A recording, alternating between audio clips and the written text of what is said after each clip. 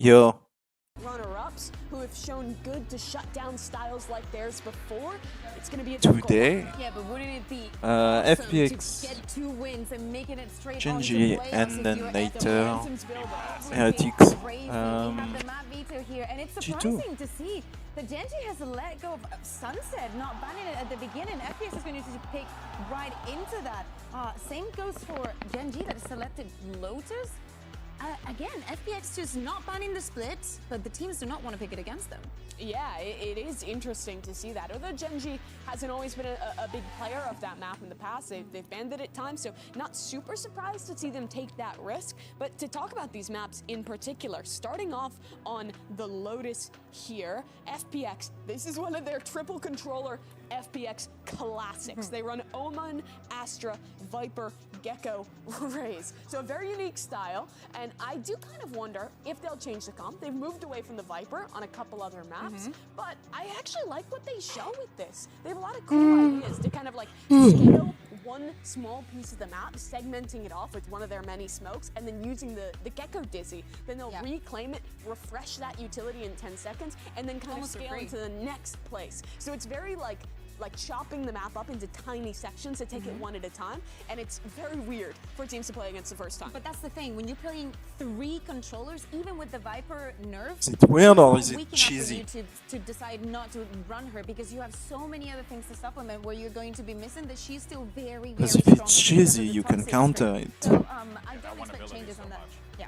You know, Thing I'm looking for when Gen.G and I think it's a cheese more than an actual thought. Is how they're going to be re-clearing the map in the mid-round. They have a lot of ideas to re-push for space, and I think that's really effective for a team like FPX, who plays a lot of 4-1s, and also who doesn't tend to run a Sentinel on a lot of these maps. Yeah, well, there you go. Your agent selects locked in and through. We'll see what we get out of this. We have the triple controller for Against one FPX. another, how quick those guys are going to be moving in the field. But this is going to be a solid one here. Honestly, can go either way. And we have the classic comp for Gen.G. You know, like playing their game. If they play the game that they like to play. And imagine how high the confidence has to be. You've won your first match on a global stage in front of your home crowd, and now you have a chance to make it to playoffs. Let's see what they can do. It would be massive. Well, it seems like our teams are set, so let's go ahead and send it over to your casters. It's the crew on the day shift. You got Achilleos and Paper Thin. Thank you very much, Desk. Yes, another day, another banger. FPX versus Gen.G. Finally, we're able to get over that hurdle, get that first match victory at an international. Can they do it? Tournament favorites? Well, yeah, no doubt about it. This is going to be a difficult matchup for FPX, but a lot of pride on the line, trying to show that their region is a force to be reckoned with. And of course, Gen.G on the other side, just looking to prove that they are the most consistent team in the world. They are a team that can definitely challenge for another championship, just like they did in Madrid. So it's going to be an interesting start. I mean, you've got a little bit of tape now. I have Gen.G winning. I have Gen.G and Heretics winning today. FPX up, but with all these smokes and other things, it's going to be I hope they difficult don't for crumble Gen.G to and, get that A-level against control G2, like they normally because that like would to. mean This is G2 something is I really out, liked, from which I FPX don't have in in their my first PCam. go of this map against Foot. They're doing a great I job. should have This put allows them to take a lot of extra G2 space, versus kind of cover Foot. this map, set themselves up in cheeky spots that your opponent might not expect. Already, decent early damage there on the lock, yeah. Just get knocked down at 58. For now, FPX still just fanning out. Creeping back over towards the spawn for now. Autumn not wanting to overstay here as that smoke gets ready to dissipate over by stairs. Sights once again going to be turned over towards C, over towards Mound. At the moment, Texture just kind of people peeking out. Catches sight of a couple different players there, but for now, Gen.G still not rotating for reinforcements. Still have 3 players over on this A side of the map. Orb going to be taken. Life just wanting to get that showstopper online as quickly as possible. But now that the stars start getting plays, Gen.G realize that this is where the sight hit is going to come through. Lockyer going to be taken down. The headshot from Berlin, able to find that opening kill. And for now, Texture trying to play it patiently. Manages to find one, get some damage there onto Ayung, but Ayung able to come out on top. Finds that kill, managed now here for the side of FPX. Wingman gets the plant. That hit is so smothering from FPX. There's stars, there's Omen flashes, it's everything in the kitchen sink, and it's too much to handle for Lakia. He gets pinned in the corner. Still though, HP bars here for the side of FPX. Certainly could be better, but already that's a great shot to find. Life taking down one, count now gonna be blinded up as Dizzy comes across, and now Life catching a glimpse, seeing Meteor and finishing it off. A 3K here for FPX's Raze as the crowd gets electrified. FPX will claim the pistol. And I love this from FPX. I mean, these set executes that they can really keep hidden until the last moment are so challenging for the defenders on this map to deal with. Great shot here from Life, getting just ahead of that paranoia. And Karon trying to do something about it, only able to find one before he gets hit by the Dizzy. And then there's so many layers behind it as well, especially with that Gecko there. You've got a lot of extra util to back up your players off these executes, off of these smokes. You could cut through smokes. They're so creative in how they work the map. They're a really challenging team to deal with, and they come up with stuff on the fly. You're still juggling, or jiggling around rather. He's gonna take a very forward position here. Gets a tap there on the Life, but now he's seeing multiple players and there's just no way out. Taken down as Hyung finds a nice headshot once more. Munchkin gets backed away. Looking himself into the corner for the moment. Now the smoke's coming through. Nebula as well popped. This is gonna be a very large rotation from the side of Gen.G. Not wanting to leave one side of the map weaker than the other, so everybody gets corralled over on this third, but now the push again, the rotation here from FPX, they shift over towards A, but they are not going to be met with any resistance. Just leaving a lurking player, Berlin, going to be watching from spawn. Everybody else creeping their way forward, but Gen.G able to get just a bit ahead of this. No contact on C, and with the time ticking down, they decide, well, they're probably going A. Let's make a go for it, see if we can do some damage. Yeah, because of the slow little approach here from FPX, Gen.G do get into position, so we'll see if they're going to be able to deal any kind of damage here, but it's a very hefty investment from FPX as far as the arsenal is concerned. They can still cut cut a lot of firepower. Yeah, they can still cut B, and I think they will. I think this is the right play here. Gotten a little bit less attention than maybe you would have liked, and got to expect that this space is open, especially with Berlin's position. Oh, what a shot from Life. Life able to find one, but Texture fires back. Life, we're going to be taken down. Life at 29 HP, but he's the only one now on this side, and he's going to look to try to cause chaos, but Autumn is just swinging out. No one is paying attention to him. Texture going to be taken down. Third on the Dizzy, but it doesn't matter. Autumn collecting two as Munchkin falls.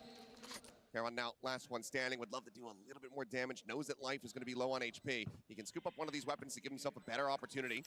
Grabs it, but can he find the kills? His Life now swinging out on that right-hand side. He checks it for but a moment, but now Life doesn't even use the Outlaw, puts him down with the Sheriff, and that's going to be a 2-0 start for FPX. Yeah, and this is the FPX that was really difficult for Foot to deal with, not just on this map, also on Icebox, where they're really adaptive about moving around the map, cutting off space, like Mimi was talking about at the desk, where they're going to kind of obscure a lot of the open areas in the front of the sites and then work around that. They're going to move around the map, try to figure out what's going on, and it's really hard as a defender, especially an aggressive defender team sometimes like Gen.G, to make those moves where you want to get lurks, you want to get pushes, because you have no idea what's going on the other side of these smokes, and they have so many smokes, they can cover all three sites. And you can even see the toxic screen has been set up onto B every time. Things like this make it so challenging. This is where we started seeing the turning point on this map just yesterday.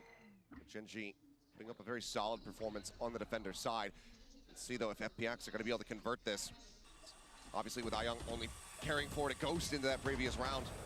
Cash-wise, they're doing just fine and they still have plenty of firepower. Three members of Gen.G on 25 armor, so that Outlaw could still prove very deadly. This is just great baiting here from the side of Life. Tap on that spike, draws out that paranoia, pulls back, and Munchkin goes down. Swing into that Outlaw. Huge kill found. Life showstopper online. Gen.G, they get themselves into position, but they have to be cognizant of this. There you go, ult gonna be coming through. Dizzy up over the top, seeking target. Meteor able to find him with that nano swarm. The Texture gonna be taken down upstairs, pushes out, ends up falling. Lockya able to find Berlin, and that's gonna be the clear out as the Fade gets taken down. A 2v3, Meteor still here on the site, unscouted. Finds the headshot onto one. Looks for a little bit more, but for now, brings things to parity. The 2v2 to creep across. Meteor works his way through the orb, into the Omen smoke. Just dodging out, waiting for that decay to wear off. He's snappy as all hell with that headshot. Takes him down, now Autumn. 3 of his own, but low on HP. Down to 5.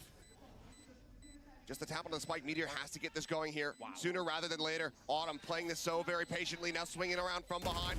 501 notes him, still stays alive, and he's just looking to try to bait this one out. Try to take him down. Meteor will find the kill. No time, that's a bonus for FPX. It's a costly round, but it sends Gen.G in eco. This is brilliant from Autumn. Ice cold to just We could even see an early after Meteor taps it. 5 HP. Gets that snake bite down right in time. At An the early bottom. timeout. Able to clean out Lakia from ropes. Gets Karen on the drop. And then just absolutely brilliant patience. And this is an FPX team coming in swinging on this attacker side. Going to be banking up a ton of money. Going to keep an outlaw. Ooh. Nice shot. Well, Life similarly taken down to 5 HP, but he finds the headshot, he finds texture. That's one piece of the thrifty puzzle taken away from Gen.G. Now, massive push getting ready to come through here. Munchkin, bounce back on the Dizzy, finds a blind. He gets mowed down. Meteor similarly dead. Berlin's hands. Now just Charon and Lakia to see if they can try to do any damage. Take away any of these weapons. Right now, it is not looking hopeful whatsoever. Don't even get a chance at the thrifty here for Gen.G. They're just shut right down off the rip. And this death ball-y style, FPX loves to run 1-4s on their attacker side, leave either Berlin or Autumn kind of as that flanker to cover one of the edges while the rest of the team pushes. And it's so challenging to take those duels that Gen.G loves to, you know, especially players like Munchkin and Meteor love to try to isolate those fights on the edges. And it's going to be tough against this FPX team unless you can find that one player in the 1v4 split. And for now, Gen.G looking to just die to the spike here. Yep. You go ahead and cue the Iron Chat. It's Life. Not noting anything here. More than fine if he also goes down. Wanted to hunt, wanted to try to find these kills. Also, doesn't necessarily want that outlaw going over into the next round. So overall, yeah, not too bad. So we'll just go ahead and get picked off by the spike itself, but at 4-0. Such a significant start here for FPX. And who knows how far down the rabbit hole we can go with this. There's already the streak built up. Ults still lacking on the side of Gen.G. Texture not too far away from the showstopper, but there's that thrash on the opposite side in the hands of Ion. And Gen.G is leaning into a 2-3 split, just leaving Meteor's utility on A site to solo defend it. The rest of them are going to be trying for a crunch through towards spawn. Texture out for blood. Lysol though, holding the line outside of B. Takes him down. And this aggression, it's red, it's expected, and it is dealt with. The instant shutdown from FPX. Not tolerating any of this nonsense from Gen.G. Unbelievable. They're just so aware. Berlin just reading it off the rip, saying, okay, guys. They're going to rush us. Yep, wait it out. This is like how sometimes Gen.G likes to turn these rounds on their heads. If things are going sideways, Gen.G will get aggressive on you. They're not afraid to. They'll try something a little bit unorthodox. And FPX, great job. Great preparation by Coach Nathan as well. Get this team ready. And not much for Charon to do except chill and pray that he can hold on to this gun, because I wouldn't be too surprised if FPX starts hunting here pretty soon. I mean, they're already just drifted way off the spike. Looks like for now, it's going to be Lysor who's the closest to try to find this final kill, but they're not really rushing for it, so it seems like Charon will be able to hold on to this weapon, carry that over into the next, but what a start. It continues to look better and better with every passing round. 5-0 now for FPX. Just no stability in the economy here for Gen.G, and that's going to be a timeout call. It feels like FPX hasn't missed a beat since the end of that icebox, where they just started stringing rounds together against Foot. Their snappy shooting, their good decision making, their good understanding of their opponents. All of these things come into play here. Come on, come on, come on. And they want it. They want it brought. Wingman chilling out with some of our fans. But man, they're snappy right now. They're making good decisions, and Gen.G just having a tough time being able to spread the map like they normally want to. They're making some okay reads at times, but overall they're just not quite at the same pace and same level as FPX is, frankly. Quite a bit of pressure now here on the coaching staff. Solo and HSK getting their heads together to try to figure out what's going wrong, but right now it seems like there's might be too much to fix. There's no stability, and a lot of these rounds, frankly, looking very one-sided. Well, you're giving a lot of opening opportunities to FPX, you know, especially when that outlaw was in play. You're losing that first player early for Gen.G. Yeah, you were able to overcome that against Leviathan quite often, especially on Breeze, but here today, Very different affair. And it's in play once again. Life knowing that the economy not good enough for them to all have full armor. In fact, it's everybody with half. So that Outlaw can find an immense amount of value, as it has. He's 8-2-0 already. Just about at the halfway point towards that second showstopper. Fans firmly behind FPX. They've got them fired up. Here's that smoke up front. Gen.G's going to disrespect it. Try to push forward, make sure that they can get Lakia this orb. One away from that Nightfall now. And for now, FPX content to just hold back, make sure there's not going to be any more aggression. And Berlin going to slip himself right towards mid B. Ayang just checking the boxes, making sure that no one had snuck behind. But right now, looking like FPX is considering kind of a C hit. But they're peeling off, and with how far forward Gen.G has gotten, is anybody going to see or hear that Prowler is my question. Yeah, ping comes down. I think they heard it. Yeah, so Prowler is noted. Lakia shifts back over, maybe expecting some of this pressure to come in here onto the B site. Nebula going to be coming up as they look for the push, or at least they clear out there on that alarm bot. They're able to find it, but they just go ahead, they fade away. Now they hit onto the door, the Thrash in hand. Ayang looks to open things up here on C. Nanoswarm's going through, trying to really just get that one in there, but Munchkin up over the top here on site, just spray through, manages to find a kill on the life. They still need a lot more than that. Swings back down, Ben managing to find one. Looks for that third, has it. Lightsword going to be taken down. Berlin able to find two, however, as Carol and Meteor both fall. Lakia puts the O to the use, finds that kill, and now it is all on Autumn, and he will be taken down. 3 members standing fairly clean here as Gen.G will get themselves their first round win on Lotus. Yeah, I like what Gen.G comes out with after the timeout. They're saying, okay, FPX is actually playing a bit slow, so we can control Rebel. We can take that space and make sure that we make the rotations back over to B and C easier. I mean, that's pretty disgusting, Munchkin. You're pretty good at this game. You're pretty good. I thought he just sprayed through the smoke. I didn't realize he actually had him basically midair on the entry. Yeah, I mean, Munchkin, Missed that one. he's got tremendous mechanics. We've known that for quite some time. Now the operator, the operator for life, trying to really lean into this sniper advantage. He's going to try to contest this rubble space that Gen.G took last round. Oh, should have seen the arm, but they still continue to push forward. Showstopper out, it'll take him down so very low, but that has proven fruitless in the past. We've seen Life, Autumn playing around 5 HP and still being able to get impact here in the rounds. Now it's just going to be the double face. The up claims Lakia, texture gone, and just like that, FPX are right back into the driver's seat, not wanting any momentum build here for Gen.G. It's a good counter blow here from FPX. They said, okay, we gave up that rebel space. This time, we're going to pretend like we're giving it up, and then we're going to recontest it after we get forced out by that showstopper. So smart, catches Gen.G where they're out in the open and have to make some open space shots land, and they just cannot, because FPX is too clean right now. Stars start coming through. Munchkin gonna have to go absolutely crazy, but he can't even get the first. Berlin just rushes in and takes him down.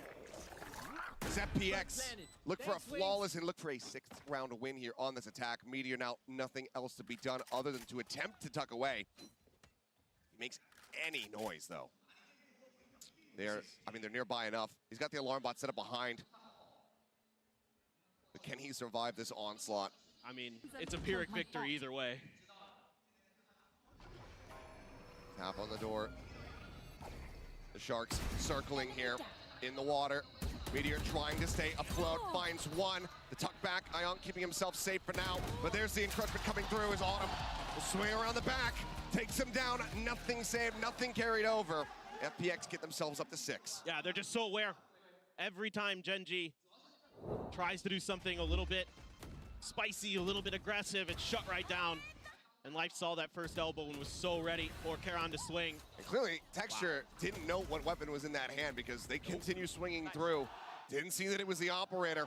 Karon, Zatter, he doesn't get the call. Well, now finally, Gen.G is going to be able to get an operator of their own into Texture's hands. This has got to be kind of a do or die round here for Gen.G. So many ults available. Oh, my the God. quick flick! Life takes out Lakia. Karon just has to bail out. Exits back over onto the side proper. Now tucked into tree. Munchkin hoping, praying that they start inching in towards B. Wants to be able to put that judge to use. Texture similarly with the operator out at C. In a very forward position. Meteor considering the peak. Life on the line, ready for it. But does he swing out? Texture in the meantime is able to find one, makes a quick exit back over into C. Yeah, pinged out that smoke call for Charon, so Meteor could push forward, set up this turret, back off. You still have to consider that showstopper. Here it goes. TP in the tree, checks things out. Showstopper at the ready. Charon just tucked away. See where he just ends up gambling this one, but the Paranoia now connects. Charon low, Meteor taken down by the rocket. They still don't know necessarily about Charon's position. Starts opening up though. He's able to find one. The swing in, he's not gonna be good for a second. Texture and Munchkin now, last two alive. Hit invested, Autumn. Not wanting Gen.G to find that second round, and Munchkin not finding Lysor. He's tucked away, he's seen the head of Texture, but he just can't quite get line of sight. And given that he has the open play, Texture, looks like he is gonna reroute. Does he actually try to play for this? Maybe at least just gonna be looking for an exit, and he will be rewarded with one. So Autumn taken down. The time still dwindles. It's just not enough. The likelihood of being able to isolate both is just not there, so he has to back away. FPX, they're gonna get themselves up to 7. Yeah, it's just brilliant, methodical advancement here, leapfrogging their way towards the A site. This time around at the beginning of the round as well, Life pushes out around the rock. He hasn't done that before with this op, and every round is different looks from FPX. It's what makes them so difficult for these teams to play against, is you're never gonna get the same look twice. Every single time, they're gonna show you something a little bit different, and this ult cycle for Gen.G is horrendous because they keep eating into these lockdowns, into these Nightfalls, into these Viper's pits, and they're not getting opportunities to use them. Meteor there just trying to hide behind the corner, seeing if he could catch the timing. You know, Meteor, we've seen him do it before, and oh yeah, give him the Lakia. There you go.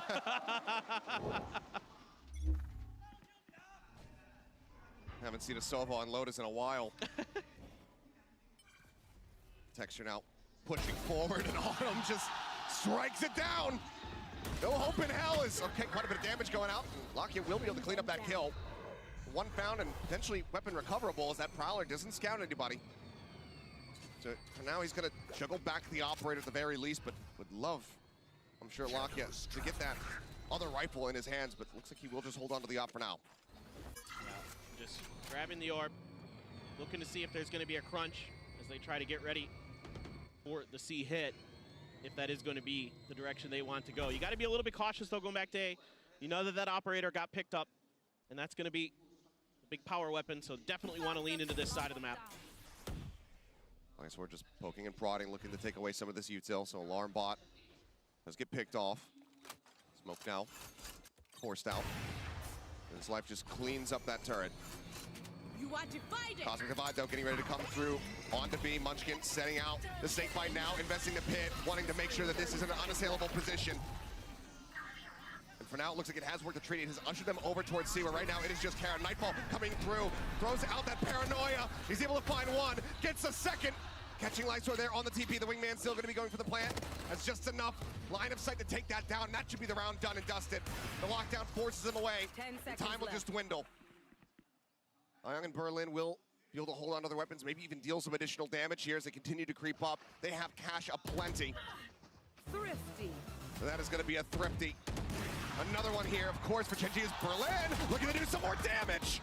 Gets himself two, but can't quite find that third. He ends up falling, but isn't going to be concerned about it. Munchkin just invested that pit. And with only a couple rounds left to be played, the likelihood of him finding another one in this half is slim to none. Yeah, absolutely.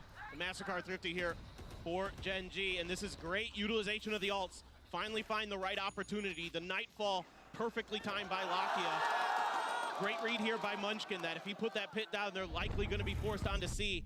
Lakia already on his horse to get over there, get that Nightfall in, keep Charon's position obscured. Life again getting aggressive. Oh, the swing out, and this time it's going to be Texture able to get the better of him. Trying to play off the Tracers, but in fact he just ends up right in the crosshair. Autumn just tapping away, finds one, and Lakia cannot get the flick. Autumn says, nah, son, I'm better than you with the op. Scoops it up and puts them down. And again, it is an early advantage here for FPX. I mean, now Munchkin going to be trying his hand at this. Right there. There's any team that knows how to shoot through smokes, it's FPX. They are so well drilled at these angles. And Texture thought he had the opportunity. Autumn just so good so far this tournament for FPX. Absolute standout. Parents in the audience today. Wants to put on a show for sure. Aya, gonna be 108. from that Thrash now. Munchkin backed off onto A, the B site just under Meteor's control. Oh, sees it, but he fires a little bit too soon. There's a bit of a warning shot there. Berlin does take a little bit of damage, but Meteor continues to try to push the advantage here.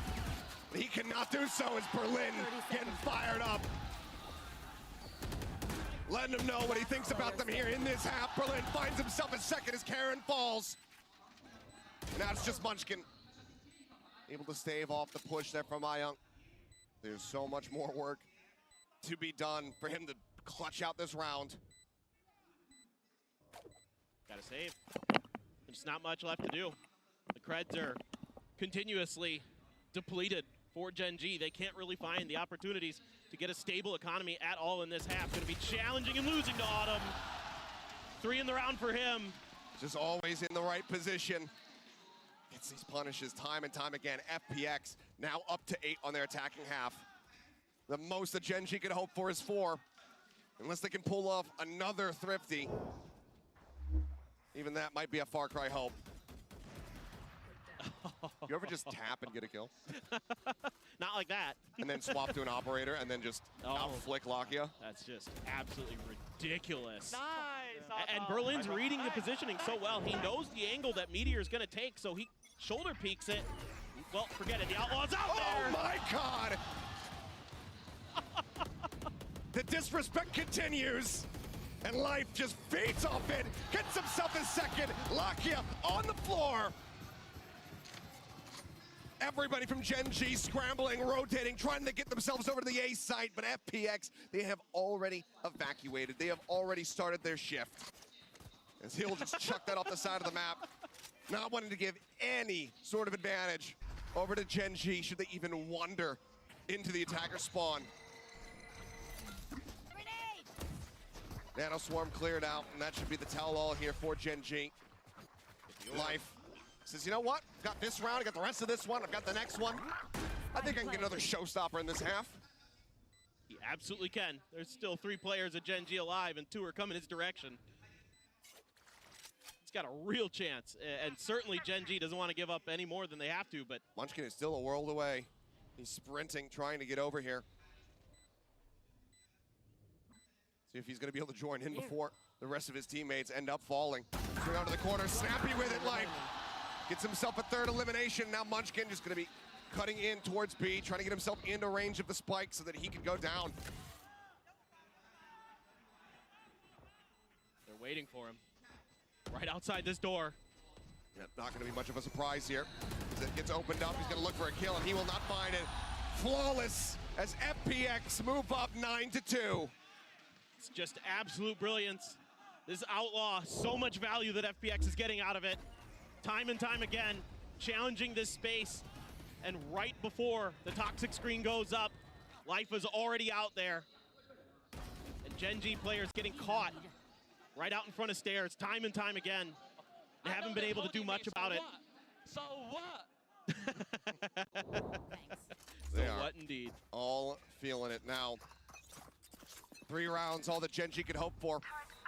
The Season 8 combo, expected. Autumn just holds back, spray away, trying to get some connections there, but Texture does manage to grab the orb, has a showstopper online now.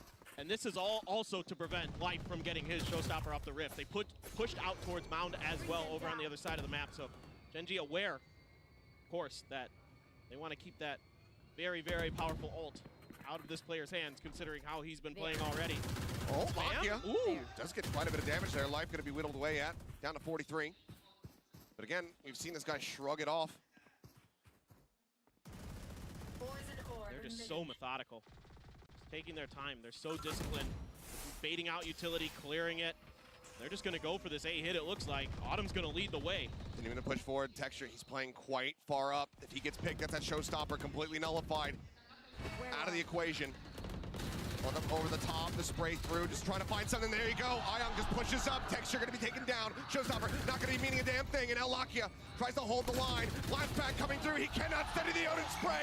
He gets taken down. Munchkin blinded. Ayong with a second. Cosmic Divide now coming through. As Karen moves down to drop, and Life, he's just going to look to maybe barrel stuff him in. He will. What? Showstopper now in play. Damn. As Meteor can do absolutely nothing to bail them out. 10-1 Christopher Byrne, he has to tuck back, avoid the boom for bot. FPX. But even then, I mean, even their if you attack get side one, were two like kills, really good there's against still a foot. Thrash on the other side waiting for him. The It's jiggle their peak defense in side the that spot. sucked. He looks for the kill. He still can't find it. The Thrash coming in, gets it attained. Oh That'll be my a god. knife delivered right into his face to close out the half. FPX, utter domination. 10-2 on Lotus. It's astounding from FPX. They look even better now. Life 16-7, Autumn 12-4, Berlin 11-6. They are firing, and they are rarely missing, and they are reading their opponents so brilliantly. Gen.G looks lost. Gen.G looks like they have no answer for what FPX is doing right now. It is just so fun to watch this team. It was a soft start from them yesterday, but this is a completely different beast. This is completely different. But now we've got Yinzu standing by for an interview with a very special guest. It's a fantastic start for FPX, but things could just get better because we have a double Olympic champion here in the building. I am so honored to be here with Yang-Qi and Valora to do some translation. Notice was actually 50-50. Introduce yourself and say hi to the crowd. 35 round for 35 round. But it's such an attack-sided map, like. 迎来了一位非常重要的嘉宾，也是我们奥运会的双金持有者杨倩。然后首先能不能让杨倩先跟大家自我介绍一下，打个招呼呢？Hello， 大家好，我是杨倩，很高兴能够来现场看比赛，我觉得超级开心跟激动。Hi everyone, I'm Yang Qian. I'm very happy to It's so weird that it feels so attack-sided, like in-game, but then when you look at the stats, it's like almost balanced. We have some sharpshooters on stage as well, so what's it like for you here to watch them kind of do what you do as well? 因为杨倩自己本身是一个射击运动员嘛，今天我们在场上同样也有非常出色的狙击手，所以想问一下，当你看到这些和你比较有相似经历的这些狙击手在台上表演的时候，是什么样的感觉呢？我觉得首先看到他们非常出色的表现，自己 Ascent and Bind being permaban too. 自己参加比赛还要紧张跟兴奋，就是一坐下来 And 之后就感 Icebox 觉整个人都燃起来了。being the most picked map, Lotus the second one, and then Breeze and To Setsen. be honest, maybe more excited than I was on the stage to do shooting. So I'm very happy. I'm very excited to be here to watch their game. And lastly, very quickly before we pass So we had a of course, one everyone here is split FPX pick, fan, so but can there we is get no a stat on "加油, split, FPX"? so I 因 guess 为 it's 其实今天在场的大 yesterday's 多数人 tour. 都是 FunPlus 的粉丝嘛，那能不能也给 FunPlus 加加油呢？加油 FunPlus！ All right, let's go FPX! 加油 FunPlus！ Yeah, because G2 went 2-1, FPX went 2-1, Let's go indeed. Gen.G right now, these Lev guys went looking to 2-1, go and into the Heretics, playoffs, looking to go maybe into a DRG grand final, went given the 2-0. form that we are seeing, given the way that they've been able to So I guess Split was their completely decider disarm map. Gen.G. And this is a team that beat EDG a couple times so far this year already. Yeah. They are a very, very strong roster, is FPX. Yeah, they weren't able to best them in the finals. Yeah, For Icebox stage one of Sunset Split. VCTCN. Gen.G That's just why we have gonna a death split ball it, see if they pick, can but get this no, beat hit to go. no Fade stats out. Here on comes the entry. Split. Autumn swinging through, but has missed out. Karen doesn't So yeah, take it team down, but Life seems comes up with two. Lock in. 2-8, down the floor. Ascent, Bind and Split right Sheriff now. continuing to find damage. Spike now planted. 3 players here from Gen.G, all with just classics in hand. One snake bite. The only post-plant util that they have available to them. Texture at the moment, pulling back off the angle. Not ready for it as Berlin looks for a second. Karen does manage to survive for a little bit longer. Here's Munchkin going on that jiggle peek. Takes a nasty shot. Life finds himself a third, takes it out, and that's going to be Ayung with the finisher. The defuse comes in, and FPX are not giving Gen.G any wiggle room. No opportunity to get themselves back into this map. The run back. All Oh, and they win the pistol. Must-win pistol round for Gen.G. Yeah, it's Jova. Is thwarted, and it's Life who kicks it off with a double. Man, I with Sheriff. definitely Gen.G don't have invested like heavily FPX in util getting to take out. this B site. A lot of classics on players that normally don't grab them, like Texture, and that might have been part of the problem here. Losing a little bit of that long-range firepower in those fights. And FPX just didn't eat much of that damage other than Autumn, who died at the beginning of the round. And yeah, Outlaw for Texture. I mean, you got to try something. but they all have full armor on the opposite side, so he's not going to be able to get those instant shots.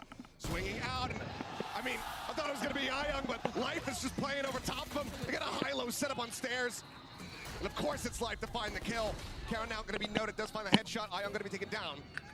Munchkin here at back rumble, slowly creeps out, picks up that outlaw, does put it to good use. Finds himself an elimination. What? Meteor out-duels the Bucky at point-blank range, finds the headshot.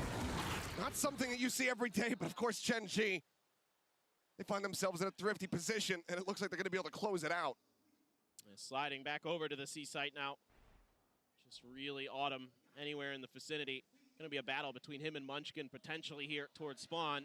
Oh, Autumn, the intercept, and it's all too easy given how low HP he was. Now you've got a Bucky and a Sheriff in Meteor's hands. Two classics for Lakia and Karon. This is frankly very doable, it feels like, for FPX. My real question is Meteor going to toss that Sheriff over to anybody, or is he just going to hang on to it? I think you'd want to pass it over to Lakia, who currently doesn't really have much in hand. Smoke coming down in response to the door tap. Karon, Paranoia, still at the ready. Life on the slow approach here through waterfalls. Wary about that deep flank coming through. No, they're going to be playing close, that weaker weaponry. Time is ticking though. They're going to have to try to get going on this one, but the nanoswarms are holding Life at bay for now. Paranoia, sent, Life starting to push forward. Haunt again, slowing them up on the approach. Bucky looking for the shots. Meteor will be able to have it. Bulldog does get stabilized there by Autumn, who wants to do a little bit more damage, but looks like that'll be the finisher. Gen.G will pick up the round win. Get themselves now up to 3, but it is a long road back. No doubt. And this one just felt like it was going to be GG off the rip. You know, losing Texture with that outlaw so quickly. Trying to continue to ego contest this space at A, and it has been time and time again that FPX has gotten the better of them. But on the other ends of the map here, Meteor in particular, that is maybe the shot of the round for the Gen.G team. And if they make any kind of run, that might have been the one that starts it, but it is a long, long road for Gen.G. And it is. Everybody now, rifles in hand, still hold on to the outlaw. Meteor, we know how deadly he can be with that. Just looking for massive combo there at the door, but no one getting caught by it. Lockheed just sensing it. Sprays across, does manage to find Life.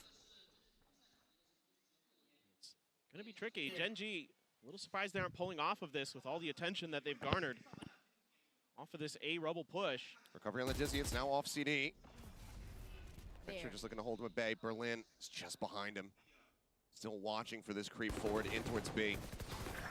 Texture able to find him, just breaks down the door, storms in a little bit faster than he can try to respond now. Lightsword going to be taken down as well as Texture comes up with a second. Spike going to be handed over to him. They want to try to get that showstopper online. As the plant does come through.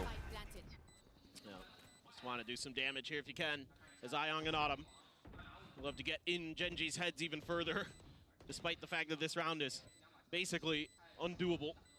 They're going to wrap and they're going to look. Autumn's going pretty far around the A side. He might catch Texture a little bit off guard. One shot anywhere will basically do it. Texture just going to be pushing his way up in here towards stairs, finds it. Bulldog swapped over, and Munchkin ready as the wall drops. Okay. Flawless fashion. Flawless. Gen.G will go ahead and get themselves up to They 4. won the eco after the But pistol. it's still an insanely long road ahead, and I mean, you and I have seen it a couple times this year where, yes, Gen.G will have slow starts and be able to run it back, but this would be by far the most impressive of those affairs. Texture, yeah, Now away from that flawless. showstopper, like you said, to be able to hang on to that Bulldog, some rifles, full rifles for FPX. Well, only one full armor though. I mean, right now what Gen.G need to do is follow in the footsteps of fellow Korean squad DRX. I was thinking of it earlier. I was thinking about that Billy game earlier. It just seems so implausible. FPX full buy back into their hands as Berlin. Oh. He'll eat a nasty shot as well. Goes down to 10, but he finds the kill. Lock in Meteor though, good Okay. responding fire. Take out Lightsword and 3v2. Aaron does get dropped, but now Autumn. Astra is low. Leaves Berlin Oh as my a god. lone smoker in Life. Cheeky position, but it was a little bit too whiffy. Can't come away with more than just that one kill, so still damage dealt. Gives Berlin a chance, but it has to be all headshots from him. 10 HP in a dream to see if he can pull this off as the spike gets planted. He's only gonna have one star to work with. Yeah, Not You much even in go the bank. for it. Berlin is Yeah, Tuck back. I think you play for exits. Try to 10 do any HP. economic damage, although Gen.G's bank account very full. You at this could point. save a rifle for life I mean, here's the thing: FPX almost always goes for it. and Almost play always. your rifle next round. They are insane. I don't know the And I meaning love of the it. word save. They do not. Smoke about the drop. Berlin. Oh, You don't have to ready, play was risky here. suspicious of it, but just didn't quite catch a clear glimpse. Lockyer with 3. Right, because it's super low that in 1v2 post plant with 10 HP you're gonna win that round. So you could just play like that they don't save almost ever. They're always going for it, and that completely threw off foot. a round that's gonna give you completely bamboozled them, where they would expect that a team would just more back off, save chance, their guns, more and then chances to FPX win next will round. find a pick somewhere, and then it's the go button, and they're just I right back just in it. you are 6 rounds ahead, Very 1 round crafty from is a FPX, T1, 2 rounds from the win. Life is just sending it. Haunt gets a You don't have to take gambles. Munchkin gets caught. Meanwhile, the push out. Ayang able to take out Meteor. What a wild start. As Life comes up with 1. Karen mows down 3. Texture now. His own showstopper in hand. Sends it. Gets the kill. And my God, what an explosive, chaotic, and messy round. It's a very But scrappy somehow, some way, Gen.G managed to round. persevere through it. It's actually not that good for Gen.G's economy. Did anybody get Gonna need to the see that number one of again. that bus? Because that was, oh my God, Karan. Well, that's nasty, but I mean that showstopper grab well combo was absolutely beautiful from FPX. It's just Gen.G's just Honestly, barely the able more I to- watch but it brings out the FPX, showstopper as well from Texture, so now you don't have that ult. the more I like I their mean, yeah, style. you've got the Nightfall, but Ayong has his Thrash. So there's real opportunities here on these retakes. Operator now in the hands here of Life. Follow to check close. And you got to be so nervous that it's underneath stairs. You know, how many times? I just don't like their combat. Right at the area we're looking, and often FPX has been getting the better at Gen.G. If they make it work, Let's see why not? how they want to dial up this attack. I mean, Ayong already here to help out Lysor. He has that Thrash. Smoke coming down, but it's going to be the Nightfall to try to open things up, and Lysor caught out, completely blinded up. They do get the trail detect here, but Ayong just has to pull back. The Cade down, and now it's going to be a 4v5 attempt at the retake here for FPX as they try to get themselves up to map point. But for now, Gen.G very much entrenched on the site. Tough retake.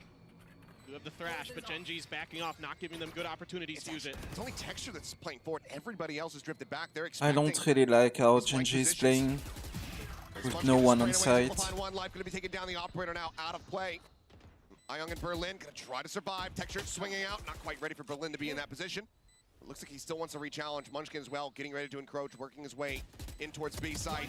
Spray away the final shot, connects there. Texture claims the kill. Now it's Berlin, but he cannot hold on to the weapons. Another flawless here is Gen.G. They close the gap even further. Now just 4 rounds separating. No one beats my fire. And that was a full buy round there for FPX, and they got flawless.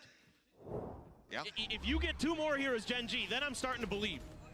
If you can get 2 more, I'm going to start to believe. Until then, I'm still very much in the FPX should be able to take this. But here's the other thing to consider, Achilleos, is that every round that Gen.G gets starts to get in the head of FPX, and it starts to get Gen.G heated up for the next map. And that's what's really concerning. We're seeing that heat up right there. I mean, Texture just having a laugh. Munchkin spraying on the body. So they're getting warmed up. They're getting back into it. And this was much more of the Gen.G that we were seeing yesterday on Lotus versus Leviathan. For FPX, though, still in a very good position. The coach just now finding the need to go ahead and intervene. Still have that other timeout in their back pocket should this run back continue, but they are so damn close from taking this map away. Yeah, and I'd love to see now Gen.G take a page out of FPX's book and grab an outlaw here based on the economy that FPX has. I don't think they will. They don't do that typically. It's not a Gen.G maneuver, but man, if I wanted to get in my opponent's heads, it'd be something I'd consider at the very least. I mean, FPX, you know, the crowd's gotten a little bit quieter for now, but they're trying to will them on. They've got some big ults to play with. They're able to scrape together a couple Guardians on the back of these Vandals, only half armor for everybody. Phantom switched over to for Autumn as he has that pit. It's probably going to see maybe some kind of play here to maybe block up the front of C and then contest Rubble. This looks like it's going to be fast. Flashback was early, though, and Oh Texture my. just swings out and takes him down. Head gone, but Nate still gets one from beyond the grave, and now Texture falling as Berlin claims another kill. Ayong trying to steady that spray, can't quite make it happen, but Munchkin, alongside Meteor, they managed to stay alive, and suddenly it's another swift hit round. One that Gen.G, they get the better of FPX. Autumn, last man standing, still making his way over here towards the A site. Footsteps gonna be heard. Munchkin now gonna be noted. Prowler gets the latch on. Autumn just gonna be cutting noise, slow creeping forward. Needs to try to isolate 3 different fights.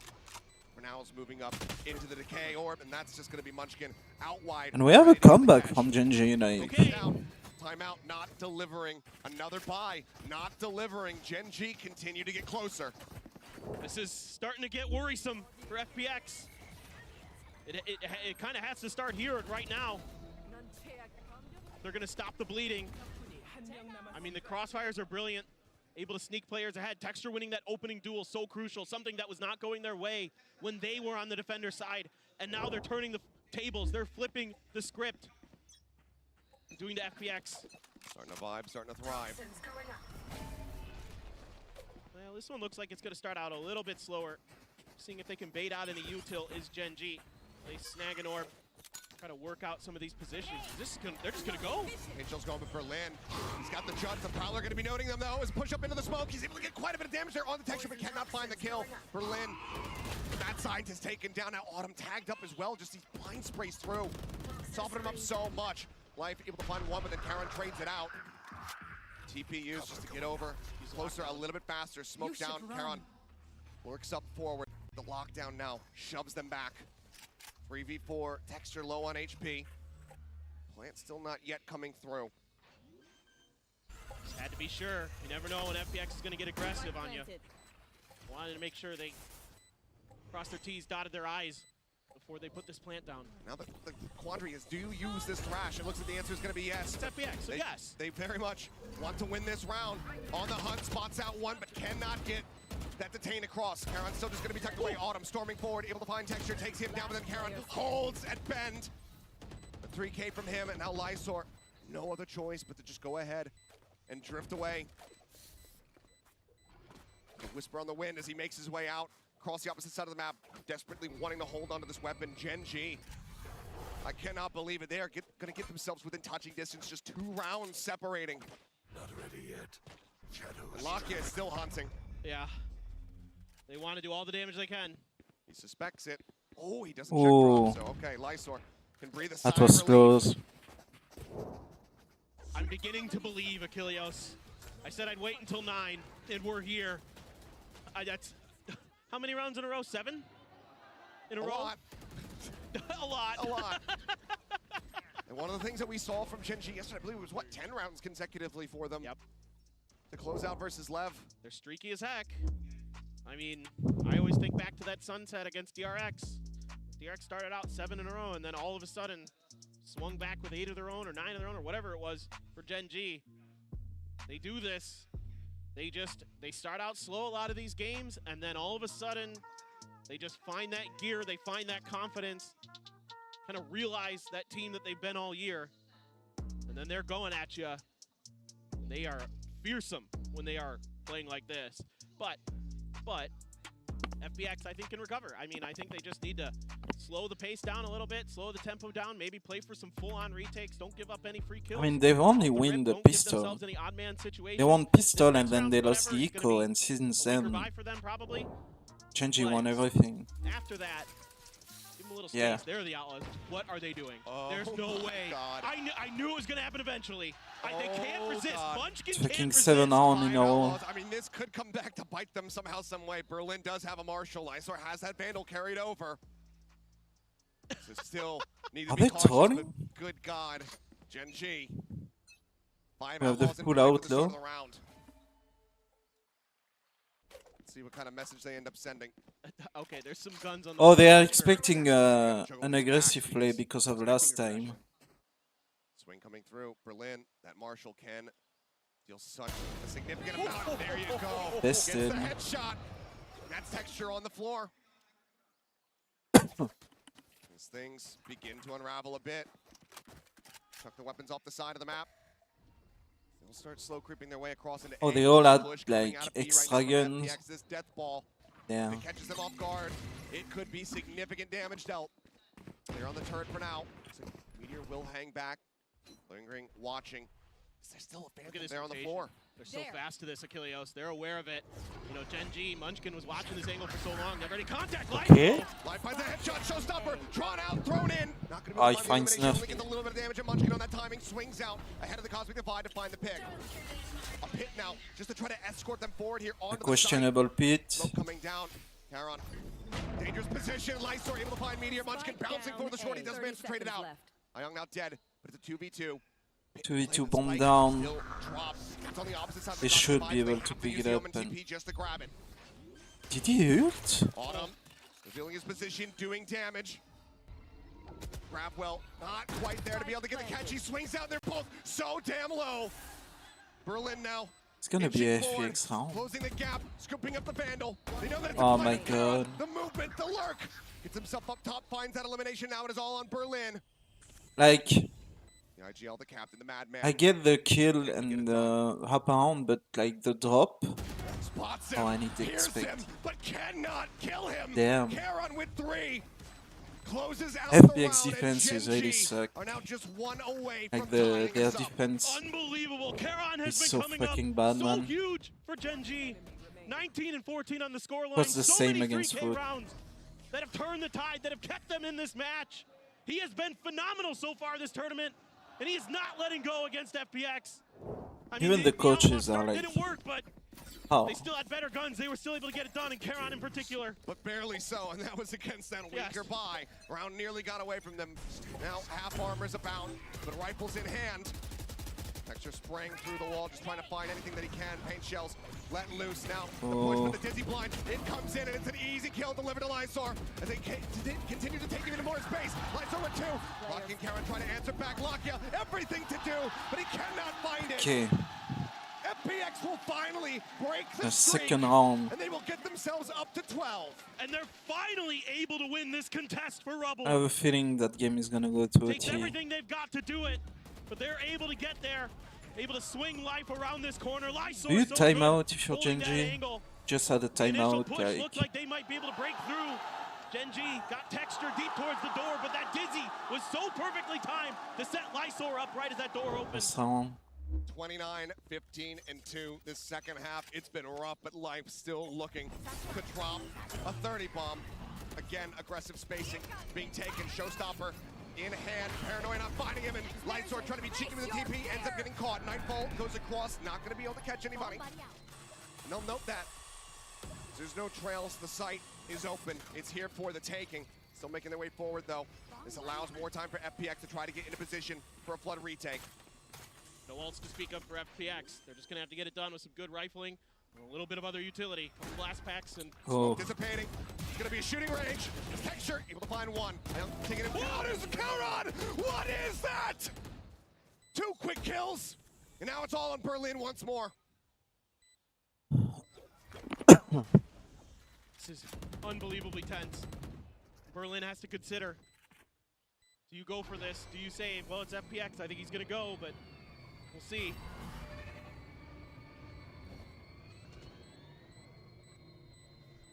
Taking his time. Spots Lakia. He's gonna save. That's all he sees. It's not enough. He has to try to back away. He's going to try to hold on to this weapon. Charon, however, everybody else here on the hunt. Gets a spot onto 1. Waiting for the timing. Does manage to find that kill. Gets a little bit of damage through. He's gonna die Calls to the enough attention bomb. that nobody survives. Wanting to hunt, wanting to get that pick. No weapons carried forward. But Gen.G They have the now money. just 1 round away from taking this map to overtime. Absolutely unthinkable at the half. I mean, 10-2 at the That half. fucking kill on the And they drop is also won the insane. pistol, but then Gen.G got the eco and stringed together 4 rounds. Strong. Strong, thank you. You're absolutely right. He used to be an my English grammar, teacher. my grammar no good. I mean, They have right 2 now, after this people game, with no Brain shield. no work well, Right, so. no worky good. Marshall in hand. Glass cannon for some of these players. Autumn, no armor whatsoever. Just mustering up everything that they possibly can to try to finish it out here, to try and avoid that overtime. But Gen.G not liking what they haven't seen.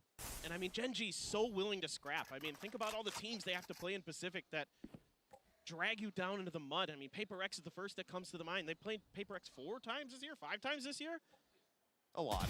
A lot. Oh, Meteor with the opening pick. Oh. Finds Autumn alive, taken down. Now just 3 players left. FPX. Can they clutch it up? Berlin gets the shoulder shot, but has to evacuate. Pulls back into safety, the Prowler. Not going to go deep enough to get the connection. Nebula up, a shorty in hand. But can he deal the damage that he needs to? There's the first, but the second pump is not going to be enough to take down Meteor. Puts him low. Gives Lyso and Ayong potentially a chance, but Munchkin is still here, lurking, getting ready now to push his way up into B. The check coming through. His knife is out, but he pulls off the angle, and now the footsteps are going to be heard. Munchkin getting all of the information that he needs. There's the spot. There's Lysor dead. And oh my good God. Ayong now. His crosshair placement was a bit high. I mean, it's not a usual angle. Like, it's a very deep angle for T-side, 3 but... kills, Meteor. He's low on HP, but time is starting to work against him. He's got the wingman. Spots one. Gets the headshot. Now the Thrash online. He's going to send it. Meteor trying to backpedal. The turret goes in. The Tane not going to be found. He needed that catch. He has the wingman, though. Wingman out to try and go for the defuse. Karon up over the top will put him down. And ladies and gentlemen, why do you pick? I hope you're entertained because we've got more. You have your wingman defusing. Going to overtime. He has to come for it. It's a fucking omen. Can't be real. What? The overtime again on Lotus. How many times has Lotus gone to OT so far this event? Is this the third It one? was a free round. You kill the Killjoy, there is no utility. Like, the Omen cannot kill your wingman. He has to push you. I mean, Gen.G to come back like this. It looked like What the fuck was that round? To start that round gone. It was the pre-win. Certainly, you think it's FPX's map. The crowd trying to rally FPX again as they move back over to the attacker's side. It's going to be the glass cannon for life. Had so much success with it on that first half. So much success with those snipers. And the, oh my goodness. Last pack set. Gets the spot there on the detection, but needs to try to back away. They get the haunt reveal, but Punish cannot be found. All of FPX pulling back away from A. For now, Rubble in Gen.G's control. Sights once again now turned over here towards B. We'll set up with Munchkin starting to drift away a little bit over towards Connector, but turns the sights back here into B main. They still have that alarm bot over on the corner as well. Yeah, this is more like what Gen.G had success with. One of the few rounds they did, where they got Rubble control, and then were able to work the rest of the map off of that. Here again, considering that this might be a C hit. Toxic screen comes up, but still that alarm bot to play off of. Prowler check. No confirmation on that op positioning, though. Gonna be cleared out. Smokes are in. Smoke in, Munchkin. Berlin. Taking a much more aggressive position up here on top of the box. Berlin. Sees the nano. Double stack set up, though, in life. Eliminated the operator, not finding value. Now the approach getting ready to come through over here onto A. Berlin still lurking, needing to find value here at C. And he picks a lot of place. There's the gun barrel spotted, and it's easy as Meteor just takes him down. Yeah, they found the lurk B, they found the lurk C, and you see the big rotation. The Dizzy pick back up, Karon pulling away, sending out some warning shots, looking to just slow up this approach as there's only 15 seconds remaining. And everybody from Gen.G gets ready to nice shots. The first 2 shots come through. The Dizzy not going to be fighting much, and Ion cannot steady for the second shot.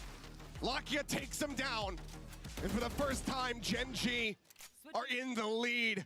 13-12, map point is theirs. And it's so crucial here for Gen.G to get this defender's side win, because that was the side of the map for both teams that they just could not get much done. Karon so steady throughout this entire map, and immediately him and Lakia swinging out together to finish the job on the Ayong. But the double stack expecting the swing out of that entrance of B. Brilliant. The watch party over in Seoul, South Korea, giving them a round of applause as FPX has to take a break to rethink this. After how this map started, to lose it like this would be the heartbreak of the year. Timeout, the only one that they get to call here in OT. Needing to reinvigorate these players, needing to get them aligned. I'm sweating. I am sweating. Right there with you. Just incredible scenes being put on display at the moment between these two squads. Both just so very streaky. for Gen.G to just come in, potentially steal this map away after that opening half. It's unthinkable. I mean, to have it happen again. And it is exactly like you mentioned, Achilleo, shades of DRX versus Bilibili. I mean, these comebacks that these teams are capable of from Pacific, just absolutely outrageous. Ironclad mentality. But it's not over yet. Let's see if FPX can extend this. Let's see if they can get this reset. Just for now, Texture. One blast pack across. Karen taking a forward position. That Paranoia going to be catching on the Paranoia is huge. Paranoia going to be coming through as the Dizzy also connects. Life taking forward position. Molly finds one. Karen able to take out Life, but now Lockett going to be traded out. Oh. Shots flying. Things looking good. It's all on Meteor, and he cannot make it happen. 13-13. We continue onward. You'll love it. They're just going to scrap. They're just going to fight, trying to show you who's got better firepower. And FPX is going to win the battle this time. It looked like maybe off that Paranoia from Karan that this was going to go their way, but Life slides in. The Gecko Mosh actually getting a kill there for Ayong. And then Karan gets stuck in that corner right outside of Rock. And Meteor with not much else that he can do in that situation. The crossfire is good for FPX. And we go again. We go again. Life again, glass cannon. Off not finding much value the first time out. Texture, similar scenes, just jumping across over towards Rubble. Bomb shot not connecting, they stray away. I think they expected that. I think they expected that last pack angle again. Felt like that op shot might have been angled for it, but it's tricky to hit that. Look at this though. Lakia already getting into a position where he can quick rotate over to C. Yep. Expecting that's where the pressure's going to end up going. The same stuff from Gen.G that's been working for them on the few rounds that they've been able to get on their defender side. Get Rubble control, and then play pivot between B and C. Make sure that B is difficult to get into with that alarm bot, with that nano, and then let Munchkin and Meteor shut things down if they can. But a pivot back over to A. I love this from FPX. Boombot the check as the smoke dissipates. Confirms the presence of at least one. Life waiting, saying, please, jiggle peek this, jump peek this. Give me the chance and I will take it. Paranoia at the ready, sent. Dizzy as well, flying through. Nice shot. Texture, instant with a headshot. So he's now lobbed in, everybody sent packing. Berlin still creeping forward, that alarm bot around the corner now. Lakia on the hard right angle. Gonna be caught with util in hand, he gets taken down. And Meteor gets the freaking nano swarm before it pops. He finds it, showstopper now, in hand. Here's The door he won't knows. be able to find much of anything there. Three players once again. They're coming back towards B. Time. In towards B. Texture sprays away, finds one. Looks for Ayong, cannot have it. Aaron does get taken down. Ayong keeping them in this. Light source up every low, but now Crash going to be online. Meteor, I don't know if he's going to be able to clear this one out fast enough as he goes up into the smoke and misses him. But the detain is there on the Munchkin. The Mosh lobbed in. Meteor dead. Ayong, he's bailing him out. And now it is all on Munchkin to try and reestablish the lead, to get themselves back up to map point. But how do you clear this? He knows. He knows both of their positions. He knows that Lysor is low, but he cannot find it. The Damn. Comes across, and FPX are up to map point once again. And this is brilliant moving around the map here for FPX. They lose Rebel control. They flirt with B and C a bit, and then they head back over to B after the showstopper has been popped. I mean, even though Texture gets one, and it looks like he might be good to just shut this round out, Ayong comes alive, gets a crucial detain, and I think they might have seen Meteor in the corner as it drifted by. They're able to take him out, and just not able to get there in time to back up Texture is Gen.G, and that costs them the round. And here we go. Off the rip again, Texture taking space towards the orb. He's got it. Mosh it back, Rebel. There's a reveal on the two. Texture able to collect both. Munchkin and Meteor finding one apiece as well. And it looks like this is not ending anytime soon. Yeah. Autumn would have to 1v5. And yes, some of the HP bars are quite low, but there's also a showstopper on the opposite side. And now he's been noted. Showstopper incoming. Oh. Headshot. Snappy with it. Autumn shuts that down. What a lovely shot. No reason not to go for it, but few players low on Gen.G. Hey, you kill two more, you get a pit. Man, FPX is like very sexy, like Autumn, Berlin, and fucking Life. Like, showed a lot of good stuff against Foot, and now like trying to play away, they're doing it against Gen.G. And the rest of the team to try to just deal with this one, and it will be Lakia who finds that 14-14. I'll find you. It continues. It's a slugfest. Overtime. It's like watching a boxing match in round 13, and both teams are just throwing everything they have. I would at love each to other. see Just blow FPX for blow. Leviathan. And this time around, Game. Gen.G's Texture able to sneak up towards that orb, get in a good position. Right, Lakia's because if they main lose, they utility's can been so still pivotal in some play of these rounds to get the one, spots, and if get Lev those kills, wins, to change the they could dynamic like And look of at those this, fights. face look each at this other. changeup though. Meteor, he's going to go glass cannon. He's got the operator in hand. Not something that we have seen whatsoever. Looked out here by Mound. Berlin just popping the smoke, drifting across the opposite side.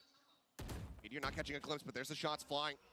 Berlin now needing to use another star just to try to get himself out to safety in all likelihood. Looks like it will just be a quick recall. I wonder if he was able to see the op in the hands of Meteor there. He might have glimpsed it. No, he think he might didn't. have. I think they were just like making a bait play, Sure that where like the Astra crosses it. they go for the orb. Op the op. Up the op.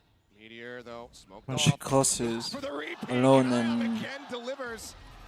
Headshot Mound. but then she has support. Looking to reinforce this position. There's the jump forward, and they get the C's across. Now disconnecting, though. Munchkin have to pull back off the angle. Han revealing nothing. So far, just a 1-for-1. The ops on the ground.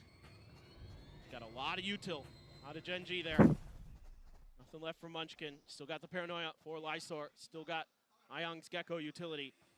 Definitely good opportunity to clear the site. Only one Prowler left for Lakia. Use the Haunt, so that's going to be on cooldown. 30 There seconds goes that Prowler to check. Prowler checks. They almost rotated. Down here on to B. They can't play off this alarm bot any longer, so have to just set up for this. Push up into Oh. the Texture. Getting punished. And now And that's gonna call for the pivot the over to push. B. The paranoia a tad bit too early. Karon only able to find one. Ayang trades it back out. Wingman for the plant. 2v3. The Thrash again online. Instantly set on the hunt. Spotting Lakia. Getting it detained. He's going to be taken out. The knives go swinging. Lakia falls. It's now all on Munchkin.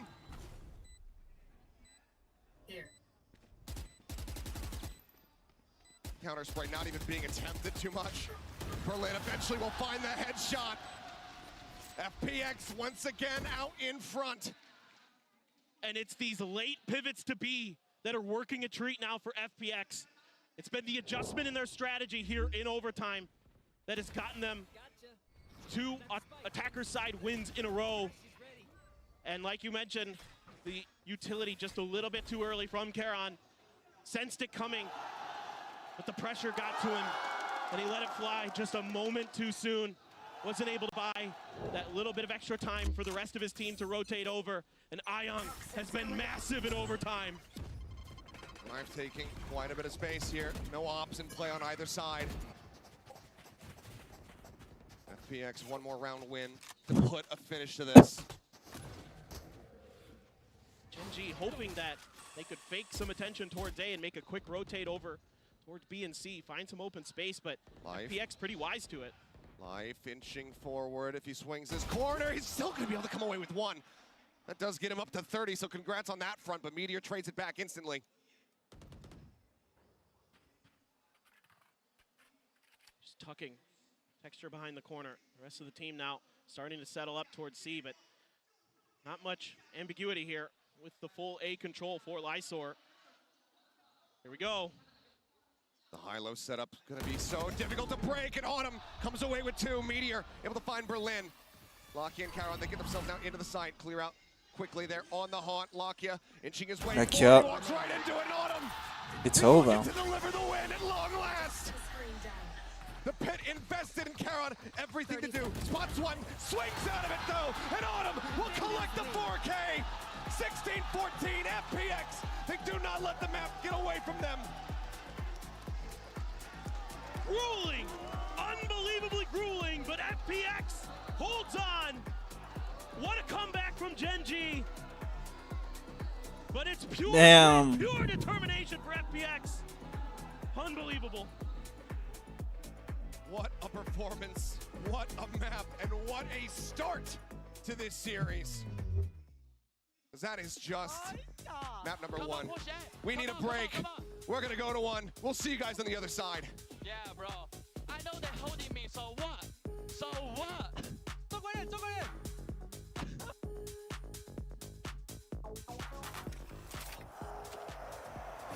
Damn.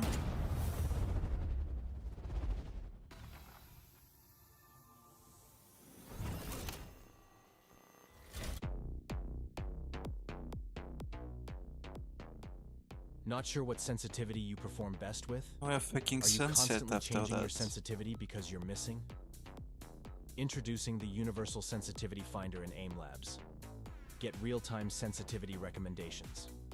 Keep track of the sensitivities you perform best with, then bring it into your next ranked game and dominate. Now available in AIM Labs Plus.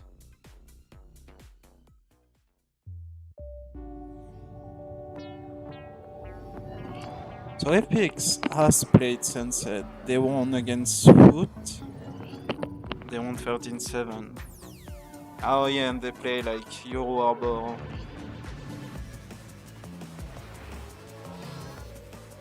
They play Euro Harbor and Fade. And then Omen and Cypher. No Gecko, no KO. Red Bull gives you wings. No Raze.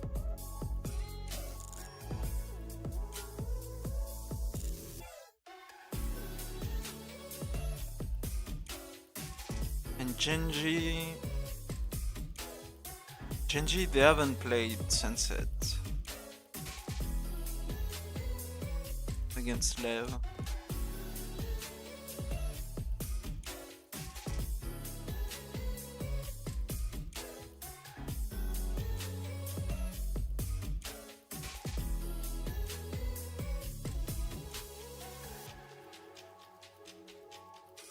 They played Sunsets against FPX and they lost 13-9. But they play the classic comp. They play a Sova, I don't like Sova. Oh no, they play Jet too.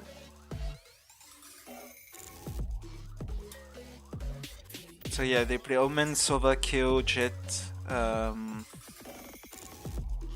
Cypher.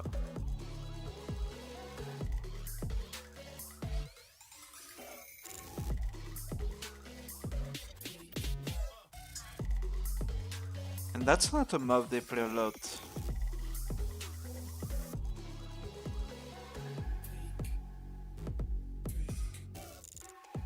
Yeah, and they played the same comp against DRX, and they barely won 13-11. It's not a good mob for them, apparently. Like, we could have a 2 FPX.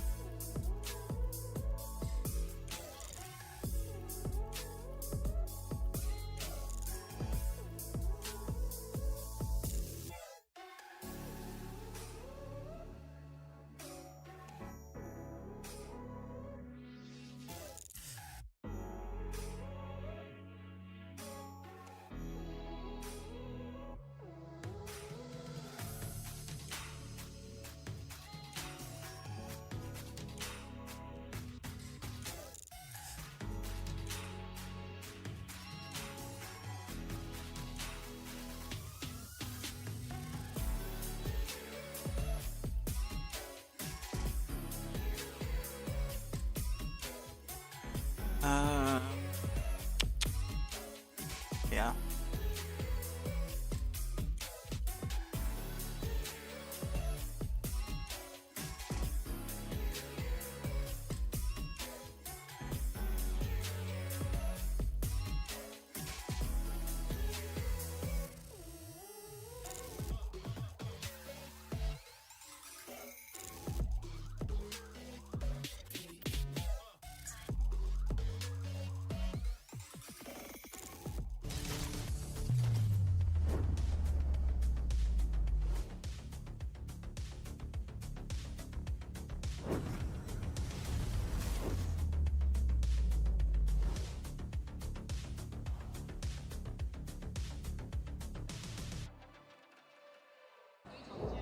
Well, that was one of the craziest maps we have ever seen on an international stage, and I'm now joined by the winner of that map, FPX's coach Nathan D, and Luna here to do some translation. Now, I hope your heart is doing okay, but it does look like you could have closed that out a lot earlier. So why do you feel like that your team allowed Gen.G to have a comeback?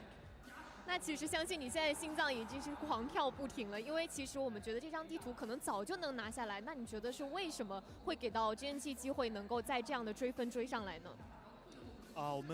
其实他们抢 A 做的挺好的，他一开始的抢 A 把我们的 A 点那种思路啊，或者说我们的一些设定 set up 有点打乱了，然后导致我们可能有点着急，然后叫了暂停过后，可能还是有点没有解决到那个问题，后面真的还是靠选手一些关键发挥把这个比赛拿下了。Because when they are pushing A side, kind of like destroy our setup on A side. But after that, I caught a pause, didn't help too much. But after that, our teammates just used their communication and their individual's power to help finally close up the map. Oh, a win is a win. We'll see what happens on the next one. I can't wait to see how this series is going to end. Right there with you, Yinsu. An incredible, seriously, an incredible game that was. And it is true, right? It gets down to those moments when you're in OT and you're just going for it. You just got it. The individual skill has to pop off. That's exactly what ended up happening there. FPX pick up the win. What a way to kick off the day, Mimi. Yeah, I mean, that is the most a win is a win kind of game for FPX, because it really started to slip in that second half. But I want to start by talking about the first half in particular from this FPX squad, because I thought they had a great read on how Gen.G was going to play. Gen.G is a team who has a lot of these proactive ideas. I think especially against an FPX without a Sentinel, they love going for these really forward aggressive pieces, taking space in A, running down towards C. And FPX did a great job of playing these consistently slow, defaulty rounds and punishing any aggression given to them and calling into the right side at the end. Yeah, exactly. We were talking about the adaptation, and probably it was a little bit hard for Gen.G to stop doing these things, because time after time we saw FPX waiting for them. We saw how they got the round number 6, right? Gen.G just waiting on to C, putting a little bit of pressure onto A. And then on round number 7 that we're seeing here, FPX is already ready for what's happening on A. And round after round, especially when we got to OT and the last rounds of the game, everything was about A control. Yeah, and everything was also about life, to be honest. This guy had a lights out map. The craziest thing to me was the weapons he was buying. On attack side, Raze, as the solo dive agent on the team, he bought either an outlaw or an operator pretty much every round. In OT, he bought an op, like glass cannon op, every round. No one else does that. No one else does that. But this guy, and it shouldn't work, honestly, being the solo dive agent, but he makes it happen. This player is just, there's just no one like him. And on the other side, even though they didn't win, the amount of multi-kills and rounds that Karen gave to Gen.G was on a different level. Time after time, we were seeing that there was 3,000 smokes on a side, and this guy was just running around, getting the kills, and moving perfectly with it. Yes, it was complicated, but hey, they got it to OT from a 10-2. 10-2. Yeah, it's crazy. And that's what I mean. And they lost pistol. Yeah, they were working at 11 the entire time. Wild stuff. Let's go ahead and shift the conversation, though, over to Gen.G, and we'll have our aim lab shoot around with Texture. Let's go ahead and see him click some orbs for a little while, but we'll talk about this Gen.G roster really just showing their resiliency in this game. That being said, though, you know, without a doubt, like FPX also showing us that resiliency, so don't want to take anything away from them. They won the darn game. But yeah, let's talk about this Gen.G team here, because now you're really going to be leaning on Texture in this situation, Karen as well, to be those players that are going to step up here, because you know FPX are really going to be feeling that momentum as they go into their pick of Sunset Cuckoo. Yeah, exactly. And it's going to be very complicated, because it's a map that they've been trying to strive away as much as possible. I was actually surprised that they didn't even ban it for this. And now we have to see, is this going to be a bait that FPX is biting into? Because it's a map that they have very well prepared. We saw it the other day with the composition with the Harbor, already moving away from the Viper and showing a new face, but with a very clear plan. It's going to be complicated, but yes, we need Texture to show up. Yeah. Absolutely. But this is the best chance for FPX to win their second series globally. Just as a reminder for folks, their last game was their first ever win on a global stage after attending a myriad of these events. They are peaking at the perfect time. They have the momentum in their favor now after winning that first map, and they have a real chance to make a clean sweep into playoffs in front of their home crowd and earn 4 days off. It would just be ridiculous. It would be nutty. They're right there at the brink. Let's go ahead, though, and check out where we're heading off to next. We talked about it briefly. It's going to be Sunset here. And I mean, still blown away with the way that FPX started and the fact that FPX, despite the fact that Gen.G made an insane comeback, still managed to rally that win. And as you'd mentioned, Mimi, they're right there, just one step closer, and they will have punched their ticket to the playoffs. And on top of that, they could potentially do it with a 2-0, but Sunset's going to be really difficult for them. Look, they're a great team on it without a doubt, but one has to wonder what Gen.G has cooked up to try and stop FPX from being able to sweep them here. Yeah, exactly. We were talking about the almost comeback that they performed. Even though it got to OT, Gen.G got very, very close. Also, the other day, something that we saw in Icebox is that Texture, you know, it took him a little bit of time to warm up. That first map wasn't his best, but then the second one, he was a different beast. Yeah. That is what we need to see now on Sunset. All right. Gen.G, they're one of like the few teams that is still playing the solo controller on this map. They kind of always have with Karen on that Omen, right? I mean, sorry, excuse me, not one of the few teams. There are a lot, but that is playing instead this Sova KO instead of that Gecko KO. But they implement it really well. The coordination is on point, and they're also pretty unique in playing that Jet and really building around Texture. This is going to be the map when you watch Gen.G on their attack. You're looking for a lot of the like kind of traditional Korean style. You're going to see a lot of the flash dash with a dart and a KO flash coming in combination as Texture pops out of his smoke. And FPX is starting on the defense. We need to mention something that happened the other day. Berlin setting up live to go in this crazy plays, just finding up a lot of space or maybe some crazy kills and being able to come back. High risk, high reward. That's the name of FPX. FPX could very well shock us all, lock in a 2-0 into the playoffs. Will Gen.G answer back? Let's send it back over to Achilleos and Paper Thin. Thank you very much. Here we are. Sunset now to see if Gen.G can hang with FPX or if FPX are going to be able to double their number of international match wins here today in 2-0 fashion. And I love the way FPX plays this map with the Harbor, with the Yoru. So much trickery up their sleeves, so difficult to understand where they're going and how they're going to do it. If they're going to use those Harbor high tides just to bait out utility, if they're actually going to push off of it, things like that. So difficult to read for Gen.G. And also Life on the stage came out and fired this crowd up. So they are trying to get something done. Catch onto Autumn, but just going to be able to back around the corner. And Gen.G looks like they're setting up for a full-on B hit. One trap wire right on the corner of the pillar there. The camera on the back of the site. The full stack into mid, but there is the trap wire potentially to account for this for Gen.G on the backside. Quick dart forward, not going to be getting the catch there onto the trap wire. So Autumn, he lurks into that one. Could get the reveal. Instead, we'll just spam across, but they clear out the wire. So Cam, Cypher, Util, all going to be taken away. We get ourselves now into a 5v5. Pretty much everybody untouched. Life maybe getting tagged, once. 0 point at the ready. Autumn swinging out. Texture going to be taken down. Autumn finding that kill, now looking for another one, but Meteor will be able to clean it up. Trying to take the forward position as Meteor. Let's find Lysor. Right now, things going the way of Gen.G here on this opening pistol. Ayung the Hunt at the ready. Swing onto the corner. Berlin going to be taken down. Ayung everything to do, but is not ready for that double push around the backside of sight. Gen.G start things off with a pistol win. And FPX is playing full retake here off the rip. As soon as Autumn gets identified, he backs into market. Gen.G just takes that open space, and they are so good in the post plant. Both of these teams, obviously on Lotus, extremely efficient in their post plants. FPX was 12 and 12 on Lotus in those situations. Gen.G 9 and 10.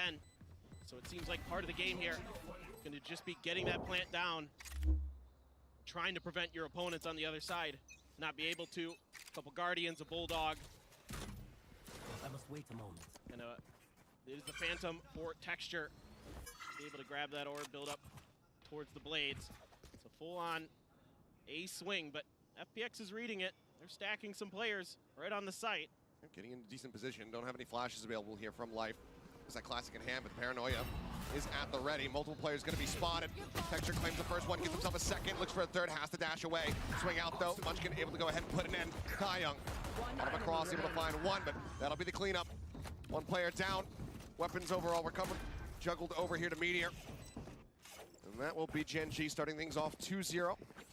In fairly clean fashion. Yeah, just FPX seeing if they could catch Gen.G a little bit off guard, but as ever, Lockie is so diligent with that Sova utility. Sends the drone out, gets the info, allows Texture to open up with two. Can't find the shots on the third, dashes out. Lets Munchkin swing in. clean up the last player there on site, so efficient for Gen.G.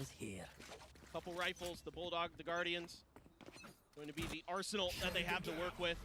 There's that early high tide to keep Gen.G pinned, to not give them any early info, to try to bait out util. For now, FPX is committing a little bit there. The Prowler exchanged for the 0 point.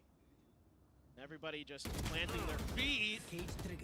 Damage exchange between the Cyphers, but Autumn getting the better of Meteor there, takes him down to 38. That's one of those players with the rifles for Gen.G, so I have to leave him behind to lurk, as now Gen.G considering mid, thinking that maybe they could take advantage of some of this open space. Decent little fan out from him here to push up the tiles. Locky just gonna take a couple pot shots with that Guardian as Lysor TPing across, gets himself over in towards elbow. Munchkin hearing this now, realizing it, also spots him there for brief of a moment, but there's a swing out. The timing from Life, absolute perfection.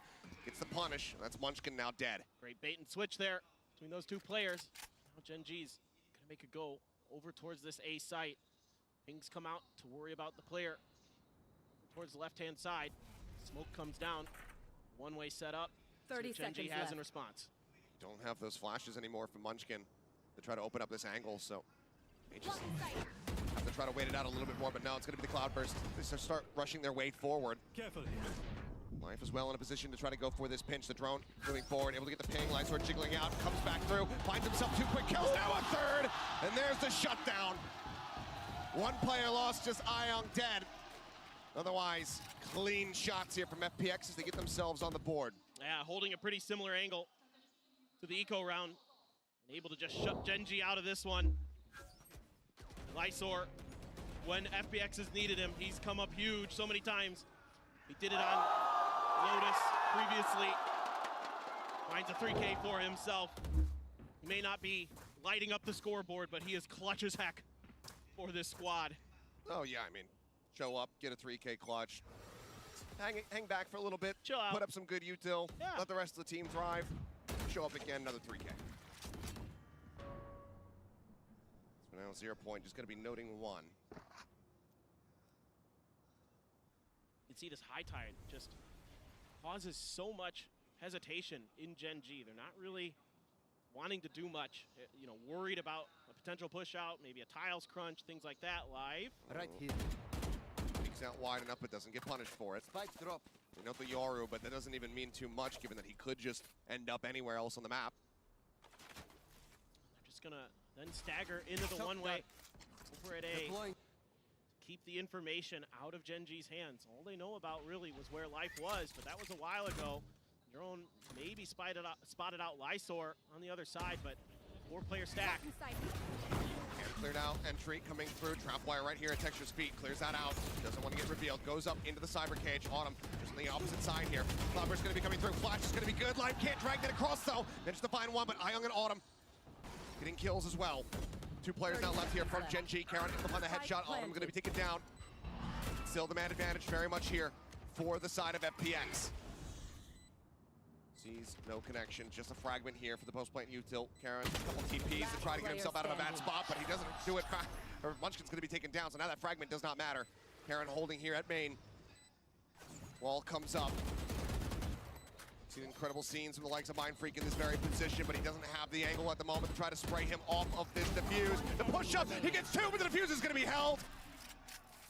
Karen, maybe an ace in a loss if he were to swing out, but with 5 HP, he needs to hold on to the weapon, and he does. FPX will get themselves now tied up at 2-2. And it's so tricky to understand where FPX is going to be coming at you from, not just because of the smokes, but because of the Yoru as well. Autumn here, reading the positioning, the repositioning of Texture very nicely. A win out in mid for Ion. Ion again, besting Munchkin. I mean, Karan, he's still dialed in, he's still snappy. He needs a little bit of help. It's so tough with that high tide. This time, a little bit different, putting it deeper in to try to take control of B main. Meteor, though, gonna disrespect it, try to push ahead of it. See if he can maybe catch somebody on top of that cam, trying to look over the top of it. Gonna see the edge there of Autumn. Autumn gonna have to remove that dart. Dart removed, camera cleared. Drone spotting one. We know that there's another, given that the door gets tapped. Double presence confirmed in market, and it looks like Gen.G, they fancy those odds. They're looking for this B hit. Gonna try to crunch through market. Was texture detected? Nope, door's closed, so absolutely not. Prowler though, that's gonna check for him, and that's gonna give it away. Now spotted, entry up over the top, looks for the shot, and Paranoia timing is gonna be good. Autumn taken down with life with that Outlaw, able to find Charon at the same time.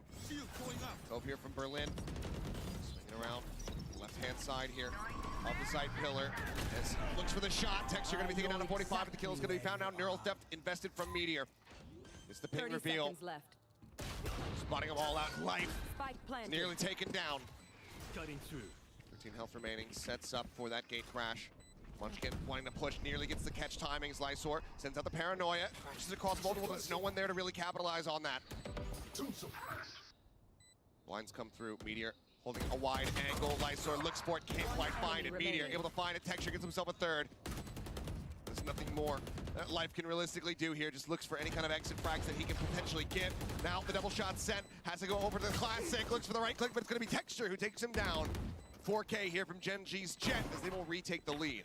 And I love the way that Gen.G uses the information game in their own advantage. They take control of mid. Okay, they get the Paranoia to set up Texture on the entry. Then they're going to get the Neural Theft. They dodge the Nightfall. Everything is under their control. They know where FPX is at almost all times after the execute comes through. And it's a great read from Gen.G, understanding the tendencies of this FPX squad. And they're able to take so much space. I love the way that Meteor challenges B main there off that high tide, uses his camera so he can look up and over a little bit down into it. Autumn just kind of sticks around to get some info and has to back off. That opens up just enough space that Gen.G says, we can now make this B crunch hit. Let's lock and load. Timeout for FPX as they have to consider. They're starting to falter a little bit in some of these rounds. Gonna have enough money here to string together some half armors and some rifles. They have a couple ults. They have that dimensional drift. They have a Neural Theft of their own now. What are they going to come out of this timeout with? That dimensional drift, so fearsome in Life's hands. They'll do stuff, they'll do crazy stuff like set up a smoke deep somewhere behind enemy lines, and then he'll dimensional drift and stop in that smoke and then flash you from behind. Things like that that are really difficult for teams to handle in the heat of the moment. Well, he does have it. Had it in the previous round, but no real opportunity to try to utilize it. Let's see if it comes into play here, as we do have buys across the board for the side of FPX. It's all going to be reinforced with just half armors, though. Only the Prowler. Exchange for the 0 point. Orb grabbed. Here we go. Ball command going to be coming through. Young just looking for a timing swing out of the smoke, and Munchkin is able to take the Fade's head off. Flash coming through. Lysor playing decent anti-flash there, but Munchkin finds another one on the entry onto the side proper. 2 kills their Life, creeping his way forward. Lakia watching, waiting for this lurk. Berlin getting ready to swing around the backhand side. They are reading this beautifully. The fake out by Meteor. What is that shot? Just putting him down. Well, Berlin will get himself on the board, finding the kill here on the Lakia, but there's nothing more that he can do. The rest of his team, 6 feet under. Gen.G looking to move up now 4-2. Texture, however, looking for this kill. Waiting for Berlin to come creeping back in. He does so. The weapon not going to be retained. It's huge. Gen.G able to find some confidence, find their groove. And I don't mind at all what FPX does at the beginning of this round. I mean, Munchkin just hits a better shot. Ayang kind of expecting someone to push out of that smoke, but just can't get his aim stabilized. Lysor able to dodge the Paranoia. Can't get the advantage in that fight. And then Gen.G starts swinging. Able to get ahead of that fake out. Take out Life. Just shut that round down. Now Gen.G going back to kind of their default 3-2 spread. A push out for FPX. Texture finding Life, looking for Berlin, but Berlin with a Marshall shot will be able to play off that setup damage. Kill comes through. Drone Spotting one as Lysor cuts his way over towards Tiles. The paranoia as well, but now Pop Flash out of the smoke. The push coming in. Pivot over to the side. Munchkin gonna be good for one. Autumn able to find him. Finds himself a second. And now Spike is gonna be dropped. That's 2v2. Weapons potentially able to be recovered. It's Charon. Not going for the shots there. Ends up backing away. He does have his ult in play though, so while we have Meteor lurking forward, getting himself over into Boba, TP's just gonna come through to pick this up. Objective now in their hands. Meteor creeping down into market.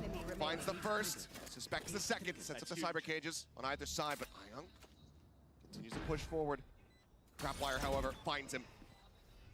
The jig is up. And now he is crunched between these two players, the Gen.G. Yeah, this is so tough for Ayang. Just trying to figure out exactly where they went. Using the haunt, but they come through. Meteor about to get line of sight. Takes him a little while, nearly loses his life, but finds the kills all the same. Gen.G continuing onward, now up by 3. It's just beautiful.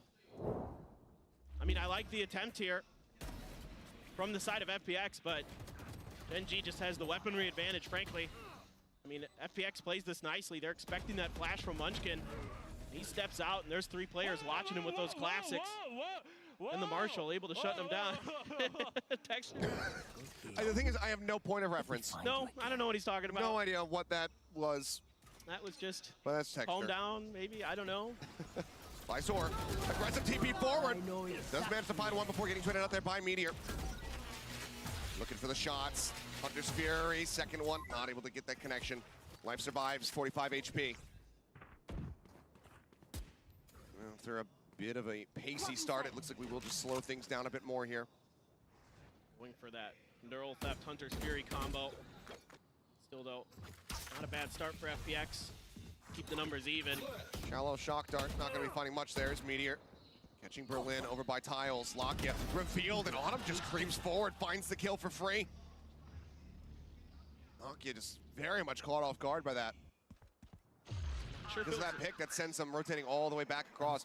Meteor gonna be noted. Sees Ayang though. Doesn't get punished by it. Is looking for the C's. He manages to avoid it. Push out of the dimensional drift. Life gets the headshot. 5 HP remaining on him, but still damage dealt, giving his team a solid advantage. But Texture, here's the TP, and he's in a deep enough position to get the punish. Takes him down 0 point. Not gonna be catching anybody, but now ult gonna be invested. Here's the reckoning comes through. Munchkin gonna be stunned up, tries to get himself in behind the box. Texture has to pull off the angle, can't continue to defend. Munchkin cannot find any value. It's all on Texture, and he will get none of it. Ayang claims the last 2. And FPX not gonna allow for Gen.G to get too far ahead. Yeah, and this is what's so hard to read about FPX is you never know exactly if there's smokes or not at the beginning of the round. If that high tide comes out, what they're gonna do on the back of it. This trap wire, maybe just a little bit deeper than previously set up is my suspicion there. And why it caught Lakia off guard. Maybe just unconsidered. But that reckoning so impactful on a site like A. So much space that it can clear for you and make it so difficult to get yourself set up in those post plants, especially if you don't really have much in the way of mollies to work with. And you've got a 4-man stack here, a fast push. The blades are out for Texture. He's up and over. Up and over, but cannot find the kill. It's a little bit of damage there from the friendly fragment. Charon gonna fall in the meantime. Ayang able to find that one. The reveal coming through. Munchkin able to find Lysor. Does strike him down. Life creeping around the back. Texture reading it, but snappy with the readjustment is Life. Finds him. Munchkin caught off guard from the flank. Berlin comes away with that kill. Now Lakia, pressure on all angles. Only is able to find the one. Autumn takes him down. Now it's all on Meteor. Still working his way over towards the site. The haunt into elbow, revealing nothing. The cyber cage there on the setup to push forward. The defuse held to half. Flash coming through. He finds the shot. He tucks back. Swing out, and Meteor cannot make it happen. Close but no cigar. Ayang brings them now within 1 round of tying things up. I mean, Meteor doing his darndest, but absolutely phenomenal stuff here from FPX again. They're doing a great job of getting these retakes to go now. So difficult on Lotus.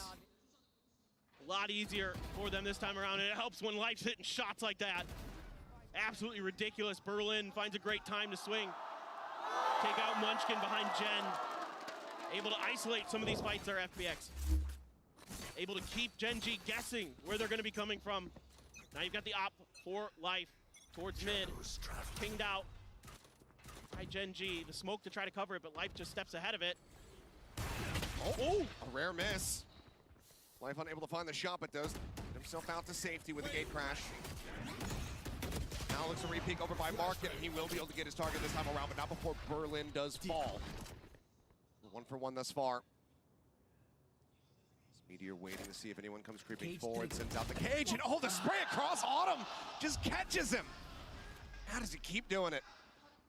He's got phenomenal game sense. Just absolutely understands what his opponents are trying to do and when.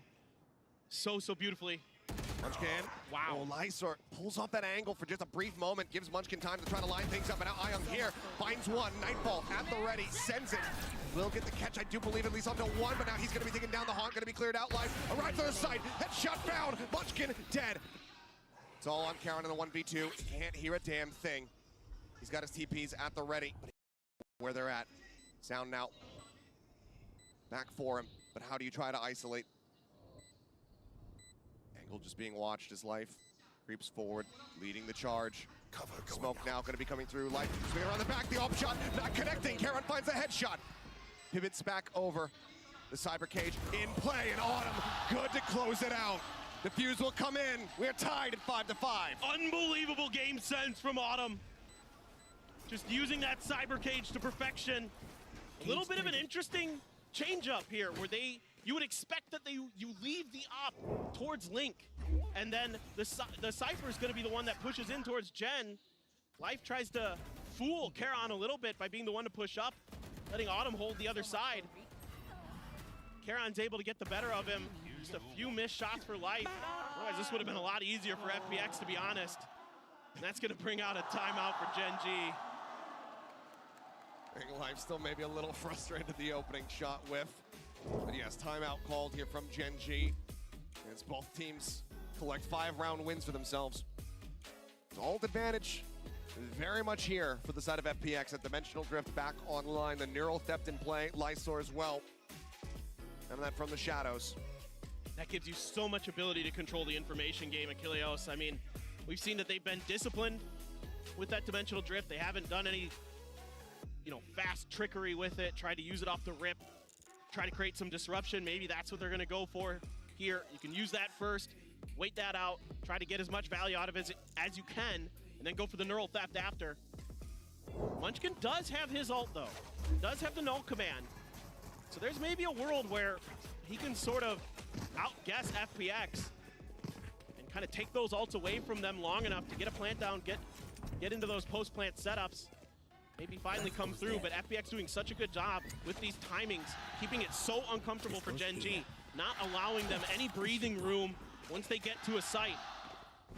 They're constantly swinging at them right after the plant comes down and making it so difficult. Cage set up over towards Market. Thrown over the top, Lakia looking to see if there's any forward presence here. Nothing spotted though. Sherlin just, fully blinded up and still comes away with one. Munchkin, however, is going to be resible, obviously, with the ult rolling, so they can bring him back into the fight. Karen is already on it. There's still 5 members strong. But Autumn just banging through the box, takes out Texture. Lakia, at the same time, however, does find Lysor, and that opens up the B site. Dimensional Drift, Lakia noted. Comes out of this one, has the op, and Life gets the shot. Meteor gonna be dead. Ion fighting too. Lakia and Munchkin both gonna be taken down, and now it is on Karen once more. This time has full HP, but the Neural Theft comes through. We go ahead and confirm his position, and Life is creeping in from the flank. Gets the shot, and FPX get the lead. A brilliant bait and switch here by Life. Uses the Dimensional Drift, throws the fake out, then TPs the hell out of there, and lets Ion swing in and take 2. Just brilliant maneuvering, great util combinations, and then after this, you have the Neural Theft to confirm. Unbelievable, Ion. That is so good. And Karon stuck in a bad position. And normally from that spot, you have a pretty good opportunity to make it difficult for your opponents. But with that flank angle taken, they're able to come through. Meteor does have his Neural Theft. Op still in the hands of Life. There's big ults invested. Can Gen.G swing this back to a 6-6 after such a good start to this half? FPX has been just absolutely feeling themselves these last couple rounds. A little bit of a cascade texture. Gonna try to work past it, door closed. So let's see, Gen.G's maybe gonna try to contest top mid here. See if they can find some space, find some value. Breaking onto the door, Paranoia for the entry here over towards Boba. Paranoia in the meantime able to find one. Reveal now gonna be coming down and instantly. Kills found across the board. Teleport stopped. Life also eliminated. This texture maybe getting ready to do battle. Getting the read here. The rotation through defender spawn. TP forward, that will be heard, and Ayung will get caught. Hunter's Fury even getting committed there last round, why the hell not?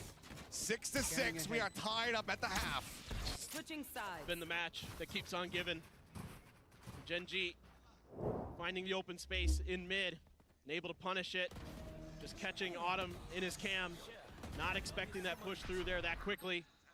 And then Gen.G just flooding together, playing off of each other. Texture waits in the back, takes him down.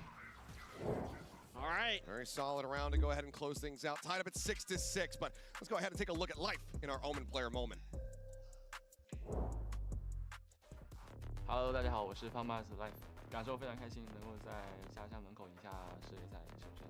其实内心有点小小的紧张，因为毕竟在就是自家门口打比赛，输了就很难看嘛，对不对？对，还是扛住了压力，对，然后主要是对没有辜负的那种感觉，在内心是和对方的 C-Net 是对位的，然后但是他选的是截锋，我选的是一个木蝶的，就是会害怕自己就是对位不过他，但是后面心态转变过来之后，就其实还好了很多，对，就会像平常比赛一样就轻松了很多。This is where they kind of get in trouble sometimes when they go a little bit too aggressive, but this time it might be the key to their success. Lysor in a 1v2 down to 1v1, lands the shots. 如果我们能够就是进入到8强、4强，以及对，就是会对我个人是真的意义很大，包括对我们整个 FunPlus 意义很大，因为就是那种努力了很久，终于能够得到回报那种感觉，所以说还是蛮期待。我个人不是喜欢说没有发生就是不切实际或者说是说大话的人，但是我只想说，我们虽然说比其他赛区晚起步很久，但是我们的学习能力以及成长能力是大家能看到的，所以说我们会成长的让你们可怕。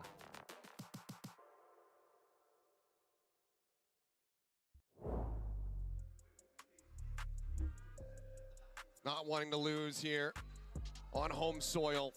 Was able to find the victory just yesterday. Now, FPX, can they get the second one? 6-6 at the half. Both teams looking fairly inseparable, but it was a solid run back from FPX after a bit of a shaky start to the map. We'll see how they fare now, though, as they swap sides. Move on to the attack. Yeah, and this is where things get really interesting for this FPX comp. The way that they're going to use those high tides, the way that they're going to try to get Life deep behind you, kind of try to split your attention. Do a great job of taking site control on B. Munchkin immediately out with that 0 point. FPX wise to it, dodges it. Now, Gen.G thinking about making a mid push. Lysor out here. That's a lot of damage. Yeah, Lysor knocked down to 66, unable to put any damage back there on the texture. Does burn that tailwind very quickly. Himself out to safety, now rotates around here to the front of B. Gravity Orb, Life just wanting to try to build up for this dimensional drift as quickly as he can. Sneak up into the smoke, but does he suspect this corner? Oh my. Certainly has to. This texture just going to be repositioning. Oh. Oops. Yeah. Misfire on that jump. Has to send out the shot to try to disguise it, but should be very well aware of what his position is going to be. And in fact, they are pinging it out now. Wall going to be coming through. Munchkin playing here on the side as well, but Meteor lurking up at top mid, able to find the catch on the Life. There's the reveal, the bang through, and the ping comes across, and Munchkin gonna be able to find himself 3. Flawless pistol win here for Gen.G, scooping up both on Sunset. Yeah, even though a little bit of a misclick there from Texture, still able to get into good positions are the rest of Gen.G. Kind of suspecting that there was gonna be the wrap through mid. Meteor catches Life. Again, trying to get deep in enemy lines. That's something Life loves to do. Usually he's going to do it off the utility of the Yoru, but this time around just went for a walkabout and got caught. And the rest of Gen.G there able to get the spot into market. start knocking them down. Munchkin clean with the Ghost. The high tide to take some mid control. Gonna send out the gate crash towards tiles. Everybody from FPX here. As Gen.G scoops up an orb for themselves, and they're anticipating that there could be some pressure through top mid, but off that high tide, no contact, so FPX decides to back off, showing different look to Gen.G. Drew some attention. Nothing spotted, but Texture getting ready to intercept quite a bit of pressure. Swing over the corner, there's the first one. Does he repeat? Of course he does. Looks for that flick, unable to find it, has to pull back here an elbow. Now the dash taken away from him. Makes him a lot more vulnerable. Getting corralled upon here. Sends out that shot, just trying to stave them off, and it looks like FPX will start to back away.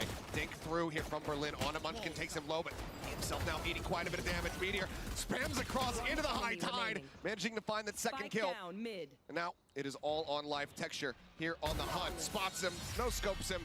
It's a flawless. We crushed them. As Gen.G will move up by 2. Yeah, just good control from Gen.G. Not giving up much. And even though FPX tries a little bit of trickery off that high tide, Texture good enough with the Marshal that it doesn't make too big of a difference. They're able to just hold down mid very nicely with those Ghosts. Now, got a couple Guardians, 3 rifles for Gen.G coming into this bonus round. Looking for some early B main control is Meteor. All by himself though. Expecting an A hit. Our 3 members of Gen.G, so just waiting this out. Our FPX though, Haunt to try to clear mid. Autumn setting up the trap wire. Got cleared though, or did he pull it back? Just thinking about it, at least wanting to maybe play some audio games there as he just continuously sets these up. Texture staying put, not looking to go super aggro here, it would seem. Drifts across to the opposite side. So much faith in Texture to hold down this angle by himself. They're so worried about those mid pushes. Probably gonna have to be cleared. High tide does come up. Oh yeah, at the ready here from Garon. Sends it straight up the lane, he's gonna get the catch here on the 2. Does send that one through. Quick TP out as Recon also connects. Pings cannot be found. But this is what makes FPX so good. They bait out the paranoia there. Using that gate crash to fall back. Make sure that there's no damage taken from it. And now they're gonna reaggress. Yep. Ready. Waiting with the shock dart. Does send that one through. Looks like damage. Not gonna be caught though. But able to avoid that. 30 seconds left. Wall comes through. High tide really available here. Set that one up, but Lockett trying to hold the line. Gets a little bit of damage across. Catches that fake out, but also catches Berlin. Kill found. Push forward, coming in. Dash over. Texture. Set up on. So it's Lockett. Oh my god. The cleanup is there. Ion continuing to just deliver here on this map. But now it's a 2v3.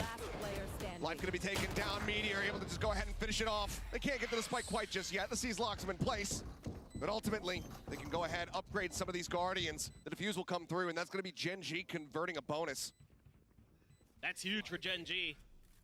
Lakia playing his life so well there. Him and Texture just buying all the time in the world. Even though the shots aren't the cleanest, they're able to step back, use that dash as well. Ion does end up getting the double. By that point, the reinforcements have arrived.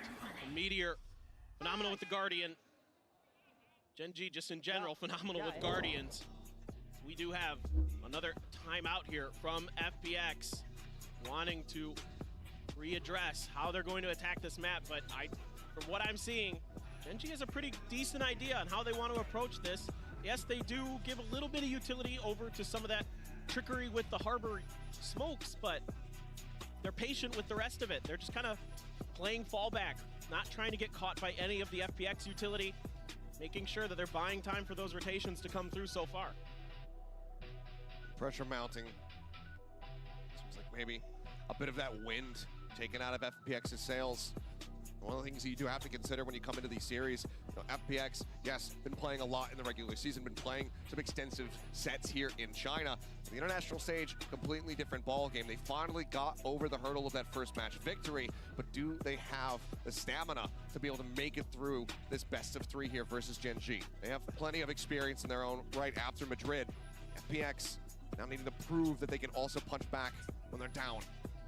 Yeah, they're going up against the team that has shown time and time again that they don't give up until the very end. this year, so they have their work cut out for them, that's for sure. They can get it done. The Outlaw going to be invested in for Gen.G, knowing the economic situation again. It's going to be half armors for FPX. They try to take advantage of that. Neural Theft as well. In Meteor's back pocket, they can find one of those kills. It's going to be a mid-push. Start this round. Haunt into the mid-push. Last time they backed off of this. Let's see if they're going to commit all the way to top mid or try to make a swing into market. Rocket wanting to grab the orb. Knocked out around the corner. Maybe that's what he's been waiting for. Fragment set here, trying to stop them from entering over on the market. Nicely timed flash as well. Buys Munchkin some space. Lakia able to pull back fast enough after taking down Life to avoid getting caught by Berlin. It's just going to be an early advantage here as Texture set up on the hard line. Outlaw in hand. Autumn goes down. Drone spotting out on the Ion. It's that dart across as well. As Berlin continues to inch forward, but able to find Munchkin. He's insane, dude. Absolutely been on fire here in this map, and Lakia spotting out too. Tries to back away, tries to get himself over here onto the side, but they are just continuing to spam through the box. They take him down to 13 HP. Clear out on the recoming out. Karen finding the catch. Berlin going to be taken down. The spike going to be spotted. Is grabbed up. Ion able to back away with this one. Now the pinch getting ready to come through. Lysor on the flank, but Karen 30 seemingly seconds left. being suspicious about this, having a bit of a read on it. Can he get the shot? He cannot. Lysor does take him down, but he gets himself down to 5 HP. Meteor still holding here on the side. Tucked away now into the smoke. Does this end up working against them? The push out, the lineup, and Meteor will take them both down. Gen.G move up to 10. The mental awareness there from Meteor to understand that he would be sticking out of that smoke if he kept looking the other way, and he turns himself just enough to hide, waits for them to come through. Brilliant stuff here. I mean, FPX all the way into the spawn of Gen.G on this round. Finding some good value in some of these 1v1s, but then FPX starts winning them, and Gen.G has to kind of freeze things, make sure they don't give up any more free kills, get the info. Oh, the poor guy. Don't do that to him. Oh, we did have a replay in Pacific where it was just Meteor coughing for about 10 seconds, so. Little callback. And again, this mid-push out, this time using the Cascade. Try to buy some space, hoping that somebody from Gen.G was going to try to challenge. They could get the numbers advantage with these Sheriffs. Another Cascade over towards market, and Life's going to try to see if he can get something going. Looking for the kill. Life unable to exit fast enough. Just get picked apart. Solid opener and not much damage found. Munchkin got tagged earlier, so yeah, none of the shots there from Life. Getting the hits. Just keeping the pace slow is FPX, hoping that somebody oversteps. Lakia not taking any damage of that exchange. Backs out. It's going to keep him honest. That recon dart. Look at that trap wire. How low can you go? One. Cove coming through. There's the reveal, and Lakia is able to break the Cove, find the headshot. Toggle onto the camp for the dart reveal. Not found, but Ion out wide. Does take out Meteor. The wild spray not delivering the elimination that he was looking for. Haunt gets cleared. Lakia covers that market approach. Kill found. Karen steadies the aim. Autumn gets taken down. Now it's all in Lysor to see what kind of damage he can deal. The answer is going to be none. Munchkin will fell him, and that's going to be now 11 rounds. Gen.G just 2 away from extending us all the way to Ascent. The confidence building for Gen.G now. They're in full control of this defender side, not giving any space. No options for FPX that look good. They're not able to get some of those swing outs, some of that aggressive play that Foot was attempting against them. Gen.G, very disciplined so far. Now they have an operator in Texture's hands in that mid spot. They haven't been showing any pressure off the rip towards mid. Trying to see if maybe they can catch FPX a little bit off guard. You do have Ion's Nightfall as well. Texture going on a little bit of lurkabout with Karon to back him up. Right in the middle. Look across for the one-way. Berlin, wow, not quite ready for it. Karon comes away with the kill, gets himself out. Tap on the door. Munchkin waiting here, looking to try to play around this one-way setup or being taken. Well aware that there's multiple players now in this position. The Hunter Sphere going to be opened up. Lakia looking, finding, Autumn taken down. Life swing onto the corner, is able to find Texture, takes him out, sprays away, blind! And Munchkin goes down. Now the Dimensional Drift comes into play. His Meteor peeking forward, but doesn't know where they're at, doesn't know where this Yoru is going to end up. It's going to be right here on the site. He swings out Life. Looking for the fourth, cannot make it happen. Lakia keeps it even at a 2v2. The double approach, the TP across. Checks the top of box. Wants to, sees nothing. Dart right at the feet of Ayang. Takes him down to 50 HP. Charon has the finisher. The alley-oop is there. Can't drag across, however. Lightsword gets the better of him, but then Lakia swoops in, recovers the up. We'll get the defuse, and Gen.G will get themselves up to map point. Well, are we going to have two crazy comebacks in a row? It's starting to feel that Gen.G has really done their homework. But this round, Life trying to take matters into his own hands. That is unbelievable. And right before the bloom. Yeah, just saw him in time. And a huge win for Lakia there. It felt like Life was maybe going to ace the round. And Lakia was able to get the better of him, and now Texture's having fun. Now that's the scariest thing when you're going against Gen.G is when Texture is cackling. Oh boy, well, DC, if you ever want to make a Korean version of the Joker, like you know who to cast. But look at this, a pacey push out here from Gen.G. Munchkin, up in hand, not something we see every day, but now Life is going to be taken out. The back away as the paranoia flies through, but already Gen.G going to be immensely satisfied with this advantage they get for themselves. Love the one and done. Just challenging this space in mid that FPX seems so eager to try to take for themselves. They're just going to fall back, rotate around. Only the Cypher utility on A. Feel so comfortable that they can rotate in time. A little bit of exchange of util. Yeah, you get some information here. Texture. Gets a spot out. Texture now in position, sees where that wall begins, sees a shoulder, can't quite get the shot. Spray across, but Berlin return fire, able to find Lakia. Ayang gets Munchkin. You're now creeping up, Paranoia to try to slow up the approach. Another Cyber Cage coming through. Exactly. There's the reveal. Even ahead of that one, Meteor going to be taken down now. Charon dead. It's all on Texture to try to clutch this one out. The man advantage off the rip, not really meaning much. Reloads the Phantom, the double push, the high-low is set up. And FPX will finally get themselves an attack round win. But still need 5 to claw back if they want to take this to overtime. Being a lot more patient are FPX. Even though they lose a player early, they're just waiting for those swings. Use this high tide, take some space. Nuh-uh! Nuh-uh, Ayang! Nuh-uh! Absolutely ridiculous. This time, it wasn't like Life in the previous round. He didn't see him before the flash popped. He just blind shot and manages to catch him with a stray. 4 ults, though, to try to work through here. Scanning ahead. For FPX. As Gen.G, multiple attempts to try to close this map out. Yeah, just a little bit of the early info battle. On my mark. With Lakia and the Cypher. Trying to sense each other out. Texture now with that op, so aggressive on this angle. Hoping to catch Autumn, but Autumn just holding his ground. Trying to hold the angle, closer and closer, and Texture catches a glimpse. Autumn gets picked off. Another early advantage here for the side of Gen.G. Squandered it in the previous round. See if FPX can force those errors once again. Or if this will be where Sunset comes to an end. Clear out on the cam, has the reveal, goes for the shot, swings out a little bit wider, re-peeks at Texture, finds his mark. Lysort taken down, but Lakia traded out. Life able to find one. Now the double face here in mid. Texture splitting the difference, sends it whizzing right between the two. Try to push through tiles. Just check. Nope. Okay. Over towards A. Charon immediately backing out, hearing these footsteps coming, trying to reposition. Texture's going to hold the link angle. Meteor still stagnant. The Paranoia to try to slow him up now. The smoke is well invested. Cove coming through. Texture anticipating this flanking from behind. Relies on Munchkin. It ends up hitting the fake out of Life. Ends up hit 2 shots. 2 quick kills. Spots out Charon. But he finds the kill. They're running out of time. Life player standing. Needing to get the ace. 21 HP. There's the reveal. The Cyber Cage thrown up. He needs to get the spike. He needs to get the plant. Just enough time.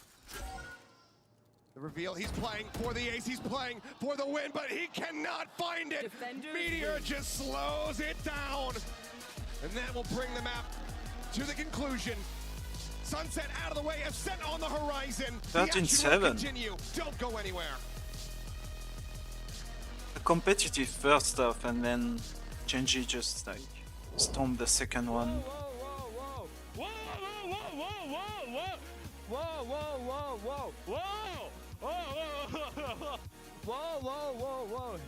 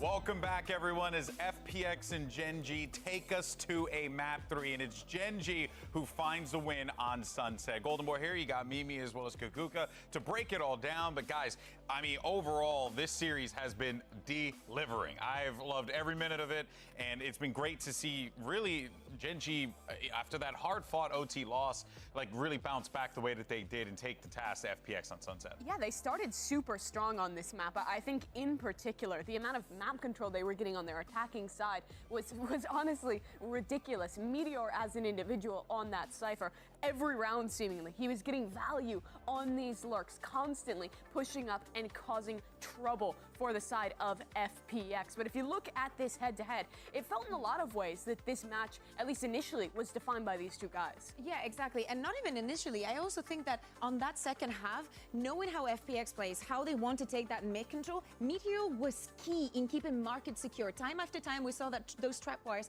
having a lot of impact in the game.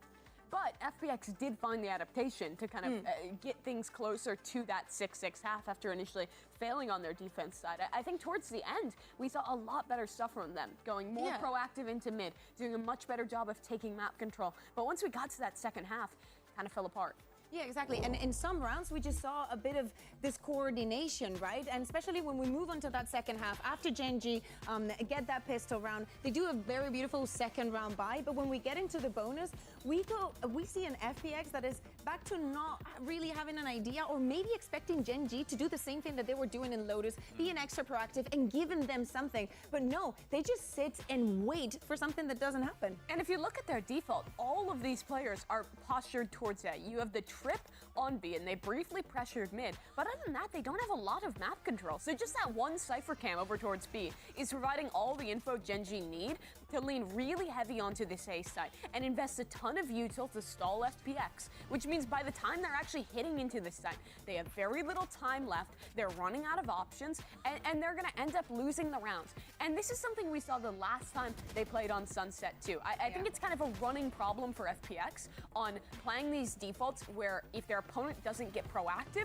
they kind of fall out of options of what to do and then are just banging their head into a stacked site and losing rounds. But I really love how austere Gen.G was being with their utility, right? We saw the Omen Paranoia, but the Escalating is very, very good to make sure that they're going to have enough presence-wise and utility-wise when it comes to that retake. Yeah, something, I mean, that literally won them the game as well, right? I mean, great stall at the end there, the Paranoia to prevent, and then after that, you know, you had Meteor who just was playing around with the cages, just letting Life, like, take his time to put that spike down. So overall, you could definitely see, like, just great use of not only their utility, but also just understanding, like, what their win conditions were in that situation. Yeah, I think Gen.G, this is one of their strongest maps on the Sunset. They're really well coordinated here. I think the way that they're setting up their star in particular with this Sova and KO comp looked excellent throughout. Oh yeah, Munchkin was unreal on the KO. I really hope that they, you know, make no changes to the composition when we move on to Ascend and we keep seeing him there, because I really think that it was a bait leaving that Sunset open because they had the tape on what FPX wanted to do exactly with this composition, and they decided that this is a map that they wanted to go to.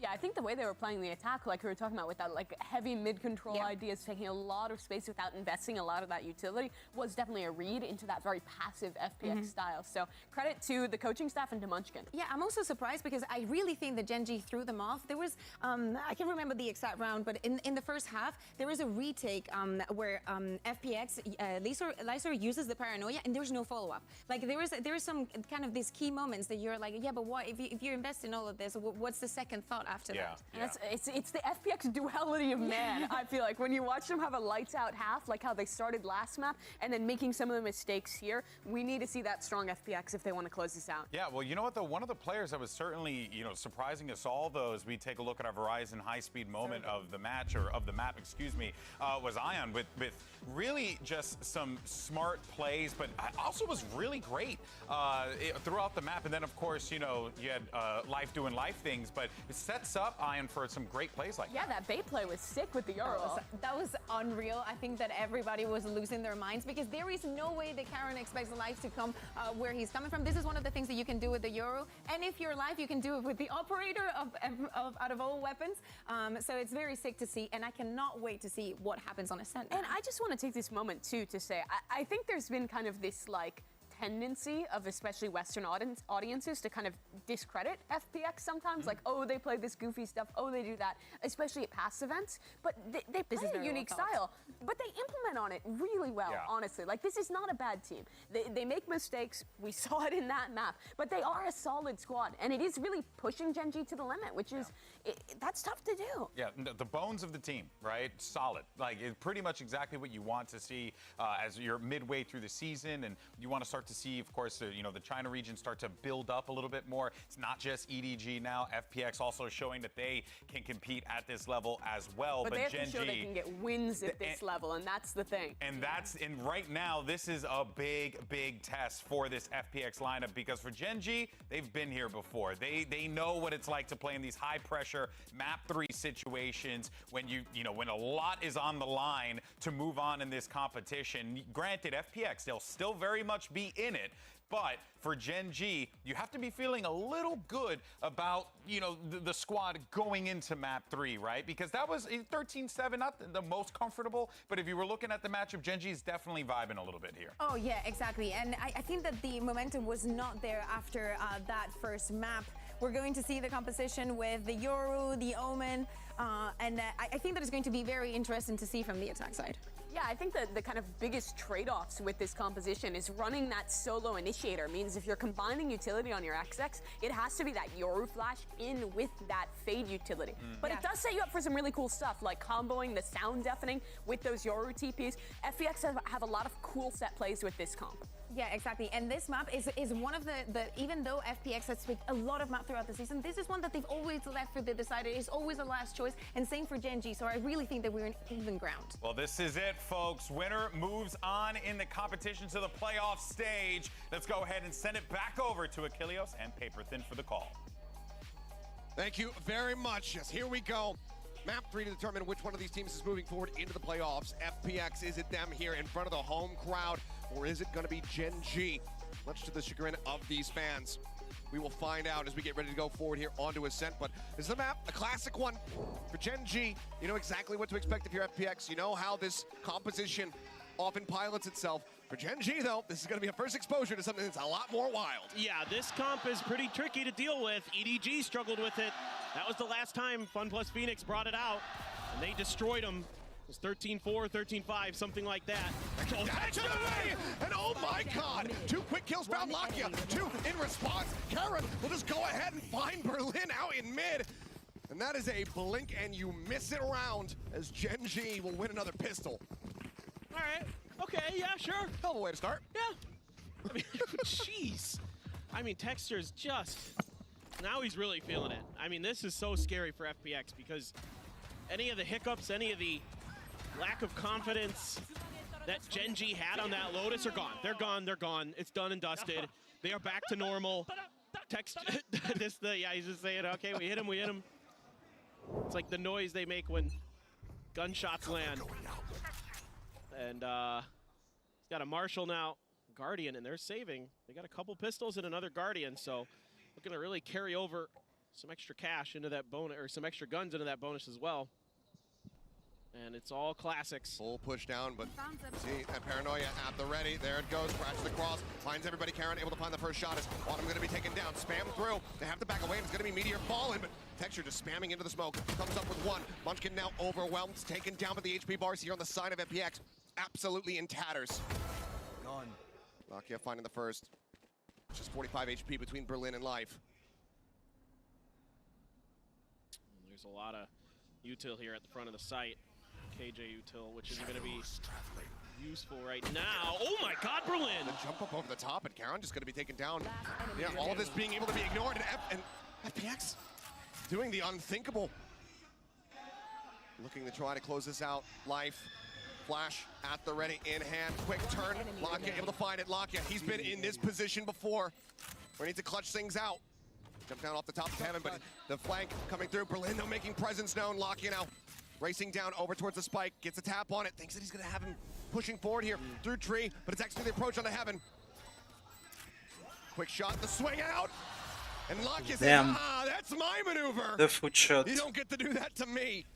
We'll be able to get the defuse. Gen.G will move up 2-0, but a significant amount of damage. That's a very costly anti-eco. Tremendous damage by FPX. I mean, you're hoping at worst with that buy that you lose 2 And they are Gen.G, buying. but they lose a lot.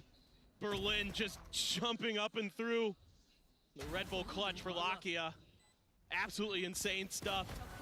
I mean, Lakia, look, there's not a lot of players that I would rather have in a clutch moment like that. He has been so good for Gen.G. Yeah, again, he's another one of those players like Lysord, not always topping the score line. Goodness gracious. Can he get you some big round wins in those tough, tough moments? Off to a roaring start with that 5-0 scoreline that he has. Operator now, though, in the hands of Texture. As we go into the full buy from FPX. Push getting ready to come through. Shot, gonna go wide. Texture tagged down to 45. Frankly, lucky to be alive at all. And this is something that FPX loves to do, is try to get B control, take B main, get that Yoru utility so deep. Thrown out, Nano to get some damage across. Lakia, overall, not too bad. Just waiting. There's the turn contact. Knows that they've swung in front of it.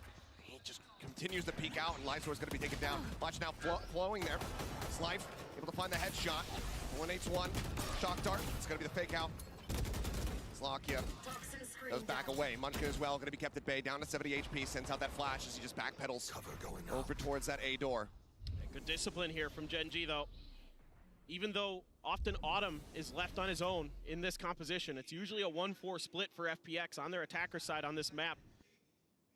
Gen.G doesn't budge, even though Munchkin makes contact with him. Trying to sell a bit of a fake is Berlin. And that's gonna pull Munchkin. It's all on Charon. But Meteor knows exactly where all this is going. Sends up a couple shots and then Lockett can spray through. They manage to work it out together. Find that elimination. So man advantage here for the side of Gen.G. The rest of FPX making their way over onto the site, but there's only 12 seconds remaining now. 2 players pinged out, but Ayong good for the shot. Munchkin gonna be taken down. Spike now planted. Charon still sat here in hell. The push forward coming through, finds the first, finds the second. Push out Ayong again. Snappy with the aim. Manages to take him down, but now he finds himself in a 1v2. Oh, Meteor. The swing out, and Lakia somehow manages to steady the aim. Meteor on the flank, not necessary. Gen.G converting the bonus. That was a tough round there for Gen.G, to be honest. I mean, FPX making some good maneuvers there. Realizing that the B site was going to be really unassailable. Fuse is going to come through, of course, after we get the Gen.G spray, the DRX spray. And we have a bonus for Gen.G. Yeah, missing you. An operator recovered. And Lakia still deathless. 7-0, Hunter's Fury online as we'll take a look back on this one. But I mean, Charon, he just quick TP'd into hell when they finally go to check out, see if that position is cleared. Somehow he just comes up with those quick kills. Solid shooting from Ayong though to make it as close as it was. They continue to whittle away at this economy from Gen.G, not allowed to get fully banked up, but that round win still eluding them. I mean, say what you will, Ayong has been firing these last couple maps. Even though it's been a struggle for FPX as a whole. Fake out is going to be cleared, but here we go. The Hunter's Fury to try to delay this push. For the target, Life in the meantime, able to get in on top of the Victor, and Charon going to be taken down by the Nano Swarm. Meteor's turret, going to be able to find Berlin, then Meteor gets Life. And suddenly now, the 3v3, Meteor audioless here for the moment, shoulder to shoulder against 2 players. If they push up into the site, he splits the difference a little bit too much. Autumn and Lysor both take a significant amount of damage, but now it's all on Lakia and Munchkin to see if they can try to clutch this one out. They're suspicious about Ayong's position. Lakia will be felled as Ayong continues to deliver. FPX get themselves online. Yeah, now FPX is finally able to find the space that they need to get that Yoru utility in. Use the fake out to buy a little bit of extra space. TP in towards the back stairs.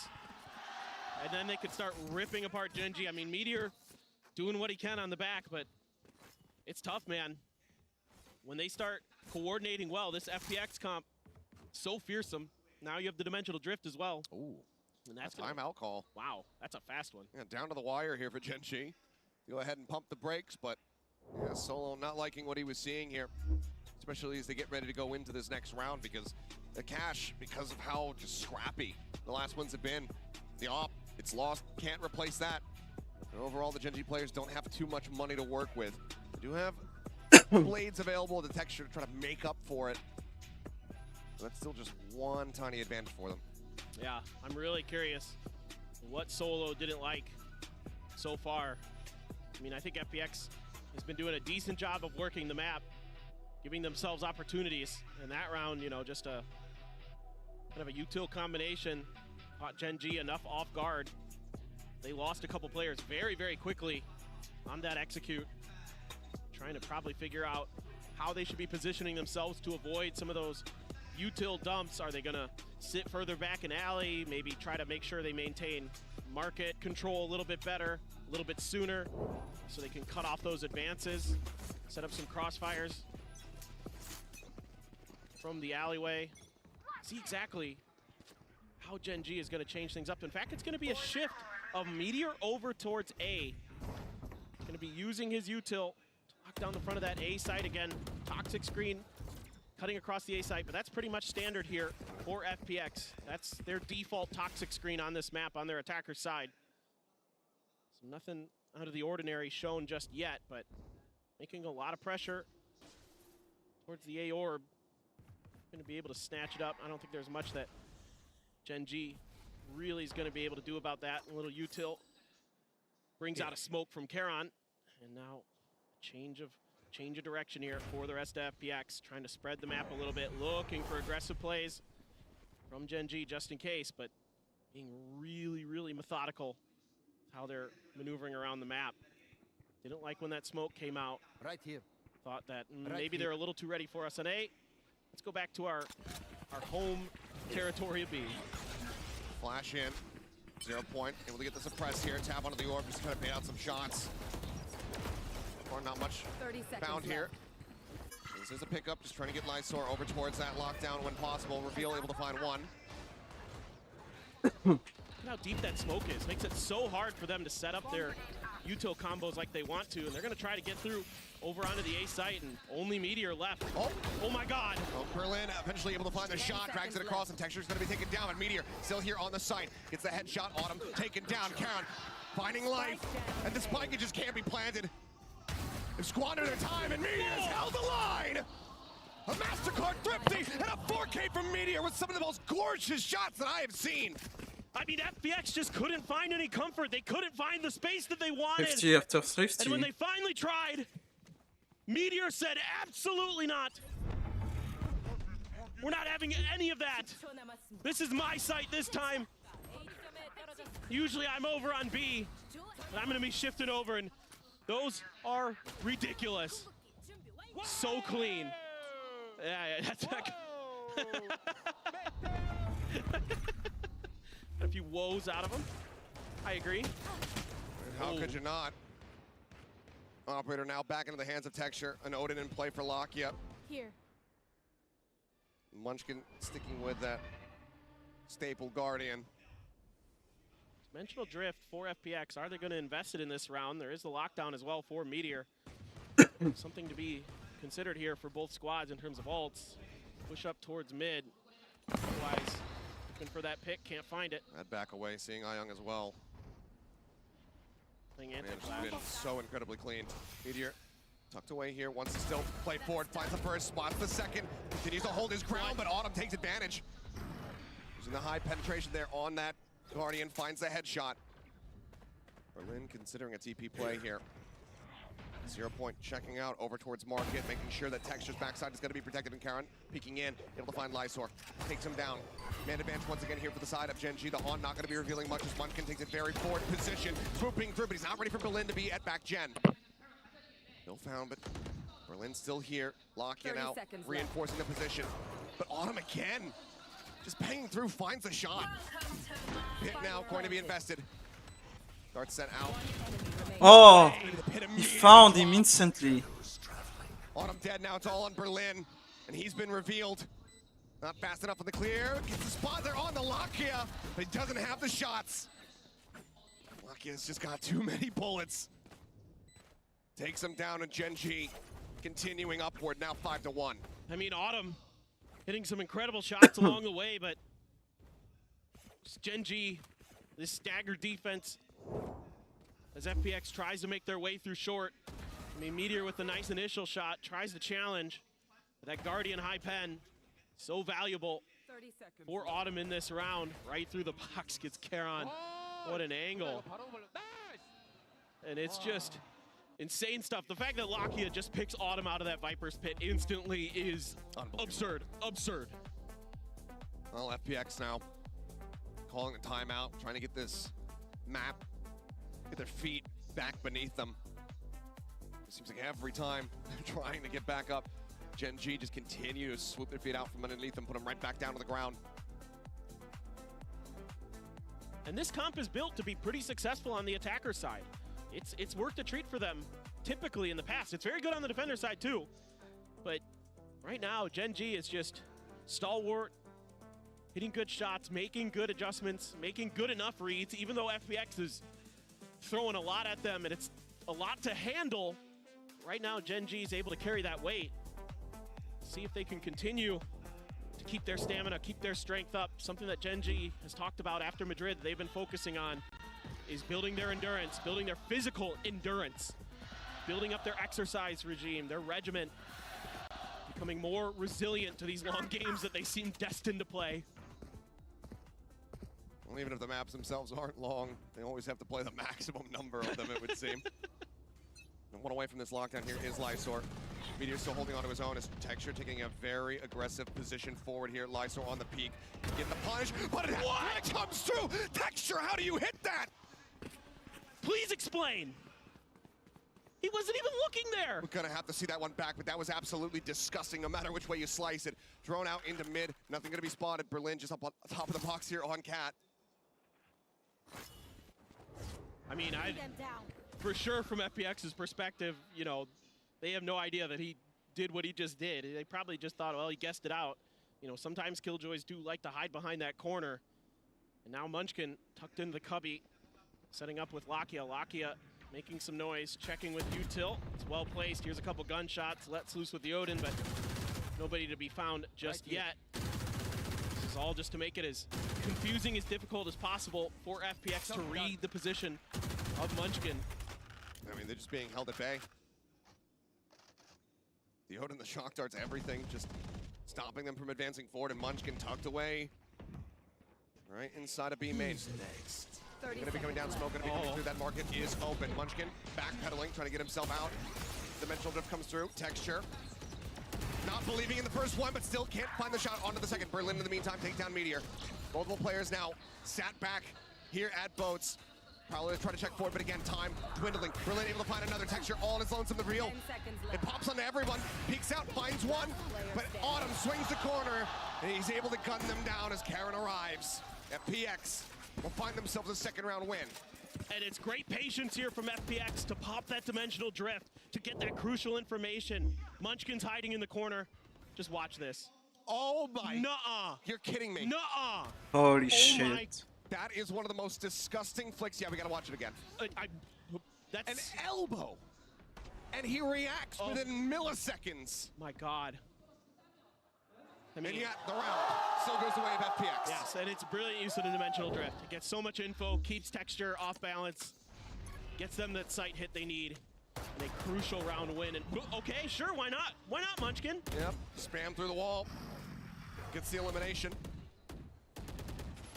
Solid way to start things off after that kickback. He's got the no command. If he can stay alive, he can keep that lockdown being used to Berlin, winning that trade with Meteor. Mess up on the fragment there as well. Texture waiting here in mid, but takes an immense amount of damage. And Berlin with that TP up on top of the archway does manage to get the kill. 3 players now left standing for Gen.G. FPX still taking the time, still respecting these players that are alive. As Karen on that jiggle out, able to go ahead and backpedal away. Gets himself situated. Still has the paranoia. There it goes. Didn't connect with anybody on FPX though, and theirs does connect onto him. Just taking some timing shots. Sees the flash out. Does manage to find Autumn, but Berlin collects himself a 3rd elimination. Lucky up. Couple shots there on the Ion, but cannot find the kill before the door gets shut. Now they have to try to break this one down. Lysor just flush against the wall. Ready for the catch. Recon available here from Lakia. Looks like for now it's going to be saving it. Just making a ton of noise. Trying to flush them out. All shots through. 2 players here in hell as the turret gets cleared out. Lysor still over at main. Even if his teammates do end up falling, he still has that lockdown, but it won't be necessary. Berlin collecting 4 and FPX shortening the gap. And it's crazy to think that Gen.G only had enough economy there to afford to lose 1 round. Now they're back into the Odin and the Operator. Half armors for everybody. You have a lockdown of your own as well for Meteor. Still have that no command for Munchkin. So you can counter Lysor's lockdown in a couple different ways, potentially. See exactly how they want to do it. Pretty standard setup for Gen.G. Although Munchkin going over in towards B main. Meteor back over into A with his Killjoy utility. Lysor for now just going to use that turret to make sure if there's any aggressive peek outs like we saw earlier from Texture, that those are able to be accounted for a little bit better. Just working the map here. Our FPX just kind of feeling out the defenses of Gen.G. This is something they normally like to do, is they're happy to kind of take their time, try to figure out where you are, find your utility, clear it out if they can, or bait some out. Very patient. Our FPX actually, despite these kind of unorthodox compositions that maybe you would expect teams just kind of try to go for weird util dumps and stuff like that that'll catch their opponents off guards, but they're very diligent, and Berlin does a great job leading this squad. Curious to see the approach here. Do they just open up with a lockdown? He's at the guide their way into the site. There is quite a bit of util here from Meteor, and he does have a lockdown, so could set up for a counter one. But it looks like for now they're going to continue to inch forward, but a smoke comes through. Locking off main. Again, time running low. FPX really trying to work this clock down, it would seem. Munchkin is going to get caught by a quick little prowler there. Sends out a pop flash. Life forward here on the side. Swings out. Meteor able to take him down. Displaces him. Meteor finds a second. Munchkin able to get Ayang, and that's going to be Autumn taken out as well. 3K for Meteor. As Gen.G move up by 3 once again. 6-3. The count with a couple more rounds we've played out in a half. Even though Life is able to get his way onto the site, that's when the null command gets popped and cuts off the rest of FPX. Great timing there from Munchkin. Waited perfectly, kept Life stuck behind that box, didn't give his life up, gave Meteor the opportunity to get that kill, and then it's just an absolute mow down of the FPX players as they try to come through that A main arch. Once again, gonna be leaving Meteor over here on this A site. Really liking the ability of this Killjoy utility to stall. Meteor's ability to play well on that short A angle. They're just going to go for the early lockdown. And it's going to be the counter lockdown immediately. Yep. Orb take here for Ayang, now one away from having that Nightfall, but yeah, no way to clear these out, so it's just going to be a stalemate for the moment. Each team respecting the respective ultimates, and Charon! He just hears the TP, knows exactly where Life is at, and that's the entire entry strategy for FPX falling to pieces. He just knew with the angle of that toxic screen where they were thinking about sending that TP. Probably seen it sometime, somewhere in an FPX replay. Here. Brilliant stuff from Charon. And it's just all for naught. I'll find you. Well, FPX, how do they try to work their way back into this round? I mean, it's just amazing to think that this is Charon's first year. He's just unbelievable. First year and second international appearance. It's Meteor waiting for this pressure coming through. Finds the first, cannot get that second follow-up. It's Berlin. He's looking to TP his way through, but again, Charon ready for it. Strikes it down, swings out, looking for another target. His Texture arrives, jumps down off the top of heaven, collects himself a second kill. With the early loss of life there, FPX, they cannot resteady themselves in the round. Gen.G now getting up to 7. Texture bringing the people's operator from the top rope there, just absolutely crushing the hopes and dreams of FPX in this round. I mean, Charon, absolutely nuts in Life. You can see it on his face. Starting to feel that pressure, starting to feel this overwhelming defensive force that Gen.G is on this map. Do have a Nightfall to work with, but one away from a bunch of ults or Gen.G. Another full Two set. away, excuse me. Another full set here from FPX. I mean, Ayang, he does have the ult online, but he does not have any armor. He's going glass cannon with the Vandal in hand. A lot of pressure being applied here in towards mid, so drone out from Lakia to try to scout. Then tucked back and defensive gate crash gets set up here from Life. A little tricky. Shock Dart try to force some movement. Ooh. Just barely missing. Just on the outskirts of that one. Texture peeking out a little bit deeper. The fake out, the flash, the paranoia, all connecting. Texture bogs there on the walls. The Nightfall goes across, catches on to 3. Approach now coming through. Being ready to push through market as Berlin on this lurk. Sees where the trail leads. Here's the footsteps, and Charon going to be taken down. Now Texture, not really paying attention, but Meteor counter swings out. Top of heaven ramp. Lightsword now working his way across these nanoswarms, but he's just getting ripped to pieces. The turret as well, helping to soften up this enemy KJ.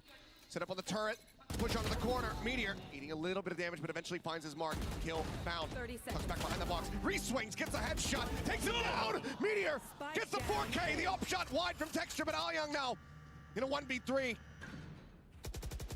Door is shut. The pressure is there.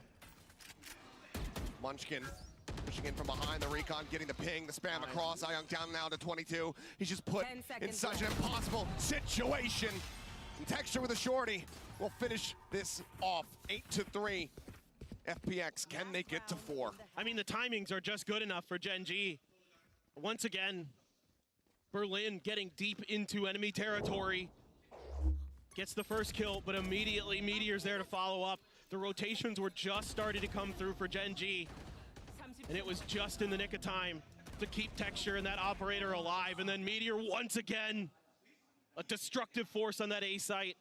For so many multi-kill rounds for him. 15 and 7. The man absolutely immovable as that killjoy on this map. Hyung now gonna be moving up.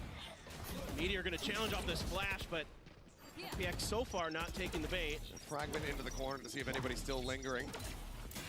Get back away before Hyung can try to counter swing out. Another smoke going to be set up now. Dimensional drift in play from Life. Looking to lead the charge up through Cat. Spots out 3 players. Paranoia now crashing across. Quick exit. Looks for the kills. Finds the first one instant. This Meteor does get taken down. Solid opener, but does eat a decent amount of damage. Munchkin now creeping forward. Not sure if he's going to be ready for this one. Push into the smoke though. He's able to be snappy enough to take down Life, but still that backstab opportunity available from Lysor, who continues to play this out quietly. Position now reinforced. Checks for it. Munchkin still coming away with one before getting taken down. 3v3 now. The approach here out into heaven. Texture finds the first. Autumn dead. Knives out. Texture finds Hyung, and it's all on Berlin. He's played it out quietly, and now his presence is known. Cover going out. Smoke in. All the util used, and Berlin will be standing tall. Red Bull clutch to end up the half. FPX, they managed to get a 4. Okay, well, that's a good round. That's a good half for Gen.G. Like, very solid defense. Much more doable on their defender side. A massive pistol round coming up. Makes it feel a bit better as they move over onto the defending side, but they need to pilot this one perfectly. They need to take away this upcoming pistol round. We'll take a look back at it. I mean, just utter chaos, but no one registering that Berlin was going to be behind the generator. And you can see the frustration on the coach's faces there, thinking that this was going to be a 9-3 half. FPX, they say otherwise. But there's still more work to be done if they want to once again be victorious here on this stage in front of this home crowd. Let's go ahead and take a look, though, at another Omen player moment, this time with Meteor.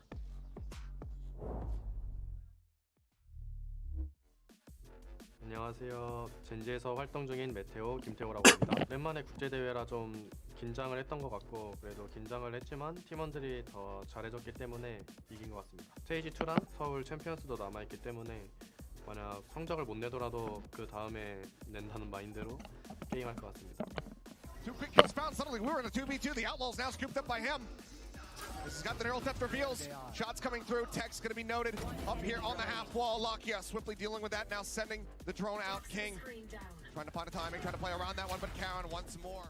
일단 2등이라는 아쉬운 성적을 냈지만 사실 우승을 했더라면 더 좋았을 텐데, 우승을 했더라면 좀 더 저희가 자만해지지 않았을까라는 생각도 있고, 그리고 항상 1등만 할 수 없으니까 2등도 해보고 3등도 해보는 게 저한테는 굉장히 마인드를 다시 잡기에 좋은 성적인 것 같습니다. 솔직히 저희 팀보다 다른 팀들을 비교하기는 좀 그렇고, 항상 잘하는 상대들만 모인 곳이니까 우리 것만 잘하자라는 얘기를 많이 한 것 같습니다.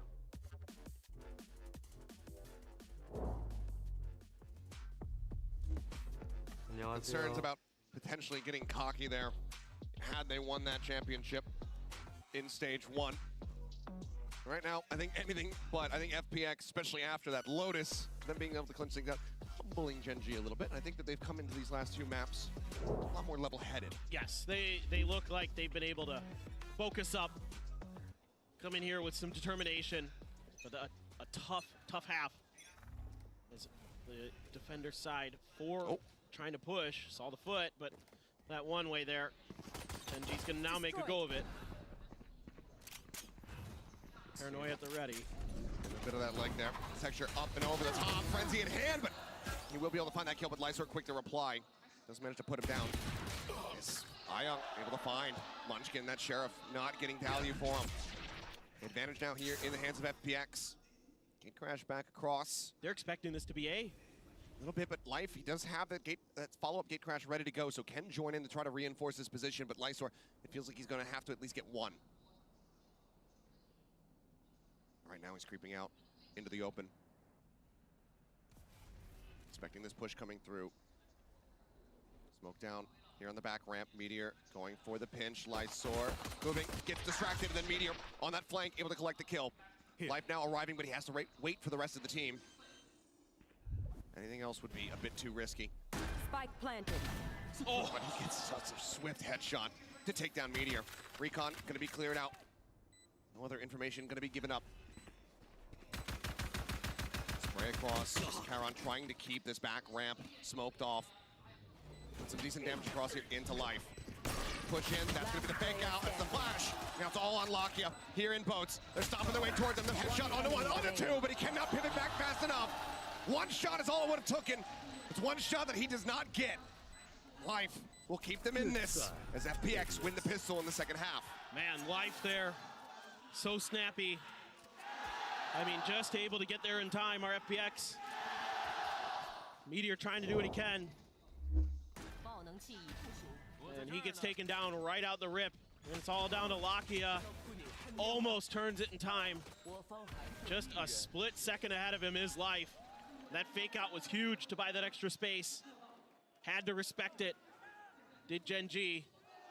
They pay the price, and yeah, Munchkin now starting to show some frustration. Felt like that should have been theirs.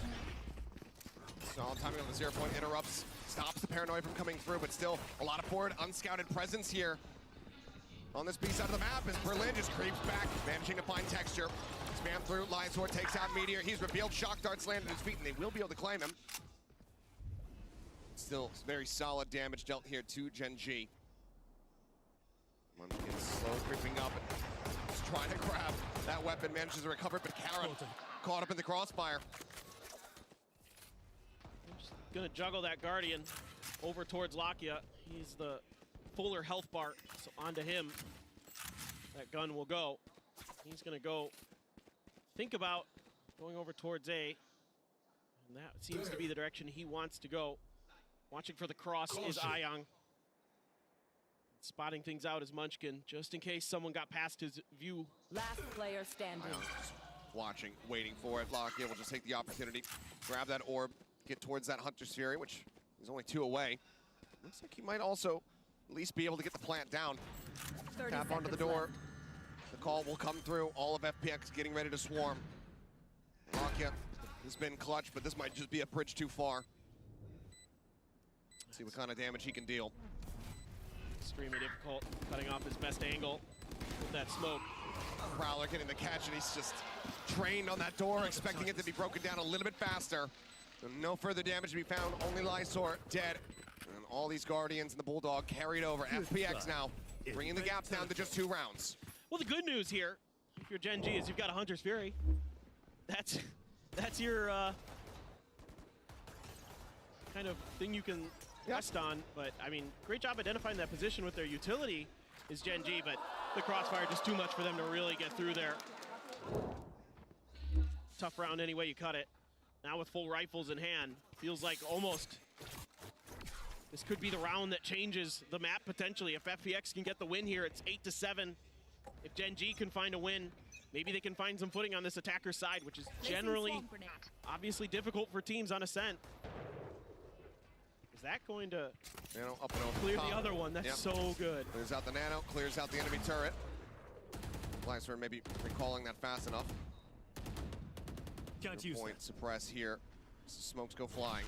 Life ready with a flash, sends out the fake out, swings in. Texture somehow comes away with that kill. Life just couldn't quite line up the shots. Hunter's Fury now opened up here from the side of Lakia. He catches Lysor. Ayang able to avoid the follow-up shot. He himself now down to 70 HP. Meteor at 20 on the opposite side. The spike, however, out here in the middle of nowhere. They have to recover it. It's gonna be really tricky. Ayang has a real shot at this. Thrown over the top. They get the ping out on. Quick clear. Can he get them both? Can't get either. Lakia, snappy as ever, shuts it down. Gen.G will be able to deny the bonus conversion. They still lose out on multiple players. Yeah, trying to go for this flash and push play through the smokes in towards benches, but able to be handled well enough there by Gen.G. Lakia able to fish one out with that Hunter's Fury. then uses that drone very nicely. Again, it's been crucial in a couple of these rounds throughout these maps that Lakia still has that Owl drone late, and he's able to use it to bully off one of the FPX players from a key position so that Gen.G can reestablish themselves. This time around, dart towards mid to check. Wary again of that push, even the 0 point as well. Only gonna get life with it. He's gonna back off towards spawn. Texture now. Oh my. Oh, Berlin is not ready for that push coming through. Gets caught off guard. Lysor making his way forward. Too much damage there from that nano swarm, but gets himself into a little bit of a deeper position. Ping gonna be coming down, identifying that the alarm bot is here. But the positioning that Gen.G has, they've taken mid control. They could take B main control as well here very soon. They're trying to, they're considering it. With Texture being there for so long, not hearing any sound, but Gen.G doesn't feel comfortable just yet. Drone only gets a little bit of info. I don't think they saw Ayang. It's hard to say, maybe a pixel out of place, but either way, they opt to go on the attack here towards this B site. Lysor set up here by switch, tucks into this cloud burst. He's trying to stay alive, but it's just too many targets.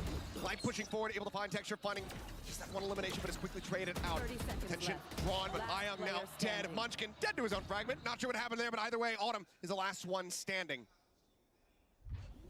Plant now coming through a 1v3. To try to clutch this out. Spike planted. Just that singular snake bite. Karon jiggling. Notes him, but now they know exactly where this Viper is. Bite at the ready. Karon just eating a little bit of damage now. TP's out, Cross gets himself into the site safely. Autumn for now, maybe just able to try to contain them in this site, force them to go down to the spike, but winning the round gonna prove to be very difficult. In fact, he's just gonna go ahead and back away and look to hold on to the weapon. Yeah, I mean, Autumn's been really good this tournament so far. Hitting some huge shots, winning some big clutches, but this one just too difficult. Feels that it's gonna be wiser to save this gun. Gen.G gonna go up 10-6. Great space control here. Being really patient, using some early utility to clear that space at Market and at Pizza to make sure that Texture could set up, clear the alarm bot, that they call a freeze. Able to clear the corner, able to take out Lysor. Does he just... Yep. Okay. He just walked into it. Solo has some words for him. I think he thought that I think he thought that the previous pulse was the final one, but misjudging the timing. Well, it's usually Meteor doing that into the lockdowns. Right. Cover going out. Well, some comic relief, if nothing else. As Recon be spotting out too much there. Weaker buy now for FPX. Dimensional drift, yes, but is this going to be a round where you're going to be able to invest it? Maybe if you can scoop up a gun for life, consider it. Including utility, trying to find a high pen just painting headshot. A picture around them. The outline there, but Bill's not quite found. Dash across, Texture just gets himself over to switch, wanting to shut that door, it would seem. Looks back, but has missed Lysor. Got himself tucked away here at this back ramp. Reinforcements now getting ready to come through, but Lysor already taken down. The TP now working its way into the site. Blinding. Used, reinforce here at Boathouse. Tap onto the spike, and Berlin just gonna be penning through, able to find that shot. Munchkin interrupted on the plan. Berlin now trying to go for a TP play. It's a headshot on Talakia. Karon dead. Berlin. He's just annihilated them. Has to go for the reload. The right click's not really connecting. Meteor still relatively healthy, but now Meteor the last one standing. And Berlin Nice shot. done. What in the hell is that? Who does that? Who TP's up there? Right in the middle. There's no smoke. There's no cover. Absolutely unthinkable. Berlin annihilates them. A MasterCard thrifty when they need it so desperately. I cannot believe what they do. And that is just quintessential FPX right there. And Berlin just stands up and lets them know. Give that man some accolades. What a play. Texture gonna pop the Blade Storm to start off this round. Try to save up a little bit of extra economy here. Bought over a gun, it looks like. So they could get everybody else with those Vandals. But oh my word.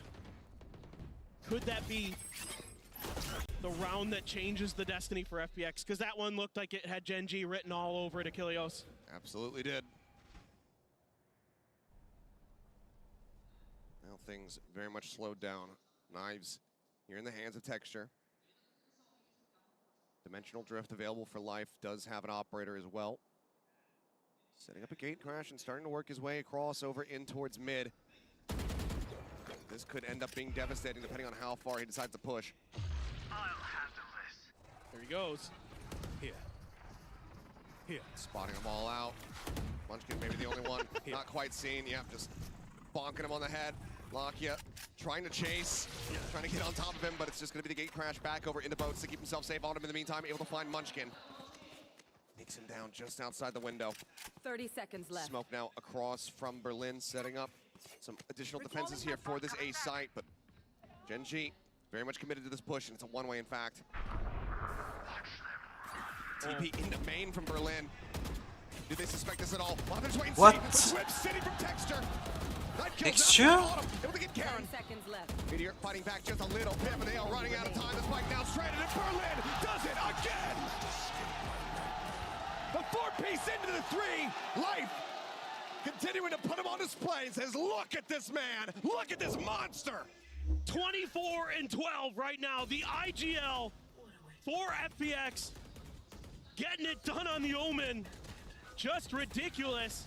Great backpedaling off of this pressure from Gen.G, and they just let them come through that door. They welcome them through, and they're saying yes again. This man is potentially dashing Gen.G's hopes of getting through 2-0 to the playoffs, and that's going to bring out the timeout.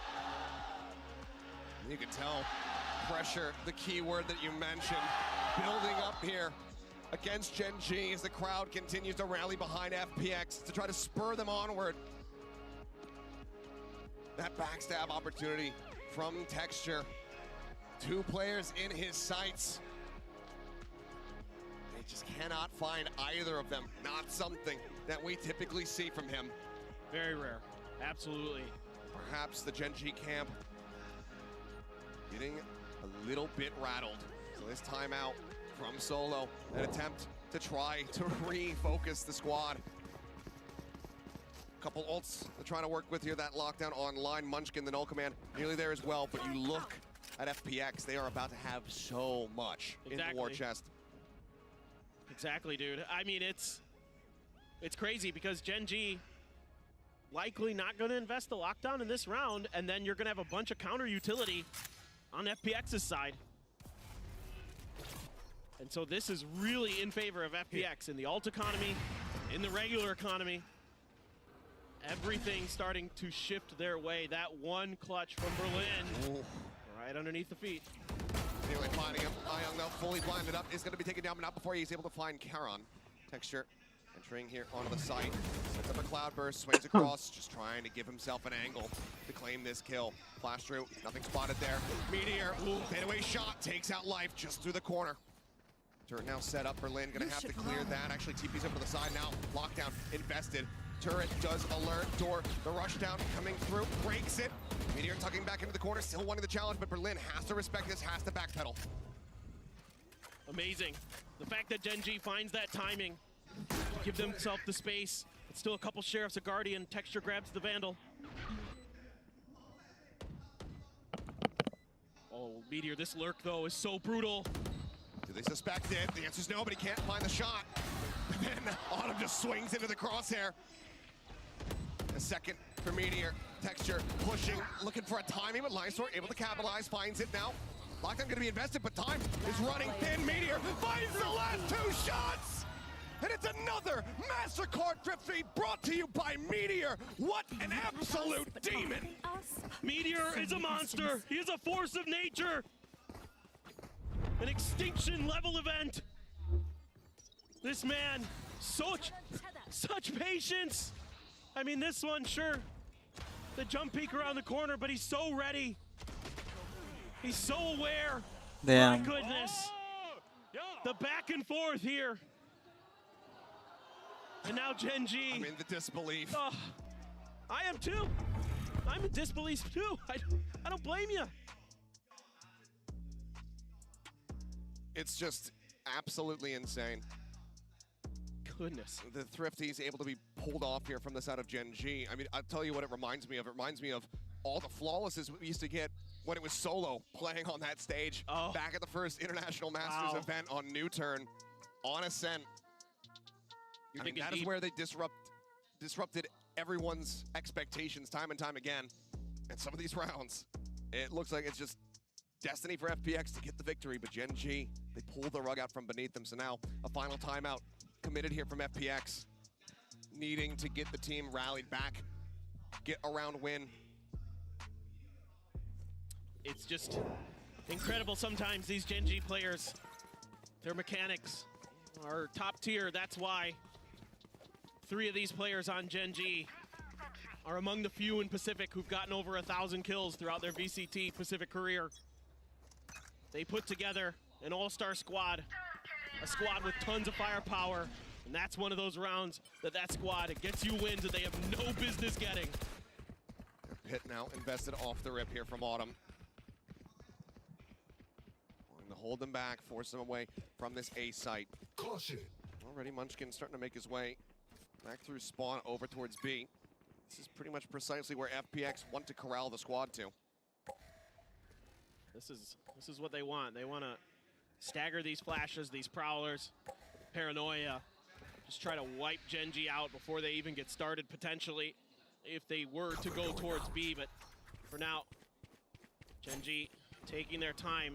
Not much info on what's been going on in mid. That toxic screen makes it a little bit more tricky to check it as frequently as you would like. But not being super cautious with their footsteps. Here we go, no command pop. Push coming through, just a blind push. Unescorted here on the corner as Life will be able to find Lakia. Damn. No command pulsing, but nothing really mattering there. As they now swoop their way over towards A, but already Life set up on this angle. Life Swarm pushing forward. Stops up, Meteor. Goes out, managing to find that headshot. Munchkin now taking down Berlin. That's going to be them cutting back across over towards this B site. Ayang, however, can disrupt it all. Nightfall at the ready.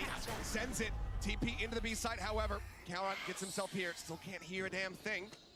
Meteor ripping around the back. Got him. As he read this. Oh my god, Meteor. Fade away from Meteor. Keeps them in the round. Autumn and Live still long rotations. Meteor thinking about checking, and as he does, he delivers himself unto death. Autumn able to collect that. Vandal now here into the hand of Live. Caron just tucked up against the box. Flash up over the top. It does catch on to him, but he hears the footsteps. Looks for the first. Can find it. It cannot get the second. A costly round, but one that goes away of FPX all the same. They shorten the gap even more. 2 rounds separating as they get themselves up to 9. What are these flicks? What are these flicks? They defy logic. I mean, Meteor there, though, just oversteps, thought maybe he could catch a player of FPX off guard if he repeaks that angle. This is a great setup, giving up all this space, and the no command pops, and they all just turn their attention in towards Market. And Ayang has been outrageous on these peaks. He's so fast on them today, and it makes it so difficult for Gen.G to react. It is Peeker's advantage, for sure. Now, going to 11-9. Gen.G, though, having to cut some guns. Only 3 Vandals able to be purchased, but as we've seen, there are no slouches with the Sheriffs. Just wrapping in now, over towards A. Not much info for either side really to work with here. Meteor's tucked in, right outside of that alarm bot in Pizza. The rest of Gen.G considering a move back over towards B. Probably just talking this one out, talking about how they want to make this execute. Lakia going to use the Owl Drone to hopefully keep some attention over towards A. A little bit of fake utility there. It's the real hit, potentially going to be over here at B. Spotted one, but wasn't able to check into Wine, which is where he wanted that drone to get to. This very much does question him. Further in towards this site. Entry from Texture, dashing his way over. TP out though, Life now joining in with that gate crash. It's the reveal! Texture able to capitalize. Wallbang shot pushes up over top of the fragment, disrespecting it, catching Life off guard. Nice shot back from Berlin in a similar position, but this time Meteor will not give him the time of day. He will not give him that opportunity. It should be that 12 chance for to go Gen.G. for another clutch. Gen.G firmly in control. Autumn and Ion to see if they can deal any They don't damage. have the money. Bring this back. You have to save. There. Where are So difficult. Not a lot of util to work with. Money. A little bit bad for a couple players. Should have enough for another buy, but One of it'll those be moments 12. where you want to play for this one, but it just seems like the odds are so very stacked against you. Just given the economic situation, having to go for the save, it's likely going to be necessary. They continue to push up. Time dwindling. Couple shots through. Get some damage. Ion able to find one, but Meteor takes down Autumn. Munchkin takes down Ion. And Gen.G get themselves now up to match point. FPX need 3 consecutive rounds to take us to yet another overtime. It's incredible the way that Texture maneuvers here. Able to get into his own smoke and then using Munchkin's fragment to completely catch Life off guard. Had no idea, never suspected it. Meteor turns into Berlin, takes him down. And then FPX feeling the pressure, feeling like they needed to go for it. And they will be short on funds for a full buy. Sheriff for Lysor, a Bulldog for life. Half armor for most of the other players. Ayong with that. with that Take flight. last cannon. Yeah. Berlin just You should run. He's spotted. over here, lockdown now. Gonna be invested. He doesn't have a pocket back Wait on the B. clock down a little bit, then start working their way forward. But Alarm Bot Nano still set up here for Lysor. Berlin backs away. Barely enough time, that 0 point stops him from re-TPing forward, but Karen just taken down by the Nano. No smokes. Kill found. Meteor now gonna also buy some space with some of that util of his own. Push up. Oh. Spots multiple players, but Lysor takes him down. Fantastic Sheriff shot, giving Meteor a taste of his own medicine. Now the push coming through. Texture able to stabilize with his own second. Pops out Tailwind, looks for the third. Can't quite make it happen, but Lakia is there for the alley-oop. Strikes him down. But now it is all on Lakia. Misses the timing, cannot get Ayong. He does have some shock darts, but does he have the Does he have the shock darts? Hold the half. The bounce in. No, it's nowhere near on the mark. He can just hold it. As they will be able to retain these weapons. FPX still in with an opportunity. Oh my goodness. It is going down to the wire potentially once again. Staring down another overtime are these two teams potentially. Texture doing what he can, but those opening shots to clear space at the front of the site, so good for FPX. And Lakia there with that Hunter's Fury thought he maybe could have one more player alive. And maybe they could have got that done. Now the Blade Storm again for Texture. Couldn't find much value last time. See if this time around could be the difference maker. At the very least, Lakia able to hang on to that Odin. And they're just, I think, maybe thinking about hitting this B site. Down to the force them back. Flash out. Up over the top here from Texture. Seeking target, but none spotted. Two players now once again tucked away inside of boats. The gate crash arriving. Life. TP's his way forward. Shots going damn close. Texture down to 2 HP. That connection was found from Berlin. Life though counter sprayed out. Pulls down to 5. Drone to check. Spots out 2. Spray across. Berlin just taking a smattering of damage there from the Odin. Keeps himself alive. And for now, Gen.G still going to be held at bay. Berlin creeping forward. Going to perhaps try to catch them off guard. Smoke, however, dissipating. Spotted. He has to fall back. TP's once again here in the boathouse. They still have to play for the rotation. FPX has to hold over towards A, so Gen.G can wait this out. Guard sent through Lakia, able to wall bang onto one Texture. Getting Berlin as Lakia falls. A 4v3, but it may as well be a 3v2 considering Texture and Life's HP. But FPX for all the marbles. Can they get themselves over the line here in this round? They absolutely need to. Otherwise, Gen.G walking away victorious. Spam across, checking out the box. Shot Life, able to find Munchkin. Catches him there in the head. Meteor now looking to take some space, working his way up this ramp, looking to play on this one-way setup. Autumn eating quite a bit of damage, but Meteor cannot confirm the kill. Sees, finding no one. Ayong getting Charon. Meteor here on the flank. He jumps! He absolutely squanders it as Zion collects the third. And FPX are not finished yet. One more round to take us into overtime. The Guardian Damn, Gen.G. for FPX, hitting some phenomenal shots.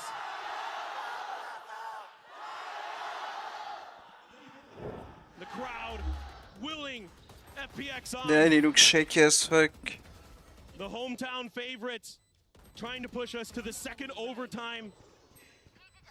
Oh my goodness, of this match. Oh my goodness. He jumped. Seemingly just mimicking his opponent's movements. He sees Ion jump up in the air. He accidentally presses spacebar to match. Offsets it. And stops him from being able to finish this game right here, right now. Gen.G. One last round. Texture opening things up in a brutal way. Doesn't go up to the top of Gen. TP forward here from Karen. Absolutely fearless. And now Ion going to be taken down. Match goes on. Dimensional drift here in play. The life absolutely needs to deliver. Scouts out around the back. Nothing going to be spotted. Lockya potentially in a position to maybe get caught. As turret goes up. Life knowing exactly where Meteor's at, but Meteor strikes him. Lockya not registering that Berlin was in front of him. Does get taken down, but now a 2v4. Lysor does recover a Vandal, gets rid of that Stinger, gives himself a bit of a better opportunity. The 0 point comes across. It looks to shut him down. TP forward here into the smoke. They just spam across. Meteor says, nah, no more of your tricks. Finds the kill, gets the finisher. It's another 4K. As Gen.G take down FPX on a set 13-11. They win the series, and they punch their ticket to playoffs. What an astounding match between these two teams. Insanely well fought by FPX and Gen.G. Neither side ever giving up. The Lotus, an overtime thriller. Gen.G able to punch back on FPX's map pick of Sunset. And here, on Ascent, the decider, Gen.G just barely gets the 13-11 to win.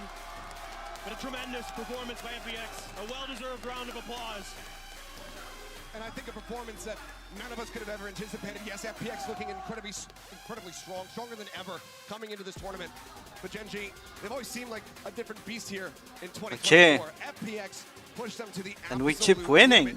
Gen.G wins. on their pick of loads. Nearly took us to another overtime there on Ascent. We keep winning.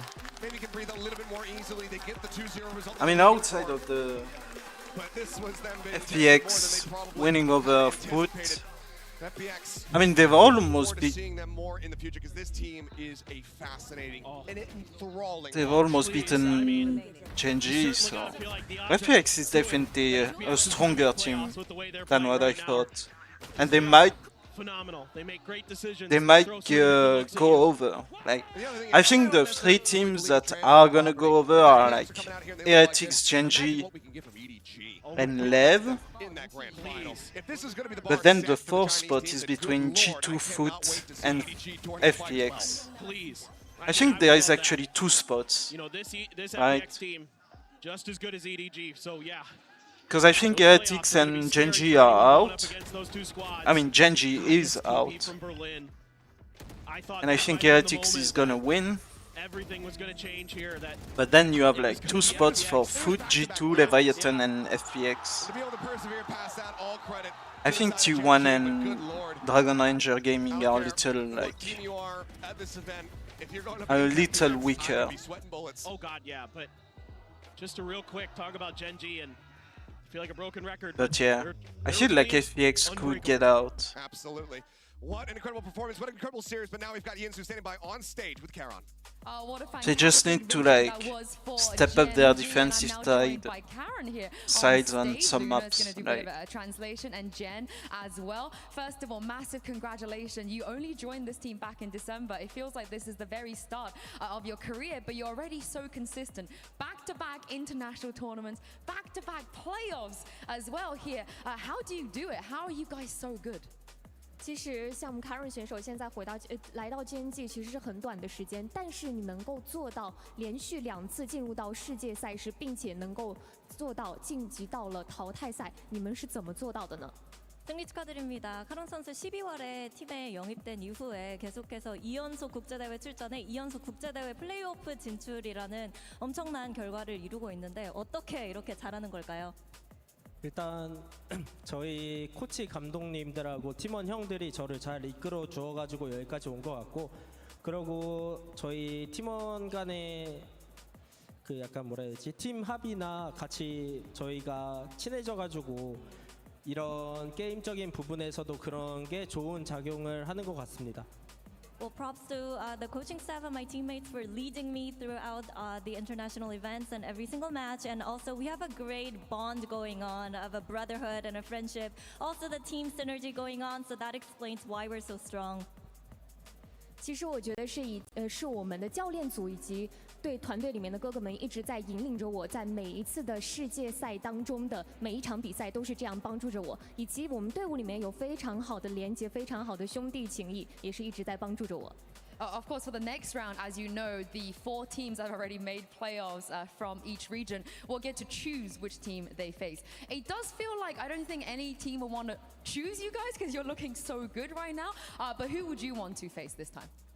那其实，在淘汰赛已经有4支队伍可能会等待着 Gen.G 的到来，但我相信可能他们并不一定会想去选你们。那你觉得你会想去面对哪一支队伍呢？ 네, 플레이오프에 올라가면 위에서 기다리고 있는 1번 시드 팀들이 좀 상대가 누가 될지를 뽑게 할 수 있잖아요. 근데 아무도 젠지를 뽑기 싫을 것 같은데 그래도 카론 선수나 아니면 젠지의 입장에서는 플레이오프에서 누구를 만나고 싶나요? 저는 그 플레이오프에서 그 스나틱, 페이퍼렉스, 백티, EDG. 저 개인적으로 백티 만나고 싶습니다. 100 Thieves. Oh, okay. 他们想要面对100 T. Yep, 100 Thieves. Well, Gen.G have made it through, but don't go anywhere because after this, G2 and Team Heretics will be taking the stage.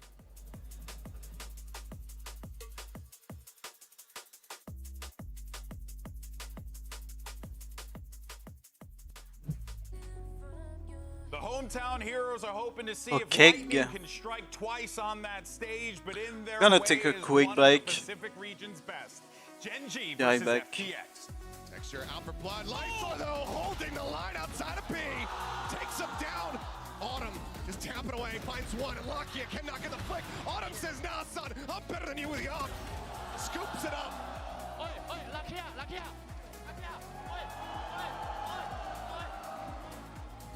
As Life comes up with one, Karen mows down 3. Texture now, his own showstopper in hand, sends it, gets the kill. And my God, what an explosive, chaotic, and messy round. Molly finds one, Karen able to take out Life, but now Lakia gonna be traded out. Oh, shots flying, things looking good. It's all on Meteor, and he cannot make it happen. The pit invested in Karen, everything to do. Spots one, swings out of it though, and Autumn will collect the 4K. 16-14 FPX. They do not let the map get away from them. There's nothing more that Life can realistically do here. Just looks for any kind of exit frags that he can potentially get. Now the double shot sent, has to go over to the classic. Looks for the right click, but it's gonna be Texture who takes him down. Comes out of this one, has the op, and Life gets a shot. Meteor gonna be dead. I am fighting too. Life is creeping in from the flank. Gets the shot, and FPX get the lead. Mid able to find the catch on the Life. There's the reveal. The bang through as the ping comes across, and Munchkin gonna be able to find himself 3. But now it's a 2v3. Life gonna be taken down. Meteor able to just go ahead and finish it off. Whoa! Sunset out of the way, Ascent on the horizon. The action will continue. They've squandered their time, and Meteor has held the line. A MasterCard Thrifty and a 4K from Meteor with some of the most gorgeous shots that I have seen. Forward here on the side, swings out. Meteor able to take him down. Displaces him. Meteor finds a second Munchkin. 3K from Meteor. Trying to go for a TP play. Gets a headshot to Lakia. Karen dead. Berlin. He's just annihilated them. Meteor the last one standing. And Berlin will get it done. What in the hell is that? Looking for a timing, but Lysor able to capitalize, finds it now. Lockdown gonna be invested, but time is running thin. Meteor finds the last 2 shots! Whoa! Yo! Gen.G take down FPX on a set 13-11. They win the series, and they punch their ticket to playoffs.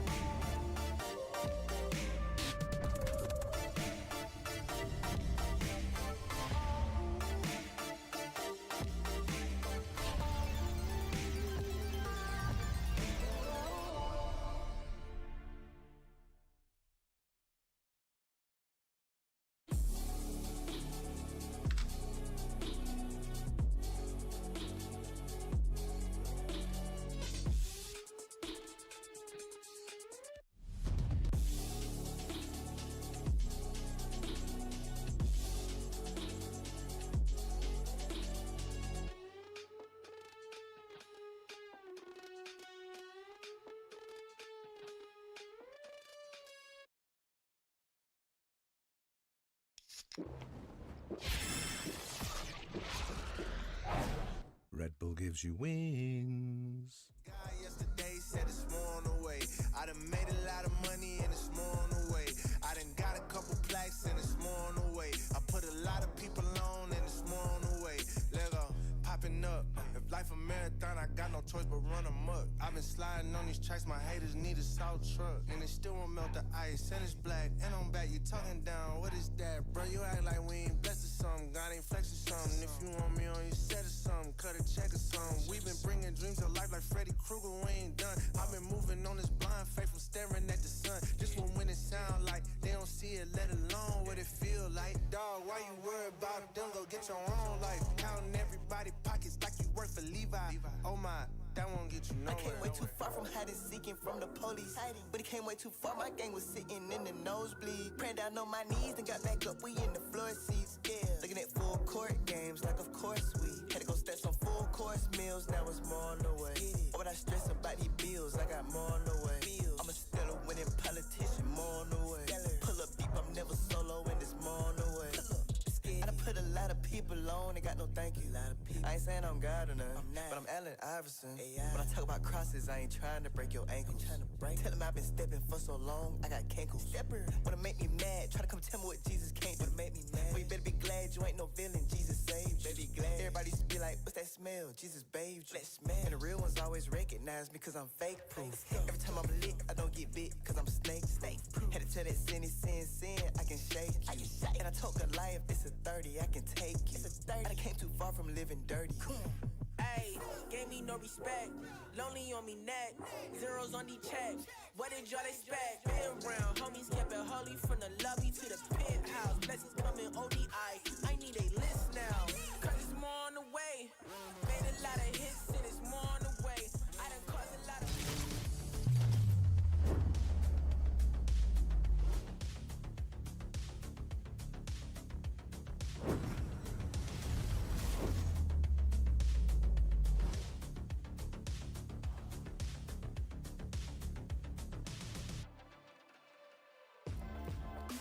Welcome back to day 3 of Masters Shanghai and our second match of the day. It's going to be Team Heretics taking on G2 Esports. A spot in the playoffs is on the line, and they could be joining Gen.G, who just came hot off of a big win over FPX. I'm Golden Boy alongside with Mimi. You got Kukuka there as well. We're going to yap about this matchup because it's going to be an exciting one. We've got honestly a fascinating matchup here because it's going to be some firsts, all right? Because here's the deal, right? This is going to be Americas versus EMEA, which, you know, we talk about all the time. It's, you know, it's this narrative we mention all the time. But the thing is, though, is that both of these teams have never beaten the opposing team's region before. So there's a little opportunity for someone to do something cool today. A nice little breaking up. Yeah, both these teams kind of have a similar history at global events. Like the core of G2, we saw them go to Iceland with the guard. They went out 0-2. One of the teams they lost to was FPX, and then Optic was the other squad, the Top America squad. And it was basically the same thing for Team Heretics in our first global event, Madrid, of this year, right?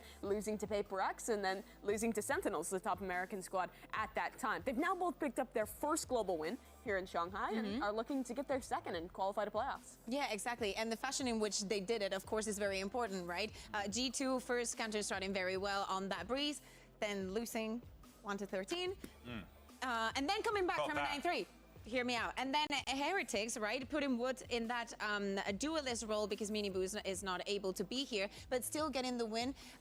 Okay, it wasn't against the strongest team in the competition, but hey, they got it. For sure, for sure. But let's go ahead, though, and recap, that G2 win because they had to dig deep to pull off that massive comeback against T1. And also, begrudgingly, I'm sure, against their former teammate and Saya player, Belief didn't give a care about any of that crap. You said begrudgingly, but I feel like that motivated them even more. Potentially, but you saw the love affair between Valen and Saya. The love affair? You saw it in calling it? I think it's safe to say it was a romantic comedy in real time. About the game. Hear me out. Amazing retakes that we saw coming in from G2. I think is definitely something that we need to highlight and is going to be very, very important here because as we're saying, especially on that third map, it looked like everything was lost after losing on that half 9-3 and that, very bad loss on Iceland. Yeah, I mean, the comeback was ridiculous. Jonah in this tweet saying that they haven't really been known as a comeback team, and that's very much true in Americas, but they come back from 3-9 on that third map. And to me, this is really just proof of the growth, right? You think back to that roster who played at Iceland, who, they were playing great opposition, but the game kind of fell apart to them. But here, they show that strength. They managed to come back in, and Autumn had some other thoughts about Leaf, too.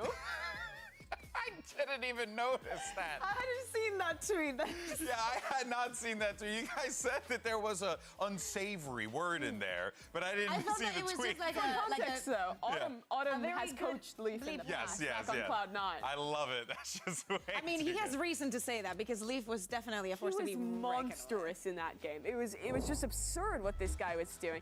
But I mean, you were talking about their retakes. I feel like the other big thing was the way that they were kind of having a lot of these really well put together executes on their attacking side. This is when they were playing that kind of Gen.G style comp with the Astra and the Yoru. And while Icy's not normally a guy who's lighting up the world in terms of the kill counts, he does so well on that Yoru in combination with the team system. Yeah. They're a super drilled squad, and I think they showed that on that breeze. That's the thing, there were so many layers to this team, okay? You have Leaf locking down the sides, but then the executes and the Yoru utility that was combined with Valence and Trent that was just following on everything. Yeah. It was so good to see. How could they not win? Yeah, and also, you mentioned Leaf, and it was just great to see him back on the global stage yet again. And when he showed up big time. This guy was impactful. The thing is, it's been a while since we've seen Leaf at a global, but every time he's showing up to global events, he's performing. I remember the first year of Valorant international competition. This guy at Berlin was lights out playing with Cloud9 then. Now, 3 years later, he's still doing it on a new team, and crucially, on a new role, right? He's doing this on the Killjoy and the Cypher, and I love the way he plays around his utility. I think a lot of the rounds where he's playing Cypher, and I think he weaves in and out of his cages and does such a good job of isolating the right pick. If you see a team executing into his site, you don't doubt that he's going to get 2-3 kills and stop that exit. Yeah, exactly, because it's also a big part of his own decision, right? He wanted to be the Sentinel, try out something new, and he fits so well for the role because, as you're saying, you can leave him alone and it doesn't matter if it's from the attack, just anchoring aside, being completely alone, just covering or even going on the lurk, he's going to be I'm just convinced you can put Leaf in pretty much any role and he'll pop off. I honestly think he's perennially one of the most, at least from America, one of the most underrated players. This guy has been so consistently strong on Cloud9 last year. Before that at global events, he's just such an incredible player and also a super vocal guy who adds a lot of ideas and stuff to the team. Exactly. He's provided so much to G2. But let's go ahead and see, though, what the man himself had to say when he had to catch up with Yintu earlier on. Is she in the cave? I got Leaf here with me from G2. Now, you're about to go up against Team Heretics today, and I feel like you and Gen.G Fishy are probably two of the best players in your role right now. So how are you feeling about this matchup? I feel like I love Fortnite, and I love Gen.G Fishy. I love one of those things. But yeah, thank you very much, Leaf. Thank you. Okay, as a former Fortnite commentator, that was great. I genuinely love that. Oh, man. All right, but look, you know, even though... Do you think you could box Benji Fishy? If I could box Benji Fishy? Hell no. I cannot fight him in a 1v1 box fight, good. even till this day. And the worst part is that he would win, and then he would smile at you and be like, "That was so fun." He will literally do the World Cup thing. He'll just put his thumbs up.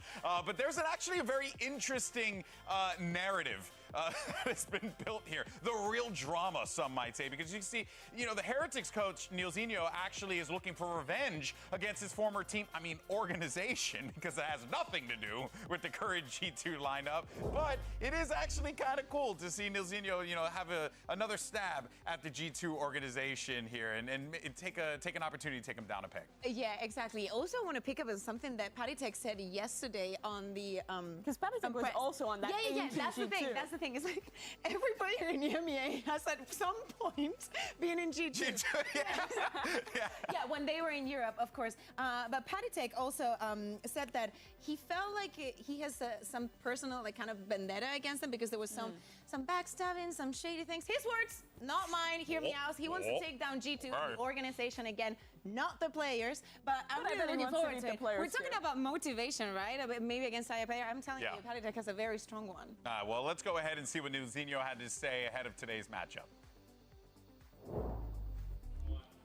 We have a huge game ahead of us today. I'm joined by Team Heretics coach Neilzinho. Now, you kind of made your name as the G2 coach a while ago, a long time ago, but this team is very, very different to the team that you used to be on. So what do you think sets Heretics apart right now from this G2? I think it's going to be a really close game. Like, it's completely different G2 to what I was in, you know, like Woot and, you know, Ennis were like 14 when I was in G2. So yeah, it's a completely different roster, completely different region.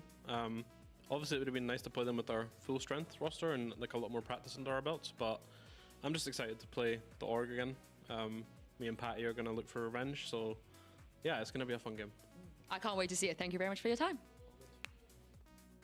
And look, here's the deal, right? When Heretics showed up at Madrid, we were all really excited for them, and they played great. I mean, undoubtedly, they played great. But unfortunately, they went 0-2. But this time around, they decided to come out the gate swinging, and they did. With PattyTech on the roster once again, the GOAT sub, the sub of all subs, the super sub, some might say. And wow, what a performance that they had against DRG. And look, you could make the case DRG maybe not the strongest team in comparison.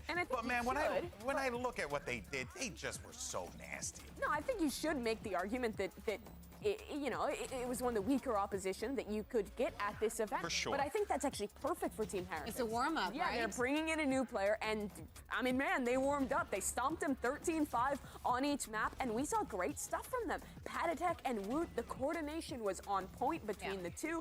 PattyTech was kind of fitting back into some I just love we say they brought in a new player, but they really didn't. I mean, brought back an old player. At what point are we just going to say that Heretics has a 6-man roster? Yeah, I think I mean, they kind of do. Yeah.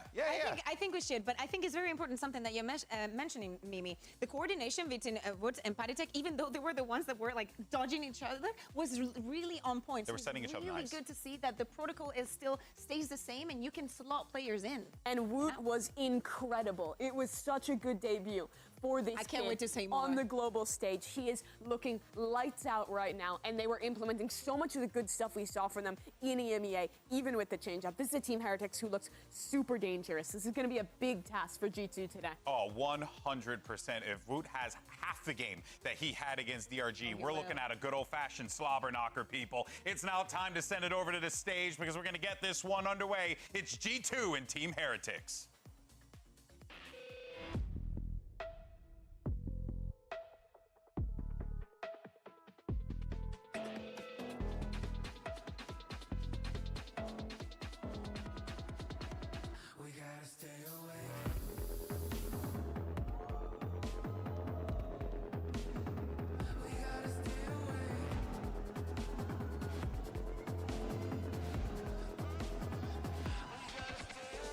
Team Heretics.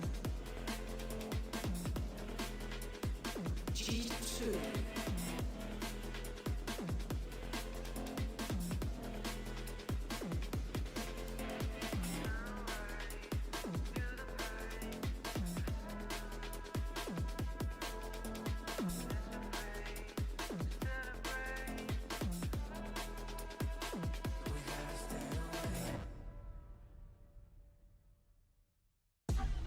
Since the dawn of time in Valorant, it's always been EU versus NA. And here we are again singing a very similar song, this time with fresh faces. It's G2 versus Team Heretics. A slot in the playoffs is up for grabs. It's a question of who wants it more. And remember the stakes, 4 days off. If you win this match, a chance to prepare for the playoffs, it would be massive. But already looking at these map vetoes here, we're going to be starting off on Lotus. Yeah, it's going to be very interesting to see, especially because Team Heretics decides to go for this map. It's a map that they have a lot of experience in.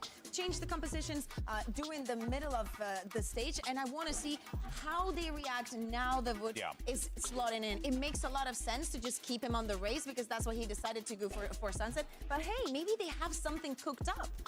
We're also seeing G2 kind of lock into the bind here, which wasn't something they were really often picking throughout the Americas stage. But we did see some great performances, such as taking down 100 Thieves on what has been their best map there with bind. So I think two great strengths for both of these squads to start off the series. Now, if you are a Stats Stanley and you happen to go, and check out what G2's record is on this throughout the season, it isn't great. We were talking about this before, but it does make me wonder, right? Mimi, like what does, G2 see in this bind map that they felt so confident here to take Team Heretics on against, right? I wonder if it comes a little bit down to what Team Heretics is running on this map. They run a really kind of unique comp with an Omen Viper and then like double initiator with the Yoru.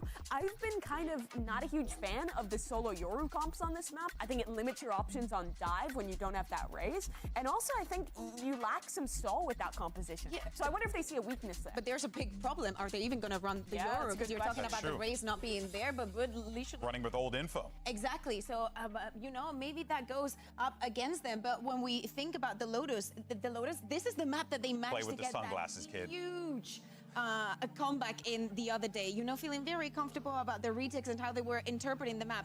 If they manage to do it again, I mean, it would be surprising, but we also understand why Heretics decided to pick up this match. We heard in the interview the other day, hey, we're just going to be looking at what we did good, what G2 they're running on limited practice. Exactly. They only have what they have, so hey, let's go to Lotus. That's always a good choice. The one issue always is picking into Lotus. We've seen this with a lot of teams who are big Lotus pickers, is your opponent starts... That's a fine thing to say. Don't laugh at me. Oh, thank you. But when you pick into this map, your opponent is almost always going to be choosing that attacking side. And if you can win that pistol, get ult online for your raise, say on the bonus, the snowball can be huge. But as we look at our agent select here, Team Heretics is going to go back to that double initiator comp that they've looked great on throughout EMEA. Yeah, exactly. The question was, are they going to go for the double controller? Are they going to stick to this? And Patitek is just going to take on the duty of the fade and what on the raise is definitely going to be interesting because this is not the composition that they were running when Patitek was back in there, so I don't know how much practice and how much synergy we're gonna see. We have an awesome head-to-head here between Gen.G, Fishy, and Leaf. They were lighting the world on fire in both of their last two games. Watching these Sentinel players is going to be a fun one here for a shot in playoffs. All right, well, let's go ahead and send it over to your casters. These guys enjoy the night shift. You got Doug and Baby Bay on the call.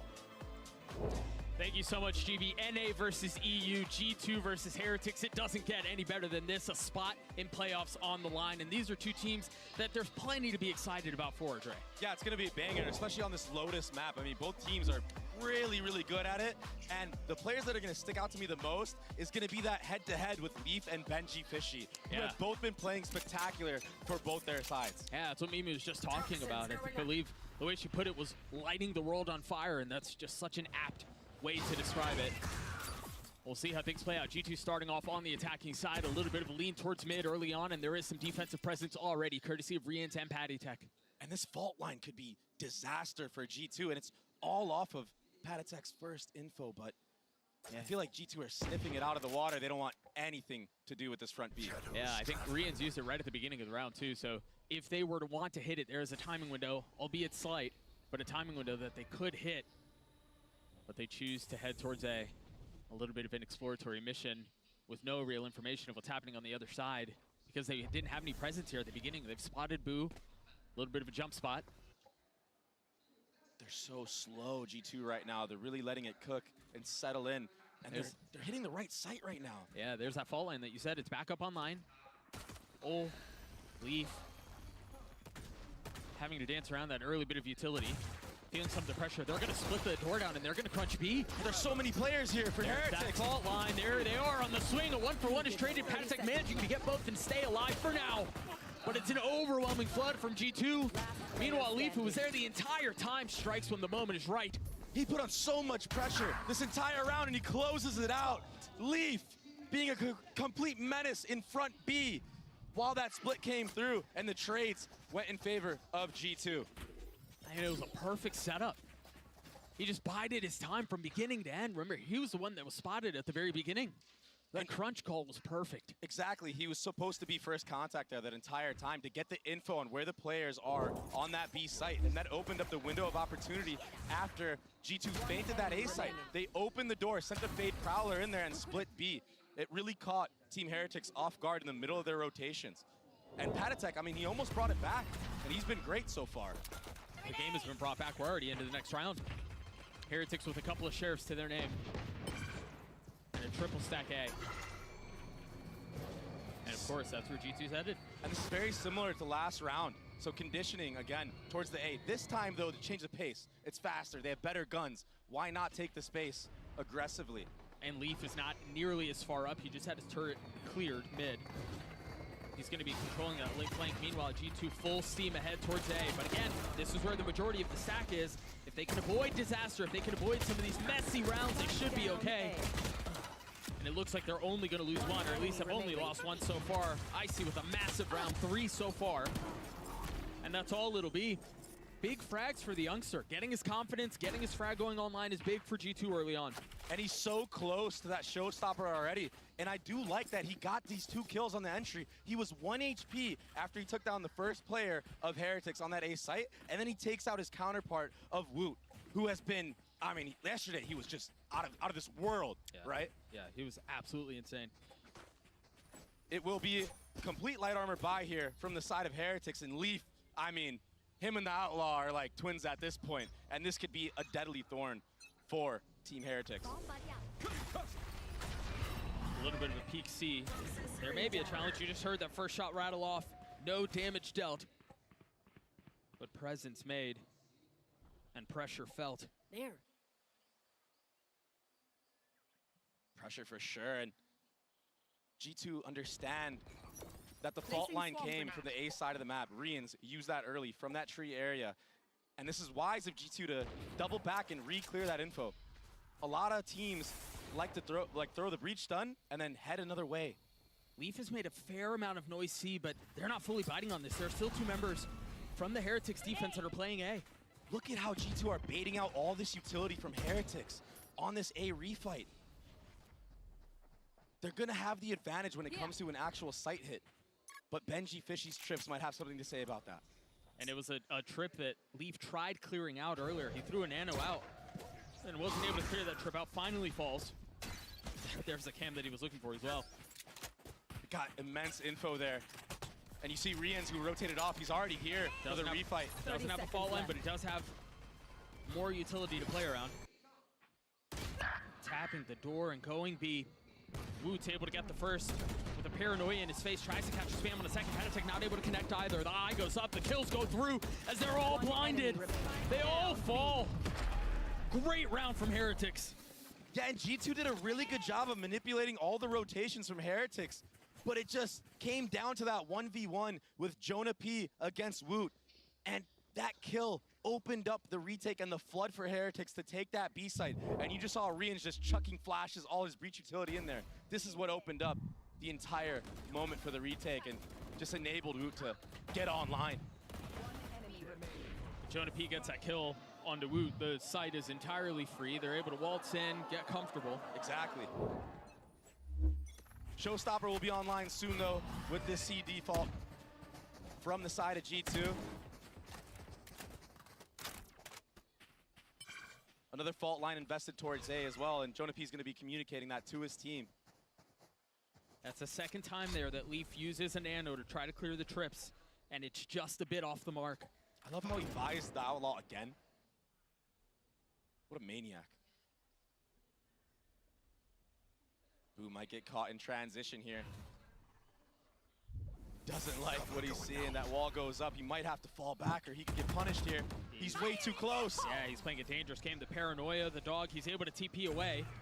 But with the rocket hot to trot behind him, somehow manages to find safe passage out. Woot's timing is really nice here, but he's got a couple of targets to pick from, and he can't land a single one. Now all attention A. Jonah P may have gotten taken out the last round, but he got it this time. And now they freeze off of that. I really like this. Icy's in a really good position. The Seize is out, but the spike is planted. No real punish, as they're going to attempt to flood down numbers, but instantly equalized. Got to keep a close eye on Icy on the minimap as Benji Fishy goes in towards heaven. Icy's waiting for his moment to strike. The timing is great for him. He can provide a lot of damage here, but Heretics picking them apart one by one. It's all on to Icy now, and he's just going to get good retake by Heretics. Like, I thought for a second there Heretics were going to miss that raise nade because that tether got so much value on that back side of A. Two players got stuck in there. A raise nade would have killed everybody, but unfortunately Jonah P took Woot out early on. But they were so poised on that retake. They took their time. They were patient. They waited for mistakes to be made from the side of G2, and they just spammed through smokes. You're getting kills like that. I mean, it's always going to go into your favor, I guess. Yeah, those are tough kills to have to deal with. But a great response from Heretics. You're right. They were really patient on that retake. Resolute, some might say. And it found immense value. The buy for G2, suboptimal. 2 Stingers and a couple of Sheriffs.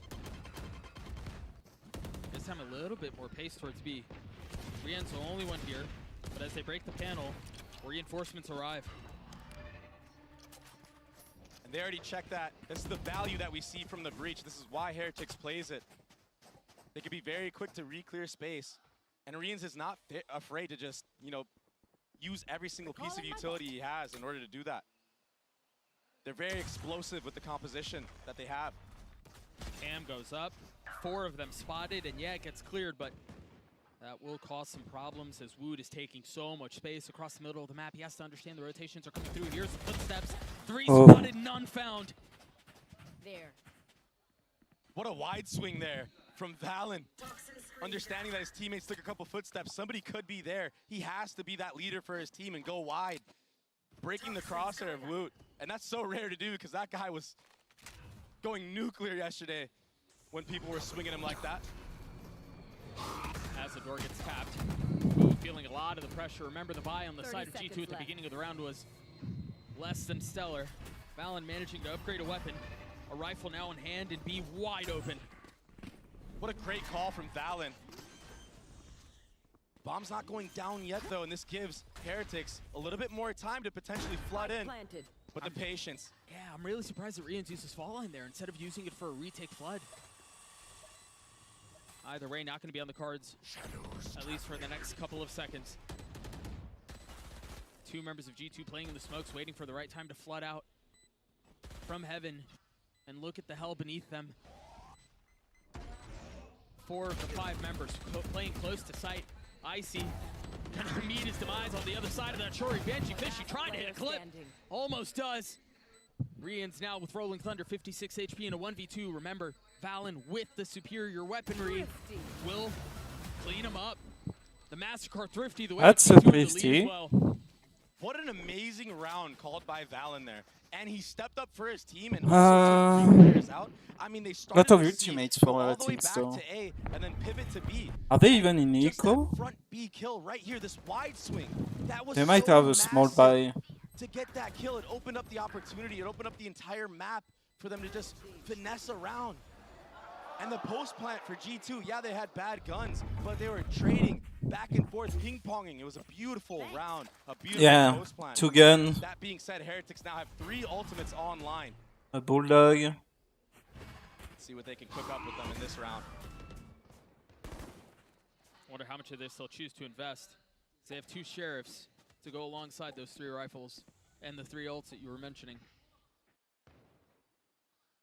They haven't seen a fault line out yet. So they're just very wary of a trap, maybe towards that C. We saw the one-way go up. They have so much info for Heretics. Gives gives Heretics so much info. They're going to be With able that to deep cheat cam. over towards his A side of the map. And even if G2 decide to try to split and go B last second, that fault line could be so pivotal in this round. There's the fault line. Jonah P falls. That's ult. Oh, he's got his ult online, and it is triggered. Oh my gosh. And it's going to be surrounded Nice. by Nightfall. Huge stuff. Walls closing in, and G2 with nowhere to go. Night Slave. A decisive round from Heretics. Yeah, As maybe Sleeve push can't with put the up a girl gun in hand. They Maybe. did such a good job of masking the presence of Rians on that breach, not using that fault line early as they have been. They've been conditioning it at A a couple times, and he's cheating over towards the C side of the And map. we have a G2 timeout. This time, he uses it once that door is tapped, and then gets the breach ult off of it, and it's just all she wrote from that point on. That was really nice, and that deep cam And from basically Benji, thrifty for just gave them all the thrifty. info they needed to in order to make Or that play. thrifty for small buy. And that's going to be a timeout for the side of G2. Yeah. Josh not liking what they've seen so far. An early opportunity for the leader to make any adjustments that he might. You can see him back there on your screen, very vocal, very Remember, animated. Lotus is like heavily attack side in. What a showing So so the far more from the harm rookie of Icy. It's his second Heretics international found, match. the easier He's the at game is top gonna of be. the leaderboard. Because they are in It is still defense. 3-3 though. The stronger your defense side Everybody is from on G2 Lotus, is gonna the have easier to the game step becomes. it up and match Icy's pace right now. Because They of wanna take how out this easier it is to attack powerhouse team of Heretics who just compared seem to to just have defense. a never-ending honeymoon phase. 4 ults on the side of the attack. They don't really have the weapons to go with it. But they can, given the tools that they have, steal away one here potentially. And a new look from the side of Heretics. This time the breach starting on the C side of the map. Woot's over there too with his ult online. And we have a Problem is, small no one buy from G2 is for on this side of the map, so if a G2. fault line is invested, they're not going to know if the Basically. breach is there or not. Even smaller Trap than written all over it. a sounds Woot satcheled heretic out. buy. They don't know any of this information. Look at how aggressive Heretics are. The problem is they're so far away. If G2 strike fast, they're not going to be able to get here in time to stop the plant. The tether. Paranoia's the ult. Yeah, but they are safe backside. Boo has arrived, but Rians and Woot are still so far away. And look at that, they're just playing with the door. They're not fully committing to A here. Icy Yeah, inserted. the pit. This breach utility You so should far run. from Rians has been so good. With that aftershock going down though, that opens up the opportunity for this Killjoy ult. That's just going to slow things down for just a moment. Remember, Icy is still inserted, but Boo was looking towards stairs the last time he tried peeking over here. He may be aware as to what's going on. Meanwhile, the Ooh. pit invested the flood out. Boo's Boo gone. finds Trent. The pit will fall, and so will Valen. Icy finding a little bit of space. It's not planted too. Not around for long. And now a 1v4 for the duelist. With Spike well out of reach. And no real way to 30 find seconds space on left. the site. No satchels, every single crosshair trained on this doorway. And a And a fucking shorty. bulldog. There's no shot. Oh, Woot just jump spotted him on top of it. Ah. Rians will be the one to clean up the round. And he's doing such a good job so far on this defensive side. It was a small G2 buy wanted to slash commit to equal that A for hit, G2. but that fault line on the You rotation should expect just stunned like all of that those, A lane those and rounds to not denied go your G2 way. from actually taking the site. That The along important with the round trip, is it was the too one much for that's G2 to coming handle. They didn't like what they saw. And right since now. Heretics has been playing these regions at Because such if a they weird lose pace, it, not only they right? lose They've been taking their time this the last couple round, but rounds. then they This are time in they're able equal to flood again. in with that showstopper. And it's So just this so is the hard round for G2 to for get a this half grasp on probably. how this team is liking to play, especially when you're in this post-plant scenarios. Fast towards B once more with the trailer, with the Prowler to trail the way. And I don't like G2 going like Sees Nate the not early connect. round. Rians They invested force a the lot early of as well. util, but you want that orb on Heretics IC. right now You are want that using a round. lot of You utility have to very get it. early on. So if I'm Otherwise, side it's G2, I want to basically Heretics at maybe bait 6 out even more utility and just stack up and maybe and a just go 6-6 five-man hit half onto a site on Lotus. because you know they're not going to have When you're in enough utility attack, it's like to hold. Yeah, you just have to guess which site. it's Has to be GG. the right one. They've gotten past this one already. You see Trent and Icy on the other side of the wall. Rians has a flash for Boo here. And the fault line again. Yep. They're doing such a good job of using Rian's fault line to delay. Forcing G2 to potentially reconsider. Wait, that's a little bait. Yeah. Spike down. That tether was to nothing. It worked against them. I've never seen that before. It's so unfortunate. But that Omen TP, it can be so deceiving. He's gonna spot that Killjoy. That's an important 1v1. Huge here. Yeah, he's got to find a little bit of value. He's gonna cross over, draw the rotations. As Rian started to turn back A. It's just What? Boo who's here now. Leaf is so Oh, good. they're trying to contact out, but Boo's spotting it all. Only one found. The paranoia traded. That paranoia is so fault good. line. And The the nade at his bridge feet. utility 13 seconds too, left. like They've got him surrounded, attention divided, as they have to deal with 3 members of the defense. And they have to fight Boo here. And the come for Heretic is a little bit late because you see Patitek not rotate instantly. A tap of the door, 2v2, I see with ult online. Valent has this as well. Enemy remaining. Yeah. That attack will fall. And there's the ult. Rian's with so much And that to was do, the big and round. the rocket in his face cannot For convert. G2. Finally an answer back. We still have a from buy G2. for Valent coming up huge. But we're for seeing Heretic though. that value from this breach. It's actually just messing with the brains of G2 and Valen. But in this round, Valen steps it up huge with his mechanics, getting trades onto the site. Oh, and also Leaf getting the 2 openers on the other side of the map. Yeah. Created that window for them to be able to strike. It was very nicely done.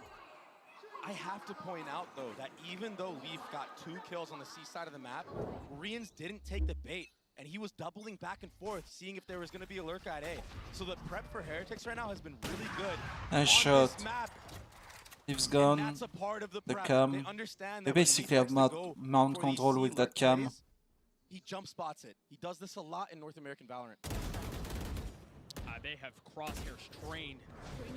The top down on B, Gen.G Fishy that can comes back. That can come back.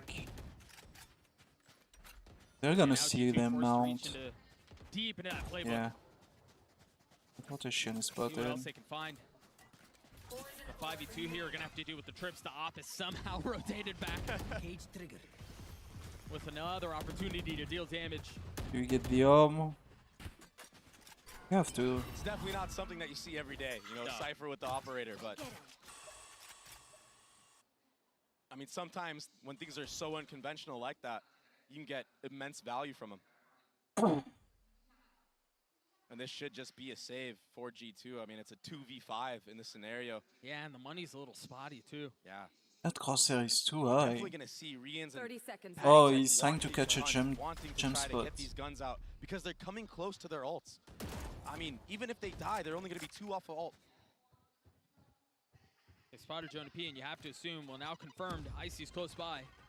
Oh, they're totally We have a pitched here. bridge stand. Paranoia's not going to connect. They desperately need to hang on to these weapons as best as they can. Oh! Trying to white knuckle their way into it and trade it Ooh. 1 for 1. 4 on the other side, and the weapons will not be saved. Got scrappy there, but the job was done. Mm-hmm. And another Probably calling or looking or at the maybe map. a little bit of a scrappy buy now. What a shot. That was clean. Even that high-low as they're staring down B.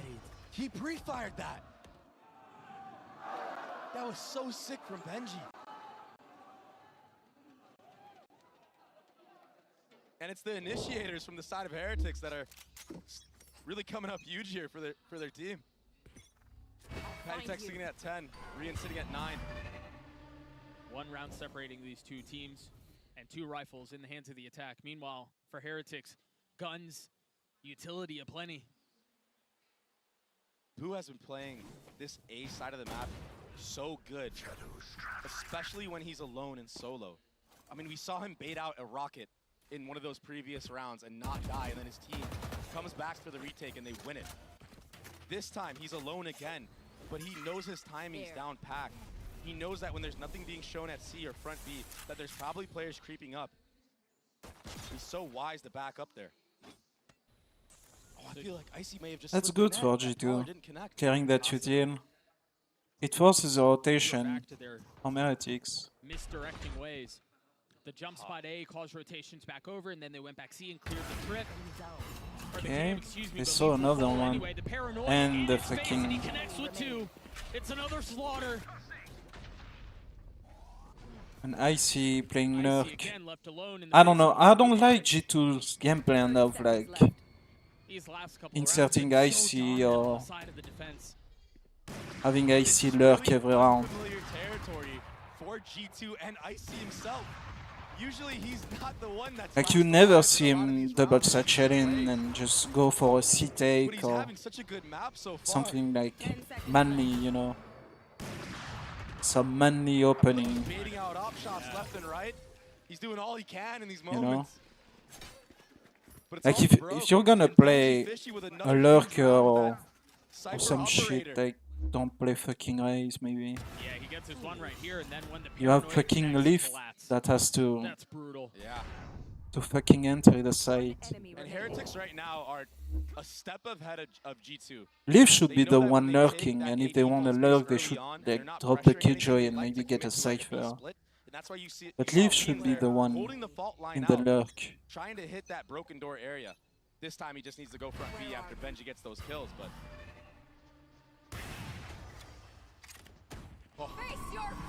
A little bit of panic. Nightfall goes out, and the Prowler will follow. Heretics here close by. 3 Now members. spamming for the wires. Quick on the rotate. G2 have found a lot of space here, but they're not comfortable.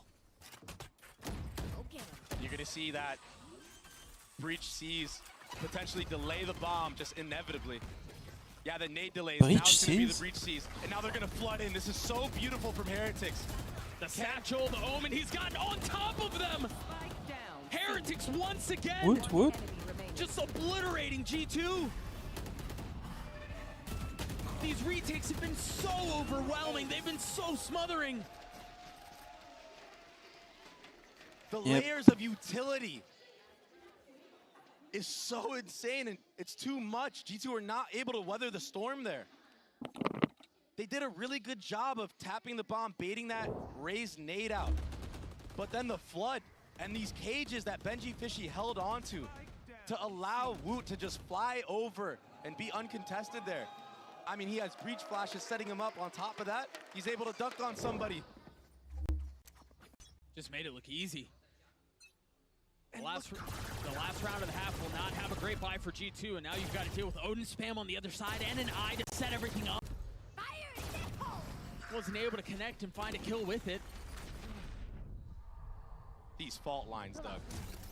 They're so miserable to play against. Oh, he does get a kill with the rocket, but there it is. Now Rolling Thunder invested.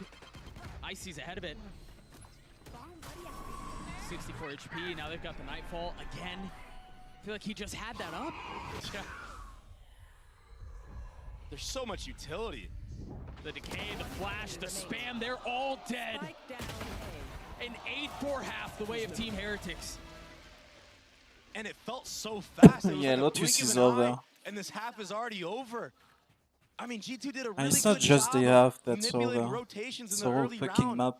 But Heretics are putting such a pace on them with these retakes. They're already positioned with all the delay to just flood in. They're forcing them into uncomfortable positions, and then you're right, just when they think they have a window they can settle into, they get pounced on. 4 rounds to close out the half. An unbelievable performance from Heretics so far. And Trent right now, he's had a rough half. We're actually going to pop over to the Omen player moment and take a listen to Valen and see what he has to say here at halftime.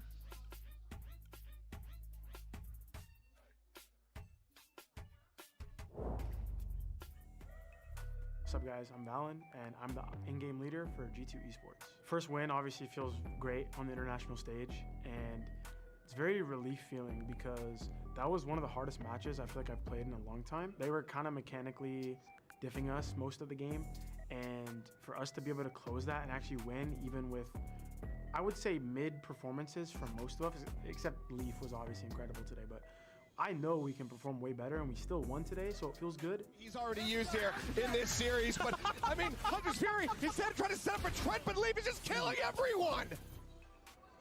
3 more. Does he get the 4th? Of course he does. He is unstoppable. Saya tries to go for the challenge, but he cannot. I mean, we just have a great dynamic on the team, so it helps make my life easy, and regardless of the situation at hand, we're able to kind of bounce back. I would say, honestly, this hasn't always been our identity. I think the turning point for us was our regional game versus Loud to qualify for playoffs. We got dominated, and vibes, in all honesty, were terrible. People were just mad nervous, couldn't bounce back from anything. And so this match just proved that we can do a complete 180 even on a bigger scale. So it gives me a lot of confidence going into these next matches that we're gonna be able to close them out even cleaner. And once we hit that playoff stage, man, we're gonna be locked in, and I just can't wait for that.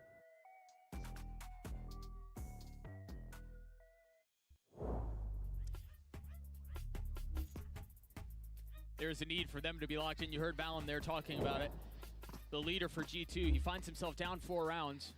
Maybe the defensive side will have a little bit more to contribute. And you know, we've got to mention it very quickly. We talked about it at the end of that last half. Trent has struggled, currently sitting at 0-12 against a team like Heretics that rides momentum so well that really just seems to pounce on any moment of weakness that's shown. Yeah. They're gonna smother that. And just that one door tap alone from Boo, it keeps all 4 players of G2 here. And this contact here as well. And that allows Heretics to already be leaned towards the C side. And they're just gonna explode on Leaf. He has some util set up here. Armor and a classic. Plenty spotted, will dodge the fault line. Pop his nano, but that's really all he can do. Yeah. He does his damnedest, but that's it. And the rotations are not quite here yet for G2, so this should be a 5-on-5 post plant versus retake.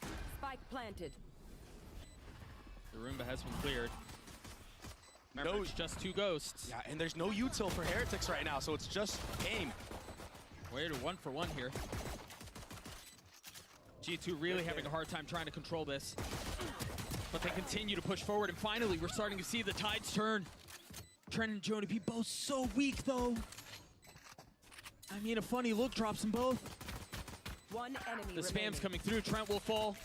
Jonah P with 15 HP decides he tries to take the fight to Heretics, and there's not much more he can do. Heretics, the mechanics are on point. In that post plant, they understood they had no utility, so they had to play a little bit more up, maybe try to bait out some of the utility close up and then fall back and ultimately play that mound area. And at that point, you just spam. Hope that your teammates did enough chip damage. That's exactly what happened. Yeah, they did it beautifully. And the trades in the beginning were in the favor of G2 when it came down to the actual site hit.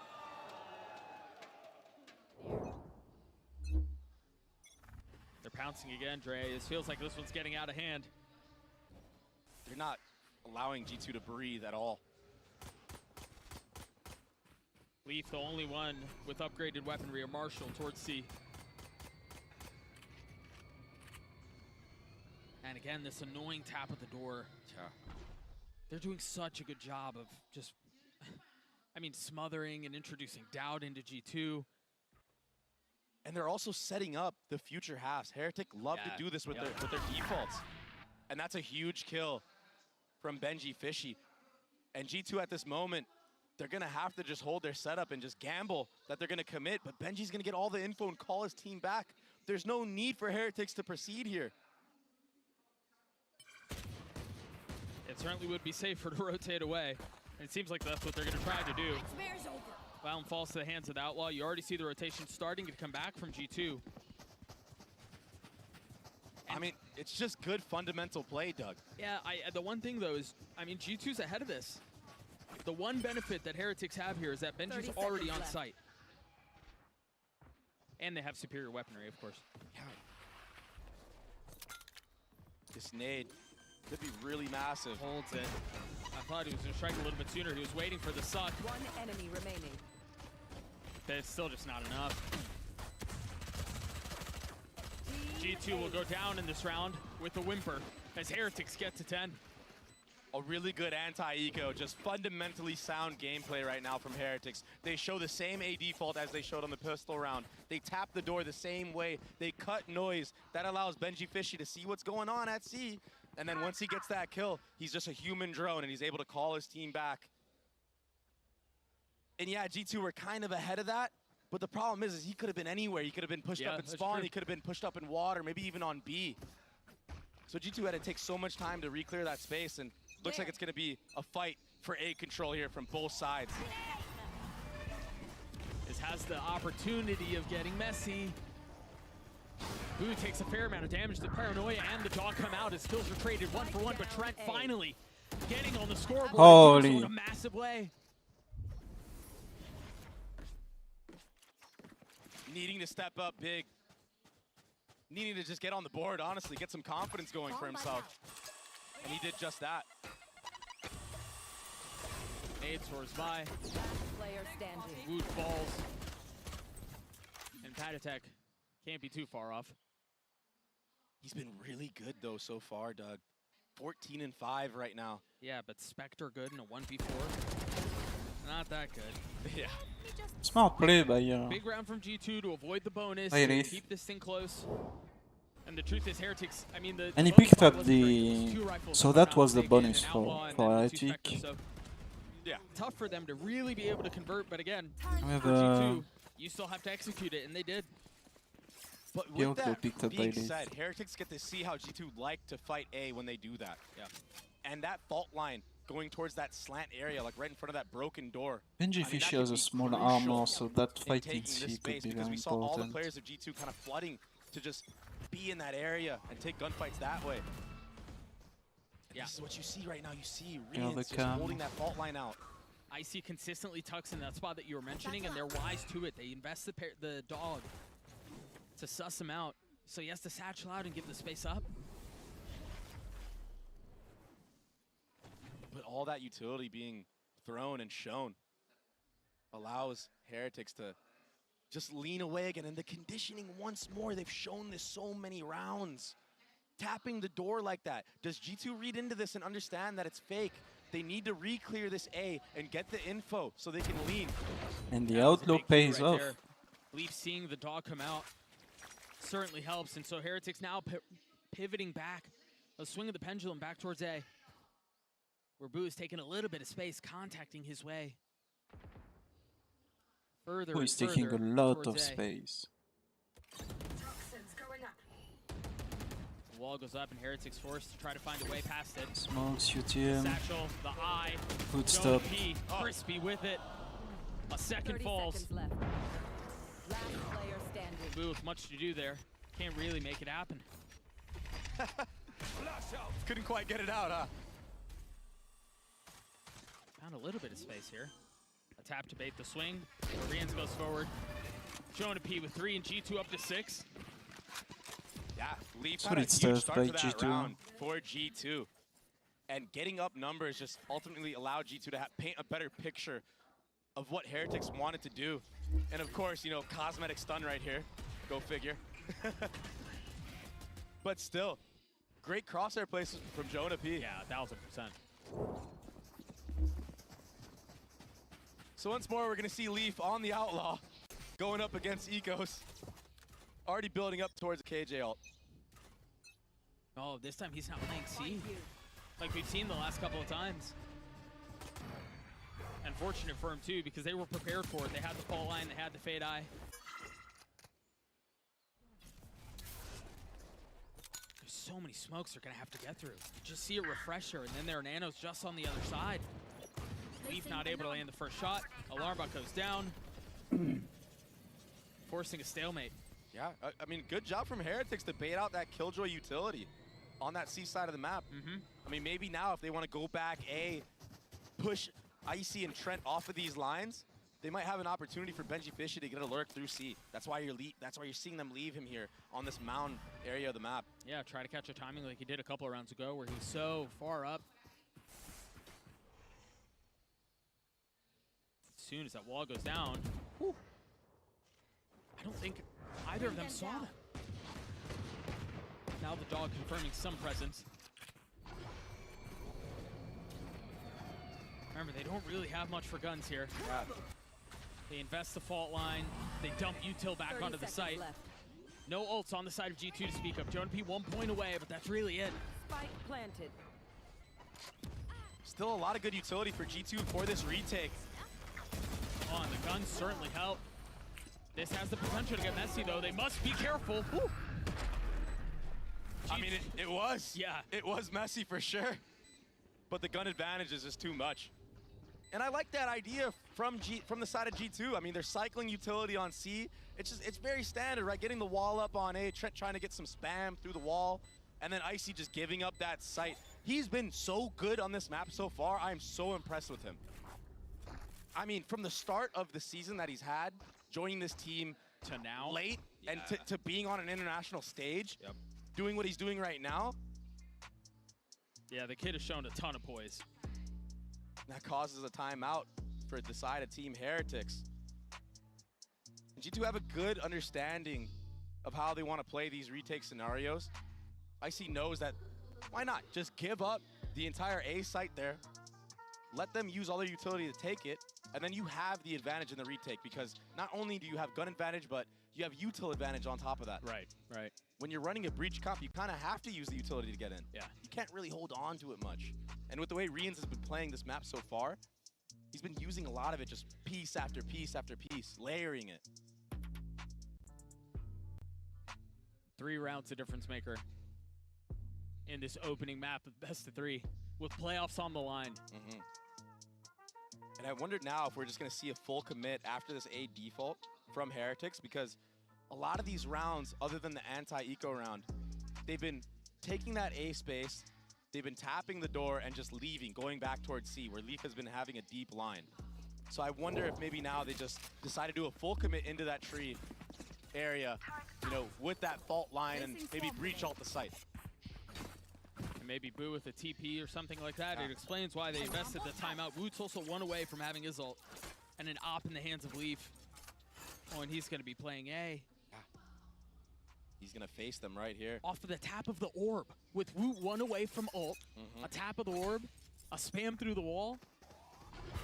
G2 have been opening this door up, but it's been riflers. Are Heretics going to be ready for this operator? He's going to be given a sliver. Oh. Wise.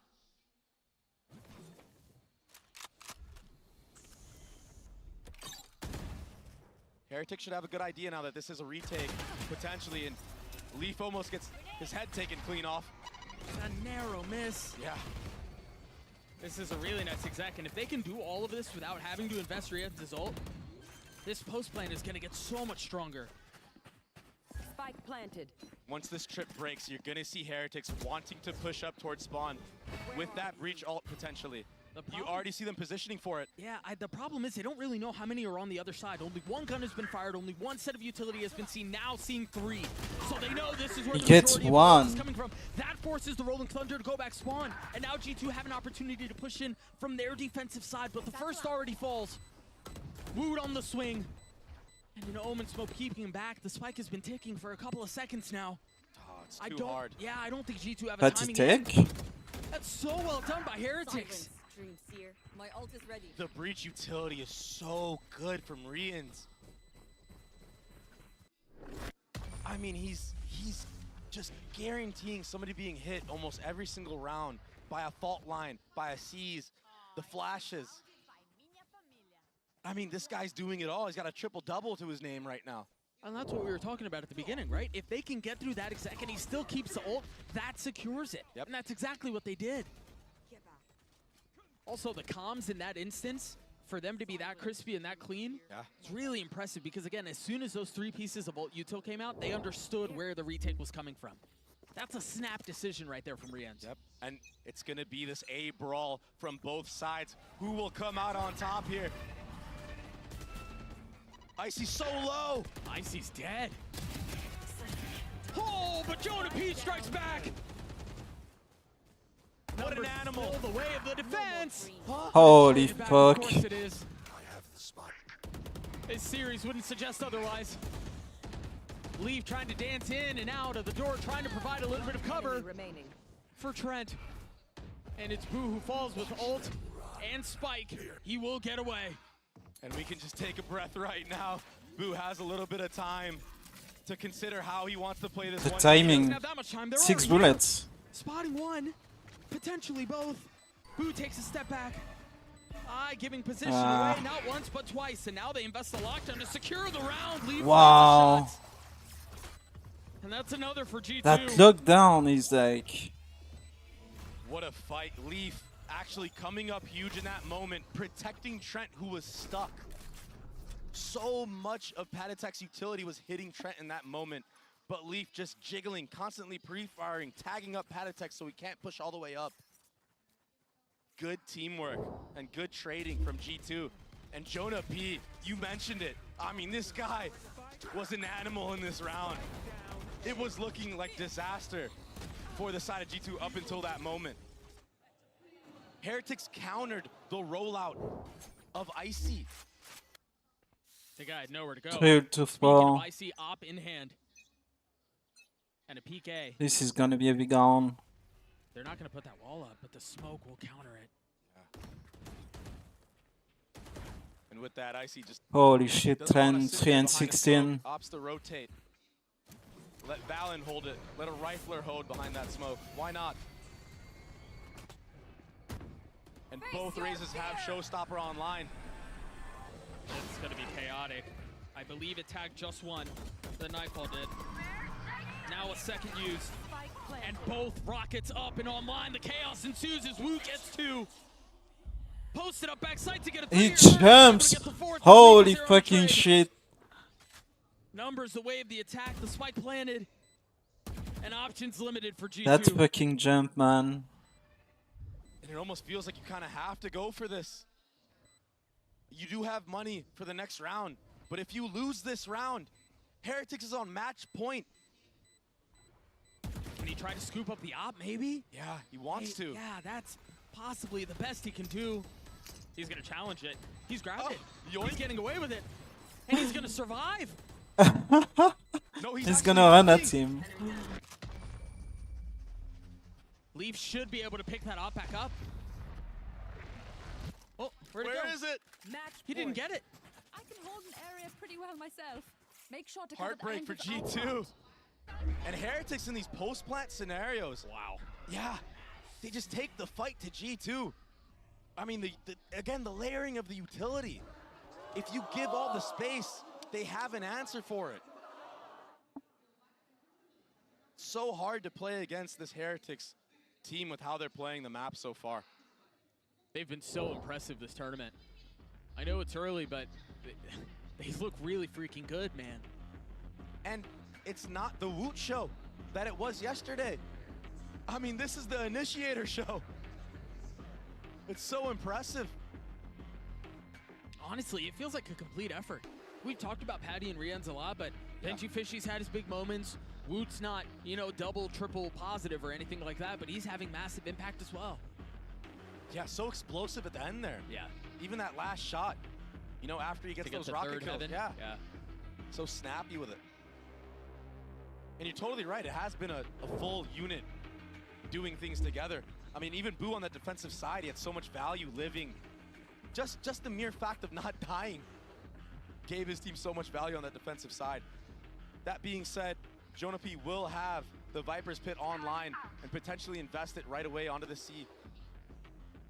Maybe try to funnel Heretics into going A or B. Yeah, potentially. We'll see what the call is. There was a timeout in between this. Now we're potentially faced with the last round of the map.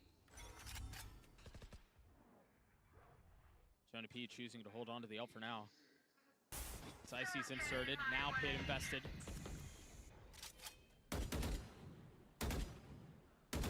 How do Heretics respond to this? And I think G2, they want to try to fight Heretics as they're running up lane here with this Omen Flash. You're going to see the Viper Wall potentially come up and then isolate just the straight fights in the lane. What's the contact here? The alarm bot? Yeah. As soon as the alarm bot goes off, the panel goes down. Exactly. Paranoia goes out. But this is a new look from Heretics. Oh, they thought they set the trap, and they did! It looked like Heretics were ready for it. But G2 strike. Gen.G Fishy's gotten out onto the site, but he's alone, B. Oh. Getting a fadeaway kill onto Valen. Looking for a second on Jonah P. That's the pit. Oh, what a tragic way for this to go. But Benji Fishy still It's a safe kill for the heart. fighting chance. He's got to scoop up the spike. Or just frag his way through. Icy's weak, Trent is not, but remember, he has struggled this map. He will connect here, and we will play at least another round. And another good round for Icy, holding it down. The spray down, once that door breaks, he dodged the breach fault line. We have an eco for Heretics. And scan by. See if we take another look at that again. We have like Because a again, small the idea buy. is the intentions were there for both teams. I mean, we still have 3 Calls life out the though. flash, and that's what it was. That was so clean. We talked about the alarm bot potentially being contact. No, it was the fault line that triggered everything. Yeah. The buy for Heretics, not great here. 2 sheriffs. Yet another AD fault from Heretics.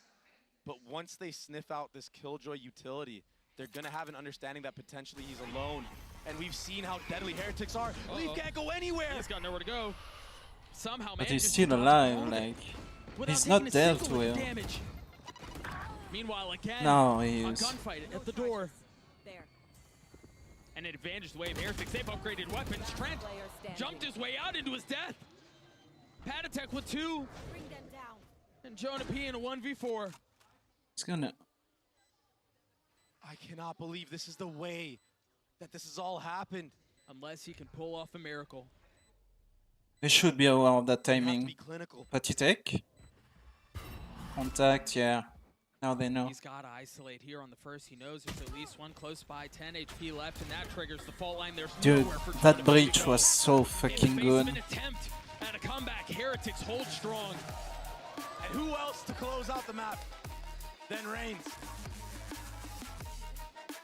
What a nice map from Heretics. G2 coming back, showing some resilience. But this is Heretics map pick for a reason. A very impressive showing. We'll see what map 2 has on the other side of this break. Don't go anywhere. Bind next. Nice! Let's go! Nice! Let's go! Nice! Let's go!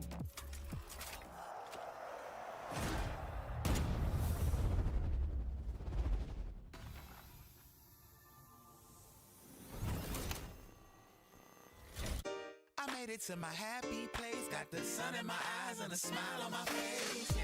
I made it to my happy place, it ain't rained in a while, woke up early today. I feel good, happy faces, I'm so happy that I made it to my happy place.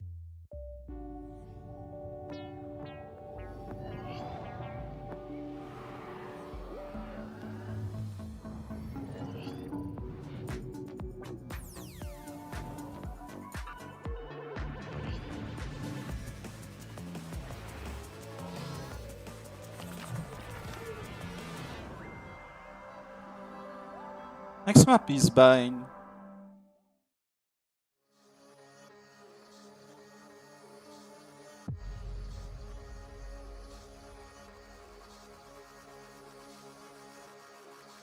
Heretic hasn't played Bind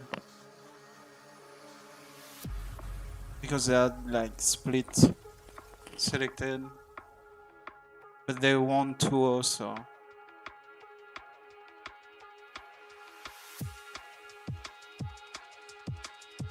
And G2 hasn't played Bind either.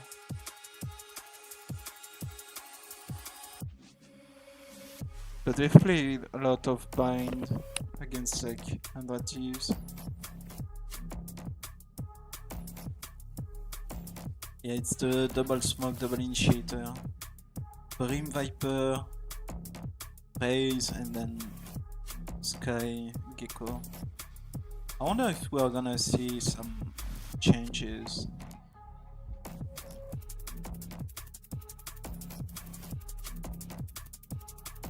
Because of the Viper nerf.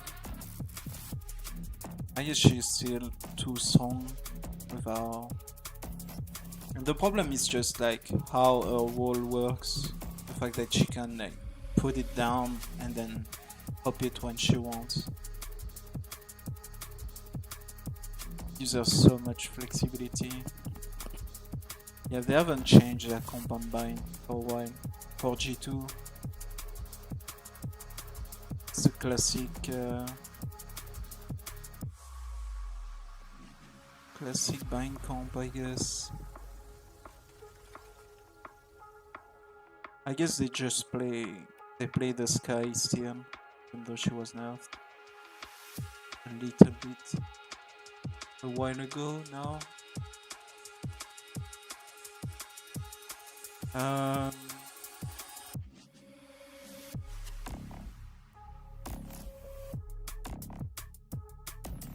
And here I think they play a similar comp, except they play the Omen.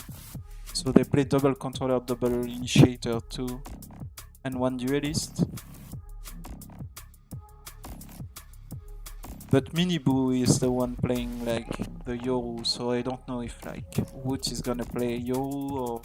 Because Patitech should play an initiator with Riens, and then Woot should be on the duelist. So do they swap the Yoru for a Raze? Is Woot gonna play Yoru?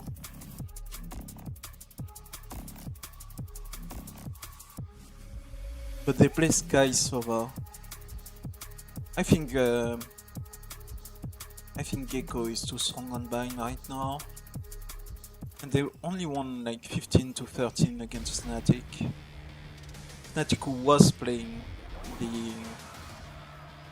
the American side of comp with Gecko, Brim. So the more classic side. Team Heretics, they continue their winning ways here in Masters Shanghai. I'm now joined by their coach, Neil Zinho. Now, I think the biggest concern everybody had coming into this tournament is how you're going to maintain that synergy and chemistry you guys are so well known for. But after seeing that map, it feels like you have zero issues with the util, this is suppressiveness of the util and the synergy. Buying So selected against Navi, but they too odd Navi, so... Yeah, so they haven't played a lot of Bind like I've said before, recently. We put a lot of effort into kind of dry running the Bind is clearly a more like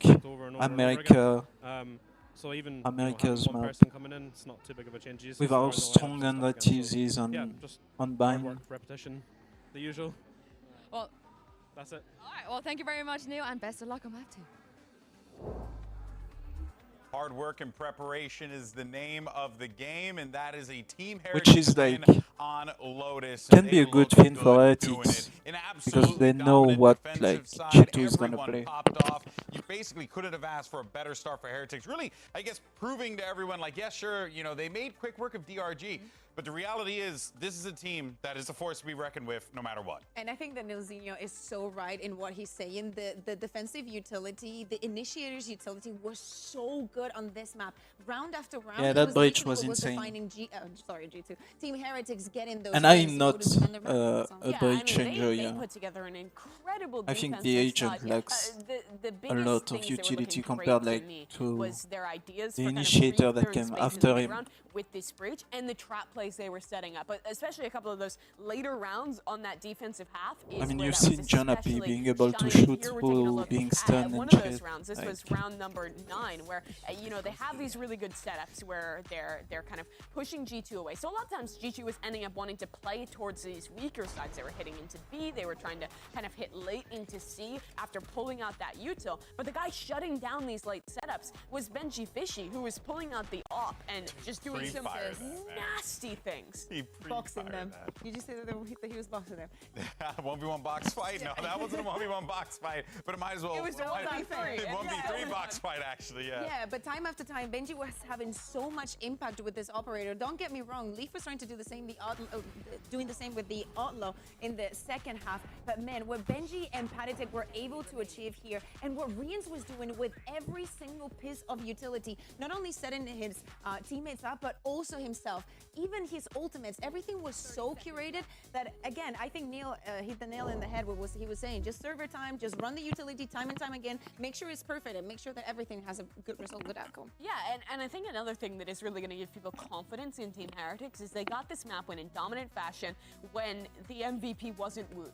The DRG, it was about Woot. Today was about the teamwork, the coordination of the utility, and also Riens. When we're talking about young Turkish talent, There's not one of those players on this team. This Rion's guy is ridiculous too. When I was watching him in EMEA, he so consistently is putting up massive performances, even when he's playing on these hyper supportive roles like the Breach. His util timing is really well done, but even as that guy kind of swinging into round 2nd or 3rd, he's super effective and is finding a ton of opportunities for individual prowess. Yeah, and don't forget, the first time that we saw Rians on stage was in Madrid, and everybody was thinking, how is he going to perform in the international stage? And it was brutal for their opponents, right? Hey, you forget about it, but he's also one of the rookies. Yeah, exactly. Yeah. They're all young in Team Heretics. Yeah. They bet on the young talent, and it definitely paid off. Yeah, you're telling about it too, right? Like Boo's like the one older guy on the team. Yeah, that's actually very true.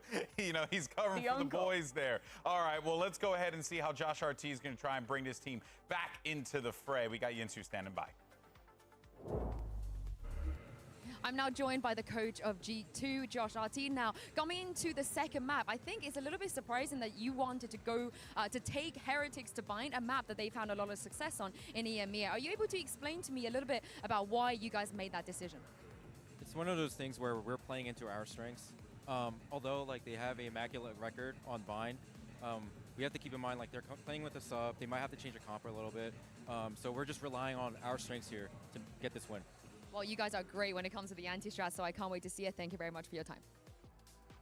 Yeah, well, there you have it. Bind is going to be the next map coming up here. And yeah, I mean, question that I saw when I saw the Bind pick come through from G2 just made me wonder what they were going to do with this. What was the intention? So to hear Josh RT simply say, we're playing into our strengths, I am curious to see how that plays out for them, given, honestly, Team Heretics, it looked disgusting. I'm a little surprised by that answer, because I feel like generally, when you're picking into a map like this, one of your opponent's strengths, you tend to really focus on like having a really strong game plan. Maybe he just didn't want to let on in the interview, but generally when G2, and they sometimes will make bolder picks like this, they tend to have that really strong kind of counter strat idea. Yeah, like they're seeing something that maybe we're not. I imagine that if they haven't, the reason they're doing so is A, the short turnaround from playing the other day, and B, the fact that they might have thought that this Team Heretics roster is going to change some of their comps and ideas with a sub. I think that the bigger idea behind it is Team Heretics will not expect them to pick Bind onto them, right? It's not a map that they found a massive success in. Yes, their losses have been very, very close, but there are some things that still need to be improved. Plus, again, Yinsu was mentioning, you're very good at anti-strat with G2, but what are you going to anti-strat here? Because there's so many variables. It could be literally the composition that they were running in EMEA later in the stage, but they can also go back to what they were doing when Patitek was back in the roster, playing with the KO instead of the Sky. And again, that was anti-stratting that really got G2 here, getting a lot of those big upsets in America. But looking at these comps now, it looks like they're going to be going into this Sky Sova composition. We've seen them kind of play into the Sova on this map in the past in EMEA, and they're really one of the we have teams Wood on staying range. away from this Gecko comp that G2's running that has become really They are not playing the Euro. I'm really looking forward to see if Patitek is going to maintain the level that we're seeing from him. On the same side, I want to look at Trent. You're mentioning the Gecko. I think that he's super strong, and you have very, very good set plays, and he didn't have a good first map. Well, let's see how this plays out. You got Team Heretics up 1-0, but G2 needs to fight back to force that map 3. Let's send it back over to your casters. It's Doug and Baby Bay on the call. Thank you so much, GB. This is an interesting one, Dre, because yes, it's a strength for Heretics, and Josh acknowledged that. He also said it was a strength of theirs on the side of G2, and obviously there's a lot more to be said than just what your record is on the map, but that is a pretty big part of the equation, and their record on the map is not great. Yeah, not on this G2 roster, but the Guard in general, before they made it over to, partnerships, they were historically pretty good on a map like Bind. Valen has a really good idea of how to call on this map. And yeah, their record might not show it, but they've looked great in other moments. So the fundamentals on this map are what carries them the most. But how do you play against an Omen? This is not something you see every day. An Omen Sova. Yeah. Less. When was the last time you saw Sova on Bind? Oddly enough, I feel like the last time I saw an Omen on Bind was Marved. Like way back in the day. But alas, G2 on the attack. Dog clearing up. Long, Patatek taking a slight step back. He's going to punish here, isn't he? Oh, the goop is so nice, but he somehow stays alive and gets two. Everything was set up well, but you didn't account for Patatek. He's been so good on these pistol rounds. It's not over yet, but I can't help but feel like this is It's pretty freaking close to over. Yeah. Icy again. Yep. And the last one alive. And he has armor. They bought him this ghost. Nice shot. He's gotten one down. Still hasn't 30 taken seconds any left. damage. A tap of the spike, but he can't convert. There's too many things to overcome. I mean, it was such a good start from G2. They waited out all the Omen utility, and this flash was perfect. But somehow Patatek just gets two while full blind, and nobody looking there. Valen, last second. It just doesn't connect. That's so tough too, because sometimes we'll see when the Gecko Dizzy is flashing back, sometimes it'll hit you or it'll hit one of your teammates, but that time that wasn't the case, and Patatek still gets away with two. He's been so good on these pistol rounds. Yeah, he's been insane. I mean, it's like he's almost always good for two. It's so hard to play against a player like that. And now they're reaping the benefits of his efforts. I'm not sure if I agree with that wide swing from Jonah P either. I mean, you're scanned by a dart, surely. Perhaps feeling the need to force a play. I'm feeling the pressure right now. Yeah, it's tough to say. But G2 with their pistols, there's no real other choice but to go forward, attempt to do so. Trent's gonna get tapped. The spike is left back and long. Yeah. And I mean, he got spammed through a smoke right there, just based off of that Gecko flash going over the top. Yeah, the timing. That was the cue. Deploying drone. A recollection of the spike. As the drone goes out, they're gonna get the money off of that. Look at the utility. Yeah, there's still just so much left to do here. And again, the weaponry is just not enough to put up a fight. So Heretics will get the second, and they'll do so in pretty clean fashion. Keep an eye on what this next bonus potentially will hold. A Guardian, and then two Spectres and a Marshal. It was a flawless round. I mean, they got the picks early on. Jonah P getting caught out there, trying to catch that orb tap, potentially. Dre, gets punished. They're investing into this a little bit here. A judge for Boo. Oh, this could be disaster. And Woot is actually saving for an operator already. He's sitting at 3.6 thousand. Well, what's tough, too, is he didn't take any damage, so he doesn't even have to buy armor into this round. And a Marshal on this map. I mean, it could do so much, just getting those tags. He's going to have a shot at it as he's playing down long. The flash first to move.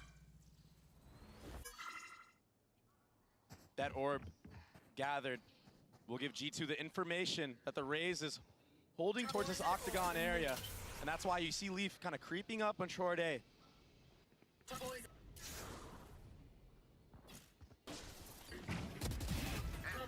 Gen.G Fishy will fall. That bonus success seeming less and less likely. Trent's having to deal and reckon with the challenge at his re-ends. The absolute freak of nature that I don't know about that that fucking jump peak. Expected some help there from Trent, but he kind of just left him alone on an island. A second flash out and the flank coming through. Woot will fall as G2 push forward. A judge in a 1v4 is not a great position to be in. Oh, he gets an upgrade. Icy's going to be the first to spot him. Any damage is good here for Boo. He's going to get away. Oh. That was a little messy, but yeah, he is going to get away. He gets a kill onto Icy as well. Really good round off the back of Leaf there. No bonus. On short A. As his team pressured all that B area of the map. You know, B long, Hookah. Once he gets that kill, it opens up the entire site. And Dizzy's allowed to get that bomb down. The big difference in composition here is we have a Gecko on one side, a Sova on the other. And the Gecko allows you to do things like, you know, plant the bomb and fight at the same time. But Woot has that operator online, sitting on top truck. There's a little bit of challenge this way. Icy going forward. And Heretics just showing so much respect. The potential of a crunch here too as Trent falls. The dog comes out, the rocket's not gonna find any value. I mean, this is such a great response from Heretics. Wow. They bend a little bit, but they don't break. Happy to give up the space, happy to deal with the rocket in their face, but they stay alive and then they strike back. And now it's just discipline. The name of the game, waiting for the rotations to come in. Boo is able to throw smokes from across the map. We're seeing the value of the Omen. Toxin screen down. There where Brim is a little bit more limited by space. Boo just so close to leave here. What's the call? A hard freeze to suggest a flip? And they're gonna TP back, but I don't think they know that Boo's here. I don't think they know that Boo's this close. Cover going out. Leaf is slowly creeping out, but he missed his timing. He gets taken out, and that should be the end of the round and a save for G2. That operator from Woot, that save, bearing fruit. I mean, he gets that kill, gets the rocket online, and then off of the tap. I 10 mean, seconds he left. has his own little showstopper. G2 have been doing a lot of these plays where off of early contact and Icy's rocket, they try to like catch somebody out in the choke. But Heretics, they're too smart. Oh, what a shot that was. Yeah, they're super smart, and also their guys frag. Yeah. Those Ninos are the truth, bro. Yeah, they look so good. They're really good. But I also think we're seeing a lot of uncharacteristic things from, I mean, a lot of the members other than Icy on this team of G2. I mean, Trent has had a really rough series so far. And he's just been kind of unlucky in some of the moments as well. That's a high one-way on purpose from Boo to give the op line. That is so cool. The micro things, the mind games. One way G2 read into it. Yeah, you're right. They read right into it, and the dog out. They have a really good idea that he's here. TP's to some attempt at safety, but there are people on the other side of this. There's a little bit of help from Rians, but he doesn't swing at the right time. And that's the G2 we know. That's a really good punish and a start to the round. But they're still so spread out. Oh, and they weren't expecting pad attack there. As soon as they get an advantage, Heretics strike back. Look at these one-ways. They're stopped dead in their tracks. That's another benefit that Omen offers you. Right? You don't have that same flexibility with the Brim. Yeah. Thrash should get online here after Trent plants with Dizzy, with Little Bro. Oh, play, striking right out of the smoke on the Boo. Much needed. Three members on the other side. Push. A little bit of spam to tag. But they make their way out, and now Thrash invested. Heretic having to wait this one out. Oh. And now the utility game starts. Yeah. I mean, they have a lot of space around the site, but time is short, and Gen.G is patient. God, they played this post plant to a T, it feels like. As I say that, Gen.G takes the head off of Balin. You gotta be careful here. It's just a tap. There's no time. Yeah, there's no time. Just going for damage now. Yeah, trying to keep them around and die to the spike. A good comeback into the round for G2. I thought it was gonna be another scenario like the last, where they're down numbers, but Gen.G taking things into his own hands, pushing that CT smoke, finding the timing, and Rians, he's shocking the smoke there to try to thwart anybody from making a play like that, because Boo was isolated. But Jonah, he was too healthy to be bothered by a single shock dart. And that's why you hear the laughs. It's good to know the vibes are still high. And that's the G2 we know on this map. Once they get the bomb down, they cycle the utility, they drain the clock down. and then they play together. Man, these Omen one-ways are so annoying to play against. You have to use utility to clear them. If you don't, there might be an op behind it. There might be a rifler there. A really, really slow default from G2. No space gathered. It's been 40 seconds. I mean, look at that one-way. How many one-ways does this guy have? He's shown me like 2 new one-ways. That one in close octagon, this one in hookah. I've never seen that. And he's just cycling them. This high one? Yeah, this high one is... I don't know if it's on purpose or what this time around. They're trying to crunch sand. Jonah P's close by as Patatek gives some of the space back. Oh, that flash is going to be disastrous. Doesn't swing though, doesn't challenge. Boo's there to hold the line over his shoulder. If they try to flip back A, they don't have any info. But they're going to try anyway. It is the right call. They just have to be careful. Yeah. Rian's here, 2 shocks. The spam through. Little man doesn't fall, but Leaf does. Standing ahead. And Trent is sitting low right now. Oh, he's regaining some of his HP. Patatek investing his ult. Rian's with the potential to do it as well. Trent taking so much damage. Now both ults used. This really awkward now 2v3. Nice shot. P with 3. And Rian's with no choice but to take a step back. Jonah P is playing at another level right now these last 2 rounds. He's had so much impact. Getting the trades. I mean, even the entries. And then in the post plant.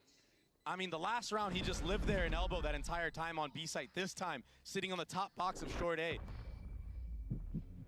Taking the head clean off of some player's back sight. That allows him to get the Seekers online. Right now, G2, their whole game plan is playing a slow default. And then waiting for the mistakes of Heretics. And that push through the TP was a mistake. Gen.G was stuck there the entire round. Yeah, he couldn't play the game. Yep. Once that TP goes through from the side of G2, I mean, there's 2 players geared and waiting for Gen.G Fishy. From got his ass to 6-2. Jonah P looking really nice for G2 right now. Seriously. There was an attempt at a trap, A short from Heretics. There was a dart, aggressive push up and a smoke on the other side, but there was no one there to receive it. Yeah, I don't think Valen saw the smoke either.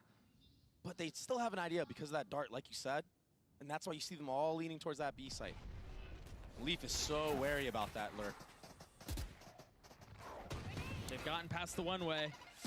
That nade's not going to feel good. It's traded 1 for 1. There's still 1 rifle in the hands of Heretics, but it's on the opposite side of the map.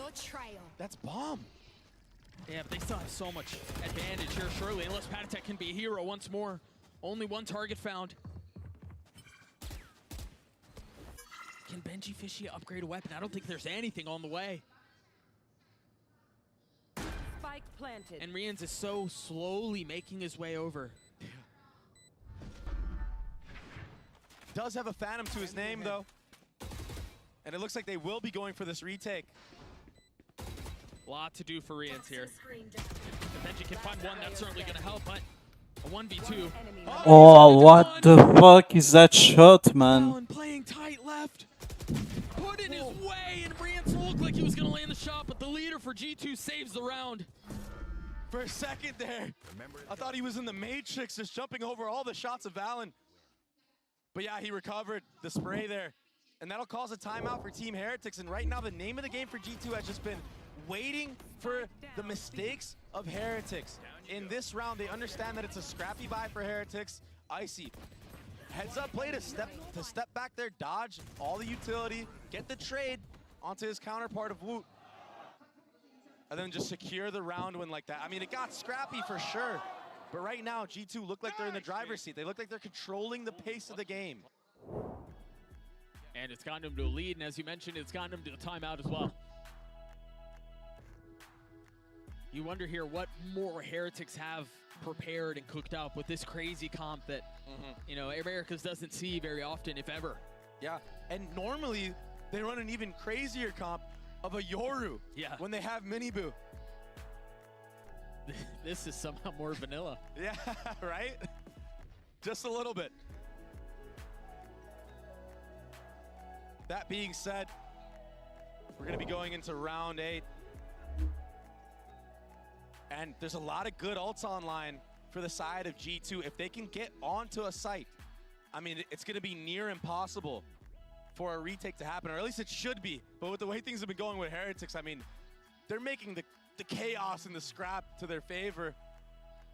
I mean, sometimes they just steal things away, and Woot will have that operator. We saw how impactful he was the first time around he had it. But we're just going to see another very, very slow default from the side of G2. Try to get info on where this operator could be. I think they have a good idea that there could be one in play. Flash in the Dizzy. But it was a team flash. Yeah, but a little bit of space was still found, but they don't take it. I thought they were going to try to creep up a little bit closer and play out a hookah. And I mean, we just saw a Sky and a Gecko around hookah, and now you're seeing a Raze and Shower. I mean, this has got to be all red flags for Heretics. Why is the Raze sitting on this side of the map, not with the initiator utility? And that's why no one's moving. G2 can play into that as well. Poison orb emitting. Roomba to set up Leaf in the Shower area. Poison's off. And this is all a feint right now. Jonah P is going to try to fake the B hit from long, and they're going to split A. A little bit of reinforcements coming into the TP. Valen has his ult online. Rians will fall, and there it is. U-Haul will be cleared. There's no one there. The pit invested on the site. Gen.G Fishy will fall as Icy with high ground, not able to connect onto the first shot. Patty's been playing in this pit this entire time. A preposterous position as the pit goes down. Number still in the way of the attack. Jonah P holding Showers. Woot's gonna have to 1v3 to pull this off, and he just can't. Really good macro play from G2 right now. Feinting the Sky utility at B, keeping 2 players there, and then the TP with the split. Icy has been so good at holding these angles and killing the players of Heretics who are swinging in, trying to disrupt the actual hits. And then that's where you see the Breach all come out, the Viper's Pit, to make it nearly impossible to retake. A great conversion off of the ultimates being used for G2. On the other side of a timeout as well. By the way, Jonah P is close to another ult, and Icy as well. And this time, a convincing A split off the rip. Trying to punish anybody here. Any bad guns. There was an attempt at a punish there from Woot. Whoa, how does Leaf go down? He just got overwhelmed. Spike planted. Thanks, Wings. But the Gecko is deeming to be a problem right now. That extra body.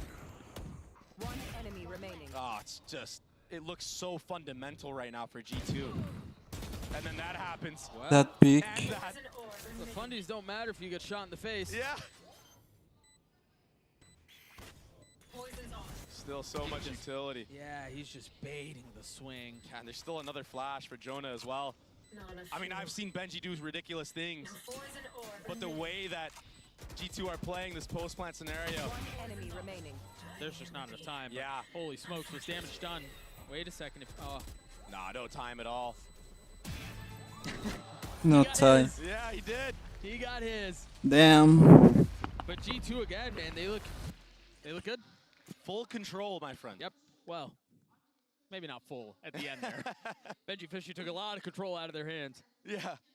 But still, just even Valen just understanding that, okay, it's my turn to go. Yeah. And we're securing the round win no matter what. I'm going to throw my body at him, make sure he gets off the bomb. He's going to have no time. You can clean him up for sure. Guaranteed. If he tries to stick it, it's GG. And that's with no ults invested. And now, look, another snowball round, a potential snowball round. Gecko ult, Raze ult, the Seekers. I mean, they can be explosive again. Run it back. The Dogs should have gotten a lot of info. Showers 2 here, and now the Rocket online. They know they want to crunch towards it, and it's going to succeed. Wood will fall. Boo on the reposition, and Rians has gotten back sight. He tries to tuck into the smoke, but he just finds passage into the next round. A dismantling of the defense. Valen is calling such a good attack side right now. It's not over yet, though. We've seen more ridiculous things happen before in this tournament. They have a couple of ults to play around. The question is, do they choose to invest? The snap onto Balin is good. The tap is there, but there's still much to be done. One enemy remaining. It's all on Rians now. And again, with the spike being planted, it's borderline insurmountable. The spam onto the first is certainly going to help things. But time is just not on his side. So G2 will get to 7, and as Josh said, this is one of their strengths, and we see why. Yeah, Balin right now calling such a good map. The back-to-back A-split call. I mean, if you're Heretics right now, you kind of have to read into the fact that when G2 have all these ults online, they tend to go A with them because they're just powerful to do it. You just ran it down at the bomb, bro. What a menace. I mean, it did kind of seem that way, didn't it? Yeah, I mean, he did. Not wrong about that one. Trent still sitting on that Thrash. And now you're seeing the disrespect now. Confidence in the hands of G2. Trent sneaking by that one way. It's the first time we've seen G2 even peek this one way off the start of a round. Refreshed. Trent on the swing and Patatek on the snap. What? Yeah, and Trent in these moments so far, he's been kind of hesitant on when he peaks. That little jiggle is his demise there. But Jonah P has been such a stable player for them so far. How much more stability can he provide? Still alive in the round. G2 down numbers and now understanding where Leaf is. The problem is this Viper's Pit is almost working against Heretics because it is keeping Rins here still. So it's actually in favor for G2, and they're gonna contact out. They have the man advantage right here. Boo has to go huge, but Icy saw his head. And he took it clean off. 30 seconds left. And now the follow-up with the dog. They're overwhelming Heretics. Jonah P is so clean. Patatek needed to stay alive there, but wasn't able to do so. Meanwhile, Leaf looking for Rians and will find him. Planted. Gen.G Fishy in a 1v3 with a Guardian in hand. Another 1v3. Yeah, and this one might feel like the most difficult of them all. I mean, this one has slipped. It's slipped away. It's completely slipped away for Team Heretics. Both teams Last round on in the both half. attack sides have had such a good game plan going into the matches. There. Yeah, you're right. He spotted him, pinged him out on the minimap, and then dropped him. And yeah, again, I want to mention the conversation that Josh had with Yinsu before this map started. It takes a lot of guts and a lot of trust in your team to pick a map that's your opposition's arguably strongest. 4-1. But they're having their way with them right now. Yeah. And you know what? Playing to your strengths will never be a bad thing. And now, another change of pace. Trent still sitting on Thrash, but Jonah P with the operator. No one towards the B side of the map so far for Heretics. And that dog doesn't get didn't look any value. Oh, it had to have looked. They had to have known. They somehow got above it. Woot still somehow alive. Finally falls.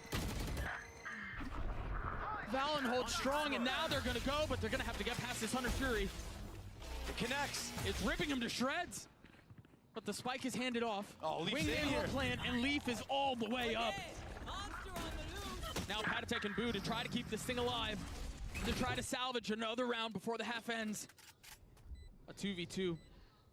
Trent on the swing. Boo and Patatek with so much space to gain. And time is of the essence. The flash first. Finds nothing. They have no idea where they are. Hello. Trent, surprise.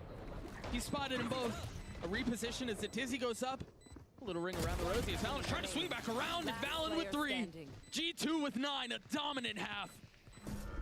They're playing together. They're getting the trades. They're playing way more disciplined than they did on the last map. They look great, Doug. They look exceptional. We're going to take a look at it one more time.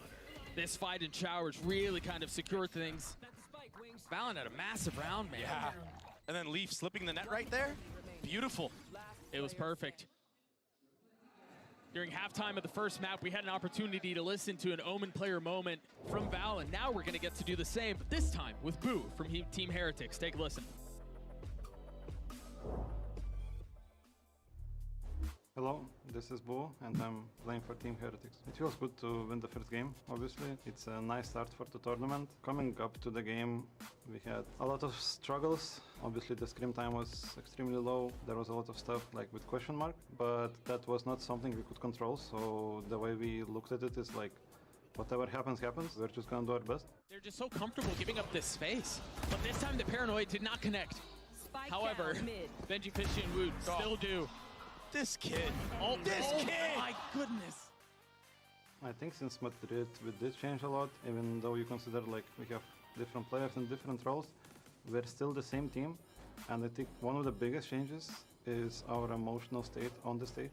I think in Madrid we were carried away a lot on both games. Like we had huge leads, which we threw away. We worked on that during MEA, and now I think we have a healthy balance of like we're still getting hyped, like you see Benji standing up, like you see us screaming, but we reset real fast. We focus up, and like it's a clean slate, and then after the round we can celebrate again.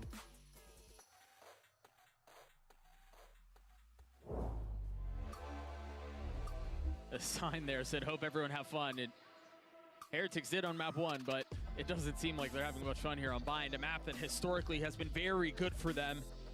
It doesn't really seem like that's the case when you look at the timeline, when you look at how this map has gone, Dre. It's been G2 all the way. Yeah, but a lot of their success on this map has been with that Yoru composition. So yeah, it's a mere change onto a Raze for Woot, who's more comfortable on that than the Yoru. And he's looked great on Raze so far, but it's a different animal when you're going against a drilled team like G2 on a map like Bind. The attack side will have to tell a different story or else we're headed to split. And this is so unique from G2. 2 initiators in spawn right now. And they're able to be here for this hit. This is going to be a flood for G2 potentially. Oh, they're waiting for the backside fight. They know it's there. That or the timing didn't really allow them to get much further up. Rians is there to greet them. The shots from Tren a little unsteady, but the kill connects anyway. Someone's there. The flash out. One enemy remaining. And that too will fall. That Gecko will force the issue onto that defuse, and Leaf will clean up the round. A pistol that needed to go the way of Heretics falls on American soil. And G2 read right into that. And yeah, Rians did all he could there. I mean, maybe he shouldn't have gotten both kills there. Oh, they lined up for him. But G2 were 2 steps ahead right there. They were waiting in spawn for that, and then they waited for the backside fight. They dodged the flash. He had the crossfire. And we're seeing the value of Gecko on a map like Bind so far. This is why Gecko has been in the meta. He's been so prevalent. Yeah, on attack, you can have an extra body to fight while there's somebody planting the bomb, the little wingman. In this case, I mean, Boo has to shoot the Dizzy there. And that opens up Leaf the opportunity to get free kills. Icy with a Bulldog in hand. Getting a little bit of info early on. Yeah. But G2, they love playing this plant delay setup. And they forced really hard into this. Yeah. They're going for broke. Again, the same fight in the same location. This time so different ready. results though. In the face of the force. One enemy remaining. G2 holds strong. Yeah, Rians gets his one. That's all it'll be. 11-3 the way of G2. So convincing right now. I mean, just no life for Heretics. Dude, they're smiling. The coaching staff is laughing in the middle of this. They're having a good time. Yeah. A great game plan was put into effect from Josh and Valen. I mean, it's been easy breezy this entire time. I mean, the way Heretics started, I thought maybe this was going to slip out of hand for G2, but they brought it back. Now they're running with it. And they're not slowing down. Nah. And now this is an eco round to go on to match point for G2. Yeah. I mean, this is just like everything. They went for broke on the previous round, and it just didn't go their way.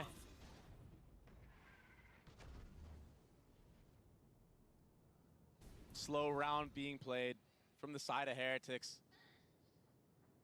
I mean, there's not much you can really do in this scenario. Yeah. I mean, you don't have a lot of room to work with in terms of conditioning and stuff like that.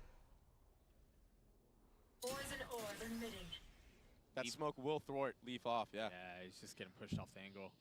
But he's okay with that. He's got his own Viper Orb to match there. Right.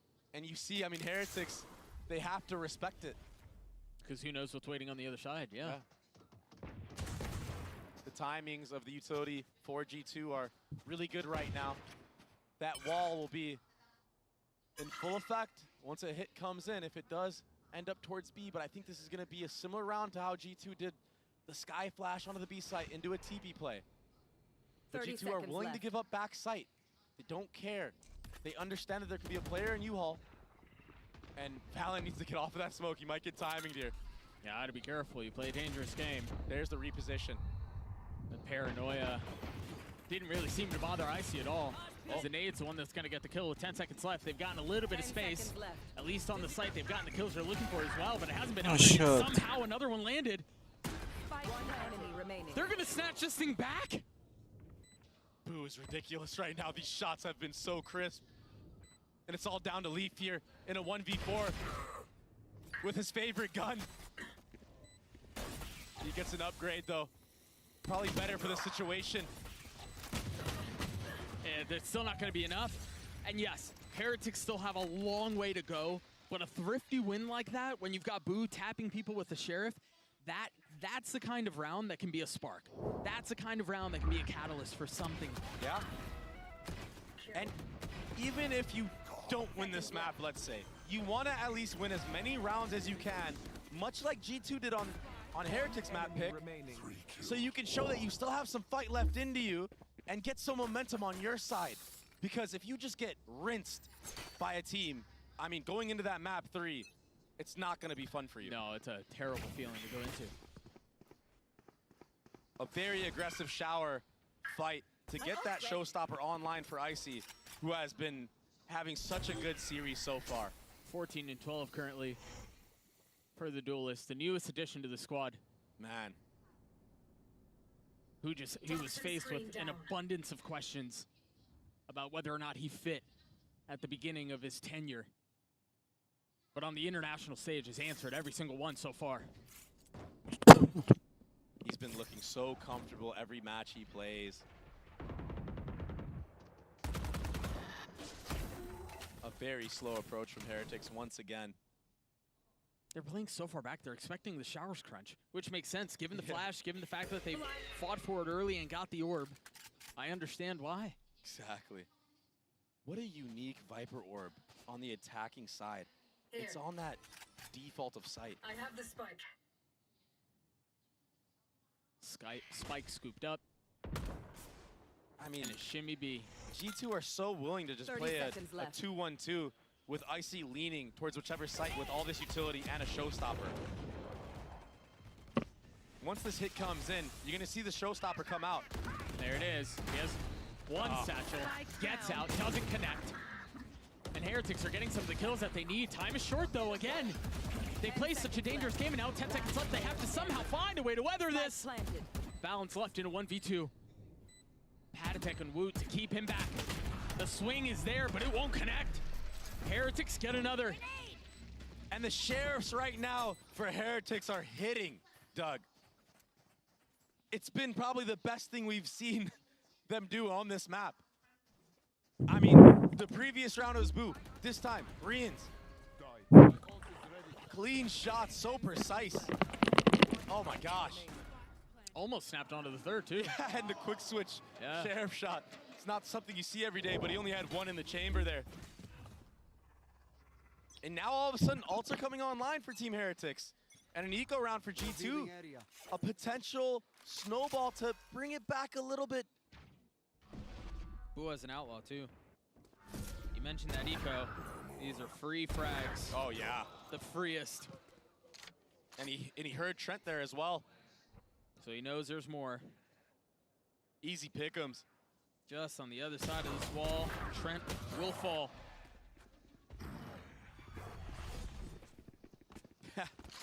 They're not trying to mess around with Icy anymore. Boo sitting at 16 HP. I mean, it's a 5v2. Just group up, use your utility on the hit. Don't cut any corners. Even the Sova Dart in the spawn smoke. G2 right now need to just get as many guns out of the hands of Team Heretics as they can, but I don't think they're going to get much right now. No, a flawless round. And I think in that round, we saw a little condensed package on why Heretics are so much fun to watch and why people are so excited about them. You have things like Boo just fighting 3 with an Outlaw, and yes, it was in an eco, but to have the gall to stand there and take the fight, while also, once they do commit to the side hit, the dart backside, every single corner check, the smokes into spawn, like, they play both at such a fun style. And again, it makes sense why people are excited for these guys. But the question is it too late? Was that attacking side of G2 too much for Team Heretics to handle? Or is the 9-3 curse a real thing? They're up to 6 now as another timeout is called, this time from G2. Yeah. And look at the ults online.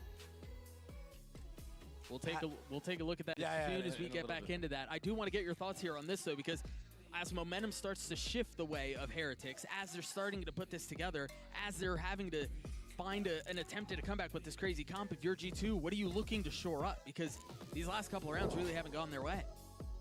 I think re-clearing should be the name of the game for G2 so far. Sure. Because they've played really passive almost every single round up until that, that eco round, which on the eco round, it's fine. We can play a little bit loose. Let's see what's going on. It's an eco, yeah. Because Team Heretics have been playing these rounds so slow. Yeah, they have. Much like G2 did on their attacking side. Yeah. So I feel like G2 right now, they need to consistently try to re-clear space. Play up in the beginning, and then maybe fall back, push back if you get pushed off. And if you get pushed off, then you re-clear. Now, speaking of the ults, you got Sova ult online, Patatek sitting on the Seekers, and an Omen ult, which is not something you see every day. Standing ahead. And used instantly. No commitment, though. I've got your trail. There was one tag with the ult.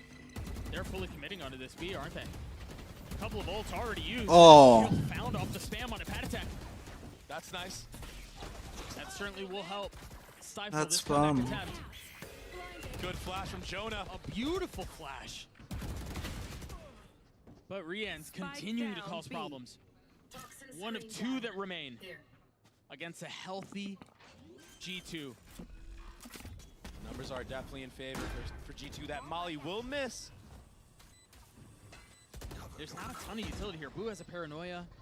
This Rian's has drones, but you don't really want to step into a drone in a 2v3 like this. Oh, good paranoia to delay the retake. That allows Rians to reposition. And also Boo to get into the site. They're digging their heels into the site here. Refusing to relent. One will fall, but Boo with 30 HP. How does he get 2? There's no way, surely. Surely there's no way. Yeah. Icy gets it to half, takes the fight, gets G2 to map point. Great work from Valen to just sit and spawn and just delay as much as possible, live for as long as possible, get the info on where the players are, and that opens up the opportunity for Jonah, for I think it was Leaf and Icy in that scenario, to just play together there and get the trades onto site. They weathered the storm. They allowed the chaos to not overtake them. And then Icy just knew. He just had an inkling that Boo was somewhere on site. Frustration in that post plant. That's pretty good. 3 ults on the side of the defense. Who are looking to take us to the 3rd map. It's such a good bait, Doug. Icy's in such a good spot. Almost a 30, gets it on the fadeaway. Connecting off of the util from Trent. And that's another showstopper online. I mean, this should be game right here. 5v2, so many ults online for G2. What an answer back this map has been. Strength shown. And Boo's trying to navigate this pit. Oh, it's so hard. It's impossible. I mean, 3 players at spawn for G2, and Valen, he's willing to give all of A site. They're willing to give this up. Yeah, that that right there. That's a big kill though. Will help. But still, a 2v4 with all of those ults. G2 are playing, they're playing the right way right now. I mean, it's nearly impossible to lose this round. One enemy remaining. There goes all the ults. And it secures the kills. Now Boo with knife out. Trying to plan A. Will succeed. But that might be the last song he sings in this map. Cover going out. Boo in a 1v4. The smoke to provide some cover. Ace. For Icy to send us to map 3. A dominant performance from the #2 America seed. They say every banger ends on split. We'll see if that's the case on the other side of this break. Defenders win.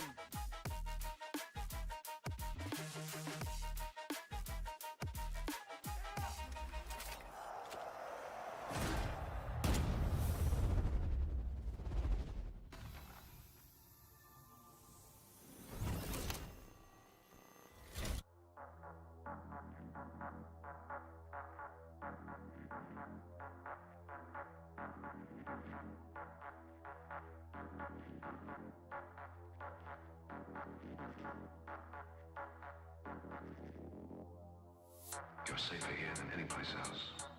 Now just lock yourself in and keep quiet. It's almost time to lock up the house. And then your party will really begin. You'll slip up one of these days. We're all locked in now. Once the door is locked, there's no way out.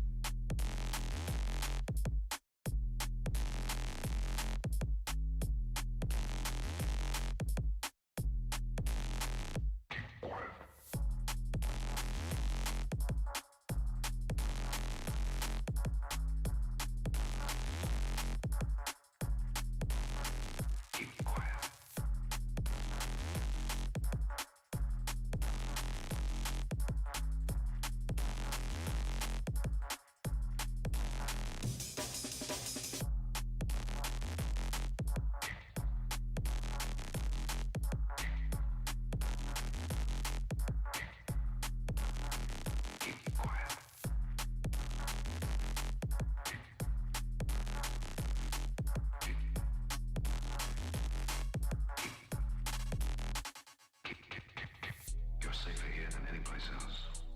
Now just lock yourself in and keep quiet. It's almost time to lock up the house.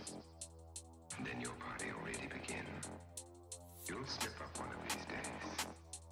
We're all locked in now. Once the door is locked, there's no way out.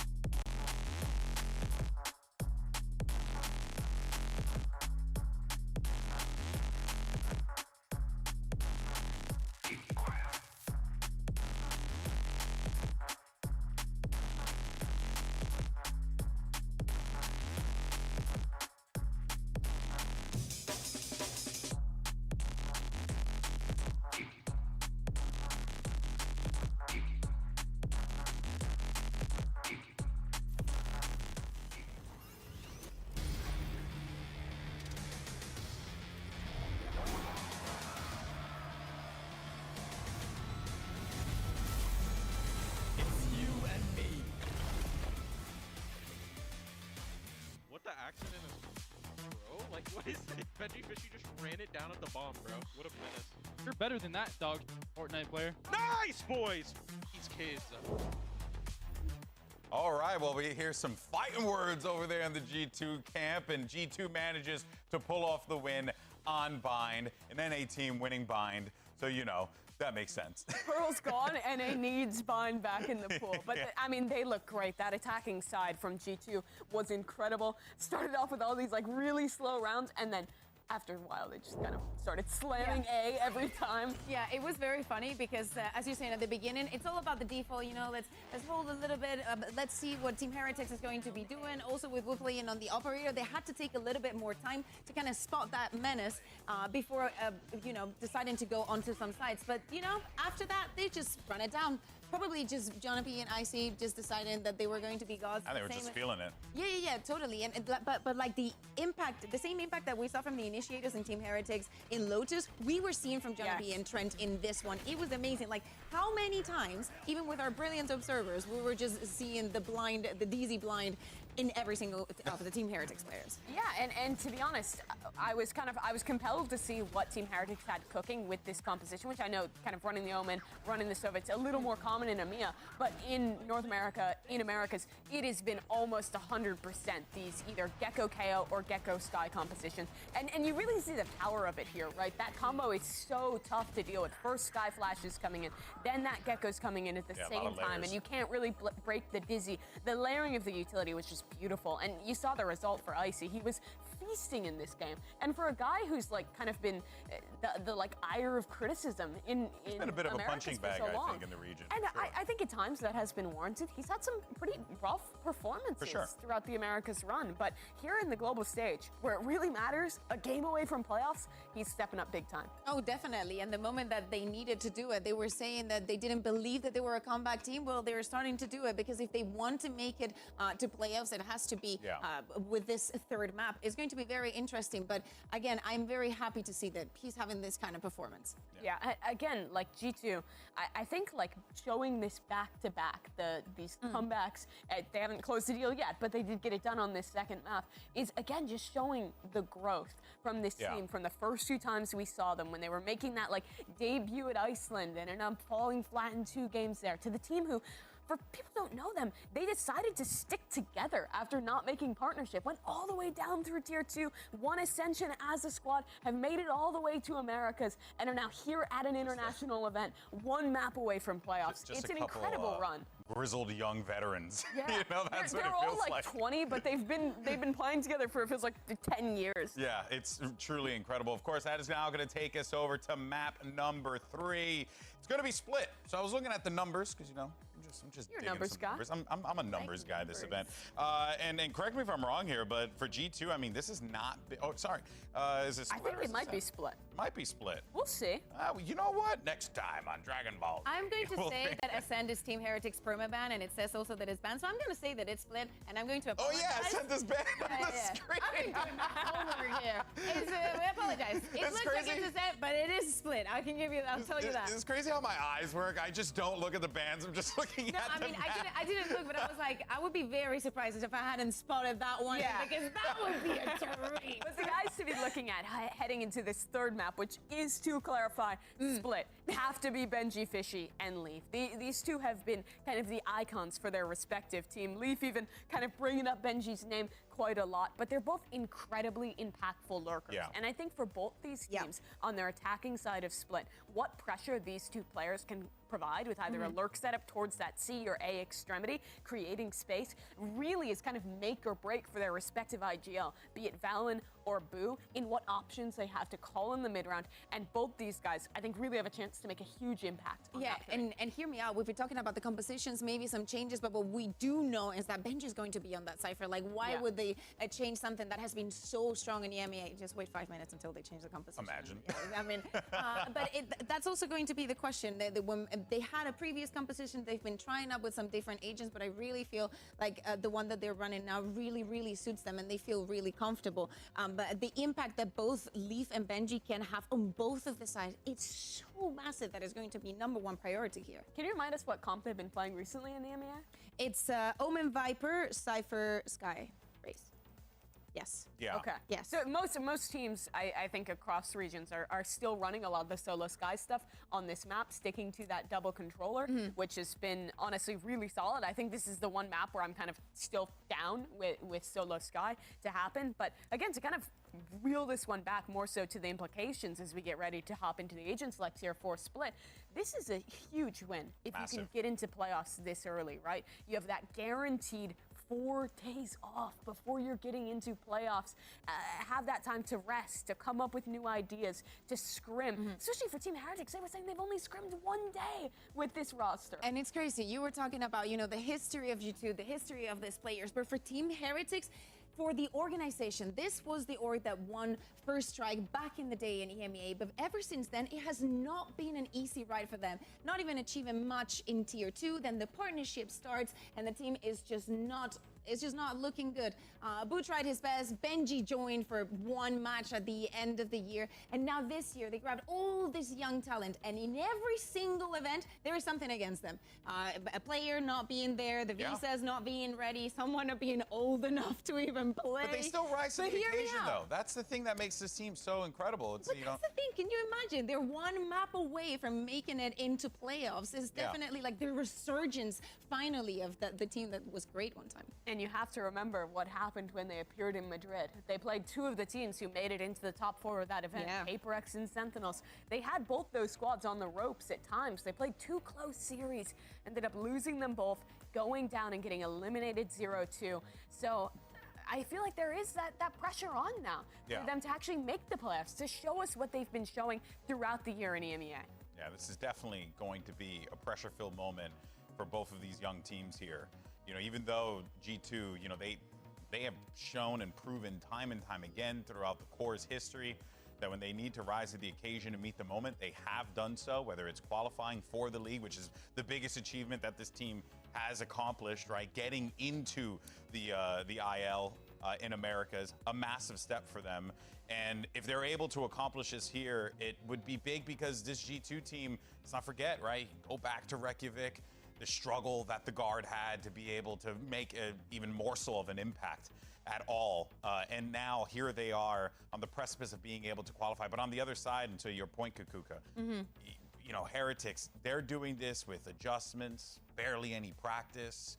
A Woot who's filling into now that primary duelist role, even though it feels like looking bad. It's as natural as applesauce for him, for real. But honestly, I just think that both of these teams have really shown some true grit in this matchup. They've shown true grit in their appearance here.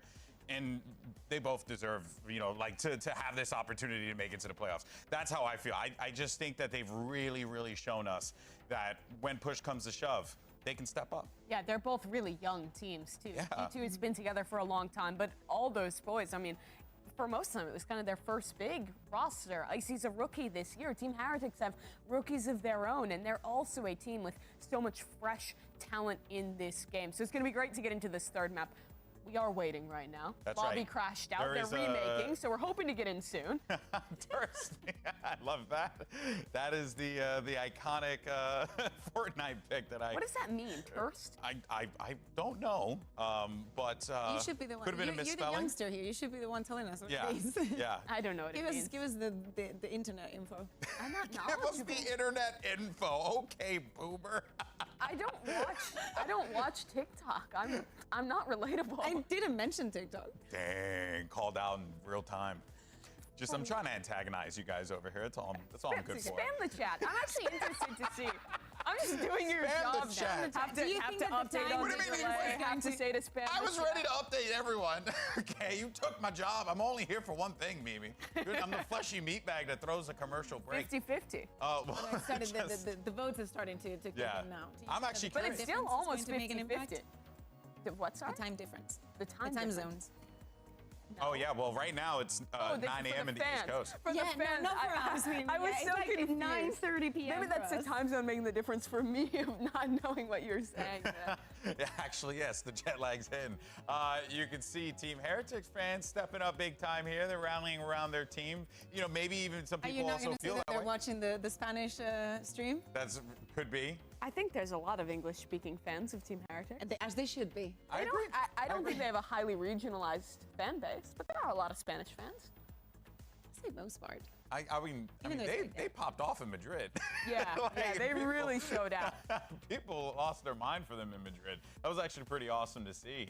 of course, is G2 also, like, they didn't have like a huge number, but the people who showed up for them in Americas were loud every time. They made themselves heard, and I feel like this is a team who has really gained more and more fans as you've seen their run. Valen especially, every time you hear that guy talk, he just like exudes maturity and like knowledge, like and wholesomeness. Like I think he's very humble. He's very. I mean, just the whole narrative of like they declined tier 1 offers to stay together in tier 2. Not many people would do that. Yeah, no one else did that. Yeah. No other team really did that. Yeah, well, in the Americas region, at the very least, right? Sure, They were at least the only ones that did but it. I feel like they are the best example. There have been other teams who've done the Ascension Gauntlet, but it's never been as long-standing. And sometimes a it wasn't roster as G2 like had. for them. It was like purely choice, right? Like they stuck together because they felt confident that they could. Yeah, do because this I mean with they've that hit the tier 1 heights before. They've been to a global event before, and they had to start from scratch. Yeah, no, for sure, for sure. If you're just joining us, you can see at the bottom left of your screen there. Right. Huh? You can hold up like your 2 fingers and see. What? No, I was just saying tech pause. You know, the graphic at the bottom. I'm just killing me I'm right now, Mimi. You're trolling me, okay? No, but yeah, we got a little bit of an issue on stage, but we're getting that sorted. I believe we should be good to go. Players, as I can see on the screen, are loading in. I want to see something crazy, please. You know what's incredible, though? I mean, we're going to be talking about these players for a long time. That's you what know? I want. I want it to not make sense. Whomever wins this, I want it to not make sense. And if Team Heretics wins, let's just bring back the fact that both Neil and Patatech said that they, but it's gonna be boring. Patatech is Wait, angry. what? Wood is this on correct? Viper? We know that there was a tech pause, but is it because this is the thing, right? It's a like bold we're move, just Kyan. Viper. It doesn't make sense, so I like it. Well, EMEA analyst, go ahead, tell us how often do we get weird, this? Right? This is this is weird. I mean, we were talking about Wood stepping up for the race, but for the team, but I didn't expect this one. Job's not done yet. Winner here is going to advance to the playoffs. What are they Who takes it all? Let's send it back over to Doug and Baby Bay. Thank you so much, GB. Yeah, it's only fitting that an NA versus EU clash with playoffs on the line ends on split. And of course, it's going to be with a little bit of spice added to it. Woot, who's been the duelist this entire tournament, switching over to the Viper O while Patatex takes the reins on the Rays. I'm really excited for this one, Dre. Yeah, and it's not unfamiliarity for Woot. He plays Viper on this map, and Mini Boo's normally the Rays, so I think it's more of just a comfort pick for the gang. And I mean, this is gonna be interesting, because the last time we saw G2 play this, they lost to 100 Thieves, but they looked really good with the fade change. They normally ran the Cypher with the Breach. Where are you? An early eye mid from Trent. Bring them down. And a fault line B main, but it's all a ruse because they're leaning towards A. The flash does connect from Reigns, but they still don't know. It's not guaranteed information. No, but there's enough to make him suspicious. Patatek first to feel the contact and first to fall. Rian trying to catch a really nice timing, but with the paranoia in his face, has to give the space back up. And now a nade at his lap somehow still gets a parting gift and a kill. That could have been really bad for Heretics, but they bring it back. And the lurking breach opens up the map. That's all the space gained. The classic lurking breach. That's just crazy, but he's gonna find space. The thing is, though, the 3 members of G2 that are up are weak. A good fault line to delay the retake. This has the potential to still go sideways for G2 here. They're not out of the woodworks yet. Choppy waters to be 30 navigated. seconds left. Look at the minimap. Woot is still on A site. He's thinking that paranoid. maybe there's a lurk or something going on. Yeah. Unaware of the fact that they're all here. Spike planted. And that's gonna buy a little bit of time. Jonah P's fault line might be back online here very soon. Woot now pushing forward with a ghost in hand. A classic for Boo. First corner cleared. Plenty of noise being made by Valen. Does he have any idea of Jonah P's position? No. Stuck a barrel in his ear, not able to land the shots on the second. The pistol goes the way of G2. And I thought Woot was gonna read into that. I mean, I felt like the jump spot of Valen in that spot was so obvious that it was gonna be somebody on the default box. And he kind of half cleared it, but Jonah P has been so crispy in these last 2 maps. I mean, he really brought it back and was a big factor of why they won that bind. I mean, they started down 0-3 because Pat Attack was going crazy on the pistol rounds. I mean, this time around, he gets dropped.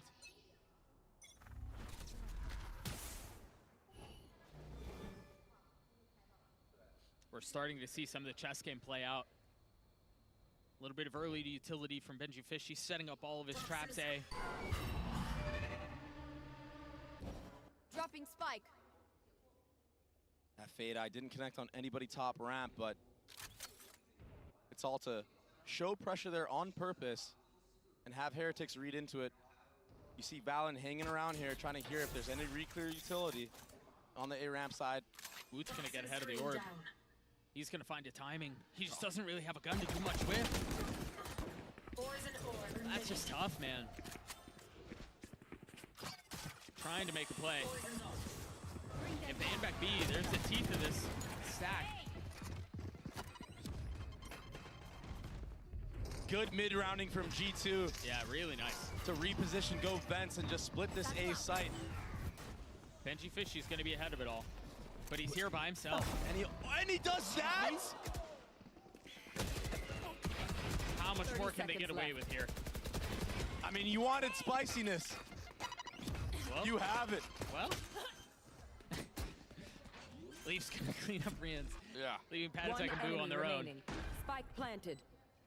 And so Boo again is the last one standing. And they know exactly where he is. Yeah, so much committed onto him as well. The fault line, the Omen flash, he can't play anywhere. Yeah, that sucks. Nice anti-eco from G2. And yeah, we may have seen a crazy shot from Gen.G there. But the spacing and the trading, just all too good for G2. I mean, look at this. Okay. Right. Yup. Right. Yup. Uh-huh. Sure. I mean, sometimes the bullets don't hit the mark at all, and then other times it just is a magnet to the head. Other times they're heat-seeking. I mean, I see. Imagine being him in that moment. There's just not much you can do. Doesn't even know how he died. Much more formidable weapons in this round for both sides. And only Trent's fade eye shown in mid here. No fault line B. Kind of similar to the pistol, but not really. I wonder if Woot was going to spam off of this trip being broken. They're so close to it. That's a miserable trip to try to clear. There's really no easy way to do it. The dog is the one that takes first contact. Yeah. Poison's off. And I thought for a second Jonah P was going to position his fault line here to hit into that vent, but he didn't need to do anything there. And all this mid control, all this mid space gain from G2, this is a big part of the map to control. I mean, now the defenders are forced to back off into their respective sites and play setups. And this is what you want when you're running a breach. You want the enemy team to be playing in sites. This split might be huge. They have no idea that they're here. The flash didn't tag anyone garage from Rians, and they're so far up already. That's going to be the cue, but Rians has dodged the utility himself. So is Boo. Valen able to get the best. Up and pull, that would have been filthy. Poison's off. Numbers the wave of the attack. The site is wide open. The spike is planted. Spike.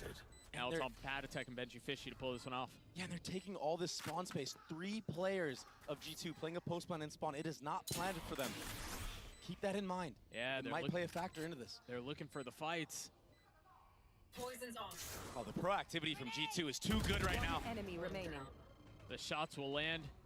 Gen.G Fishy is left alone. And as he tries to go above the ropes, all he meets G2 is bullets gonna from win. Leaf. That's now 3. The way of the attack. Like- The bone is fully online. Heretics are like G2 played shut a down. great macro round here. That's the bonus for Getting this G2. kill, this trade onto Reigns there, and just living and allowing his teammates to split and get the trade onto the site player. I mean, it's Yeah, they look tilted as fuck. taking control of all that They mid look space tilted as allows fuck. the breach to get a lot of value when players are just funneled back into the site. Heretics did a good job of getting proactive in that B main, but they didn't get the trades to go their way. They've got to know the Boo's close here. A new look to the anti-eco. It's B main pressure, B main control for G2. Maybe trying to set up a future round.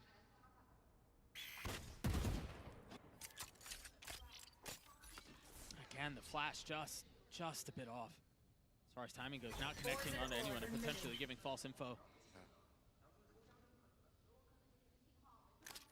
You see the idea here. It's very similar to what we saw in the previous round or 2 rounds ago. The trip is the contact. The trip is the cue. Exactly. G2 are playing such a slow round.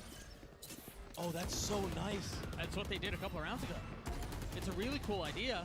And then they use the satchel to clear it out, and they vacate the space. I mean, they're just toying with Heretics here. Heretics do have a read onto this, but can they actually hold the site? Gen.G will be committing the breach ult. Yeah, I mean, there's nowhere for Patatek to go. As Rian tries to swing out and try to catch a timing on a fight, he's just met with a barrage of bullets. Boo with the Sheriff in a 1v4. We've seen this one before. Yeah. I mean, this is surely impossible. He's hit some nice Sheriff shots before, but G2 right now, there's no corners being skipped right now. Yeah. They have Timeout. all bases covered, and it's already 4-0. This is getting out of control. This is why you're seeing a timeout from Team Heretics. They're holding positions for their teammates as they're scaling. The utility is on point right now. Even the micro things like Trent in that mid area using the Prowler to have the trip activate on it and then running through so he doesn't get hit by it. Behind it, yeah. If someone's in vent there or anything, he gets a free kill potentially. Right. He doesn't get slowed down by anything like that of the sort. This so far has felt like a Valen masterclass. Yeah. On how they've approached the map, on how they've decided to play around with their emotions mid and then hit extremities. It's just been really nice. It helps that Gen.G is having a really good game, but G2 look good here, man. It's really reminiscent to the attacking side of Bind, where they just kind of just played this chess game. The only difference here is that G2 won the attack pistol. Yeah. And the bonus. It's got to be a good feeling. So on the other side of this timeout, Heretics with pistols, or excuse me, with rifles, and still looking for their first round of the map. No real meaningful ults. Kind of on the precipice here. Boo has his online, yes, but right there. Not much more. And a change of pace here. G2 gonna take the matter into their own hands and take fast A ramp control with this breach, fault line, and satchels from Icy. And the fade over the top to make sure. Oh yeah. In case there was anyone there, but no one found. Okay. And that little hesitation. Oh, that's dangerous. Oh, that's so dangerous. And the mollies and 3 members waiting on the other side. Whoop. Spike down. Not on the duelist, but still dealing damage. Now Valen creeping forward, clearing the trips. Getting out onto the site. Leaf and Gen.G. Spike planted. Not really close. But Leaf has slipped the net. I think Heretics are semi-aware that there could be a lurk somewhere. Yeah, they don't have any control heaven. They've got to be careful for that. But if Leaf plays his cards right, it could be disaster for Heretics. This is really nice. Good delay. They're using really nice scaling utility from Gen.G in order to create some space. Valen now tucked. They're in such good positions for that, but how does Leaf go down there? Spike has been going on for a long time! What a hold! Boo's forced to make a play here. Time is of the essence. Yeah, Gen.G spotted. Fancy footwork will buy just enough time. The kills go the way of Boo, but the round goes the way of G2. Heretics did a really good job catching Icy off guard with that re-clear utility. Damn. But Valen, he crept through A main, gets the trade, and then doesn't die to the trip on site. He was so aware of that. And then in that post plant, I mean, the number of rounds that G2 wins on the post plant, it's criminal. It's insane. I mean, Gen.G's utility there to just delay and allow Leaf to creep up into that heaven area. And yeah, he gets like absolutely obliterated by Ben.G Fishy. Me dying but that made them speed up. And then they exactly what he just said, Doug. I don't even need to say it. Well, we don't have time to say it either as we're back into the next round. Boo with the rifle in hand. And he is a where Leaf is taking a little bit of space. I thought for a second he was just going to go straight into the A site. This is going to end up back He there. hears all the rotations. Yeah. So they can call them back towards A. Or Leaf could just scale into spawn. This is... What's interesting here, though, is that the rotation isn't coming through already. Now it's starting to lean B, but Leaf is so far behind them, and they have no idea who will fall. And now they realize they've been infiltrated. How did he get there? Uh-oh, wait. Who's ahead of this? Oh, they get two? They get all three? They get the bomb too. Belief in Valin Valin has still his ultimate, trying to so stabilize. I don't think the paranoia connected. Patatech is here, but yeah, he's weak. The smoke keeping them at bay. One enemy remaining. Leaf has won the round by himself. 30 seconds left. He's on for it all. Patatech has to play What? hero. Valin gets the kill. That was a Leaf round from beginning to end. Did Valin just spam him through the smoke right there? what happened? And then, yeah, Leaf just in spawn within the first 20 seconds of the round. And while all that He saw him just before the smoke, or what? main, he's just picking them off like flies on the flank. Down A. That was so nicely done by Leaf, man. This is nuts. One enemy remaining. Look at this. Oh, he saw him. Damn. Nice! Come on, Jake. Perfectly played. Everything going the way of G2 right now. It really was perfectly played. 9-1 for Valin, 9-2 for Leaf. 6 rounds on the attack, Doug. On split. The last time Heretics played this map, this comp, they got obliterated by Fnatic. And it's looking like G2 have taken that blueprint and applied it with their own.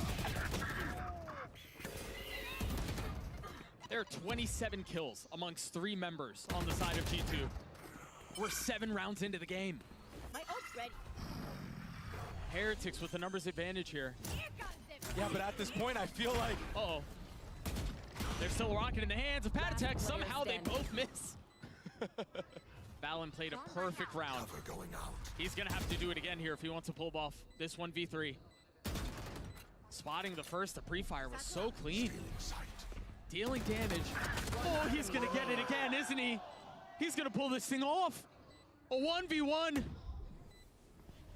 Valin, who's been the architect of a perfect round before, is going to have to do it again, and he delivers.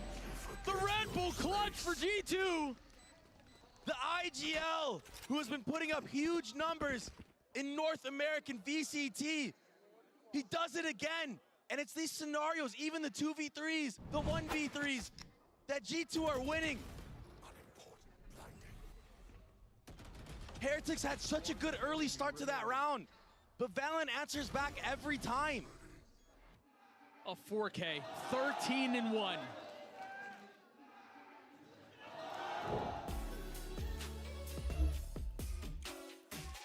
He wants it. This thing is out of hand. Yeah. Right now, Heretics are definitely on the back foot. I mean, I've told you, out of the 4 teams I had not making it, G2 was the most likely to make it. I heavily hesitated between like Put and G2. In the tank right now. And Team yeah. Heretics. Because G2 are just a solid team. Like. Lacking the discipline in that moment in the 3v1. I still feel like Heretics should be above. I think the bind and then the start of this map mentally boomed them. And yeah, Trent doesn't have a kill again, but honestly, who cares right now? This team is so impressive because everybody can step up when they need to. Right. There doesn't always have to be a star. That's the beautiful thing about this team. Yep. They're a real cohesive unit. Fun little trip B, but there's nobody on the site. It's the masterclass that you were talking about. I mean, it's been the right call almost every single round, Doug. It's a free B site. I see really nice spacing here. It's a free bomb plot. Yep. And Jonah P also has the breach ult online. It's available. He's got to be careful though because there's a flank coming from Rienz. That's such a deep pit. He's playing for it. They're so aware. Yeah, he knows. What a mess. How do Heretics get into this? I don't know. This is such a good Viper's pit. And this is all just to delay. Oh, did he TP past that? He did. Oh, he did get tagged, though. Jonah P feeling the pressure. Benji Fishy's already fallen. Every single member of Heretics crumble. Woot looking to connect on the spam, and he can't. It's just an absolute stomp. It's a slaughter. The Viper's pit on the site. Jonah P with the breach ult timing to delay the retake. From heaven, yeah. Yeah, create pandemonium. Boo, yeah, he TP's past it, but I mean, all he has is a judge.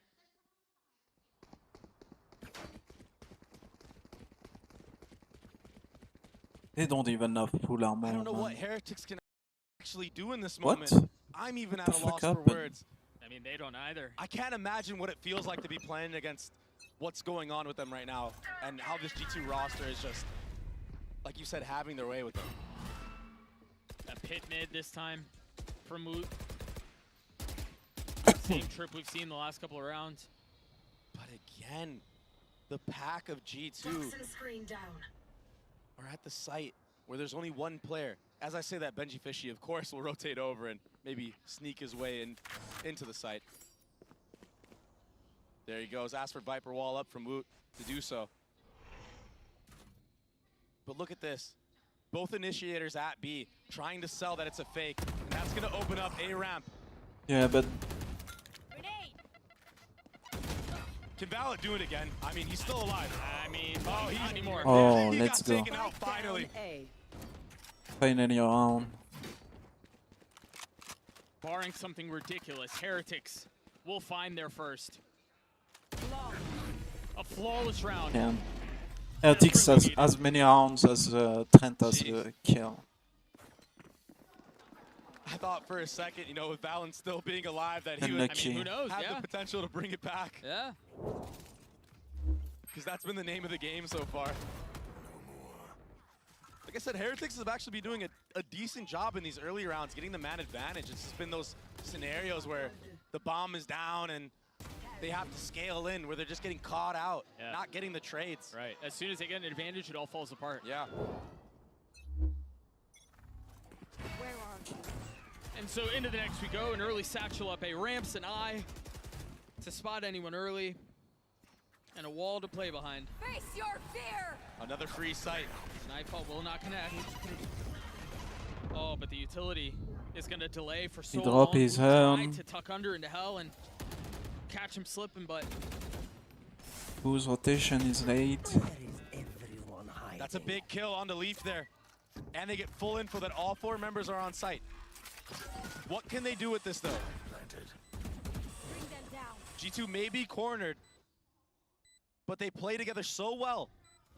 Are they going to be proactive? Are they going to triple swing? tucked backside to Paranoia, connected onto a couple.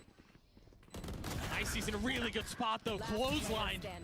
Jonah P, a 1v1. The Professor. Jonah P against Boo. Looking to put a clinic on, but can't land the shots, can't steady the aim. I mean, if Heretics win, like, end the Back-to-back rounds. They for caught 8, Leaf out off guard there. it's okay. And that's ultimately what allowed them to bring that back. G2 did a really good job of getting Icy in there. Everybody else throwing util for him and then going in after. But it ultimately was too much in all the pandemonium. But they and the definitely chaos need on the site. next Yeah, big Rian's had a couple really stolen nice shit shots there. and the bonus. The pop-off still showing signs of life. Yeah. And you can see it. They're not out of it. They don't believe they are. But they need to win these last 2 rounds. They absolutely have to win them. Oh, 1000%. This is borderline insurmountable if this continues the way it's gone. A key note here, yes, it's a mid default, but the bomb is sitting outside of B. So this will ultimately end up to be a B hit. Info gathered for G2 that B main orb was grabbed. Just another slow approach. Screen down.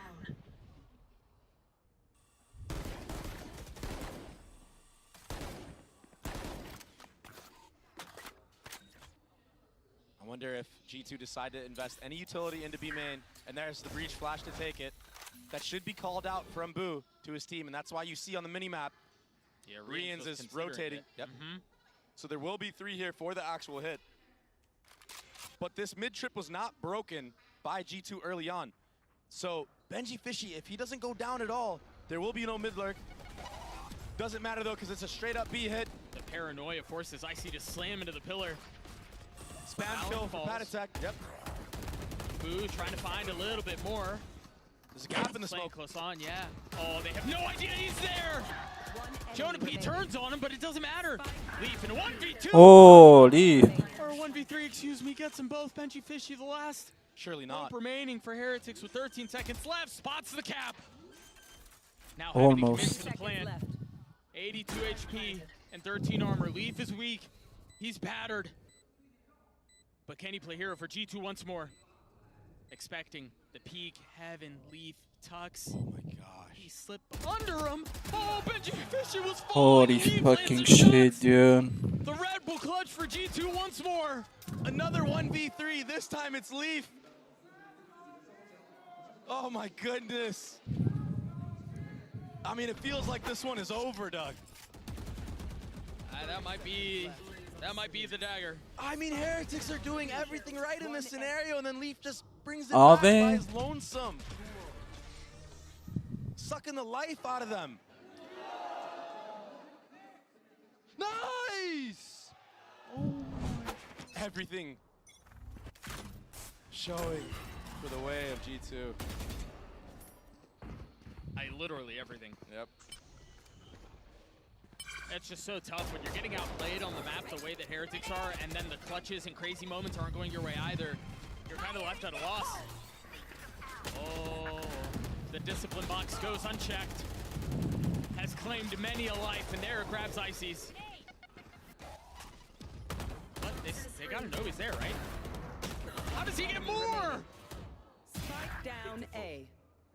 Okay. This time a 1v4. He's gotten it down to a 1v3. Gen.G Fishy's weak, Wood is as well. That's not ready.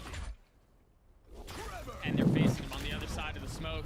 Very nicely handled by Heretics there. The reposition was great. A 9-3 half the way of G2, and Damn. I mean, it could have been worse, really. The last 3 rounds that they win come in the last 4 rounds of the half. Such a rough map for Heretics right now. I mean, it's I hard to believe. even have hope. Maybe they'll find it on the other side of this break. We're going to throw down to the desk to break down the slaughter that has been the first half of Split. So we're going to spend this next minute and change talking about Valen and how good he is at this particular video game. Because my boy is cooking. Let's go, Valen. Maybe a little tiny bias there for That's a little bit for common. my future But I mean, analyst. he's been so good throughout this game. G2 in particular, I think some really well called rounds. Their executes have looked on point in terms of coordination. And on top of that, just the individual clutches are unbelievable. The rounds that Valen and Leaf have been stealing. Jesus, and I don't think it's only that. It's the clutches, of course, and the fact that the mid-rounding is so clean and crisp. On the other side, we see a Heretics that is just throwing this opportunities time after time. Here, Valen getting a 1v3 for free. Like, even the players spot them. I don't know if it's that they're tired, that they, are not expecting a player with such confidence in this kind of situation, but it's not only him. We also saw it from Leaf. We're seeing it from every single player. This is the first time to me where I've watched Team Heretics this event, and I've been like, it makes sense. So this is a team with 1 day of scrimming heading into this. The team that's had a roster change into the event. They've definitely crumbled a little bit towards the tail end of this series on Split. But if you flip back over to G2, imagine what it means to these guys. We were talking about it during the tech pause, but this is a squad who stayed together, toiled down in Tier 2 to make it all the way back up through Ascension, made it to Americas, had a rough season to start, and then recovered. Barely made it to playoffs at the very last second by 2 rounds. 2 Uh-uh. rounds. That was the difference to beat out Sentinels and make it to playoffs. And now they've pulled it over the line here and are half away from playoffs. Yeah, they're almost there. But the thing is, could be a little magic in the air. Maybe if you're a Heretics fan, you're hoping for a little bit of a curse, a 9-3 curse. Maybe that could be the case. We'll see, though. Send it back to the casters. Thank you so much, guys. Yeah, G2 4 rounds away from punching a ticket to playoffs. Their first international appearance, and for them to do so in flawless fashion without dropping a map, or excuse me, without dropping a series in the Swiss stage would be an impressive feat, but Heretics doing their damnedest to make sure that is not the case. Patatek is just destroyed, though. He gained so much space trade at the beginning, but it was all for naught because G2 are still holding the line. Leaf is a frenzy. Is that going to be enough to keep him back? Rian's close by at a distance, not going to be enough. Trent Spike down. still B. healthy, and Gen.G Fishy anything but. And Trent still has a lot of utility to his name. But Gen.G in these moments, I mean, we've seen him pull it off before in this tap. It's actually the correct play. Oh, that trick is so annoying. Oh, he tucked under it, almost landed the shot. Trent very cautious. Yeah, it's a stalemate. With this Prowler, I mean, this is going to be too much. This is textbook. This is textbook. Gen.G can't hear Trent's not forcing anything. Trey, that very well might be Raps. Yeah, and it looked just like the approach from Heretics on Bind. They went down 9-3. It's when they get on a their Joe, attacking though. side. I mean, on Bind, it was the A side where they just ran it G2. down. In this case, it was the B. I mean, it's like they're trying to speed run their way out of here. Maybe they just want to go next. Fuck, man. And Patatek here, I mean, it was a set play, you know, a rush play. He has a shorty. He has a shorty. I took a bit of a shorty game armor bound and foot satchels, out, but and the G2 breach not of Jonah out. P, that seize was just too good. Yeah.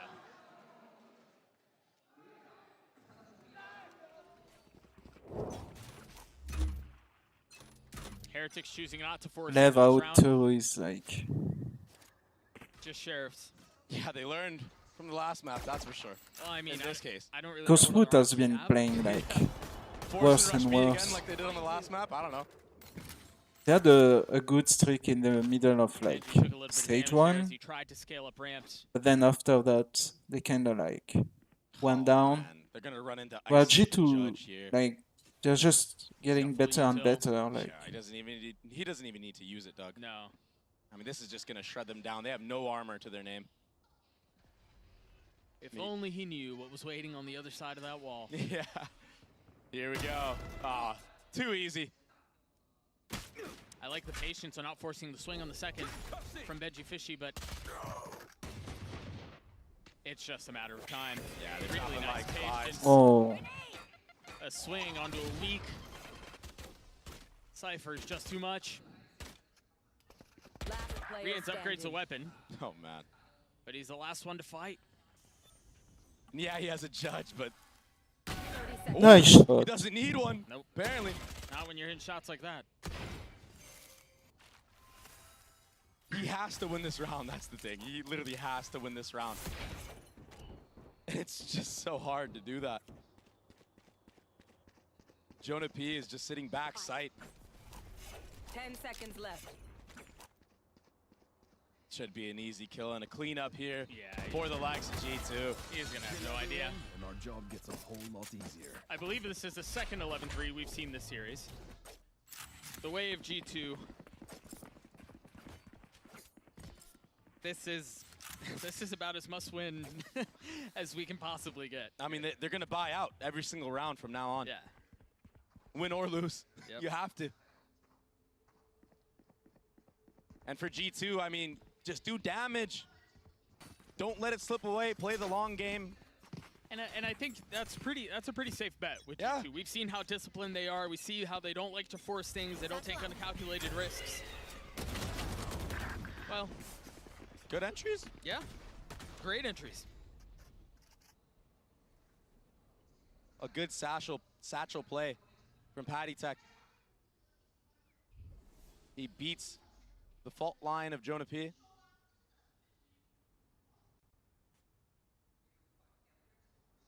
Now they rotate back. Yeah. As silence is played over the site. Trent's going to be the first one there. He's got a judge in hand. So they're going to have to reckon with that. Oh, and Jonah P getting aggressive in B main. Getting all that info. It allows Leaf to potentially sneak into A site. But look, they're so worried that there might have been a lurk already in sight. Oh, they're gonna make it in. But I think they know, man. They saw the Viper util go up, Jonah P did, and so they know that it's a fake on the other side. Trent getting one, and Leaf has gotten past this, you're right. The spit will keep them back. He's so patient. Choosing not to spam, but he's not going to find any more. Good damage done, though. Yeah. 2 players sitting on minus 50. 30 seconds left. And Jonah P right now, I mean, if he really wants to, he can just go for all the exit kills. Make the economy of Heretics really bad. Make them have to be on light armor, potentially bulldogs even. Oh, he's going fishing. He wanted to get a couple of cheeky kills, but will not allow it. So Heretics get to 4. You're right, they're going to carry a lot of rifles forward into the next round. And if they want if they wanted any resemblance of a comeback, I mean, they needed to win that cleanly. Because like I said, if the guns were taken away from them in that scenario, this was that satchel play, which was beautiful. And the dive from Boo as well. Yeah, that was good. But as I was saying, if their guns were gone, I mean, this next round would have been probably a wash. Yeah, it's Nico. Yeah. They're expecting some of the early aggression. Look, they've got a fault line set up, a paranoia. Oh, and this is so cool. It's to punish the satchel play. But that was really cool. What really nicely played by Boo as well, to TP into Ramen to make him think that it was a TP into Garage. Yeah. With the reclear here from G2. There's the fault line. Oh, beautiful stun. But a 1-for-1 usually favors the attacking side. Yeah, Icy was just a little ahead of it. Just half a second ahead of it. And he pays for it with his life. And so things slow down once more. Hear the flash go off mid. Here. Concerned about what might be there, but a refreshing of the smokes from Valen will keep them at bay. I know exactly where you are. Does he have his fault line? No, Jonah P doesn't. Good delay from Jonah P, though. Yeah, that's certainly going to help. Omen Flash next. This is all buying time for the rotations. And the paranoia. He doesn't have any idea that there are 2 on the other side of the box, so they wait out the delay, they wait out the stuns, and they get the sight. A judge is such a brutal weapon to have in a position like this. And that was a good job from Heretics to kind of just ball up behind that double box. And G2 weren't aware that they just snuck in there. They crept in. Not a lot of teams will push through into a Viper. No. Into a Omen Flash. But I mean, when you're down so much, sometimes you have to make risky plays like that. Yeah. I mean, not sometimes, you kind of have to. You're forced to, yeah. They're keeping energy up, man. They're down real big, but they're keeping energy up. It's just so reminiscent of Bind.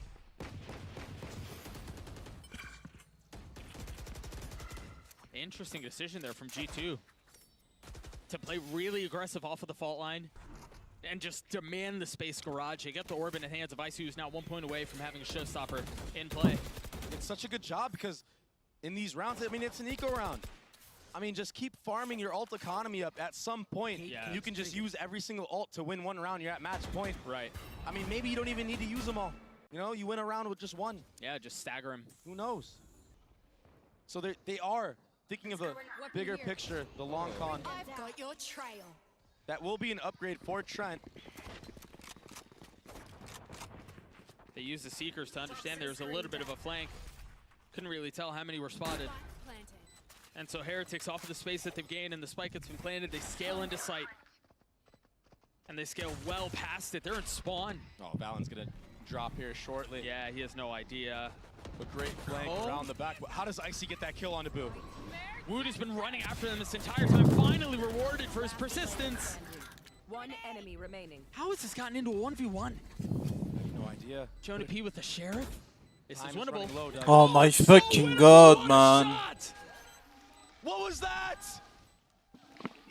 They stole the round away from Heretics. The MasterCard Thrifty. The Professor back at it again, taking Heretics to school. That 1v, I mean, it should have never gotten to a 1v1. That's how it happened. The satchel out with the Omen Flash. Beautiful. Icy did so much work. Oh, that's filthy. Yeah, look at same, bro. Icy, who's been popping off all series long, is reacting like that to his own teammate. 16 and 12 for Gen.G. Again, pace up ramps.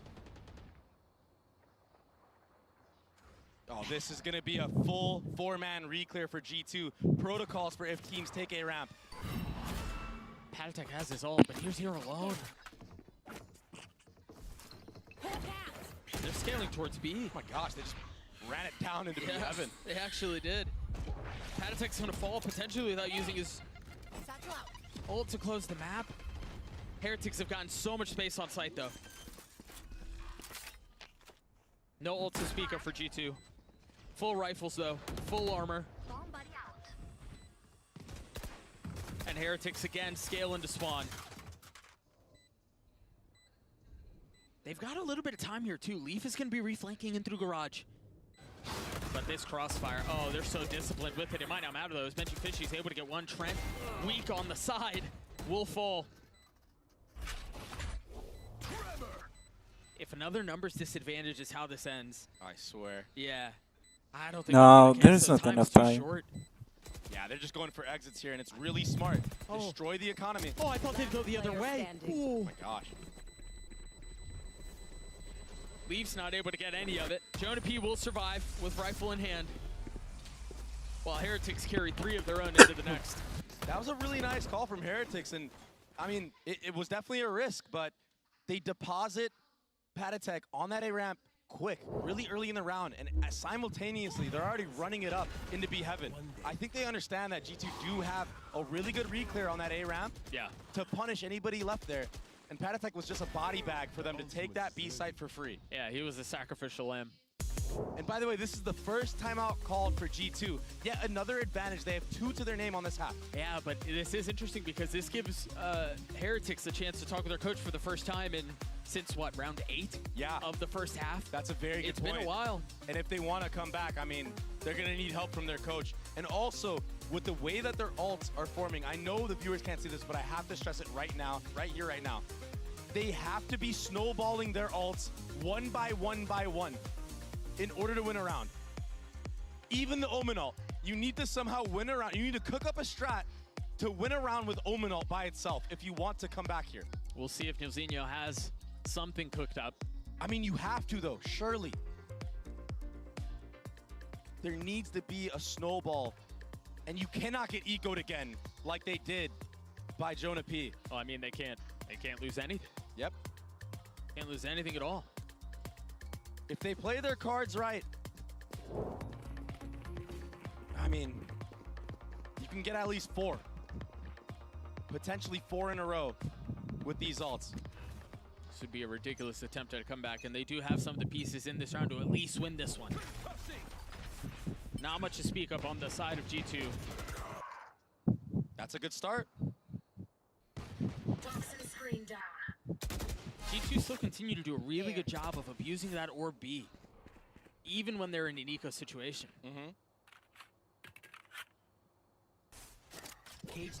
They're all huddled up in ramps. That's going to cause problems. They have to give some of the space up, yeah. So the trap that was set gets exposed. Is Leaf going to catch something here? No, he's got to clear all the way around the smoke. Meanwhile, here, you're right. You were mentioning it earlier for Heretics. If you can get through this without investing Patatech's ult or Woot's ult, it's huge. Exactly. And then the next gun round, you just continue the snowball. Try to win one with that showstopper. Or if you get the site for free, you know. Did the nade miss? I think the nade may have missed. Meanwhile, Patatech's able to get 3 because of it. A flawless round for Heretics to get to 7. Okay. And they did so without investing the 2 ults. What are they going to cook up here? Because on the other side, I mean, G2 are sitting pretty. Patatech, these were some really nice shots. I mean, yeah, it's an eco, but I mean, these feel good and could potentially give him enough confidence to get some good entries. Let's go, baby. Benji's doing his best to will them back into this thing, man. He really is. They don't have a chance. The problem is, for G2, they've got rifles again, they have an op in the hands of Icy, and they have 3 ults to play with, including the Rolling Thunder from Jonah P. They've left Icy on an island here. Yeah, and that pit is invested into mid. Trent will lean back towards B to try to support Icy after he takes this shot, but can't help but feel like he's not going to be able to... Oh, what a good orb. Welcome to my world. That pit's going to go out and cover him up. Yeah, he's got to give the space up. That's info gathered, though, for this side of Heretics. They understand that there is a raise and a fade towards B site. A Viper is in mid. So it has to be Omen and Breach on A. And they don't want any of that. Well, I mean, they were rotating back A and now having second thoughts about it. Yeah, I mean, it could be so hard to run up against an Omen flash, a fault line, especially through that little choke on A main. So you need your Viper to playing push their cards now. perfectly right now. Pure Heretic. This is the perfect call. Leaning into the advantages of the Viper ult that they have up and the wall they can play around. And Doug, if they can hold on to this showstopper and save it for the retake breach ult, it's used. Yeah, I mean, they had no way to have any info of what was happening on the site, so they had to Oh. invest it. I really like this positioning from Trent, but he swung out just a half a second too early. Yeah, Trent is definitely having a bad I series. feel like that was a huge mistake from Trent. I mean, you're already playing retake. Get out of there when you hear the showstopper. Jonah P grabbed the op. He still has his ult. I don't know. Do you invest it here? I don't know if you do, Doug. He's gonna try. Oh, it was the fault line. Icy just got destroyed. Tried satcheling out, but Patatek continues to impress. He continues to deliver to Heretics. What in the world? He doesn't even realize there's someone right next to him with the wall up. Leaves left in a 1v3. He's still trying to clear the pit, and he can't. Heretics will get to 8. That's costly though. Again, I Two cannot help but ultimates. feel like Trent should have given all of that sight as soon as he heard the showstopper. He put his team in such a bad position for that retake. Jonah P has an op to his name as a breach. I mean, and then we use the ult too. It's like, oh my gosh, I think G2 made a huge blunder here by investing that. Breach ultimate. It's a 4v5. Icy had already dropped. It's a 2v3 scenario. I get it. You clutched out a lot of rounds on your very attacking small side, buy. but all you need is one for round to G2. close it out. 5 of the last 6 going the way of those Niños. They gave them a chance. Yeah, G2 still on map point. They've been there for a little while now.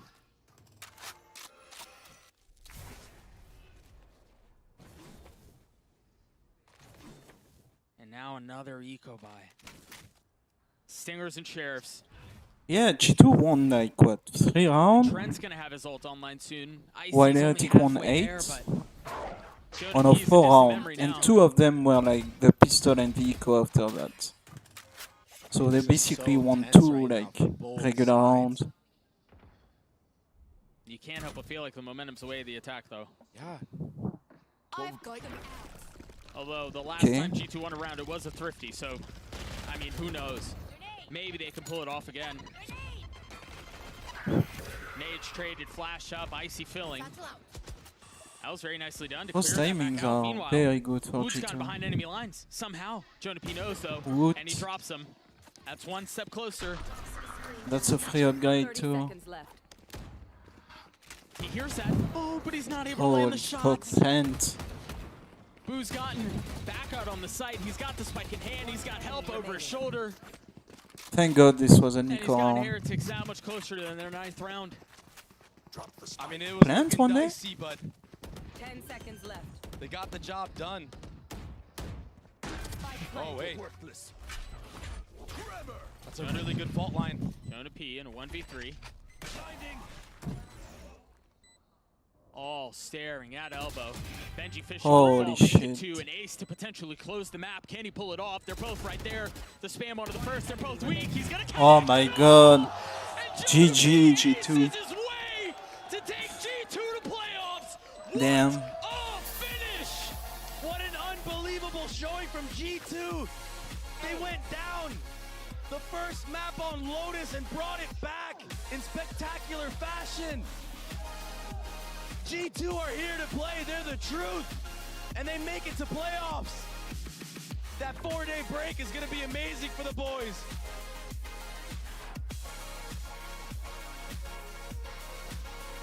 Emotions at a high.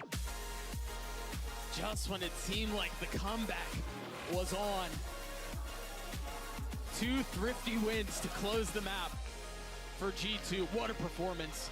A 1v4 to close it out. And an ace for Jonah P. The value he's provided to this squad, not just in that series, but really all season, all year, has been invaluable. For it to end like that, it's just dumb. Yeah. I mean, it was, to be fair, it was what was happening all map long.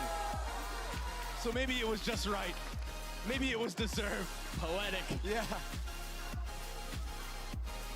22 and 14 for Jonah P. Not too shabby of a way to punch a ticket to playoffs for your team. That's ridiculous. Valen had some outrageous moments. I mean, the first half was clinical. It was not only from a macro standpoint, but also the individual prowess, too, right? Yeah. All the clutches. I mean, Leaf doing this instant play, you know, taking the timing into spawn, Valen clutching it out with the 1v3. And that's kind of where the plot was lost. I mean, Valen's wide swinging and there was no aim there for Heretics. They fell asleep behind the wheel. I feel like any other day, I mean, just yesterday, Heretics would maybe one-tap the wide swing from Valen there. Yeah. It's just so tough to overcome that when you've created such a massive lead on one half. You've created such a buffer for yourself where it doesn't have to be perfect, it doesn't have to be clean, it doesn't have to be pretty. You can just kind of stumble your way through the last couple of rounds if you have to, and again, that's what they did. Yeah. Trent has such a dog shit series too for if you're a fan G2. of Heretics. I mean, the grit that they showed, the fact that, I mean, you saw it, they were hyped all the way up until the end, but G2 advanced. We're going to throw it down to Yinsu for the Ryzen post-match interview with Icy.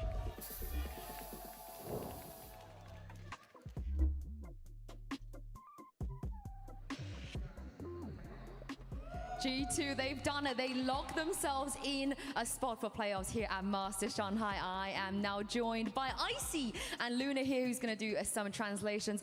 First of all, Icy, huge congratulations. You've been grinding for so long in this scene, and you finally make an international event. Did you expect yourself and your team to be able to make it playoffs right off the bat this quickly?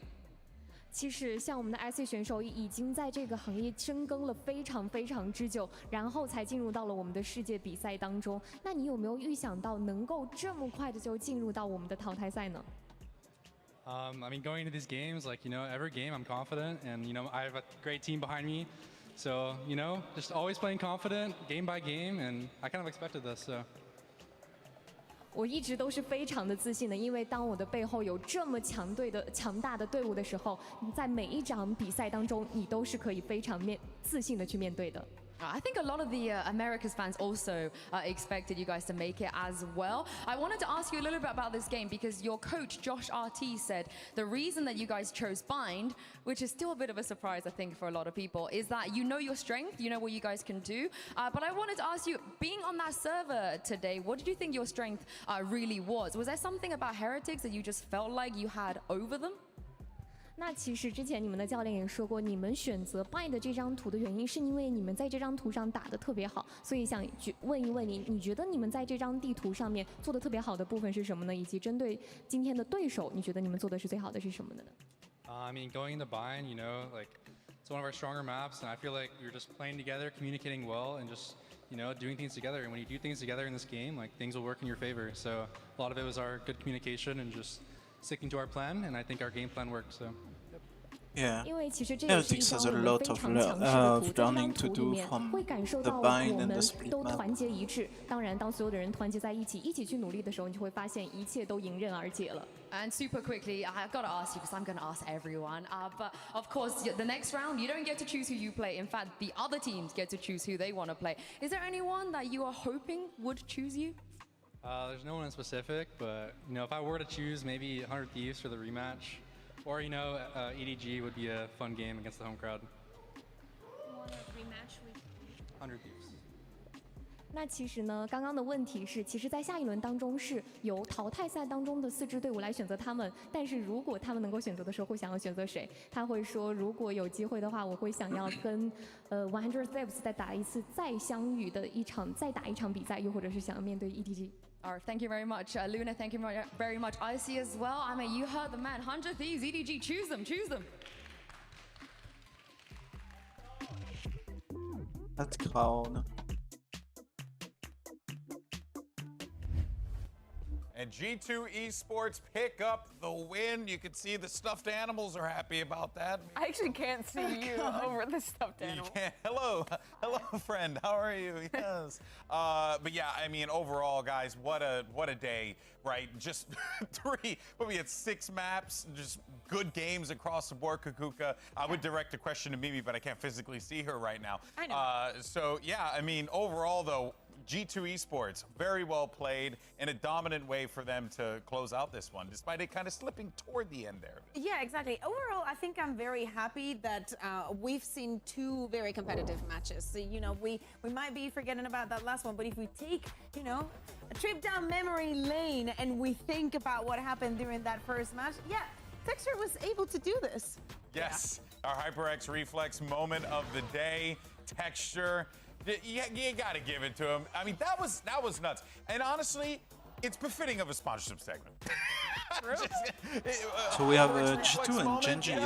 He's just so fast. I'm really excited to watch Texture play in playoffs for Gen.G. I think the team that everyone was expecting to be one of our kind of quick teams to make it out of groups. It was 2 tough games, but they get it done for Gen.G. But G2, I think a lot of people weren't sure if they'd make it out or thought it would be a longer road. So it's so massive for these guys to be able to get that kind of easier route in, so get some time off, maybe even get to explore Shanghai a little bit more. I'm really excited to watch more from this team. They're really stepping up at the global level. I think that there are also Then teams the like next maybe 2 not team Gen.G so much, but I think that G2 is a team that is going should to be benefit from the Heretics experience of and playing from the probably Swiss Lev. stage. Yeah, now Dan's over there. Okay. This penguin is huge. Can we talk about I'd say that? it's average. Yeah, it is. I mean, it's huge. Well, folks, with day 3 coming to a close, let's go ahead and take a look at the Swiss bracket, shall we? All right, so G2 as well as Gen.G make it to the next round where they will await who their opponent is. They don't have a choice. They're just gonna have to accept their fate. The format is so cool. I love it. I feel like 100 Thieves is gonna pick G2.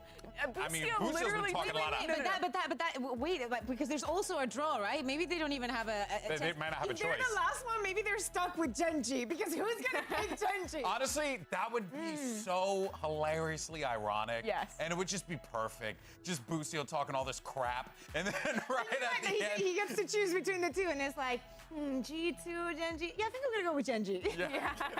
But no, I think he literally tweeted, if G2's winning, then this is a Mickey Mouse tournament, which is just the most ridiculously wrong thing. But his trash talk is next level, man. But it would be funnier if he actually chose It would be the any other funniest team outcome. but them. Yeah, it would genuinely be, or if they did not have a choice and they had to pick them no matter what, would also be funny. Although I don't know if that would necessarily be the case. But anyway, coming up tomorrow, though, is going to be our first elimination matches. Oh yeah, I'll take the bear here. The first elimination matches for our 0-1 teams. You can see the schedule there. We're going to be saying goodbye to 2 of these squads tomorrow. And of course, we'll see them in the next stage of play, but it is going to be sad to be saying goodbye to them so soon. Here you got Leviathan going up against T1, and then it's going to be Dragon Ranger Gaming taking on Foot Esports. Yeah, I think that Lev T1 game is going to be an especially exciting one for me. T1 and Lev both losing really close games. Yeah. T1, a team I think has been kind of inconsistent both in Pacific and sometimes at their global appearances. But they have the chance to. But they have a lot of potential. And Lev as well, I think, looked a little shaky at times, especially in their more macro play. But they definitely have a ton of firepower on both those rosters. It should make that a really fun game to kick things off. Hear me out, though. What if DRG wins? That'd be hype. I mean, we've seen FPX already One start day to we pop have off. No, I don't. I quite the love one-on-one them all, teams. but So honestly, that would be really tomorrow I that'd be have something Lev else, though. winning Yeah. It Right? definitely will be against very T1, exciting. and I have I think Foot it's a, winning a bit against sad that of course we have to say DRG, goodbye to two teams. But hey, we were also talking about how taxing which and means that difficult it was for some the of these teams 1-1 to team are make gonna it through the be, playoffs. And if they are to if win that's tomorrow, correct, it's still not over. the They have to 1-1 wait team at the end of should the day. We'll be have another draw, and they will Heretics, go against the teams that have FPX, lost today. And hear me out, Leviathan, there and is no Foot. easy opponent from then on. So Right? they're gonna have to prove a lot of things, not only to themselves, but also to us. Yeah. And very also true. to him. And to also him. to him. Most importantly to Nice him. small guy. Well, folks, as we take a look at the We time could have here, a it's Leviathan 10:30 Foot. at night. I gotta so go to bed. or Leviathan I think we've been up Heretics. since like Or 7 Foot a.m. Heretics. So it's time to go to bed. But we thank you all so much for tuning in. We got some great matches for you tomorrow. We're going to be saying goodbye to 2 squads, but the journey continues here in Shanghai. Thank you so much for joining us. We'll see you then, folks. Have a good morning, I believe, if you're in NA and EU. NA biased yeah, time zone. right. I know, right? But take care, everyone. See you soon.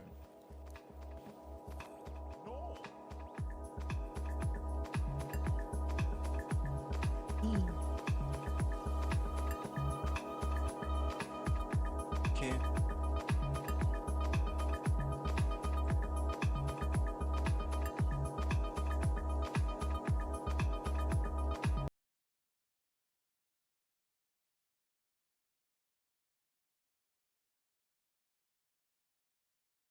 Kig.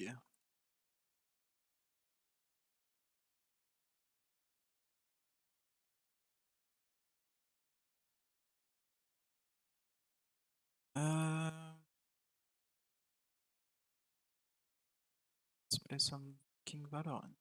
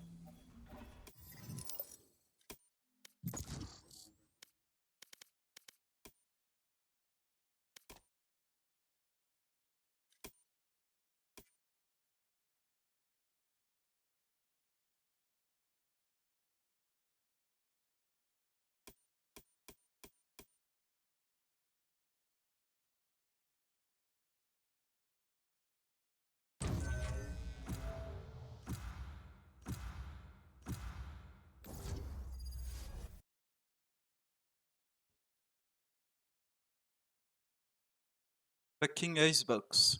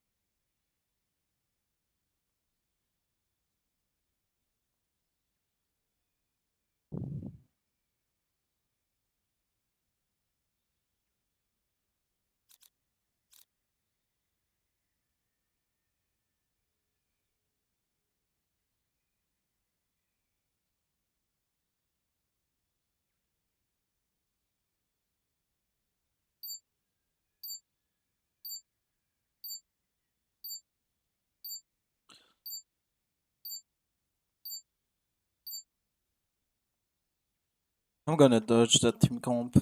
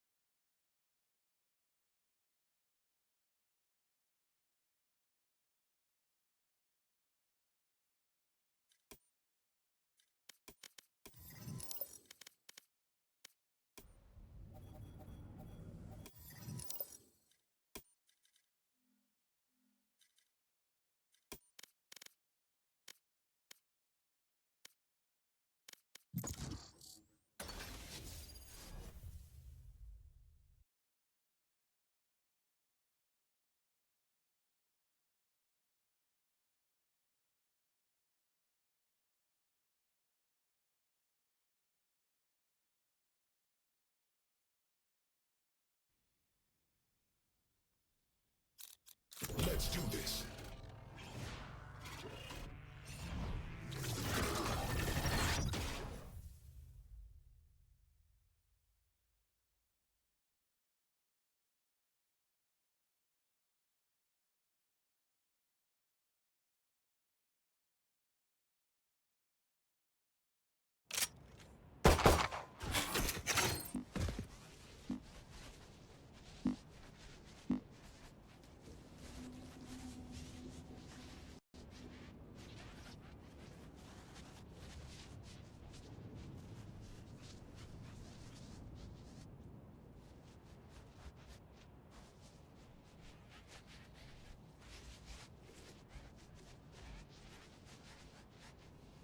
Okay.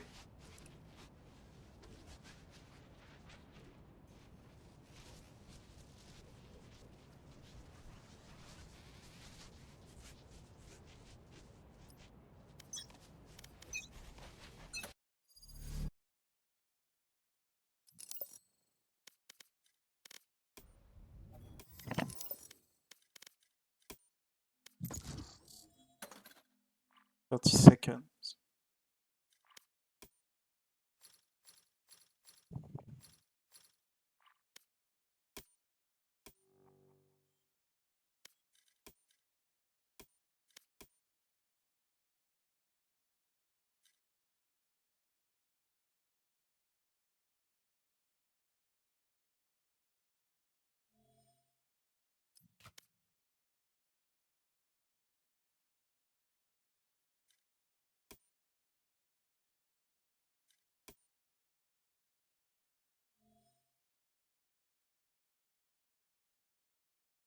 Oh, it's in Seoul? Wait.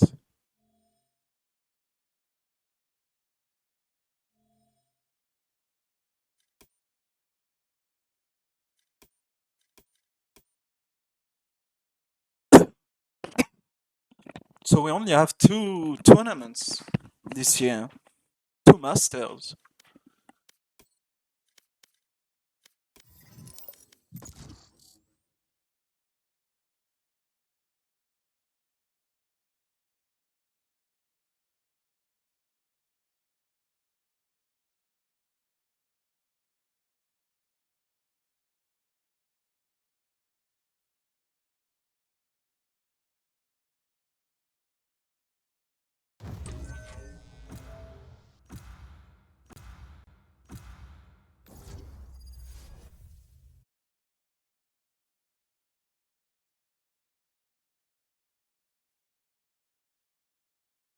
Um,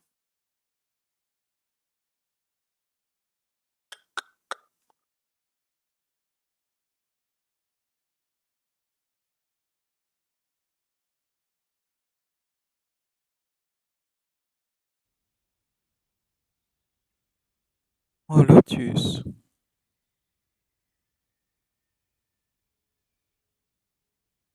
I really don't want to play Viper. Why do I have dog shit team comps?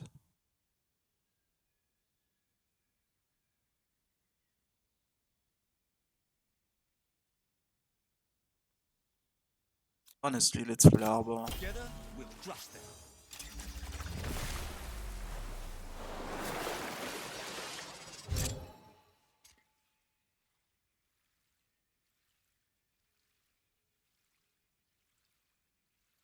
I should try close too.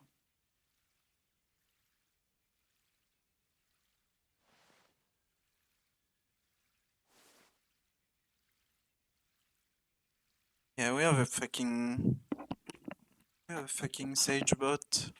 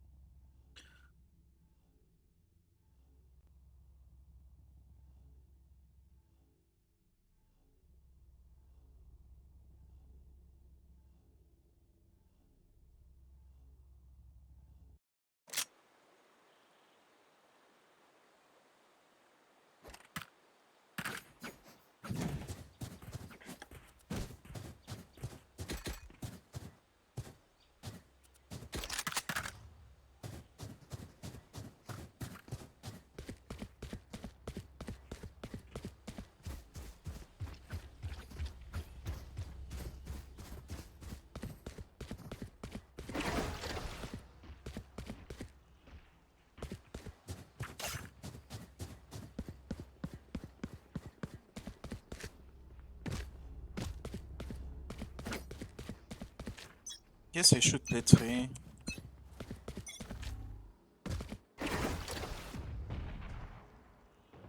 Oh, it's shorter than Viper's wall. Water rising.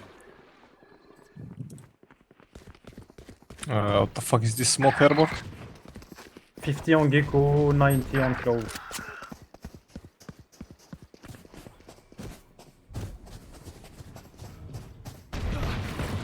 Enemy flooding them. Healing.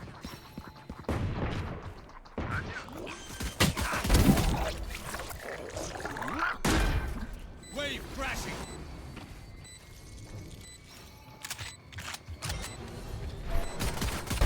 Too slow.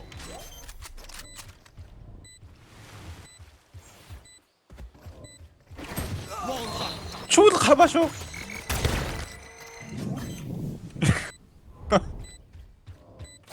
Not yet. They have no right to do this.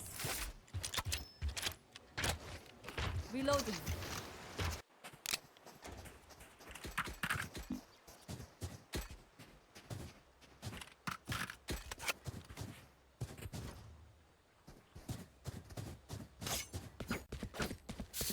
Okay.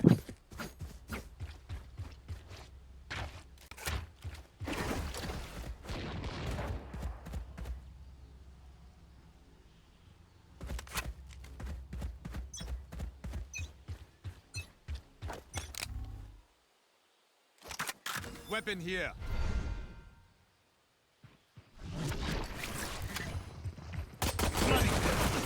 Oh, it's fast. It's there. It's there. It's there. Bro, that fucking yo is retarded. Like, Stand down. oh my god.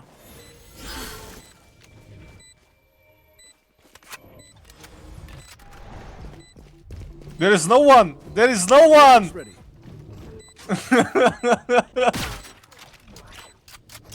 Defuse the spike. Why? Why do we put the diffuse on fucking chamber and not on Sage? Didn't actually sink so. Like, Reloading.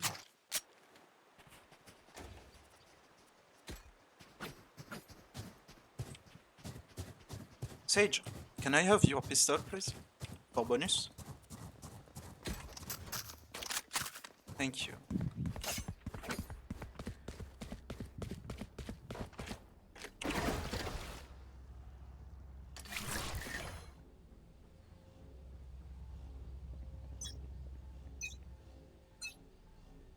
Wave crashing. Careful, oh.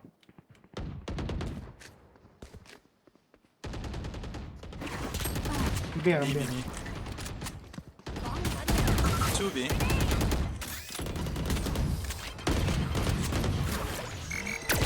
Blocking fire.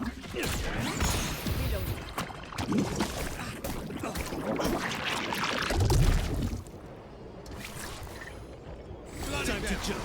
Reload. Planting on it? Don't mess with me. I got the quest.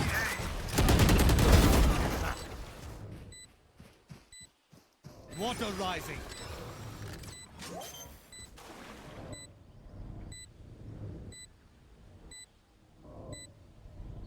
No fire today, I'm afraid.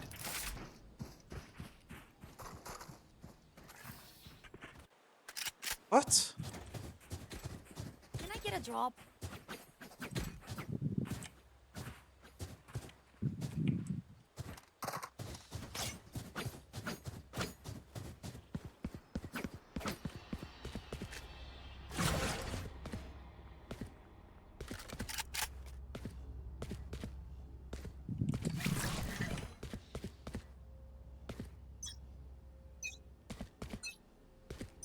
You want to play? Let's play.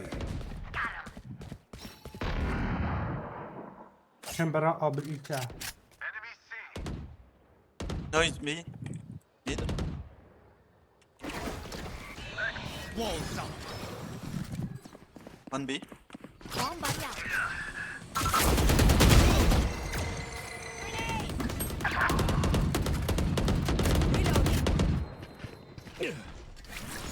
Reloading. Wave crashing.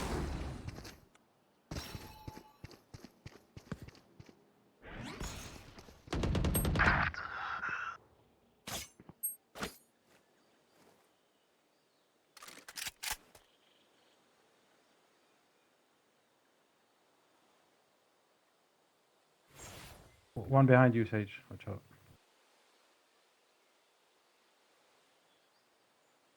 My ult's ready. Heal your friend. Healing you.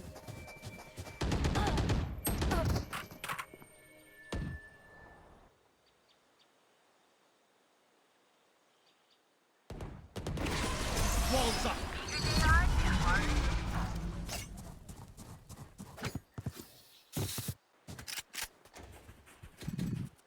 I need a drop. I need a drop.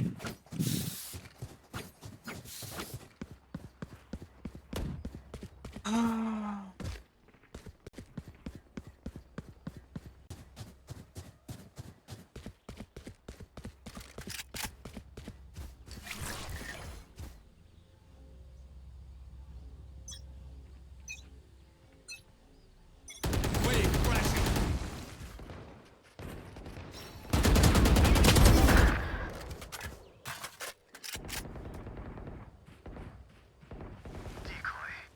And on C.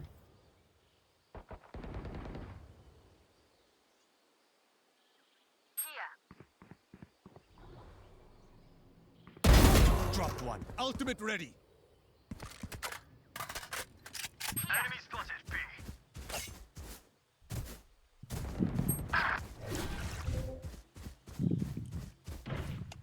C, arbor C.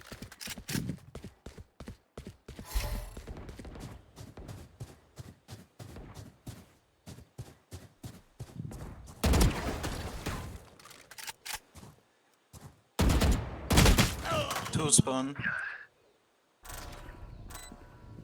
Ain't a jet behind. You had your fun. My turn. I'm a good shot.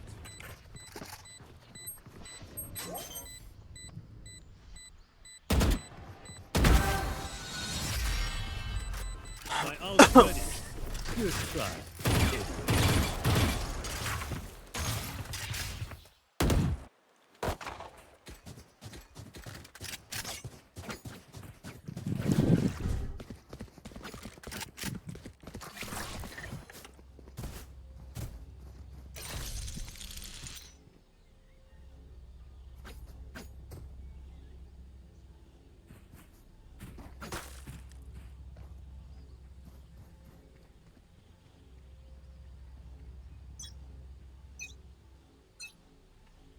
Flooding them. Okay. 2A.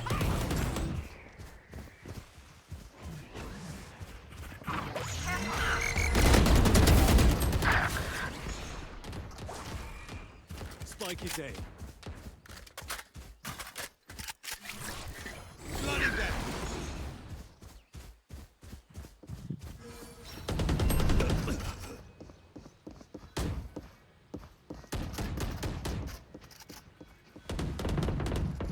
Enemy down.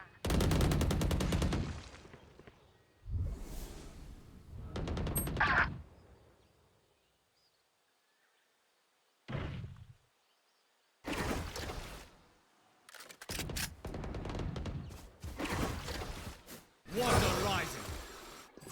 Spike is B.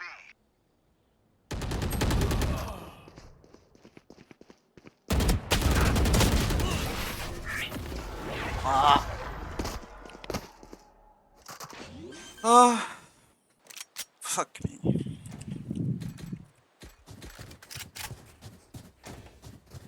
I need a drop.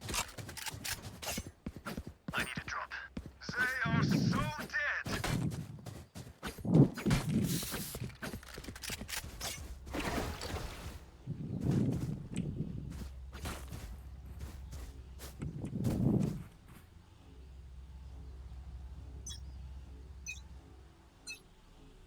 Water rising. I'll handle this. Fucking Gecko, Jet. Oh yeah! Monster on the loose! I don't. Reynard and I thought. They are pushing it, pushing it. One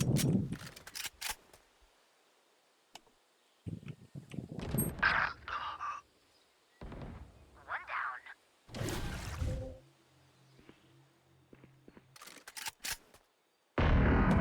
Enemy A. Let's turn the tide.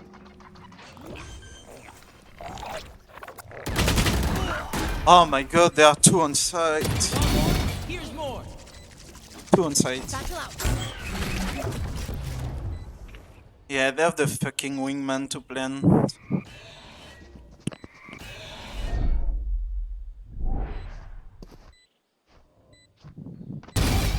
Three for me.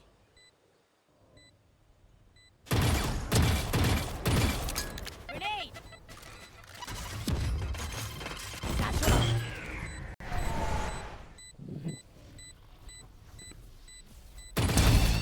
Ha! 4.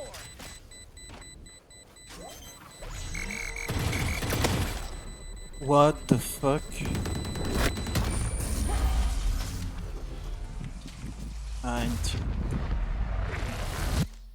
I played so poorly.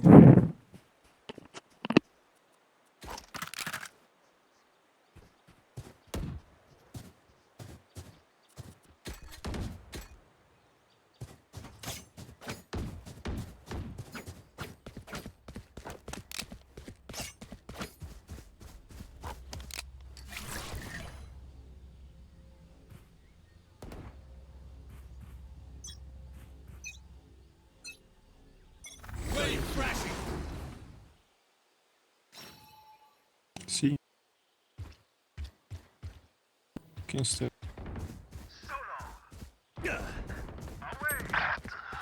One on A. One on A. Reina A. Walls up. Two on C, guys. Jet and Harbor on C. Rene's A. Go ahead. Planted on C, guys.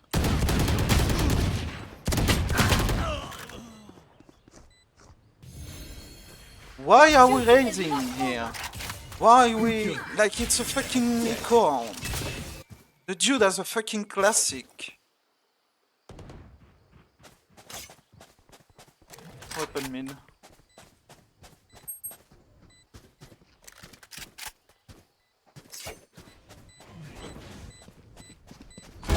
Eliminate.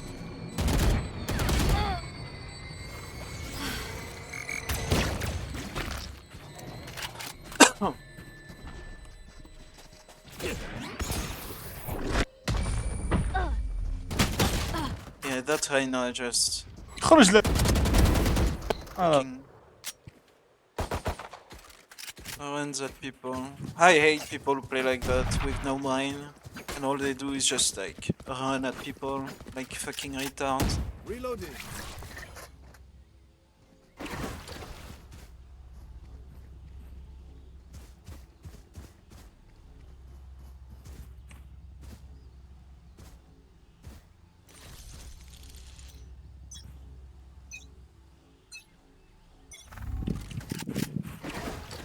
Decoy. Water rising. Enemies A. Enemy A. Reloading. Shield going up.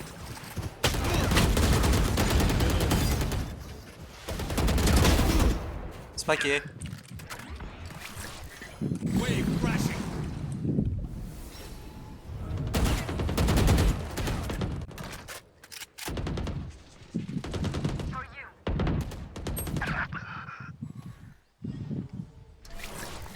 Flooding them.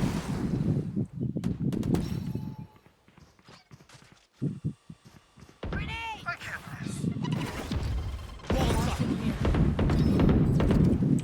Satchel out. That's 3.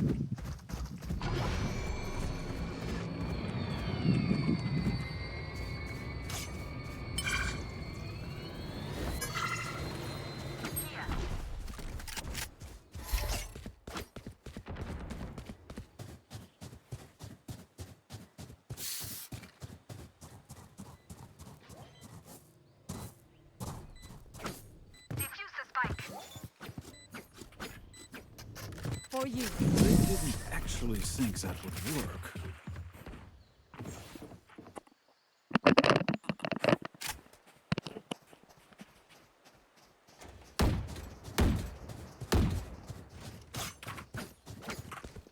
Right there.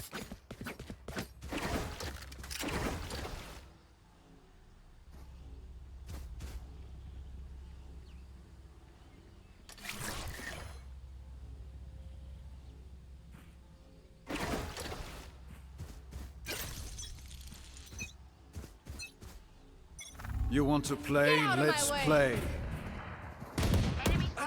Water rising. Not yet. Reloading.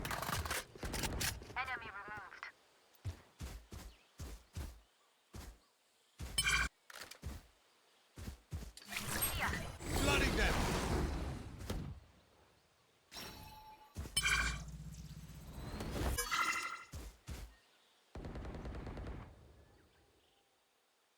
Abajo veo.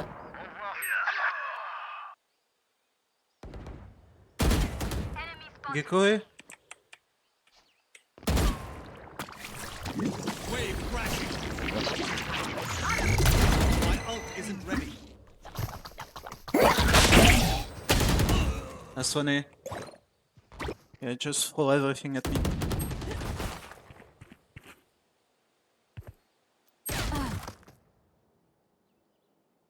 Bro.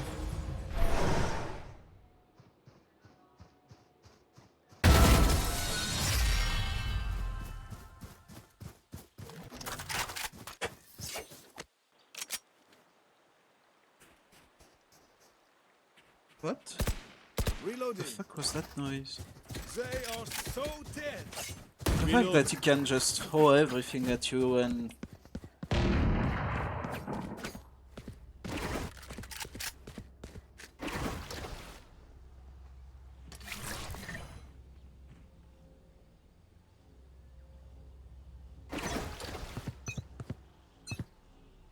Walls up.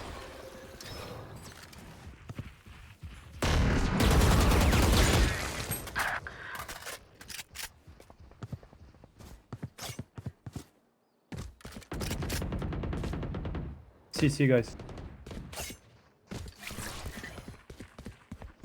On est.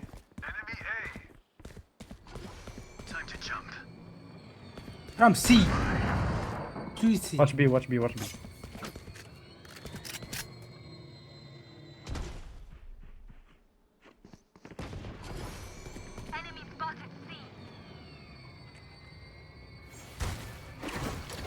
Walls up.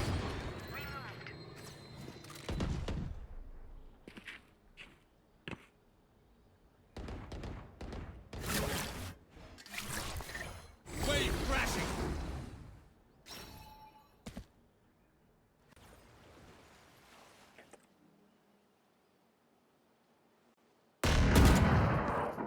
From A to B. One on B. Right there. On B, on B. 80 on chamber.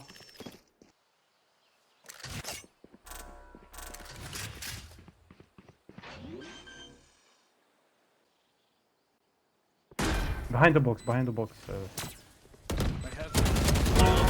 You had your fun. My turn. Oh. غادي تجيب عليا الاسندنت. خلاص.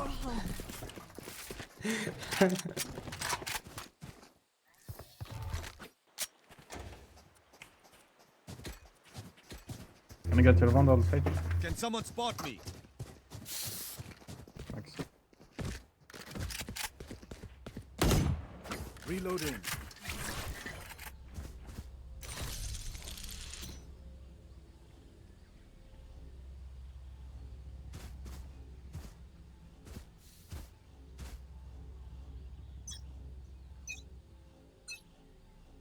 Flooding them.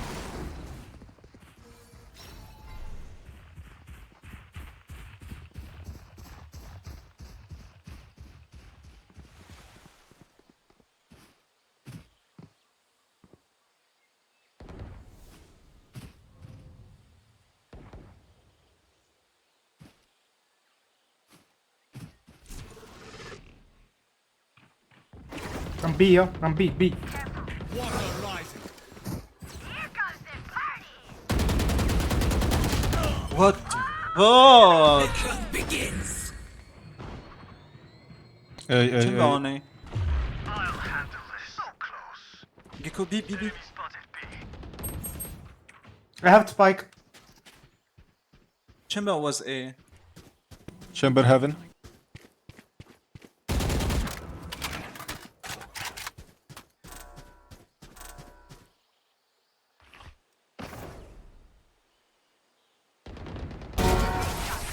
Nice. Okay, quick shot.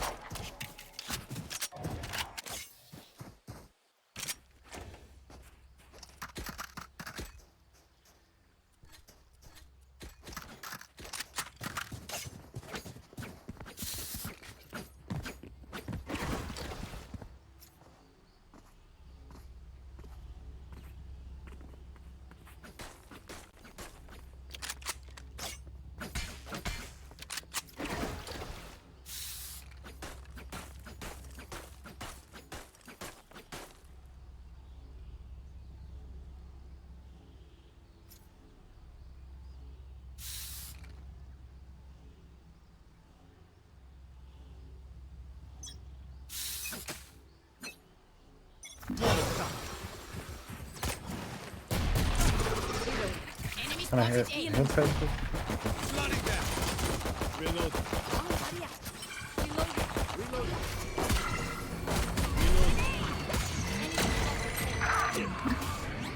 Behind. One more on side.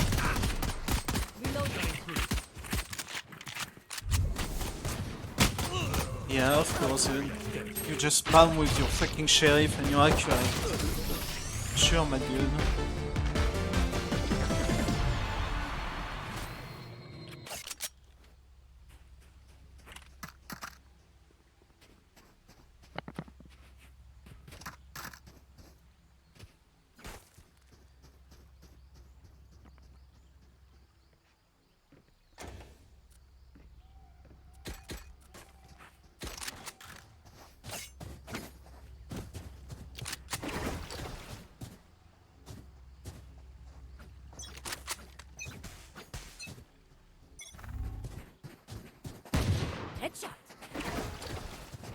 Reloading. Go fast, fast.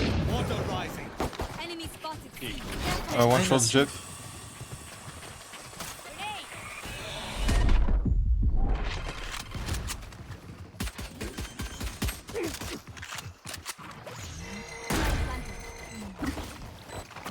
Reloading.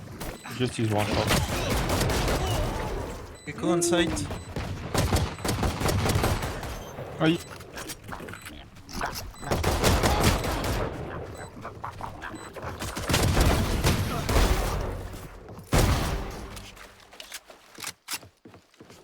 It's okay. Good echo, good echo.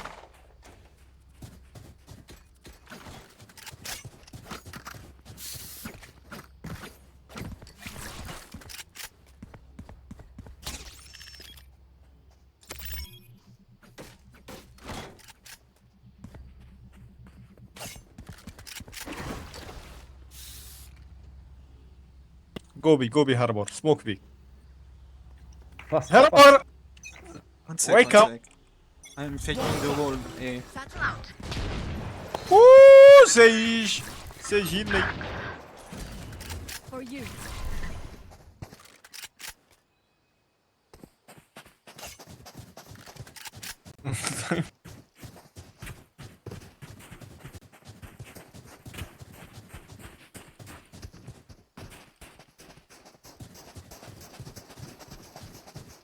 Gunning. Enemy seen. Wave crashing. Reloading. Blocking fire. One dead. One more on site. Ah, these help. Spike planted. Decoy.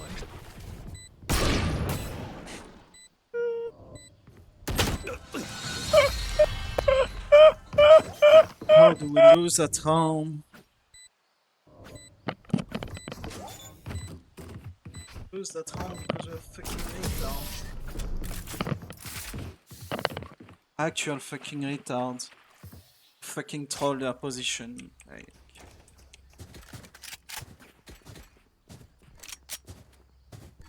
I need a drop. we should be in eco. Saving up. Saving up. Go echo, guys. Echo. Echo Sage. Sage, we play echo, please. Go tree, go tree. Here. Right there.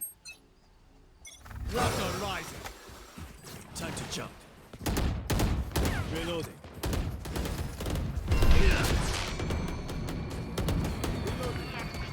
Time to jump. You hit? Reyna tree. Okay, fall back, fall back. Wave crashing. Spike drop. Not your best. Okay. Reyna was tree. Let's go B. Ult ready. هذا رينا يتعسى هنا.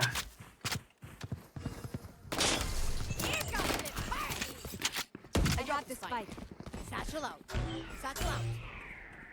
Enemy spotted A. Right there. My ultimate is ready. Heaven. Oh yeah! Monster on the loose! Happy? Close and Gecko Evan. Reyna link. Here. Have one. That is for us. Good job. Healing you. Let's go.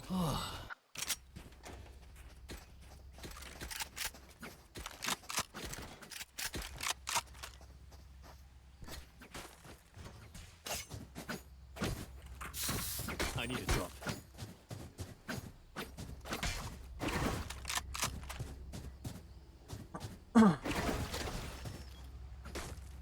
Reloading.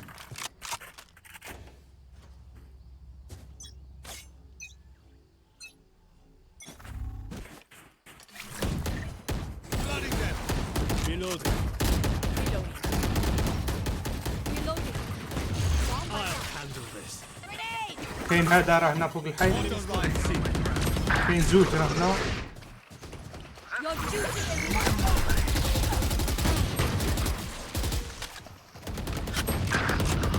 opponent killed. Shield going up. Wall sage, wall. Wall heaven. One right there. That's 0 on chamber. He's on it. Ah, fuck me. I have no fucking calm that the chamber is pushing me by the sage, man. We're supposed to have a wall, like. I need a drop. I need a drop.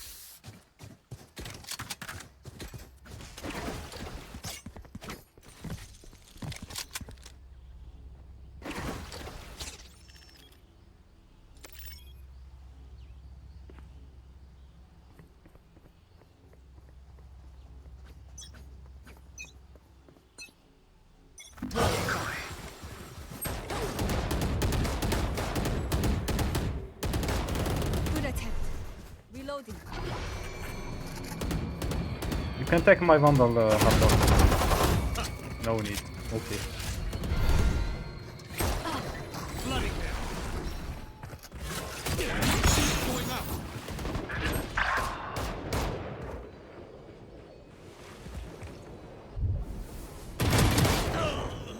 Oh, what the fuck is that your flash? What the fuck is my sage doing? Like.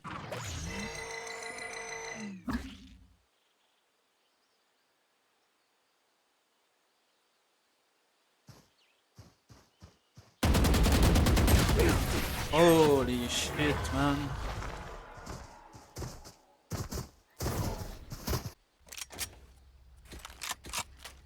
They are so dead.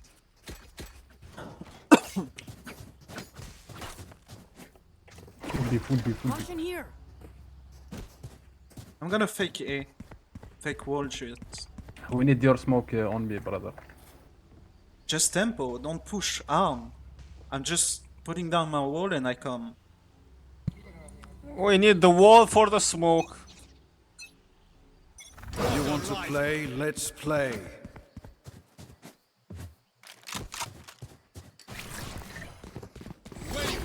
One link, watch out.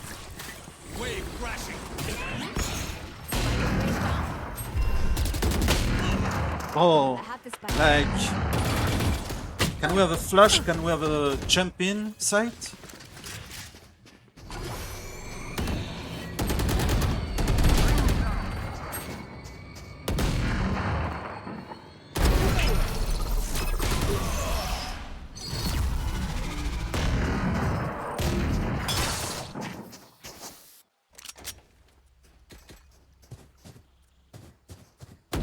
Reloading.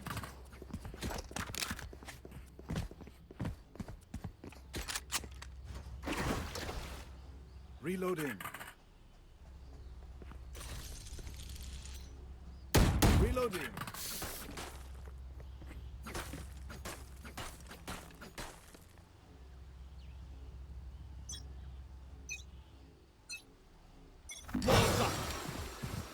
Satchel out. Flooding them. Reloading. واحد راه جاي من البي. Bomb buddy out. واحد راه جاي من البي. Wave crashing.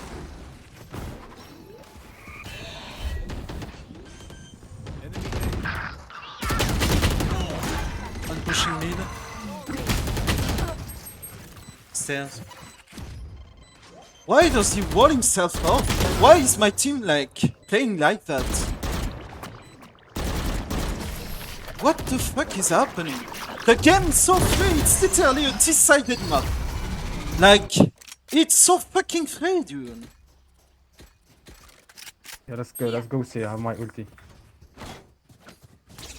Here. Let's go. Reloading. I need a drop. Here. If only the fucking Sage could give her info, like.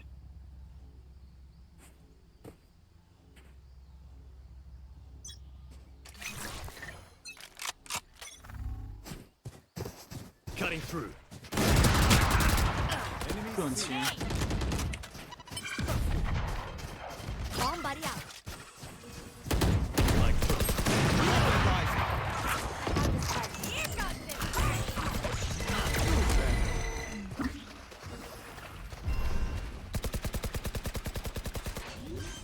He's back.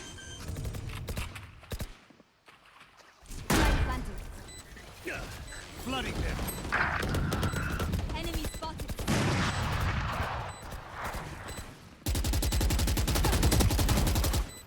Two Two is pushing. there. Two is there.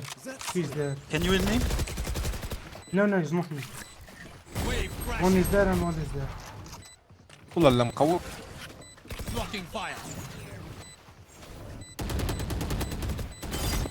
هذه هجيبها لي.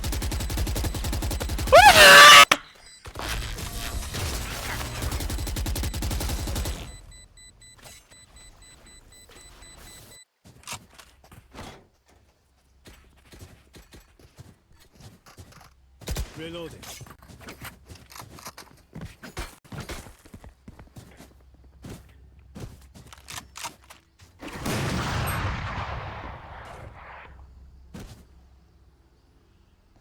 Here.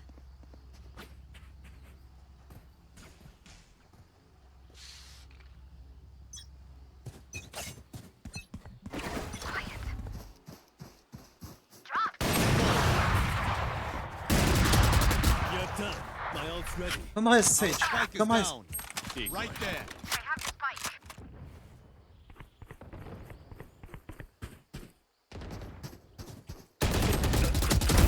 Stay down.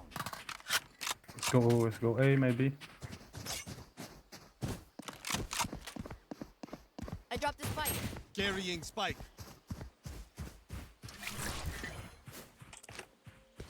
Wave crashing.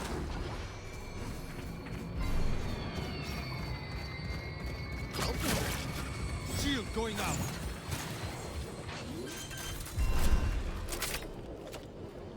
Spike planted.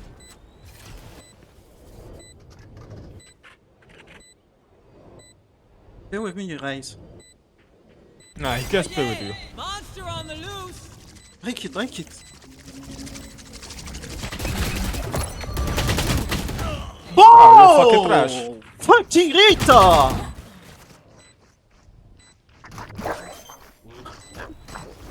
Why you don't break it? Why you shoot, Herbor? Why you shoot?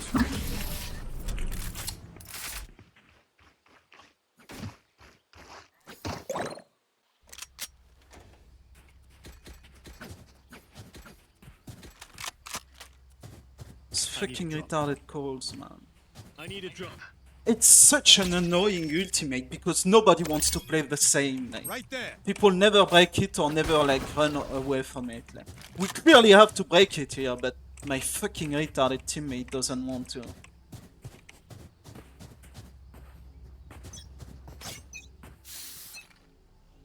And the fucking Sage that like... Your duty is not over. Yeah, well, yeah. Running headshot, running headshot, running headshot. Yeah, sure, my dude. And now, like... Bro, like, that's enough.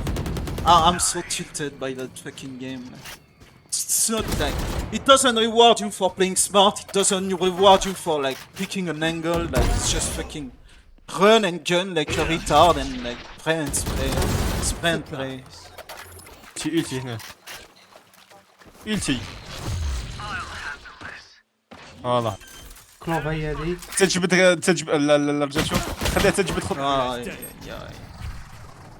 GG. Back soon.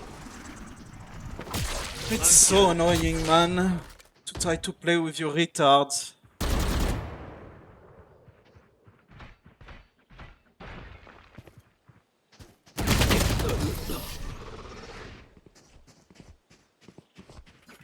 The fucking Sage that doesn't say anything, that whole fucking arms and shit. Like.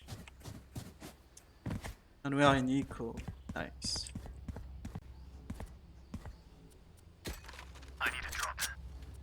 So it's GG basically.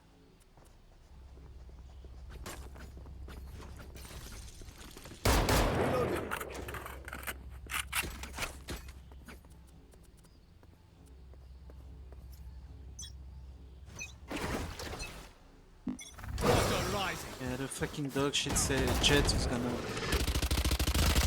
Time to jump. Reloading. Reloading.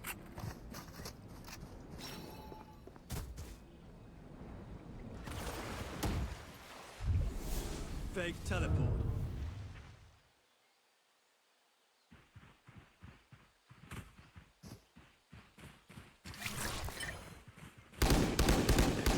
هذه محمد ايش حل فيه؟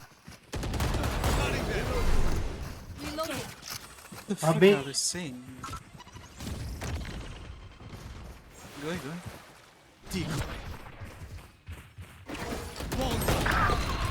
One. Three.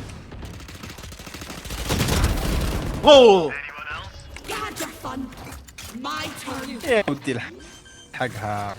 Blocking fire.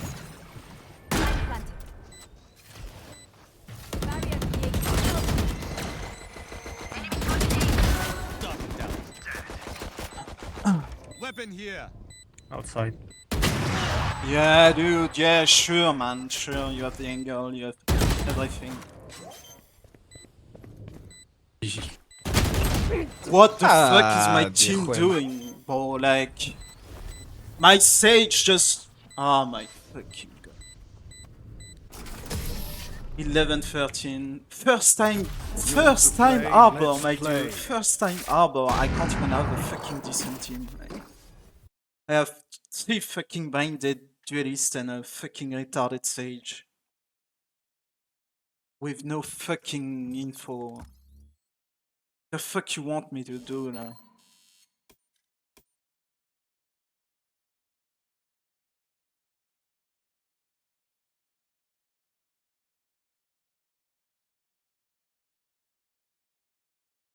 That's it, they have 2 dogshit guys. Yeah. Except I have fucking Chamber and Sage. And then I have a fucking useless Royo and useless fucking Raze. They complain you don't smoke and shit, but you have no fucking entry. Like the few rounds we had a fucking entry, we stomped them on C and shit. Because we don't have a fucking Sky or shit. Like the fuck you want me to do, man?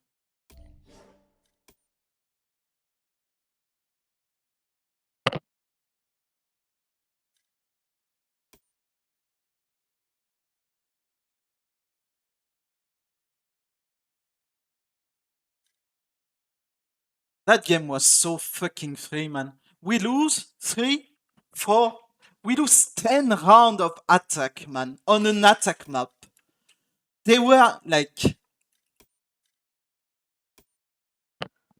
We were 9-3. They lost... Bro, we were 9-3 at half. We can't fucking win 4 rounds. Like, we can't win our fucking eco. Our fucking bonus.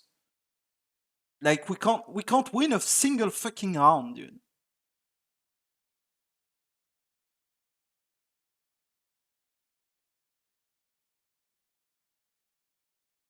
It's insane, man. Actually fucking insane.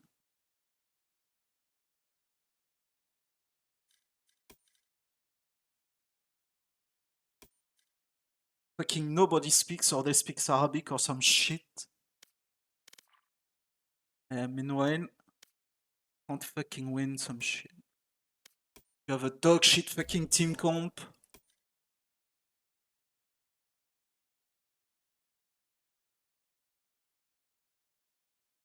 Yeah, I mean, again, their team comp. 1 Sentinel, 2 Duelists, 1 Initiator, 1 Smoker. Balanced team comp. Me, 2 fucking Sentinels, and 2 fucking Duelists. No Initiator. And I have to play Smoke, which Since the Viper knife, I fucking don't play smoke. It's so tilting to lose 20 points on that dog shit game. Right? Let's do this. So fucking tilting, man.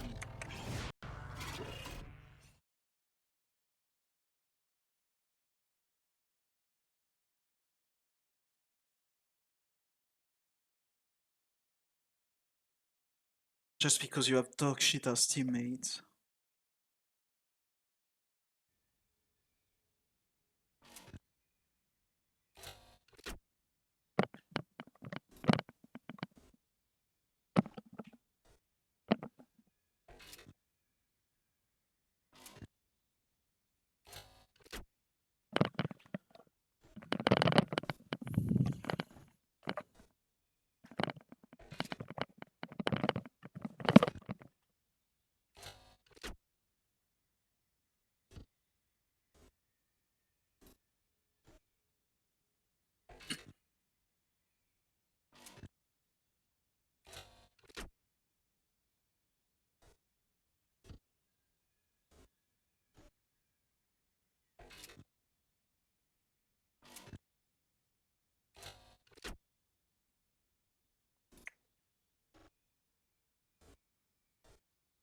We lose two 2v4 or 1v4 or some shit.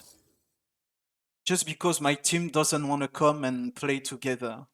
Like... Yeah, look, I had a balanced team. Now look how dog shit my team is gonna be.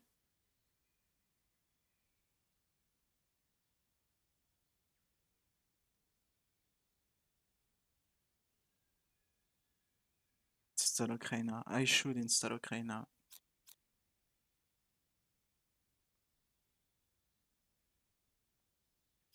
Let's see what player 2 plays. I have a strong feeling it's Deadlock, Killjoy, or Sage. Oh, Cypher.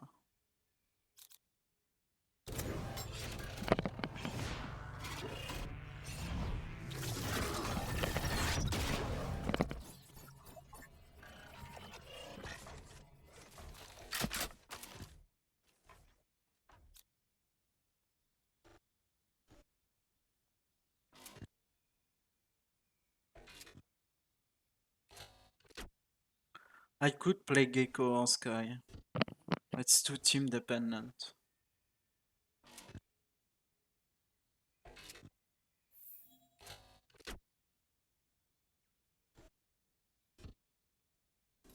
Just gonna play KO.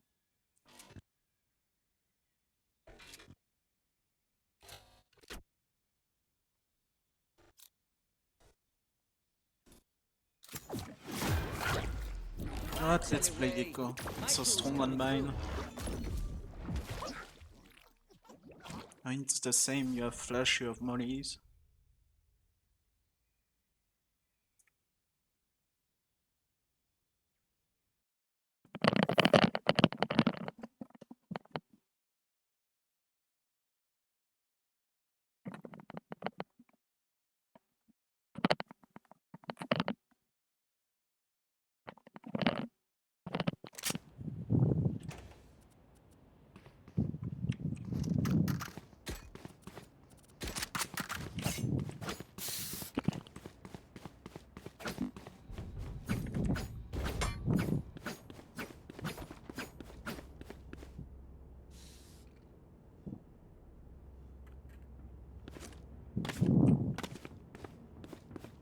I should play on me.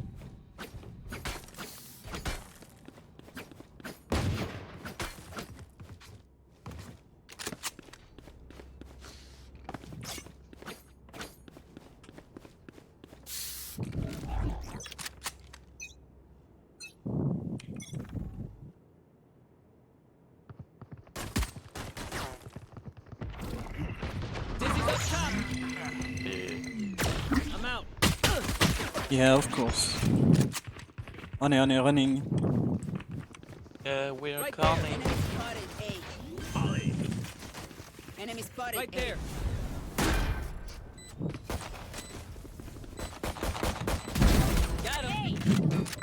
Launching smoke. Reloading. Cypher shower. Reloading. Enemy spotted A. Diffuse? Enemy down. Cypher is walled. Nice. Reloading. You will expect us to work.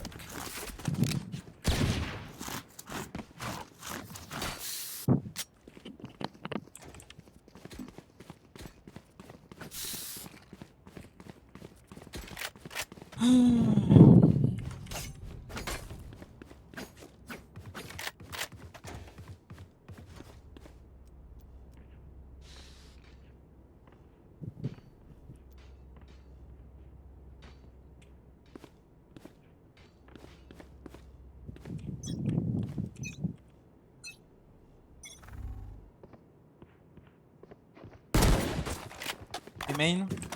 Yeah, you can. Up and away. Now. A.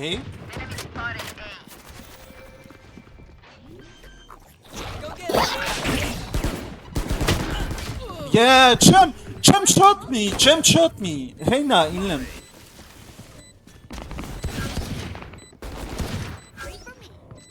That's one main. Enemy spotted A. Fuck, I heard. Reloading. Reloading. Diffuse? Reloading. Spike defused. Fucking run at people. Fucking jump. Fucking game, man. Reina, can I have your pistol for bonus? Thank you.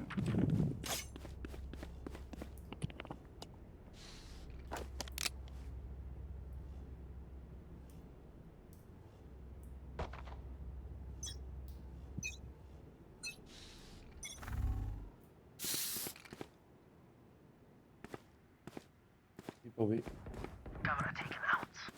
Long. Rotating. Right there. No, they fake rotate. Fake rotate.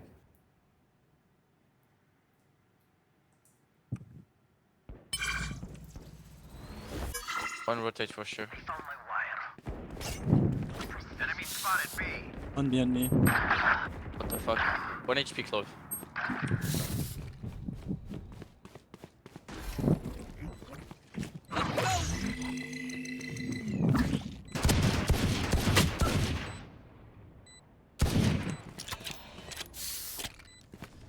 Above is one.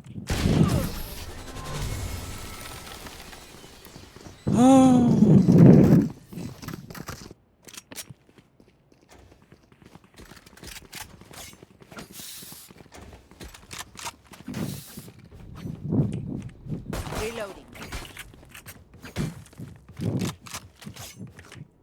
Someone, hello? What? Phantom skin, ready for you, eh?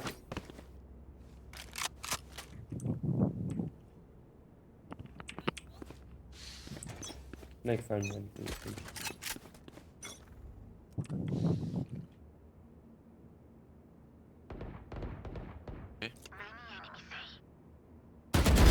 Cállate. Rash is ready. Stay. Saw you, homie.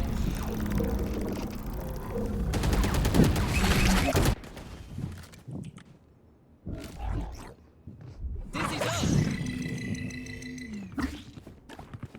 They're gone. I'm out. There's my buddy. Bench. Right there. Grenade. Not ready. Blow him up, Mosh. Fuck. Dizzy's up top. Get your bot defusing.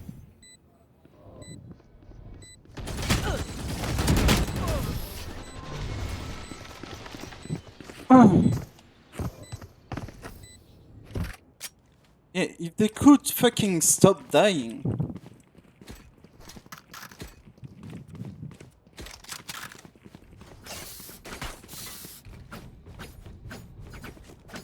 Reina, can you drop me your phantom skin, please? I'm gonna save. Thank you. I'm gonna save. Force this round, force this round, force. Save. We have money for 2 or 3 people. Come on, force. Okay. Okay. Oh fuck. Who's next? Oh, all day.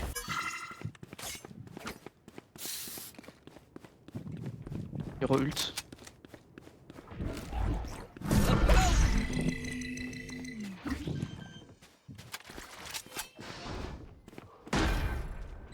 I got you.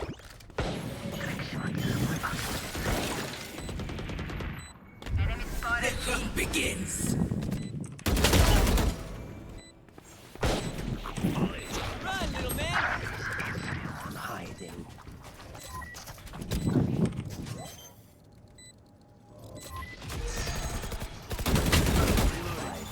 Reload. Nice. Beep, beep, beep. Enough on my mark. Reloading.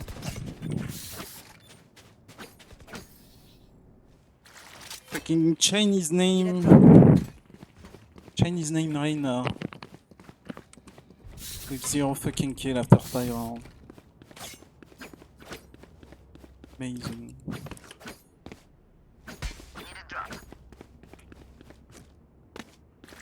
Gecko, vai Reina, please.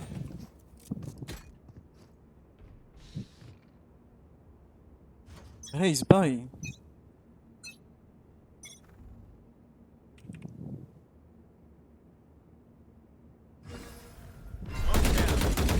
Hey. Up and away. Dizzy has targets. Enemy spotted A. Whoa, what the fuck are you holding?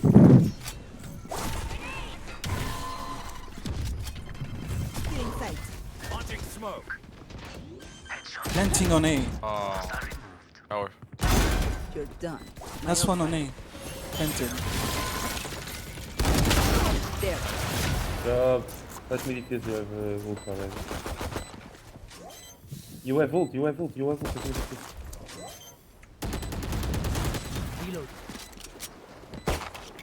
Reloading. For the party.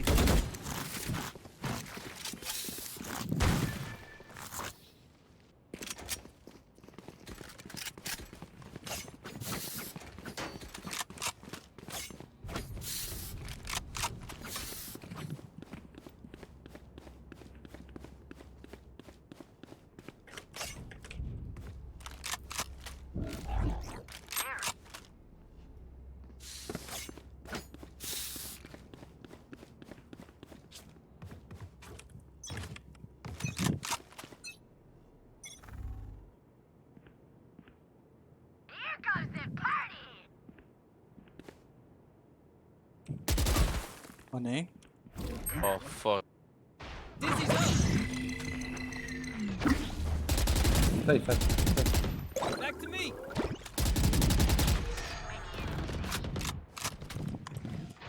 Enemy spotted A. Right there.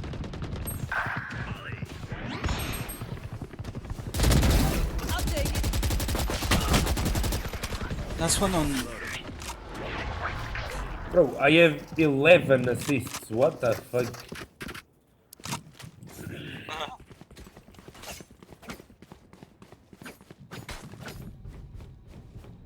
Ask Gecko, I can buy you.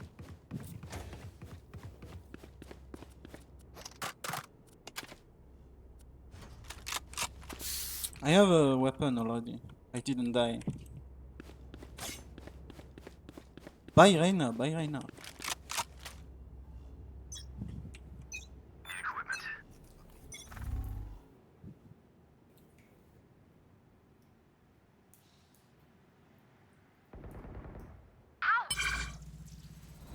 Thrash is ready. Reina, come. I'm gonna ult through the TP. I think they are rotating. Reina, come. Right there. I'm gonna ult through the TP. You will not kill my ally.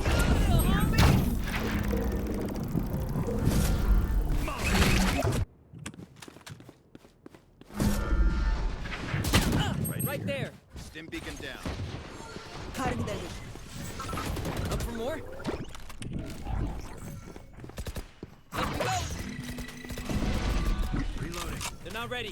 They're tipping, they're tipping. Out. Thrash is ready. Full shower. I'm gonna ult, I'm gonna ult. Reloading. Someone is. Thrash is going again.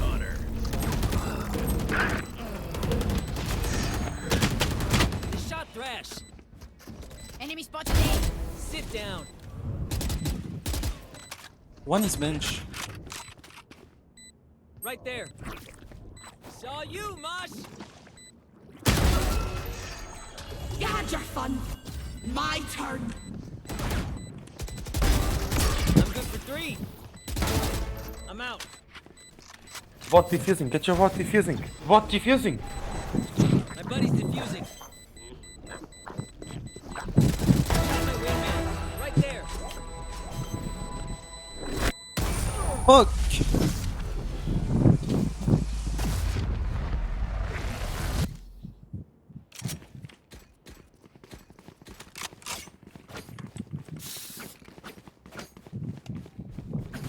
Need a drop.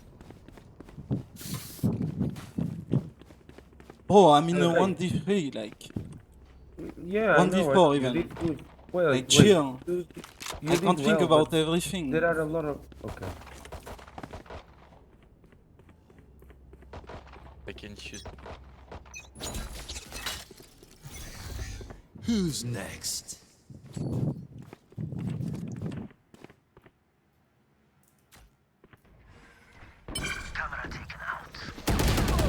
One shower, Reina shower.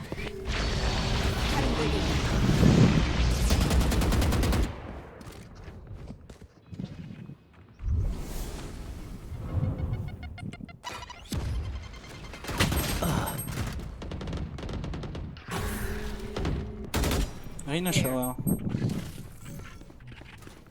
Molly. Taken down. Both back, both. Okay, take a break, guys. Spike is safe.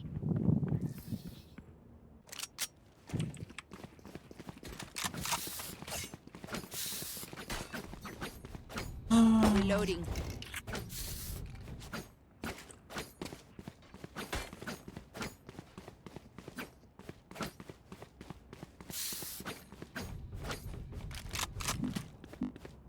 I can buy. Ask, Gecko, Can ask. someone buy me, please? Buy big shield. Nice. Thank you. You are Nice. welcome. Info. Okay, steps B. Up and away.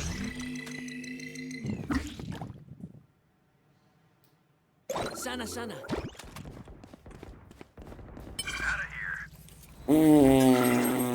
One garden.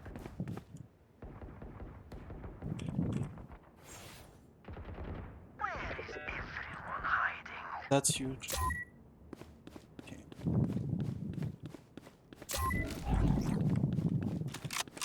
There, gotcha.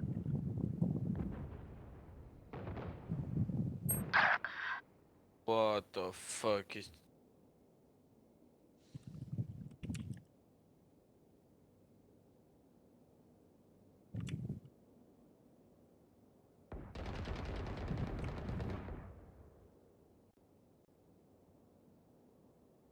Spike spotted B.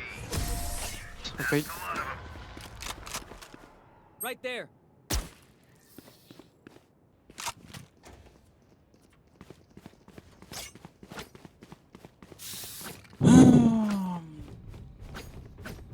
Can I play on night this time? Reina in race, can you go B? No, not 5 here.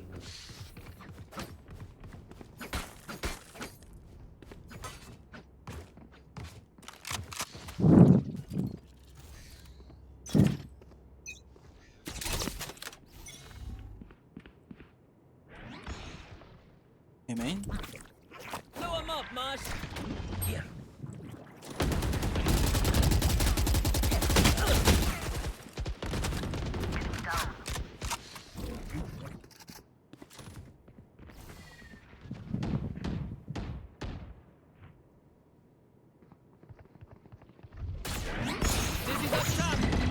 Somebody's there.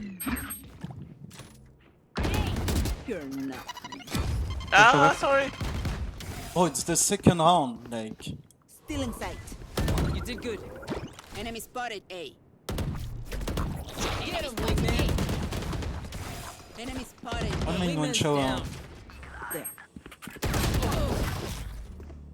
Satchel out.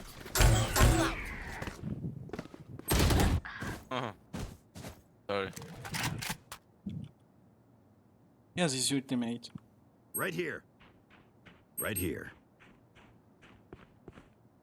He's running on B.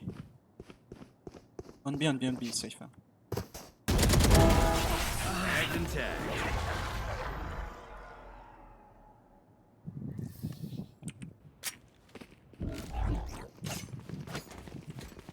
What do you need? I've got cash. Anyone need something?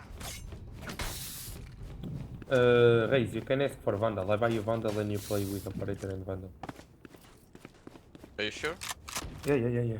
Drop the Operator and ask for Vandal. Can I get a drop? Drop it, and then you can buy Operator. And you can play with the Operator and... Can I get a drop?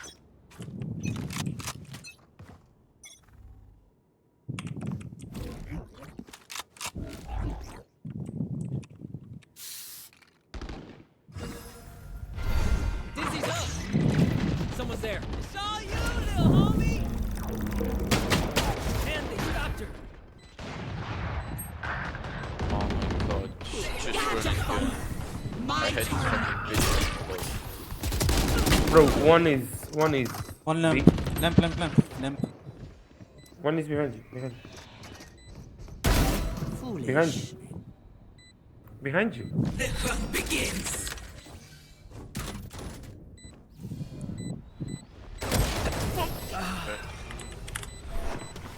NT. We all slept that round.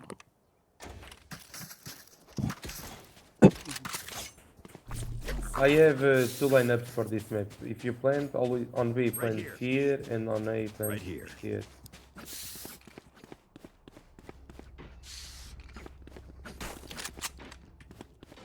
Safer, on put a trip here. Right there.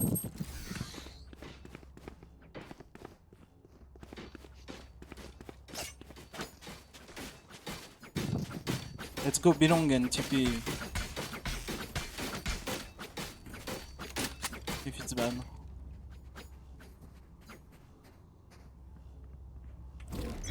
I flash for you right now. Up the way. Back to me. Launching smoke. Grenade! There. Behind. Oh. Reload. Wingman's planting. Behind you, Cypher, behind you. Cypher, behind you. Cypher, behind you.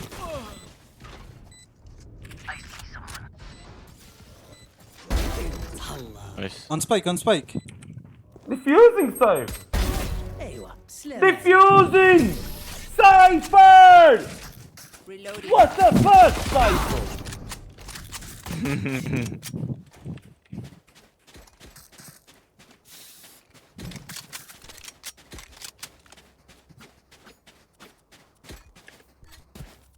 I got an idea. What if we, I don't know, grab the spike? Reloading.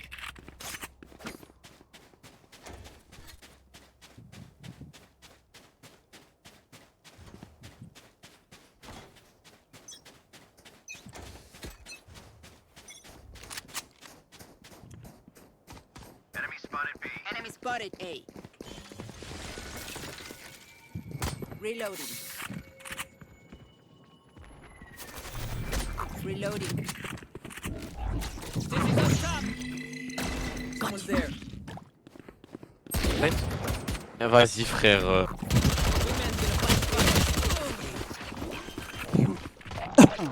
Piquez pas, il a un... Don't peek guys. It's planted A. One behind. I have snipe.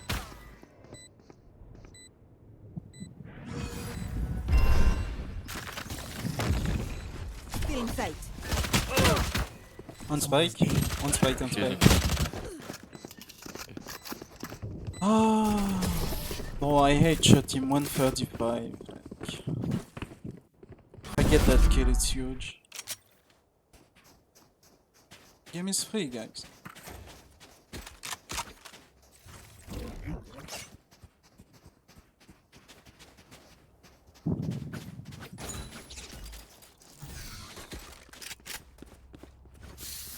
Cypher, put your trip here. Right there.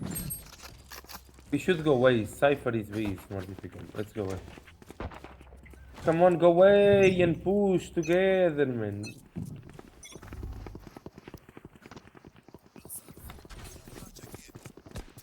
Satchel out. Satchel out. Et oh frère, il m'a body block. Enculé. Enemy spotted A. Reloading. Man. Gecko, you have the spike. One shower. They found my wire. Bien, one bien. Reloading. Deleted. Spotted A. Guys. Planted.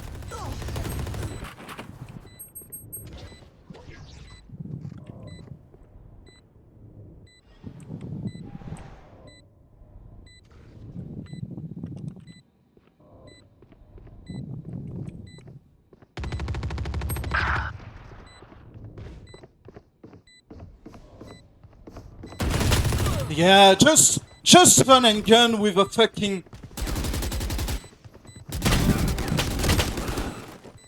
Just fucking... Just fucking run and gun with an RS, man. Just run and gun with an RS, man. Just fucking run and gun with an RS.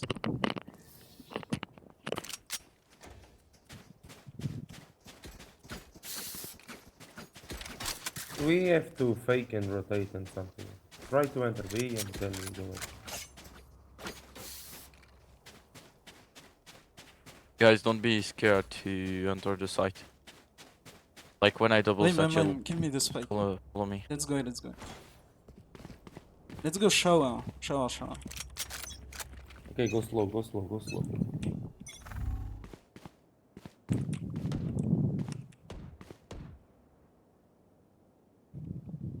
And we need you. Nice. Sage is on top of the wall. Smoke heaven. Let me get this. Crash is ready. We should rotate now. We should rotate. We should rotate. Yes, rotate. Take TP and rotate. Slow. They push behind us. Come on, go. Full sandy.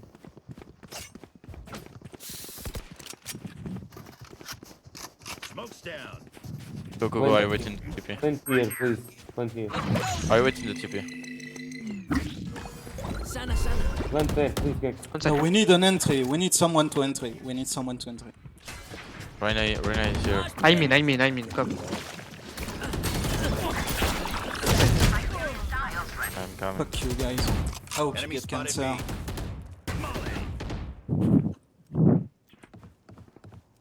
Stim beacon here. Out of charges. Reyna backside. Nice. You will barely worth the effort. Reload.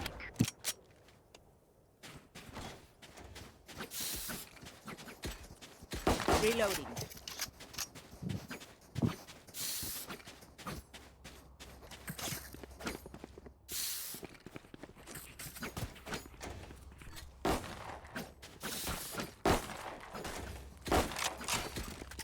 Reloading. Right here. Come on, come together here. Just rush. Yeah. Flash in I double search. Nice. Come on, go. Flash.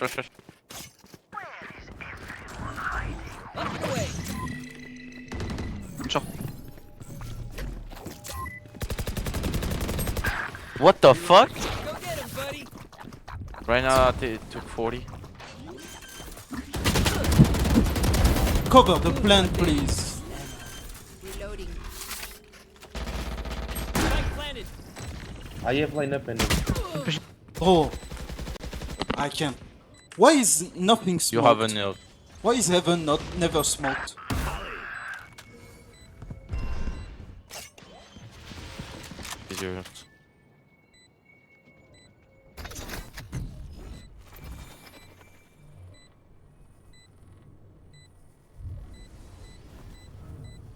Open up the sky! What? It's halved. They have it. Yeah. GG. G fucking G. This game is shit. You're fucking retarded. That fucking retarded Brimstone, man.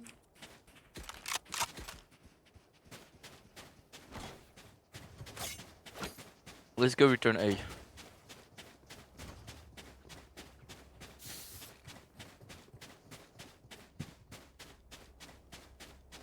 We have you have three, to two. buy your Let's go B. your Let's bot. go B. Let's go B.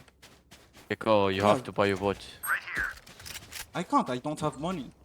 How the fuck does he want me to Yeah, buy but a you bot? sell something and you buy your bot. I have nothing bought. One window. He just and the weapon. Saw you, little homie. Launching smoke. They found my wife. What the fuck are you doing, bro? Wanna go again?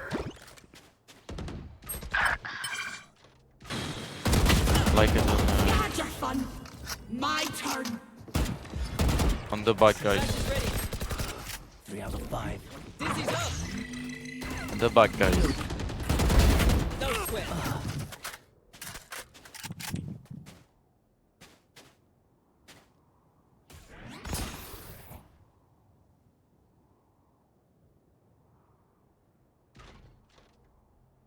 You have to aim the head.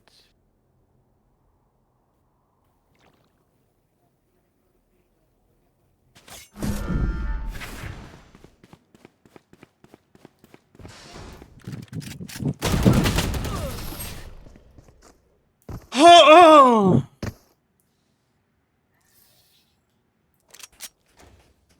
This is why I don't play Initiator. I don't play Gecko. It's impossible. Your team is retarded. Like, nobody plays on your flashes, nobody plays on your UT, nobody defends the fucking wingman, nobody, like... You have insane utility. The agent is one of the strongest agent I know. But you don't have teammates. Play slow and standard. Wait for them to Shut the fuck up, man. What the fuck? Oh, nothing is smoked. Who's next? Bro, I smoke. Please, Gecko. Okay. Stop. Right there. Il y aura ult. Right there. There. Sorry. The hunt begins. Enemy spotted A. What? What the fuck? Fight him. Right there. Yeah, pick him. He backed. Dim beacon Right there. here. Like Smoke's down. I will Okay, push. back. I will push. You did Right.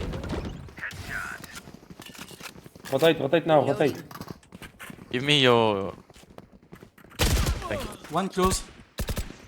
Reloading. Okay, rotate. Reloading. Okay, now you. There are only two. You can try to go away. Push. There.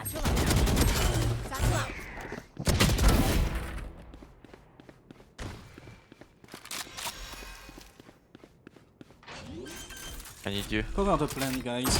Shower. Guys, play together.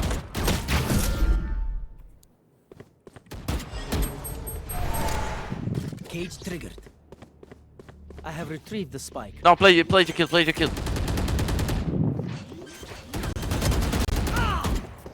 Go! Peek! Oh my god, bro, you are so bad, man! You are so fucking bad! What the fuck?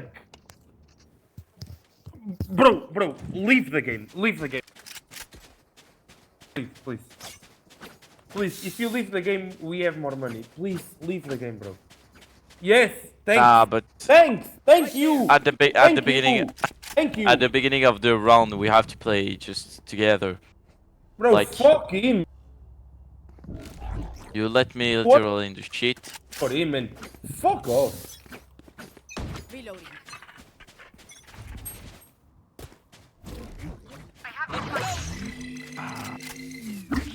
I got you, I got you. We don't care, Right Cypher. there. Just play. Yes, fuck off, man. It's okay. Our spike carrier's down. I hate this glove so much. Take the spike, Brim. Enemy spotted B. Enemy spotted B. Oh, his team is dodge. I can't, man. I hope this Raze fucking kill himself. I hope he kills himself. This Raze is retarded.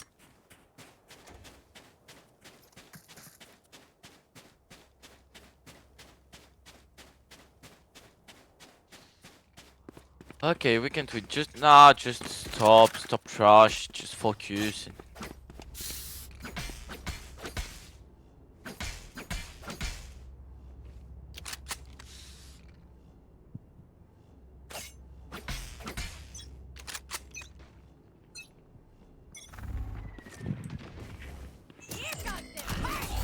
Satchel out. Satchel out. Dizzy has targets. See multiple enemies. There's my buddy. Love Shower, shower. Why is nobody pushing shower when we take A? Behind you, low, behind you.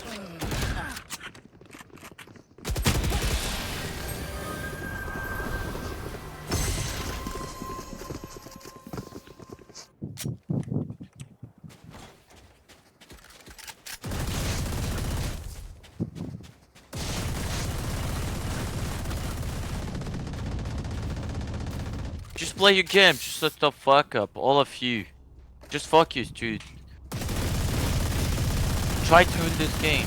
Fucking shit, man. Right there. Fuck, man. 2-3 fucking Fucking half, useless and trash. then my team managed to throw, like. We can't do shit, like. I can't get plant, I don't have smokes, I don't have flashes, I don't have open. You did good.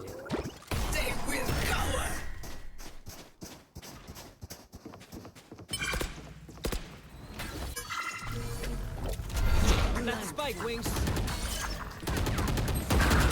Wingman. Go. Satchel out. Who's next? My turn. I'm not ready. Go.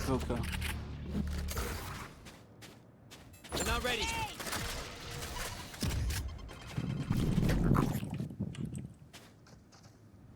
Wingman's planting. And my wingman's down.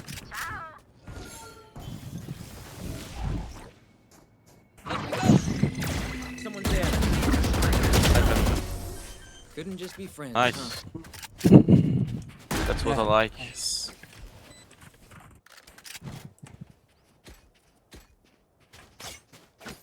It's not close. Need a drop.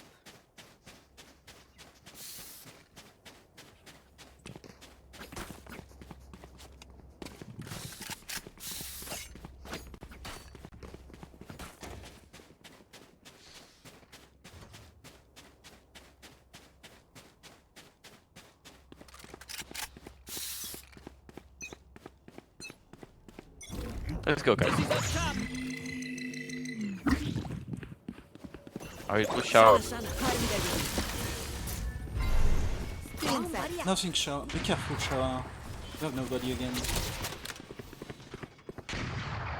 Cypher, give me the spike. I got the spike. Okay, I'm shower. Nobody's shower. That's lamp.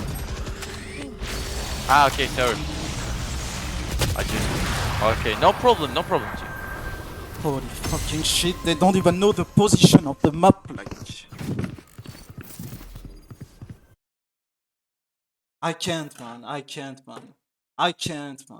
just cannot, man. I have to dodge a fucking troll comp, and then I have to play these 2 fucking games, like... I can't, man. I cannot, like... Like, it's insane, like, to not have fucking team. You have people who don't understand the map they play on, like, in your fucking team. Like, the fuck you want to do? Like, you can't win. You just cannot win. Like, you queue with people they don't even know. Like, Bind has been on the fucking map pool since fucking forever, man. It has been on the map pool since fucking forever, man. You've got a baiting fucking Brim, and all he does is fucking blame his teammate. Even when I do like fucking 5 kills and shit, the dude managed to fucking blame me for some reason. Even though he picks like a retard in fucking 1v fucking 4 and shit just before. Like, the fuck you want? Look at their team! They're so fucking bad! Their team is so fucking dog shit, man. They are so fucking dog shit, man. They are so fucking dog shit. And we lose that game. We lose that fucking game, man. We lose that fucking game because I have people who are mentally brain dead. Like Oyster have more fucking cognitive fucking power than my fucking teammates. Like, it's insane. Fucking insane, man.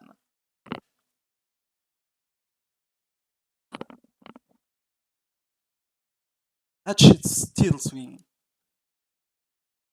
Steals me so fucking hard, man. To not be able to rank up because you are fucking retards who can't fucking communicate, don't know the pose on the maps, don't fucking rotate, don't... Nothing! There's nothing in the team. Like, we killed 3 people A instead of like pushing. I have a Cypher, dude. I have a Cypher in my team. He is not able to put one trap behind every single round of attack. Like, you have one trap to place down. One fucking trap. I don't play Cypher. I never have that trap. It's insane. I play Cypher better than my Cypher. I play Reyna better than my Reyna. I play fucking Raze better than my Raze. I play Brim better than my Brim. And I'm on fucking Gecko, a fucking agent that I never play, that I only lose on with to fucking facilitate these people's fucking life. And I lose. I'm so fucking done. Like, we have nobody going out on site. We have, like, it's the Cypher who jumps on site first, followed by me. Like, insane. Fucking insane. I have a fucking Raze that fucking stays in a TP and arena that doesn't want to flash and push. Like, do anything. Like how? Like, the game is fucking free. Literally free. Literally fucking free, man. Literally fucking free, man. That game is fucking free. Like, we win 8-4. Like, I have a game 9-3 half. We can't win it. I have an 8-4 half. We can't win it. Like, literally, I have fucking brain dead people with me. Literal brain dead. Like, we win 2 fucking rounds. 2 fucking rounds of attack side. I can't, man. I can't, man. I can't, man. I can't, man. To play with people who don't fucking know the maps, don't fucking know the pose, don't fucking know the calls, don't fucking have no fucking aims. I know fucking... I literally play. I play better than my Cypher. I play Reyna better than my Reyna. I play Brim better than my Brim. And I play Raze better than my Raze. If you put 5 of me in that fucking game with those fucking agents, I am better. I have a better team than my fucking teammates. Why do I keep playing with people like that? Why does the game keep giving me fucking retards who don't want to play, who don't have map sense, who don't have game sense, who don't have aim? Like, I can't, man. I can't, man. I cannot, man. That game, like, it fucking tilts me. You are fucked in the ass if you want to play solo queue just because of how dog shit the queue is. Give us a fucking solo queue, man.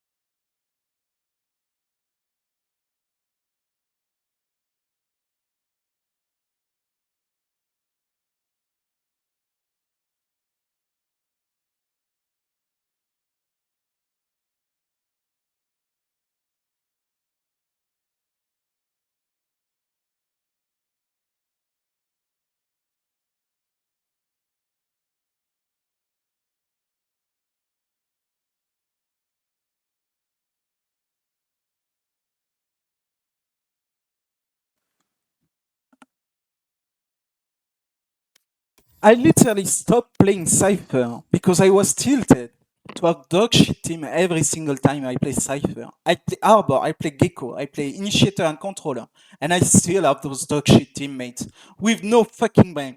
You can call for them. You call everything to them. You call all the rotation, all the fucking pushes, all the fucking holds.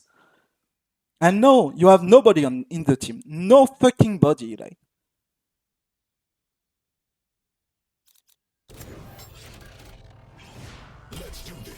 It's so fucking annoying.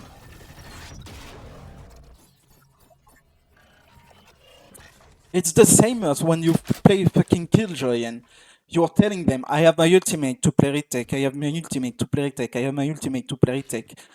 Nobody waits for your ultimate to play retake. Or you are like, I have my ult for the early round so we can have a free sight. Nobody wants to fucking wait for your ultimates and get a free sight.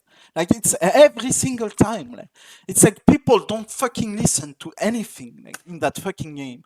I still wonder why I even play with voice-com. Like, my fucking headset broke, but I should stop playing with fucking voice-com. Like, I should just queue the game and don't give a fuck about my teammates. Play fucking Reina every single fucking round.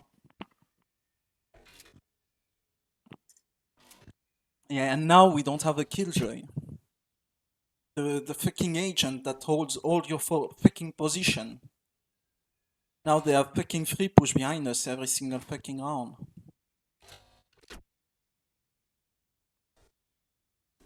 I have a dog shit Sage. I wonder why.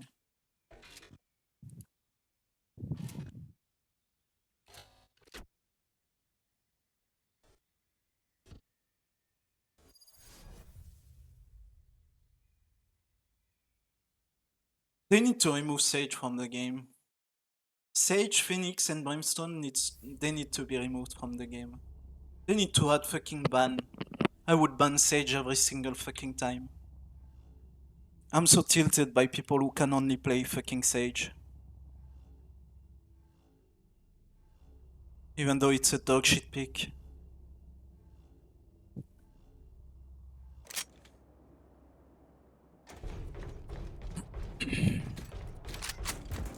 Hello team. Nobody's picking. I bet I have 2 premates of 2. And I'm gonna have a fucking hell of a game. Incoming hell of a game. Hello? Is my mic working? Hello? Yeah.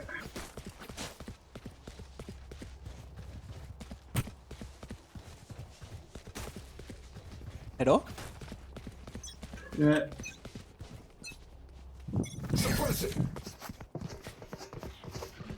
One suppressed.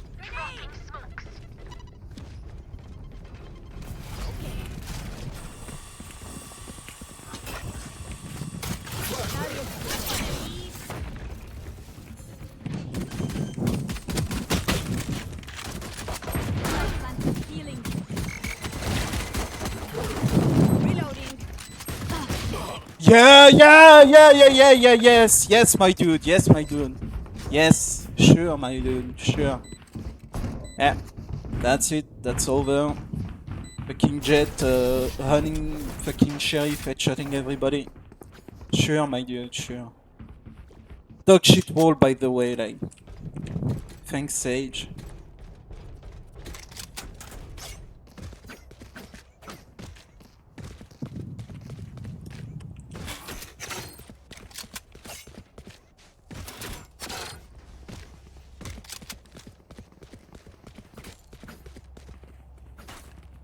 There is literally one wall to place, and it's the fucking wall that goes there. And you can have a pocket to plant.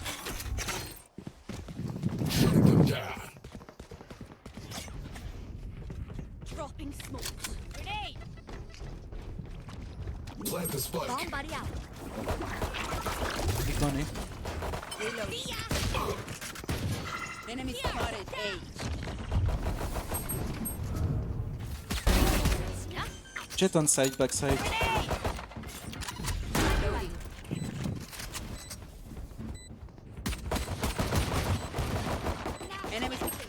We're gonna win that fucking eco, man. Holy shit, my Who's got the eyes. snacks?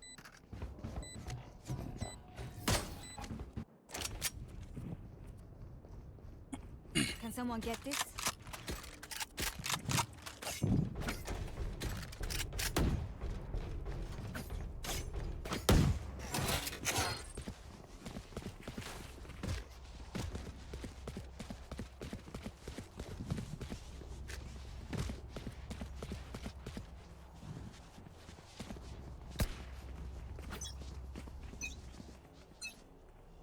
Knife deployed.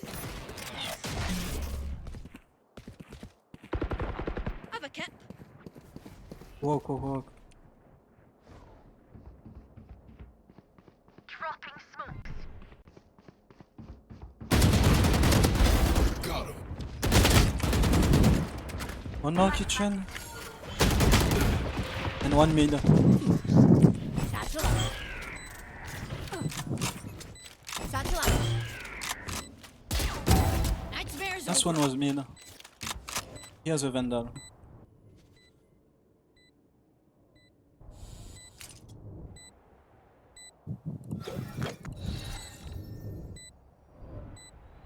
No peeking.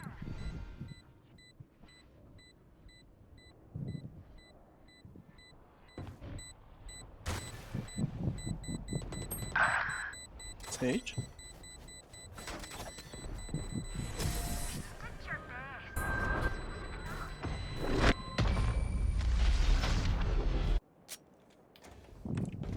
Need a drop.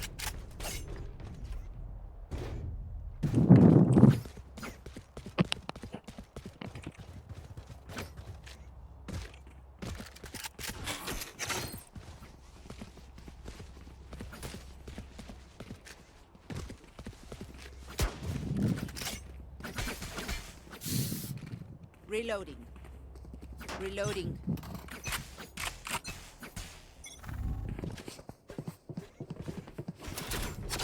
Knife deployed. One suppressed. Grenade! Dropping smoke. Inside.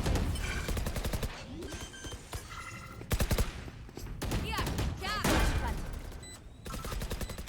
I'm holding behind.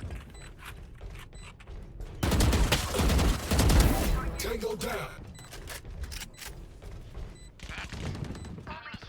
Duck.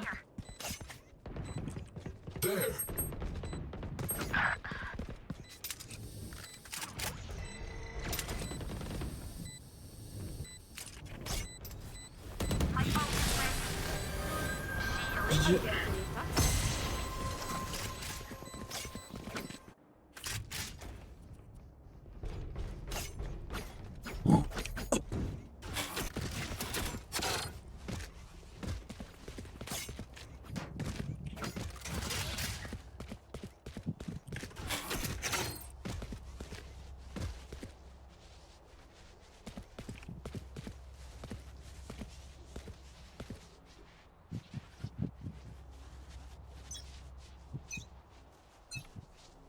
Suppressing.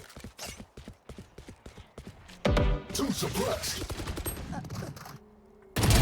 Target dead. Go fast, go fast. Flashbang. Grenade! Okay.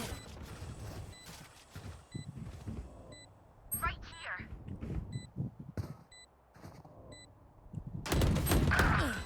Enemy spotted Like B. I never left. Flash.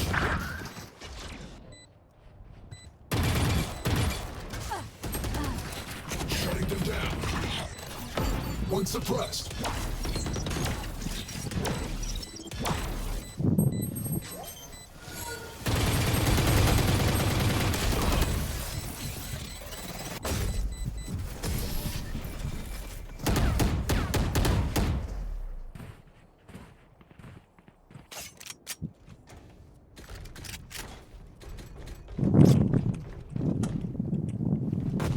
Reloading. Spikes here.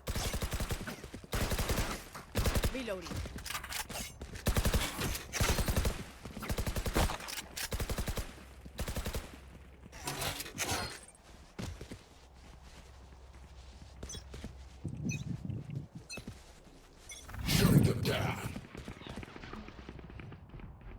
Dropping smokes. Here goes the party. Flash. Enemy spotted A.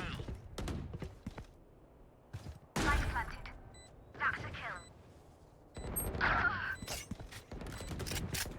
Dropped. There. Enemy spotted A. Flashbang. Omen low, 10 HP. I would let you live, but that does not compute.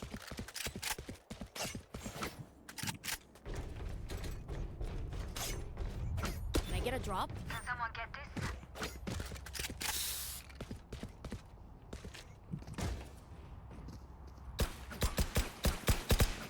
Reina, you should buy your credit.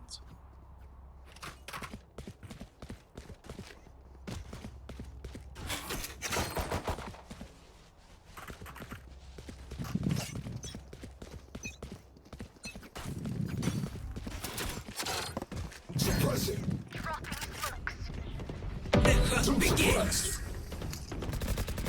I'm gonna follow me. Away. Flashbang.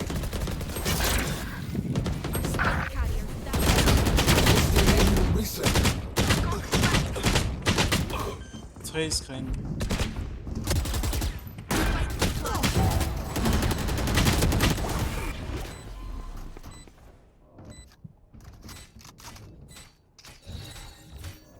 No peeking. Tidy.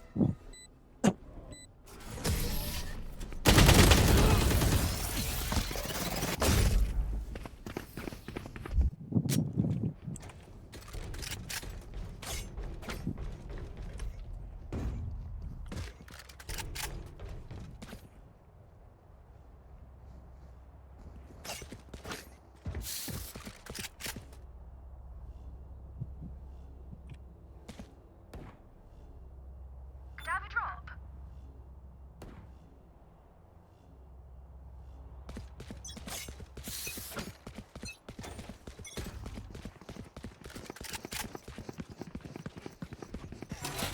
Suppressing. Dropping smokes. Enemy spotted A.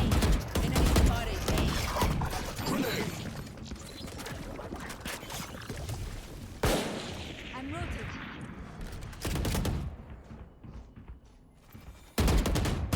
Plant the spike. I'm rotating. I need healing. Plant the spike.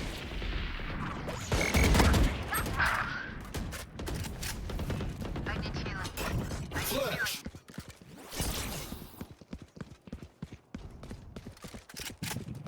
Spike planted. I need healing. Healing you. You will not kill my allies. Two mid.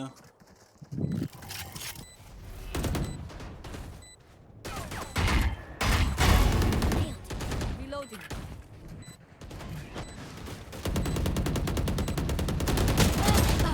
Yellow.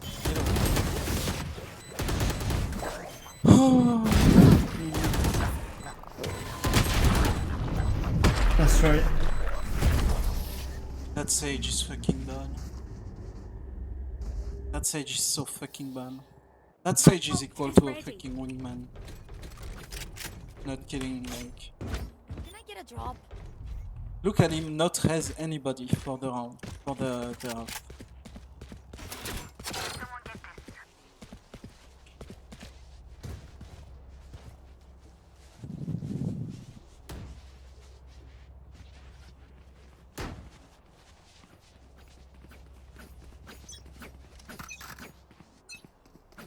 Knife deployed. Too suppressed. Dropping smokes. Enemy spotted A. Reloading.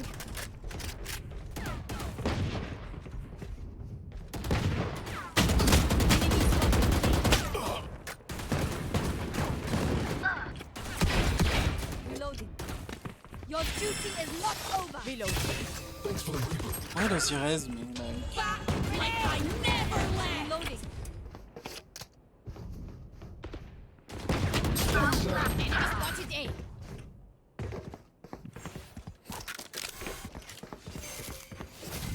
I have the spike. Behind. Someone's in attacker spawn.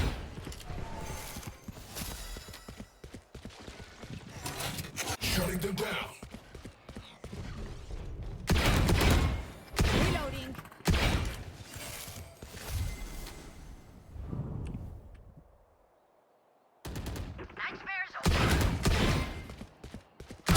Cancel. Flash. Is there a weapon raise somewhere?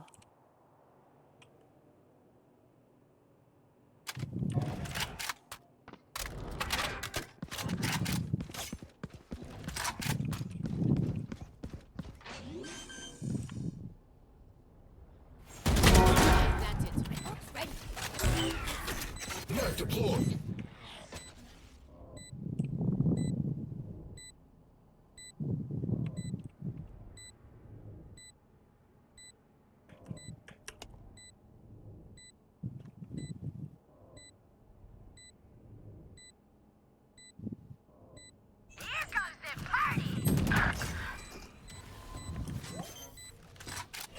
Ping?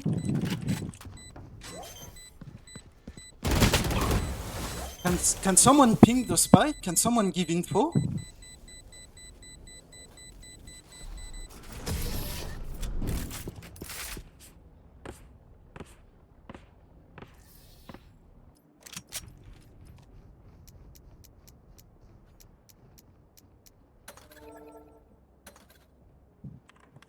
Fucking users pre-mades.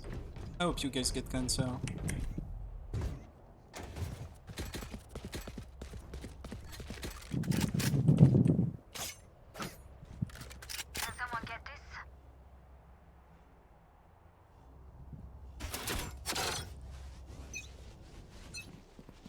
Suppressing.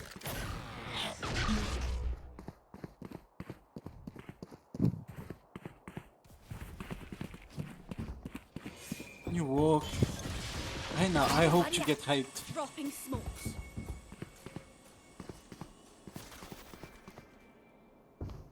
Cutting their vision. Nice flash return. Enemies still in sight.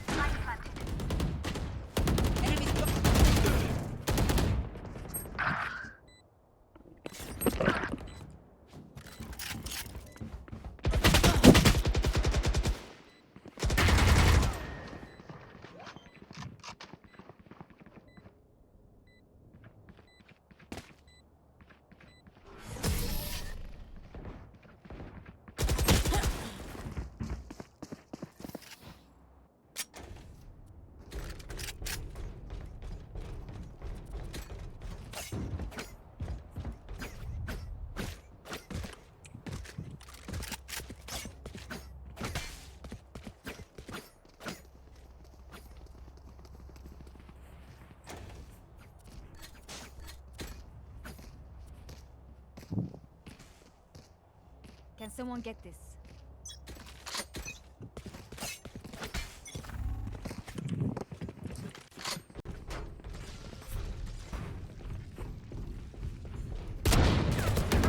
Return to class. Enemy spotted A.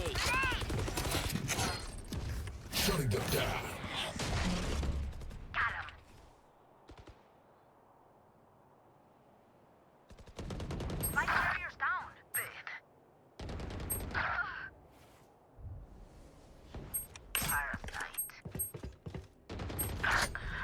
He's low, mid life.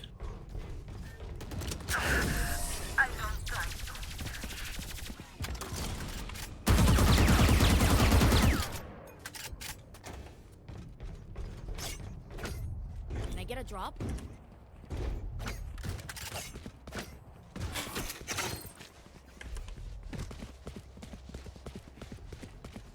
Can I get a drop?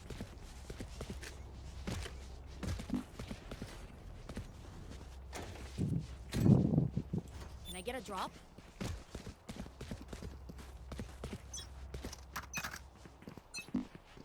Suppressing. Satchel out. Satchel out.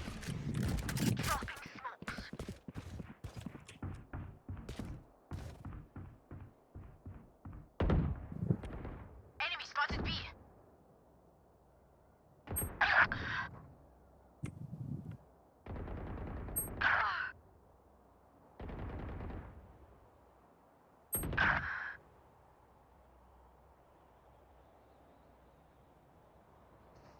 Spikes down.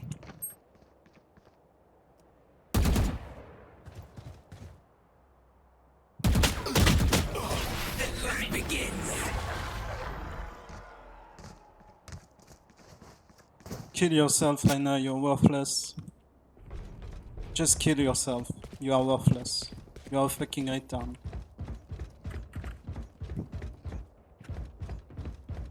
Honestly, kill yourself. Do it, you unlovable fuck. Nobody will miss you. Literally nobody will miss you. Stop acting like you've never missed a shot. Fucking retard. I hope you and your premate fucking kill yourself. Pèse ta mère la pute. Tu parles... J'ai été devant toi dans le scoreboard pendant toute la half. Tu parles juste quand t'es devant. Ferme ta gueule, fils de pute.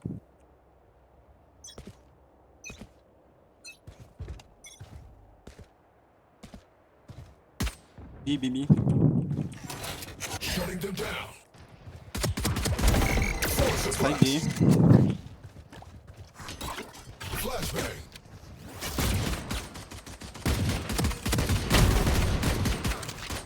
Reloading for you. Have one at least.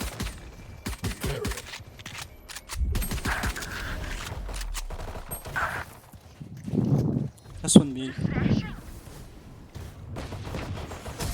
That was their best. Alright. Reloading. Ça risque rien du tout, je m'en bats les couilles.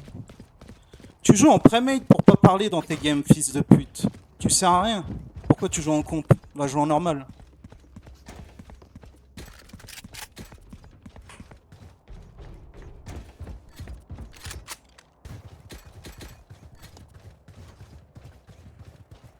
Mais il va pas te vesquille, frère. Je m'en bats les couilles. J'ai rien à te prouver, fils de pute. Tu sers à rien.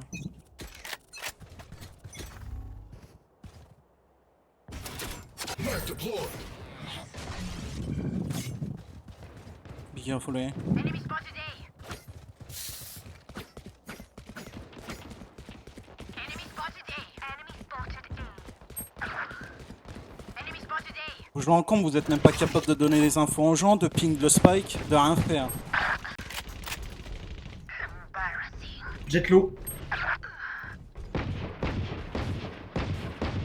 Satisfied.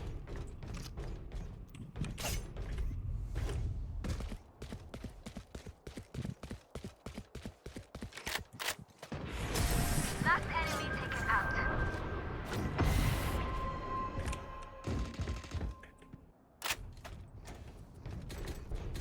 Can I get a drop? Need a drop. Can someone get this?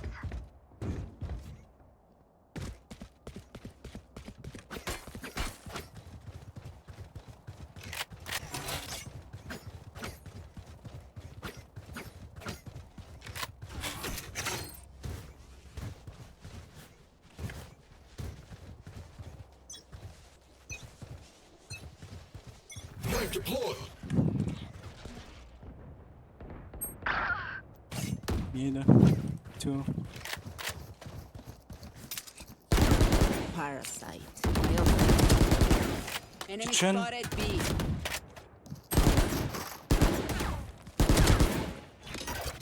Flashbang.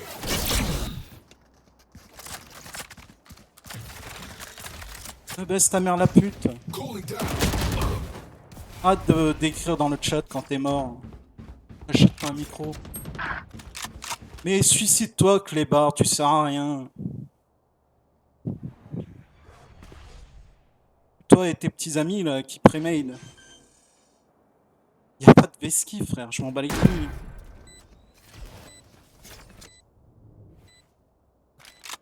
Allez vous suicider. Shut the fuck up. Hey, Sage, you are playing on Paris server. If you don't want to hear French, don't play on Paris server, okay?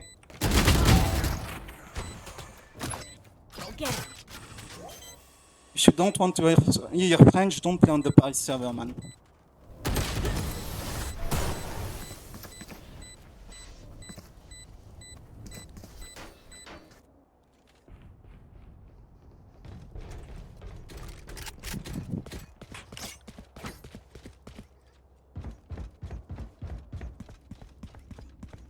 What the fuck?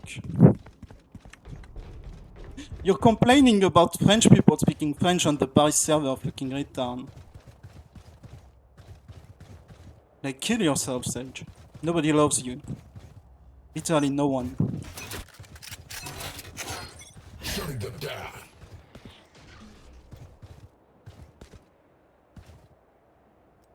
On A.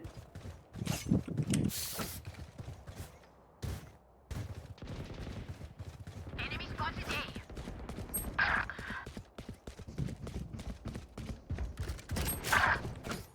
Dropping smoke.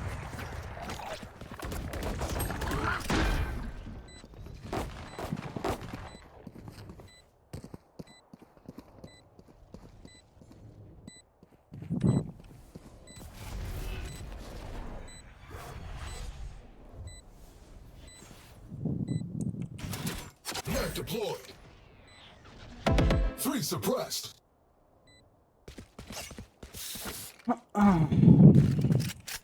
Holy fucking shit, man, these people.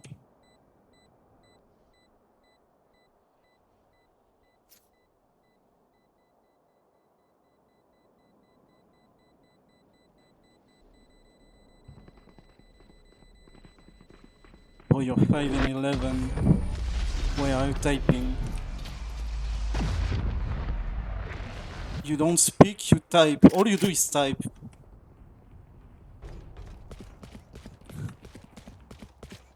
You don't even know what that means, I'm pretty sure.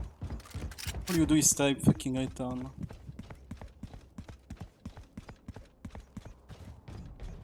Yeah, I don't think so, dude.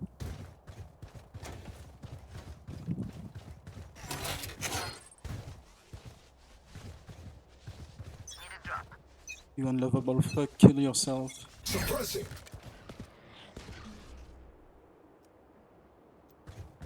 Be careful, eh?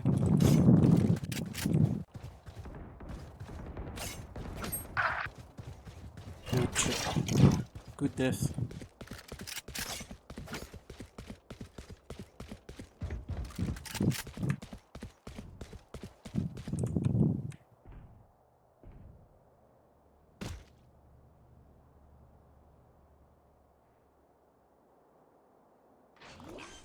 Planting a B.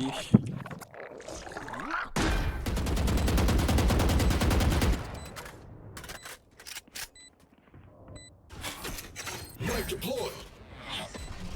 2 suppressed. There. Enemy spotted B.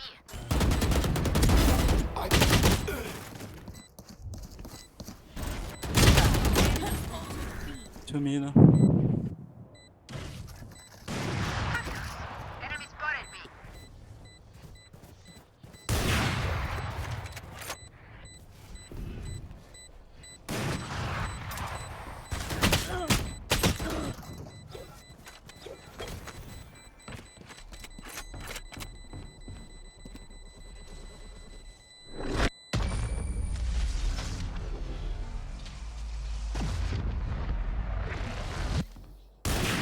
Ult is ready.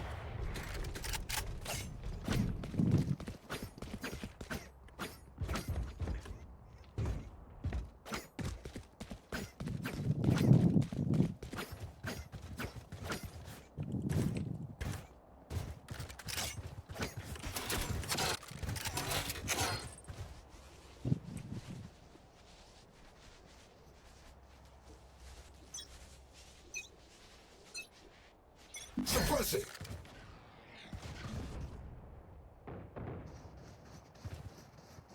My ult's ready. Here comes them.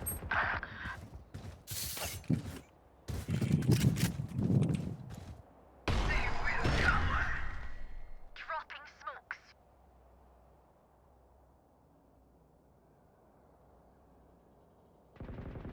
Enemy spotted A. Back like I never left. You fought well. Enemy spotted A. You disappoint me. Shutting them down. Throwing charge.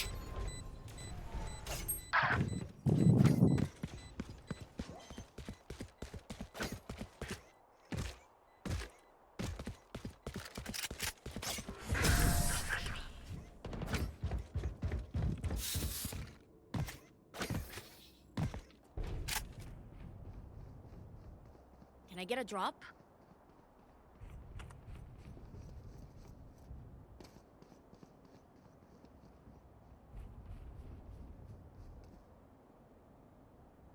Can I get a drop?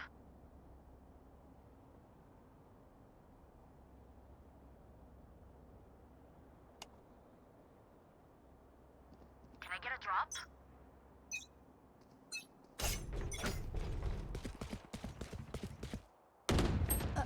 Bro, I'm not a child anymore.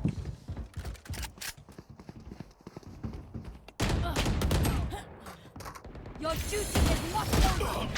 Damn. What a shot.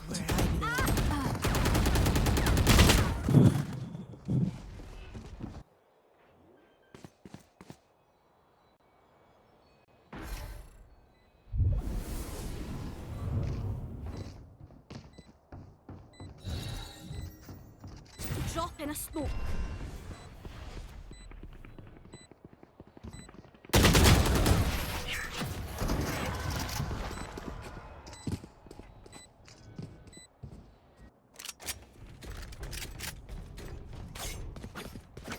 Need a drop.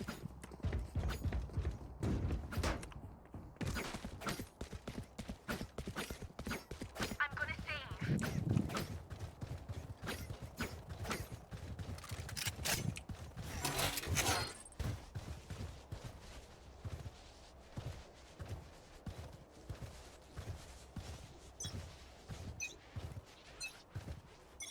Knife deployed.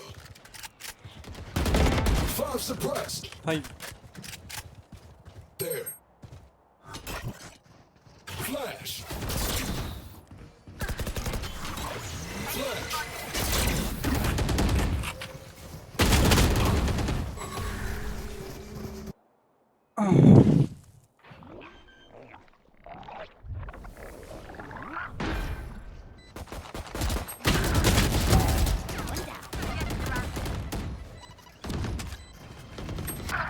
That useless dog shit fucking team, man. It's insane. Fucking pre-made, like literally spam typing at you. Nightmare's over. All while doing nothing. Ah, no fucking info on the map. 0 fucking info on the map. Need a drop. Can someone get this? Nah, we are not winning. We are not winning that game. I don't give a fuck. I'm sandbagging that game. We are not winning it.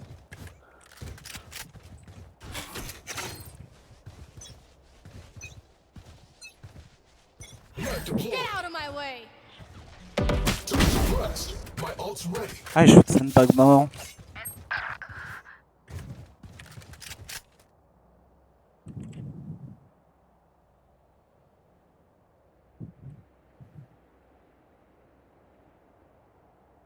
Jet's grounded.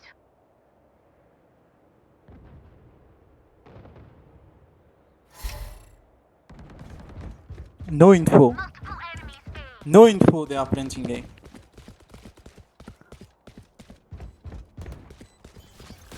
They wall and shit, man.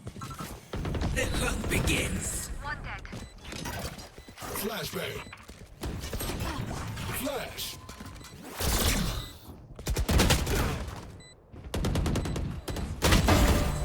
Ready. Damn, I need to sandbag harder.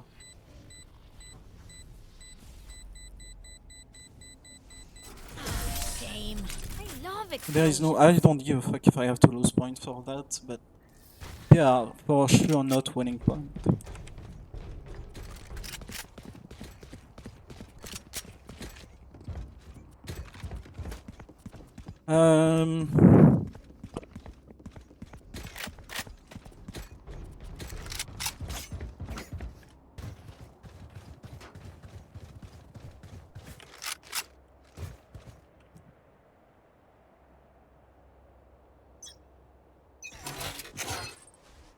Shutting them down.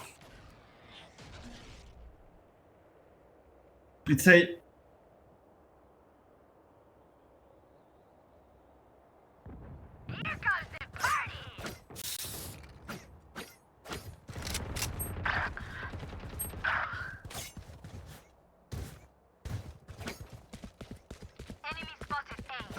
You will not kill my allies!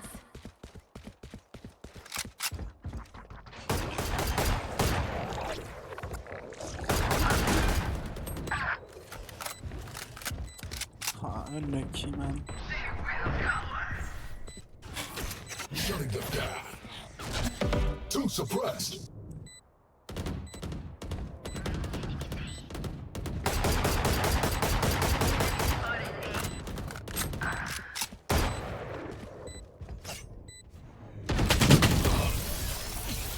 Unlucky. GG. That really is unlucky.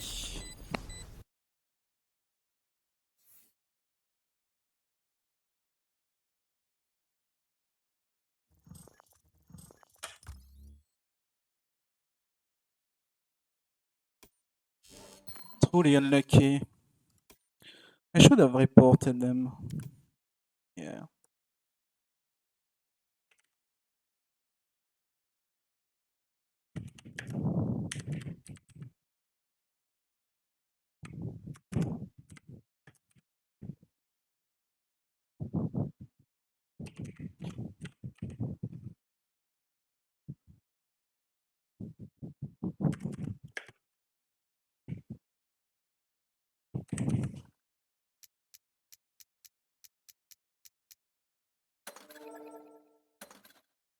Okay. I mean, look at my team, like... Nobody. I have nobody. My smoker is useless, my fucking sage is useless, nobody's speaking. You can't win those games, you just have to. I don't even get mad anymore, like...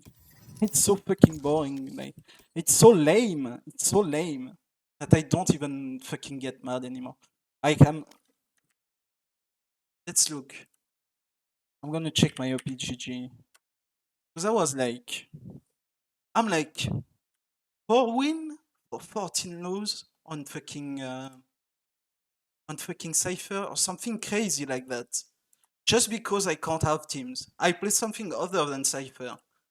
I have dog shit team comp after dog shit team comp after dog shit teammates. It's not even the team comps anymore. It's literally the teammates. Like nobody speaking, nobody wants to play, nobody like listen to each other. Like people just fucking throw games. So I'm like 13 win for 22 lose. Like insane, man. It's insane, man. Fucking insane. I have almost 10 more losses now. Lotus, we have a Brim. I guess I play Cypher. Okay, I said I should stop to play Cypher. My Cypher is in like... Yeah, it's 4 win in 14 games. I've lost 10 game.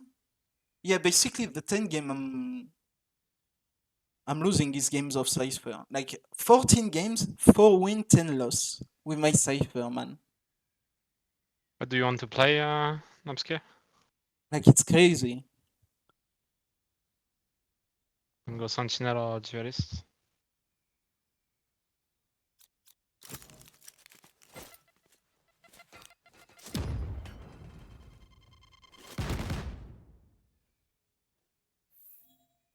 Yes, I'm pumped.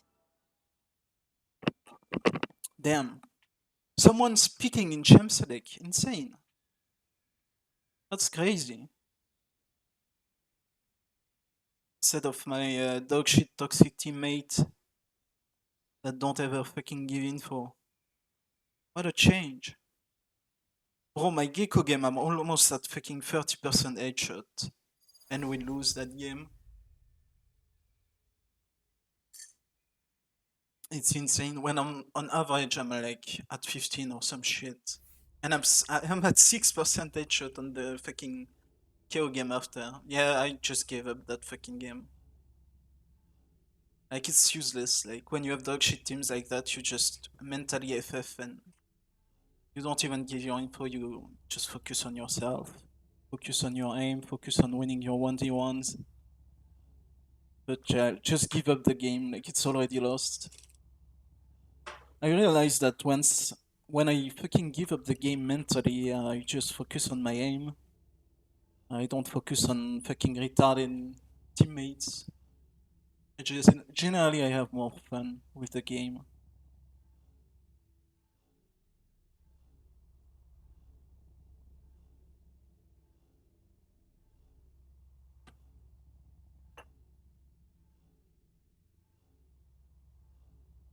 But yeah, like having a team that don't give an info on Icebox,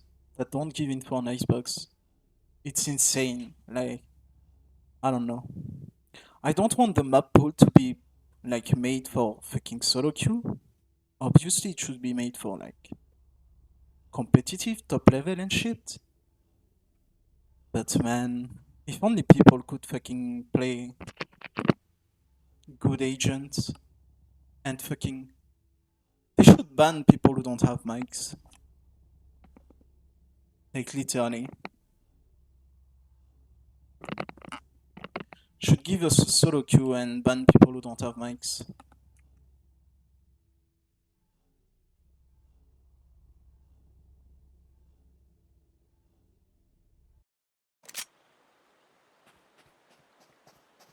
I got eyes here.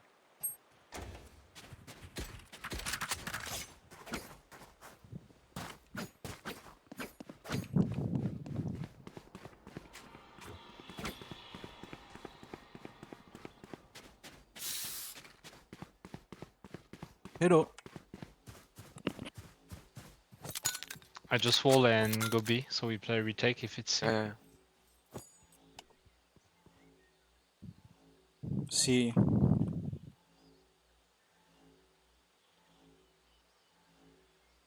The dude literally just asked if we are competitive. Like, look at the fucking teammates I have.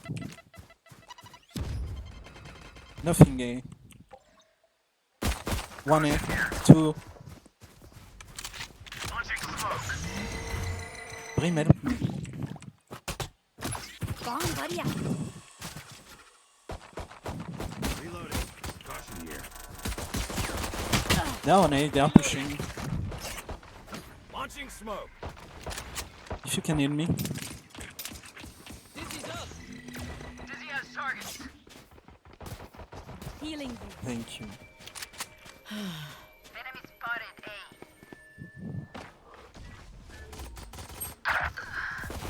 A. Going B. One going B, one behind the rumble here. 52 Killjoy.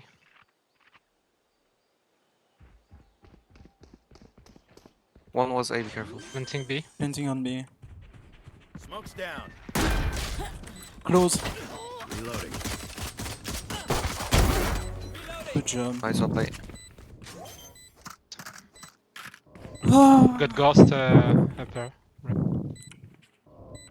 Not the boom you hoped for.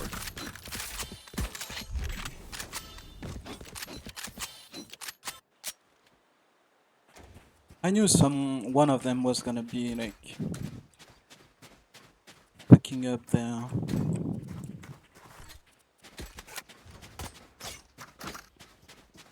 Gun here.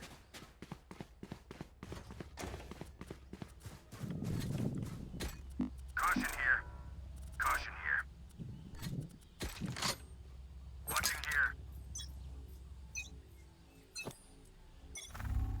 Grenade!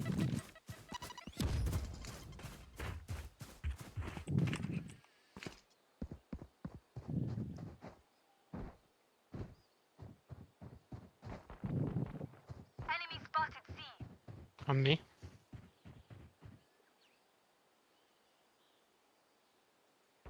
They didn't break wall. So breaking it. Somebody's there.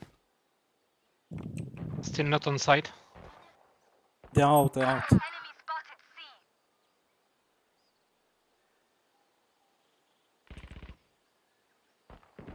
Enemy removed. Enemy spotted C. Good job. Time for a protein shake. Satchel out. Oh shit.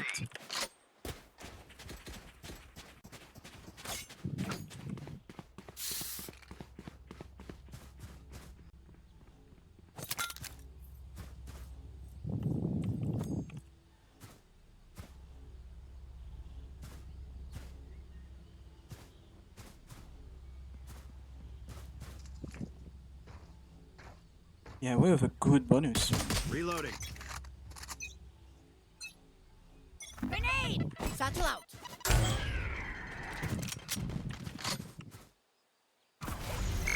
A. Caution here.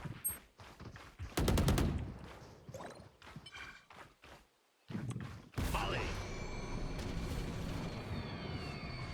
Launching.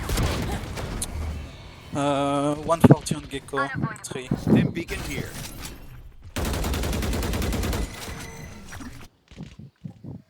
Enemy spotted A. Someone's there. Still in sight. Cutting their vision. Perfect.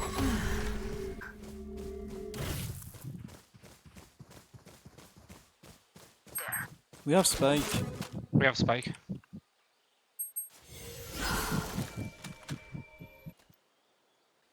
Be careful spawn. Reyna got spawn.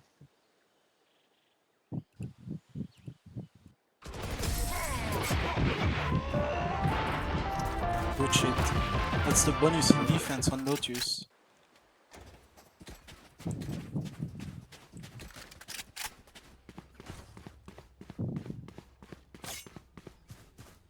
Satchel out.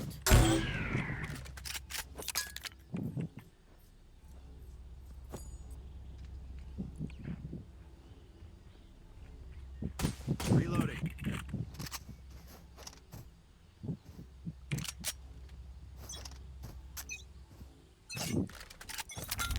Grenade! Launching smoke.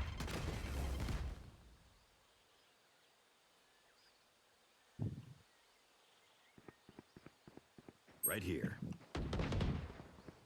B, B, B.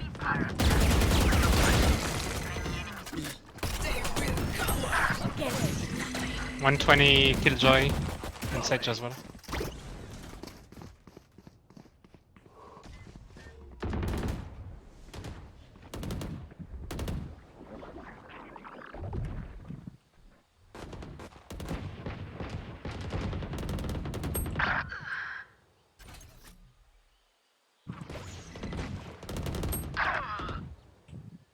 Enemy spotted B.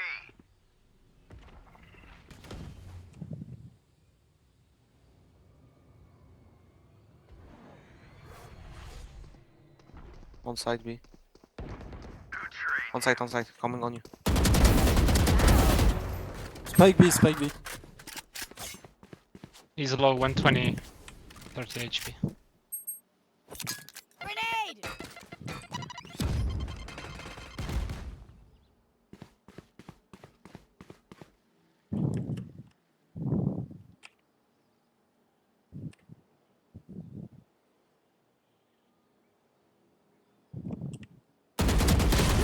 What the fuck?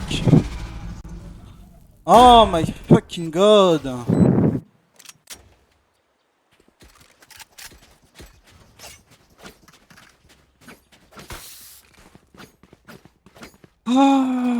Oh.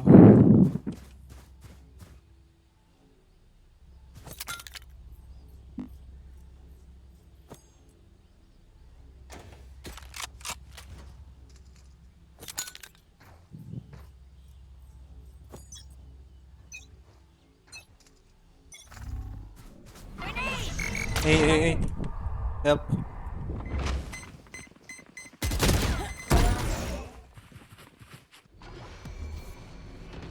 Three.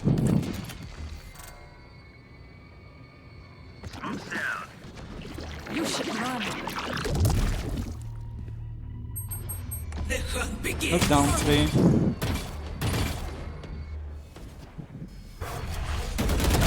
Caution here. That's the spike. Caution.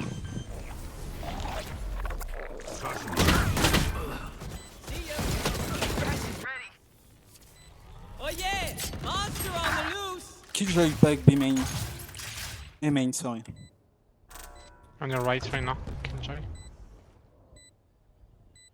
She's rebel. Right there. Gecko is side.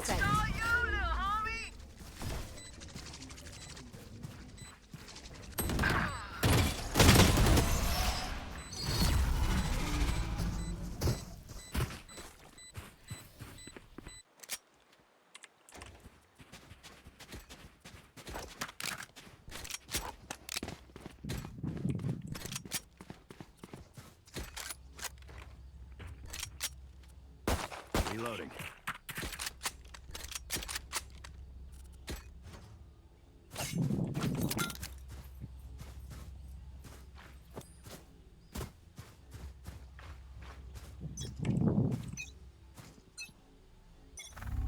Grenade!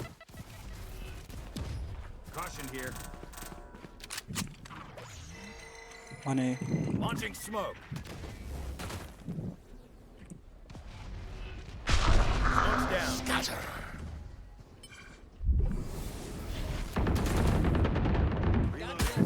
Pushing. There. Bomb buddy out. Dizzy has targets. Peace. Enemy A. I'm good for 3. Reloading.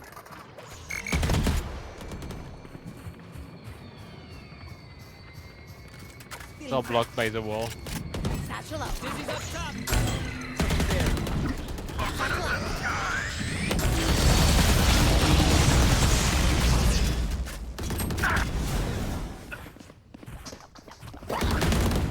He's going B.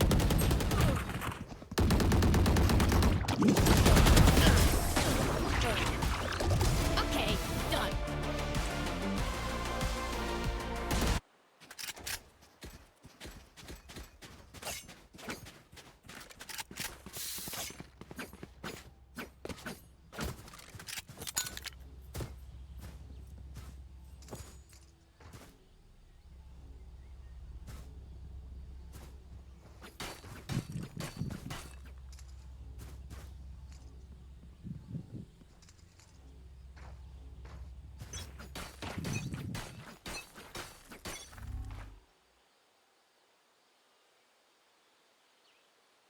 On me.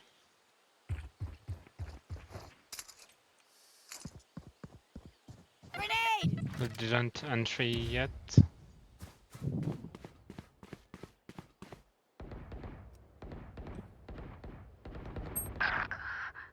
120 Gecko, nice. Well played.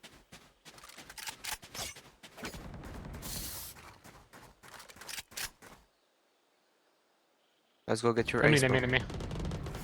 Nice, well played. Must I do everything?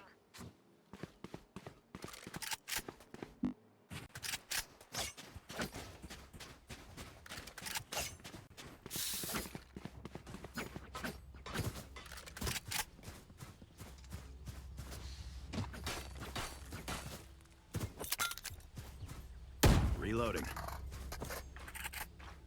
I go A maybe. I don't think they will come C again. Go see, go see. Grenade!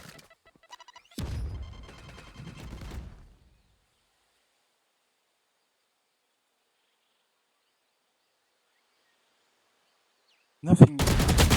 My ult's ready. Here comes the party! Satchel out. Be careful B. It's C. Out of charges. There. Flash is ready. It's all you, little homie. Okay. Sage is mount. There.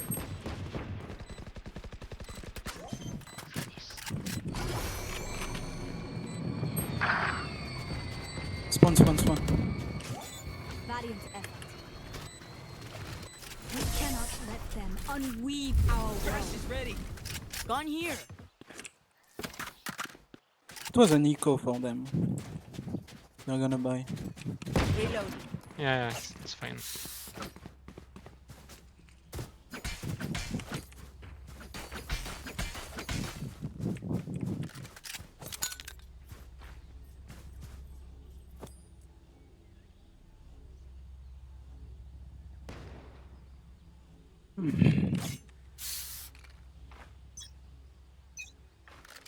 There. Grenade! A. Caution here.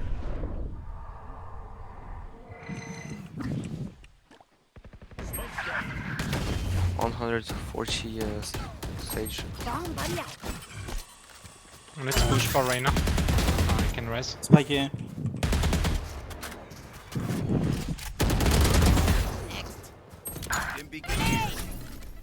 Satchel out. Out of charges. B, be careful. Spike gone. You will not kill my. Wait for me. Killjoy was B, be careful. Grenade.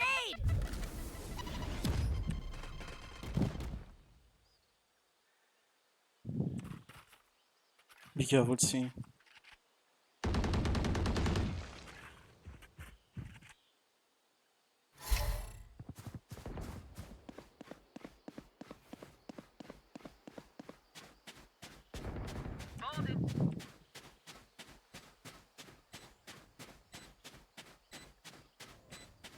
Caution here. Wingman's on defuse. I'll play.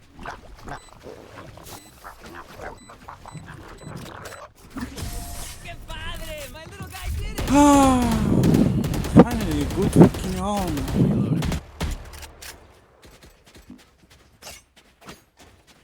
Anyone need something? I can buy you right now. Can someone get this?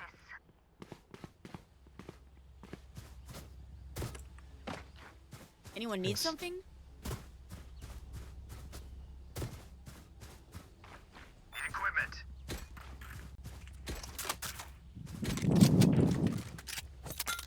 Fucking brimstone.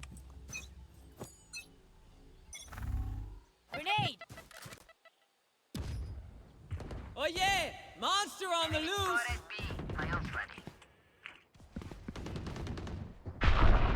Scatter.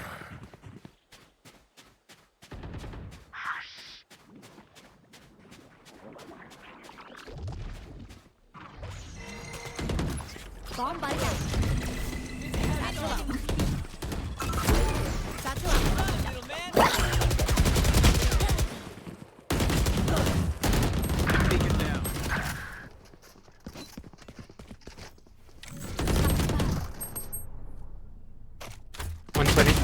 Bro, please, no. Brimstone is something, man. Should not push, I guess.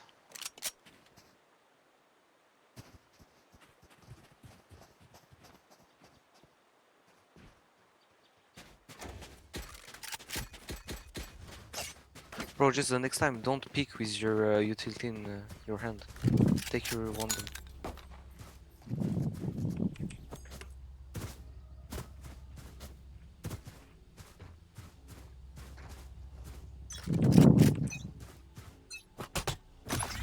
Go get him. On A. The hunt begins. Grenade! Nightmare's over. On A.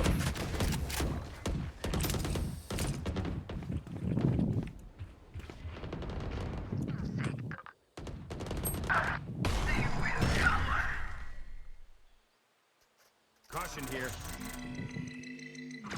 Someone's there.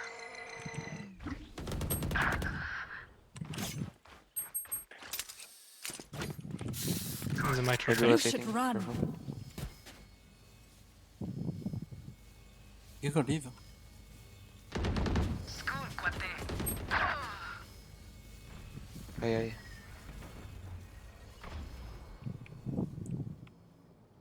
Right.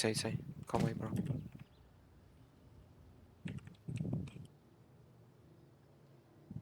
Caution here.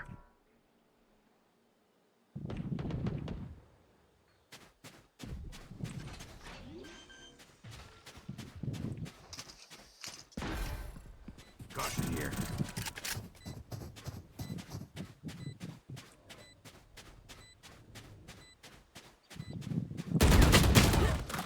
Bro, don't say A if you don't know, please.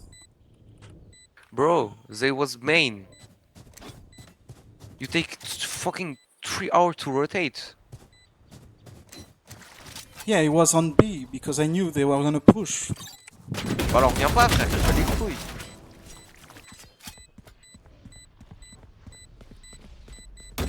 Si tu me dis qu'ils sont A, moi je pense que tu regardes le brim et que tu les vois push via le brim. Me dis Bah, pas frère, ah si tu ça les vois ult, pas avec et le brim. s'ils sont main, mais si, mais je les ai vus. Mais frère, ils étaient main. Tu mets 3 heures à rota. Eux, ils rotent en même temps, frère. C'est pas de ma faute. Soit tu rotas plus rapidement et tu les chopes sur le chemin, soit tu rotas pas, frère. Genre, casse pas les couilles. J'ai dit rota, t'es venu 30 secondes après sur A. Ah, les gars, au bout d'un mois, arrêtez de jeter la faute sur les autres si vous jouez mal. Hein. Moi, j'ai jamais dit que c'était ta faute, frère. T'as mis 3 heures, c'est pas mon problème. C'est pas la question. La question, c'est que je crois que tu me donnes l'info du brim. Parce que le brim parle pas. C'est pour ça.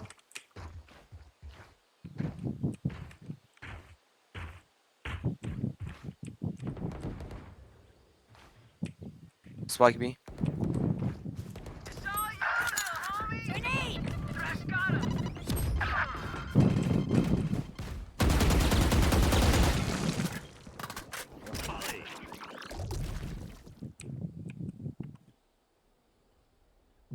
$120 right now.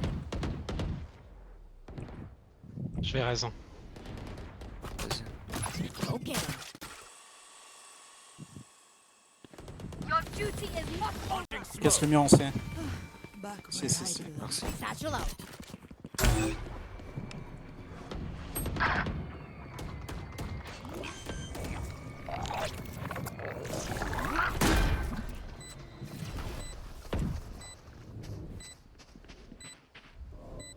Smoke's down. Oh yeah! Monster on the loose! Caution here. Caution here. Caution here.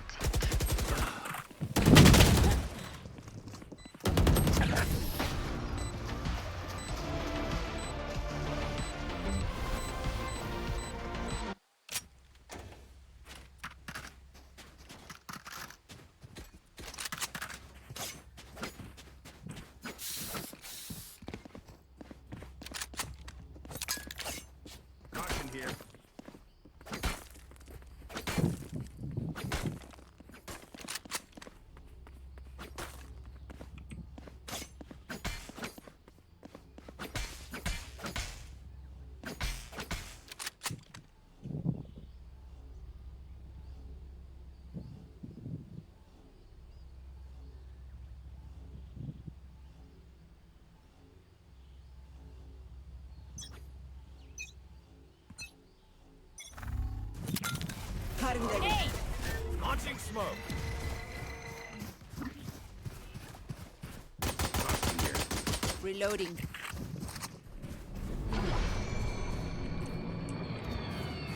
We are a bit slow, maybe we can go B.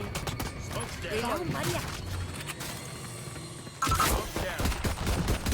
In the smoke. Falling. There.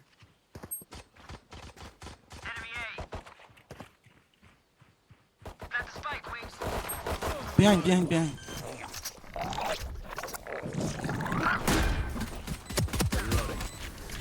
Don't pick behind. Two behind. Heal. Don't pick them, wait. Sage heal, if you can. Caution here. City. Do not fight us.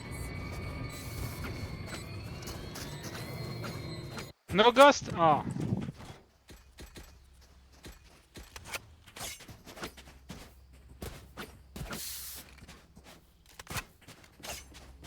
Let's rush Just B, bring maybe? next time, can you smoke drop on top and not on site?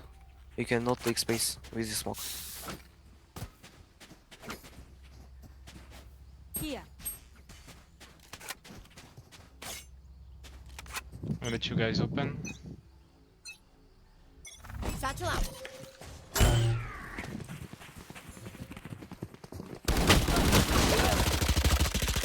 Reloading. Launching smoke. Let's rotate C. Yeah, let's go.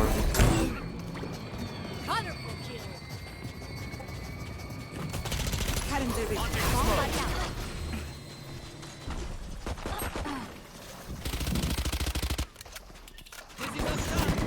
You're done. We have my spec. Door. Brim. Get out of here. Still inside. Never some. There's a spect brim. CT.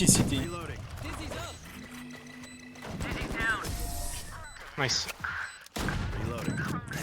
Gun here. Can someone drop a ghost? Okay, never mind.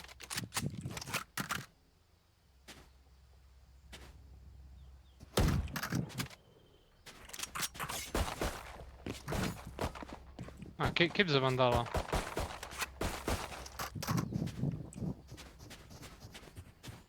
Reloading.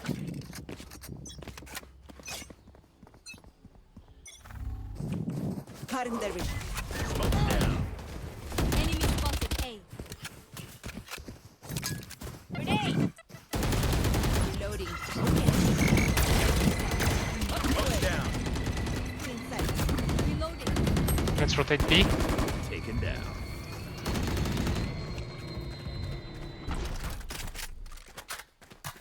Wingman's gonna plant spike.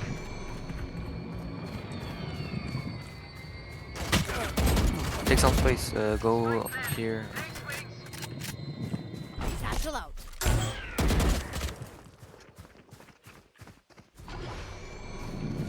Satchel out. On me. Rest.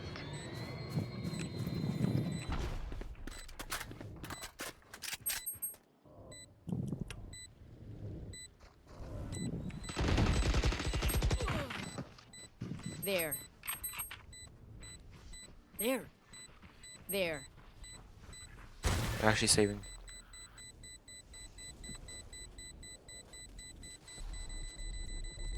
That's bogey kill.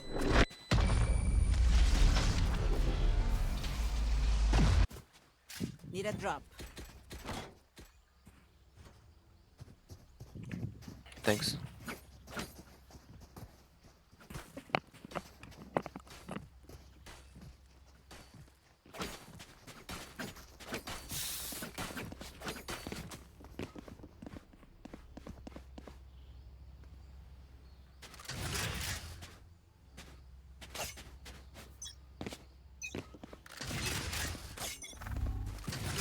Feeling fed.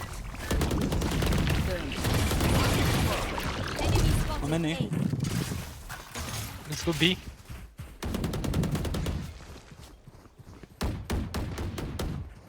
Enemy spotted B.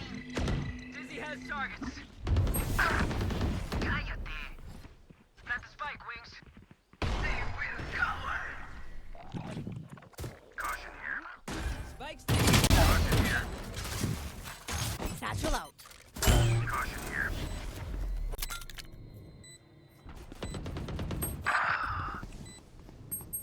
Grenade.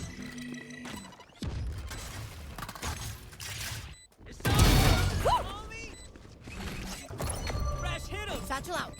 Out of charges. Cálmate, hotshot.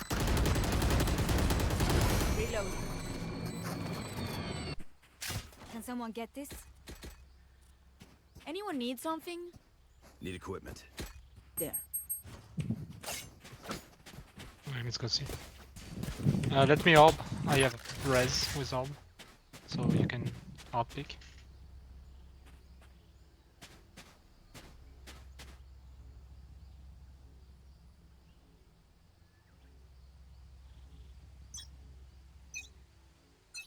There. Satchel out.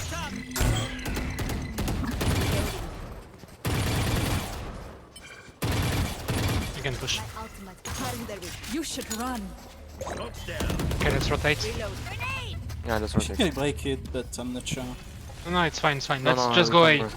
Quick A. Caution here. Launching smoke. Satchel out.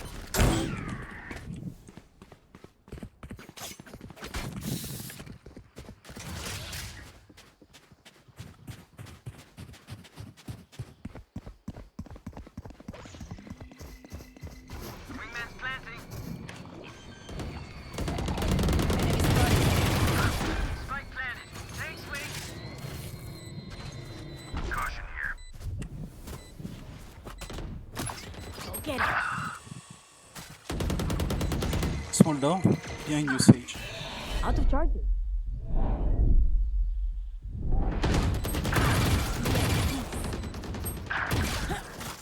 One side, Stairs. 120.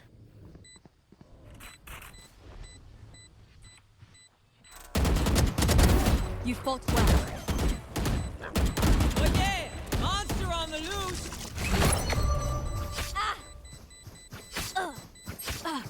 Oh, nice try. Sorry. Good time. Oh, it's walking. Oh, nice, nice, one play.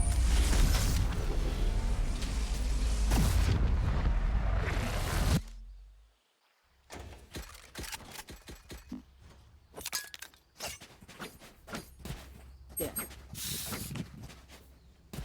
There. Let's just rush B and I just res you. Sage wall. Reloading. Okay. So pick on A. Pick on A, I was.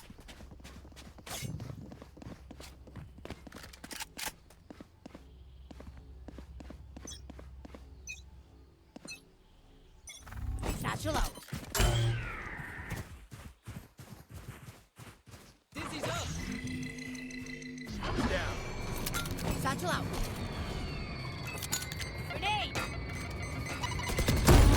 Reloading. Enemy spotted. A. Nightmare's over. Let's take B maybe. Launching One A. Out of The charges. hunt begins. stim beacon down.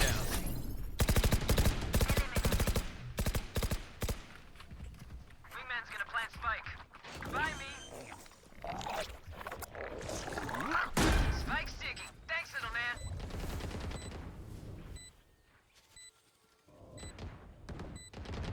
Enemy spotted. Don't push them, don't push. Bro. There.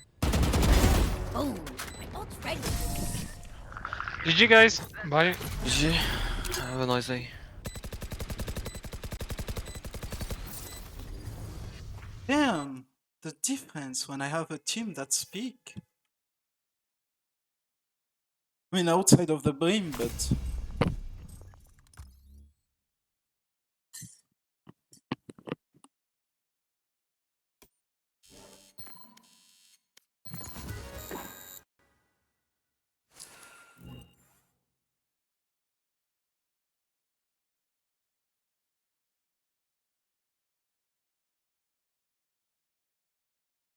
Rise is so fun to play.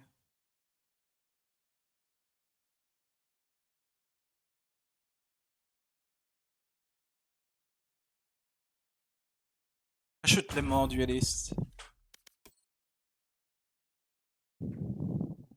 I'll take a quick break after the next game. Probably.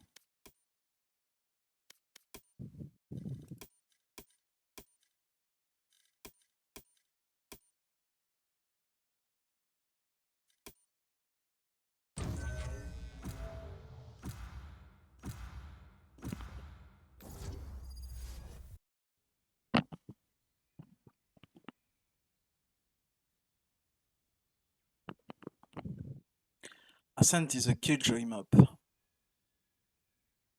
Ooh, I already don't like my team. Viper has never been like strong or super meta on fucking Ascent. Ever. Like, it has always been fucking Omen.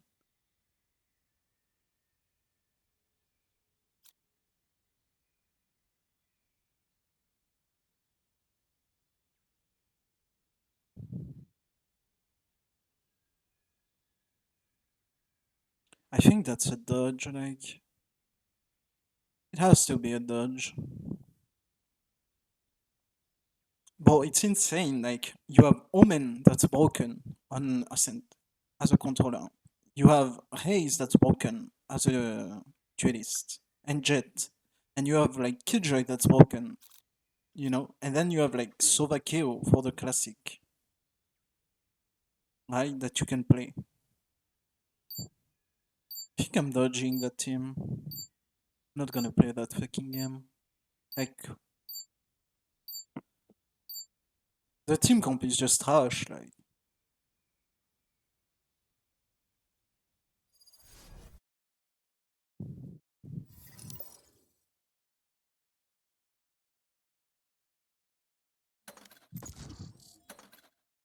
How much do I lose for dodging that?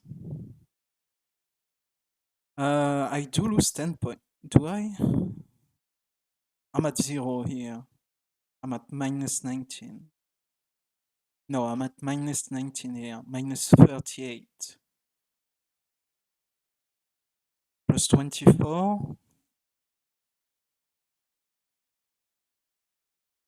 That's like minus 14. So that's 86. No, I lose 3 points for dodging that. Wait, it used to be like you dodge once, it's 3 points. You dodge twice, it's 10. Did they change that?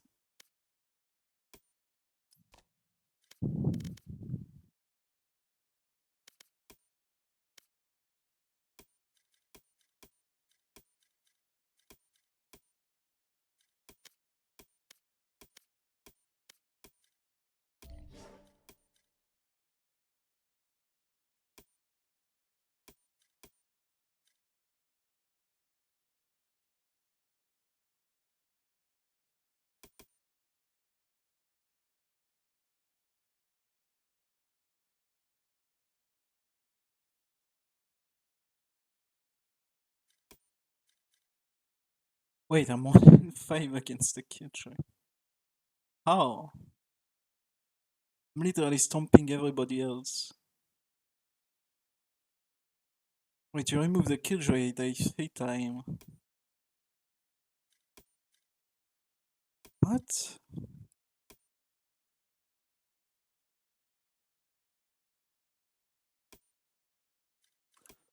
So weird.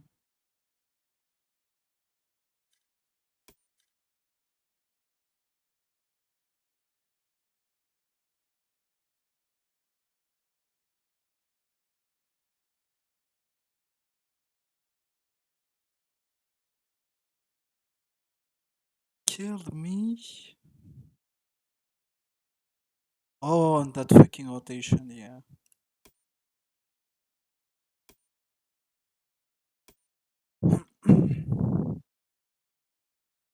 Yeah, he pushed me on C when I was disabled.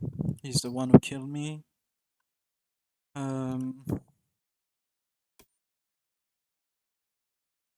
He kills me in the 1v1.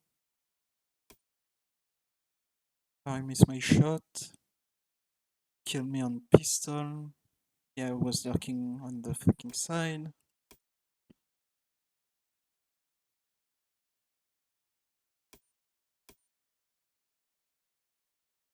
Oh, and he killed me when he was stairs, I guess. Yep.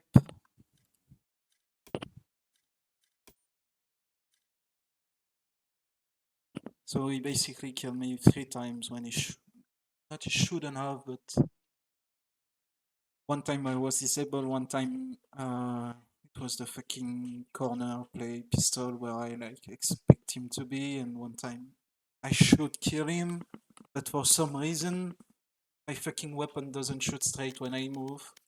Meanwhile, people can fucking run and gun on that game and never get punished.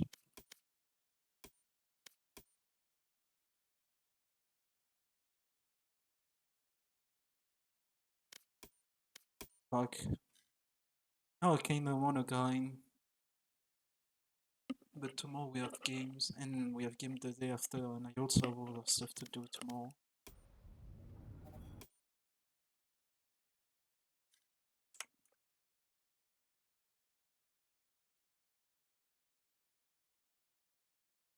Oh, and we should have the draw on Monday too.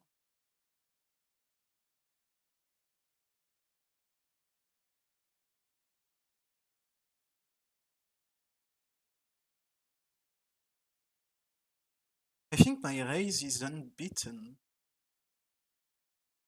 I think I'm 3-0. Yeah, I'm 3-0 with raise. Like, it's crazy. You have agents where, like, when you play them, you always have good team. And then you have, like, fucking Cypher, when you have the most dog shit fucking team ever. And I don't know if it's because, like, the way I play, right? I play super passive with my Cypher. I play way more aggressive with my KO and my fucking other agents. And my fucking Reina, but, like, I don't know, man.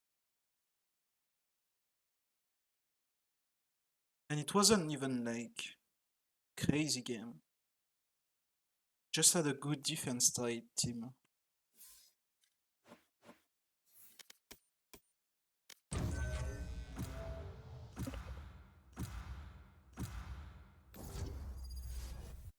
Breeze, so I should play KO.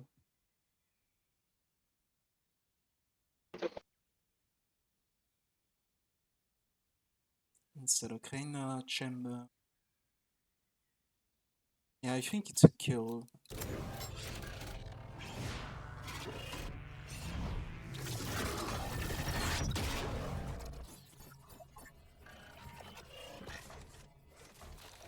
Oh, an Arbor game. Is it an Arbor game?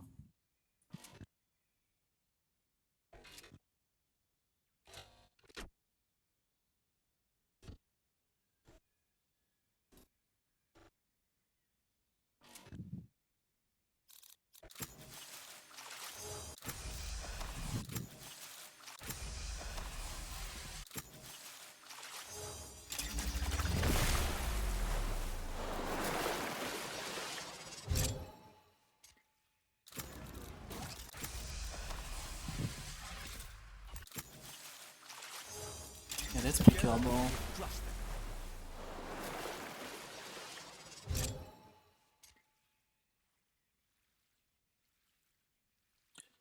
Could have a Gecko or some shit.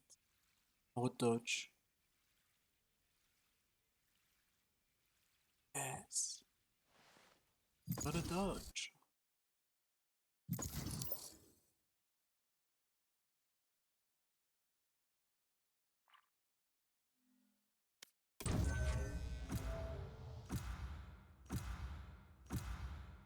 He's not Ibis Fox.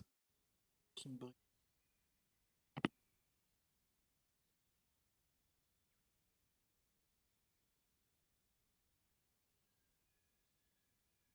Okay, Jet.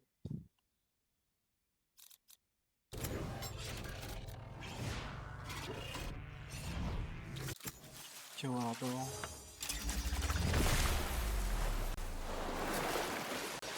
Actually liked Arbor on Juice.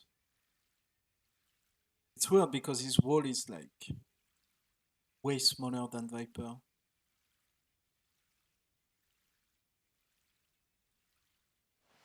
Viper can just drop it and then never give a fuck about it again.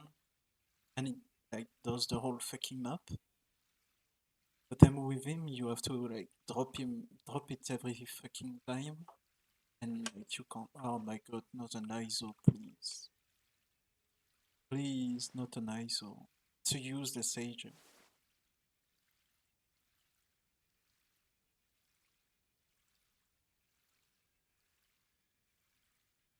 Well, I hope they dodge. They don't. Triple duelist. No Cypher. No Cypher, no. Nothing. Oh, and they have a Cypher. Look. So we can't go B basically.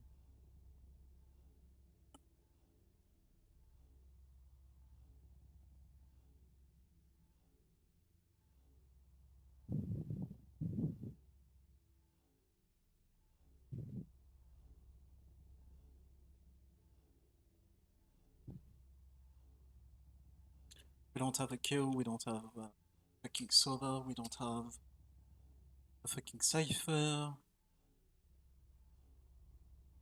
We have nothing. We have dog shit team comps.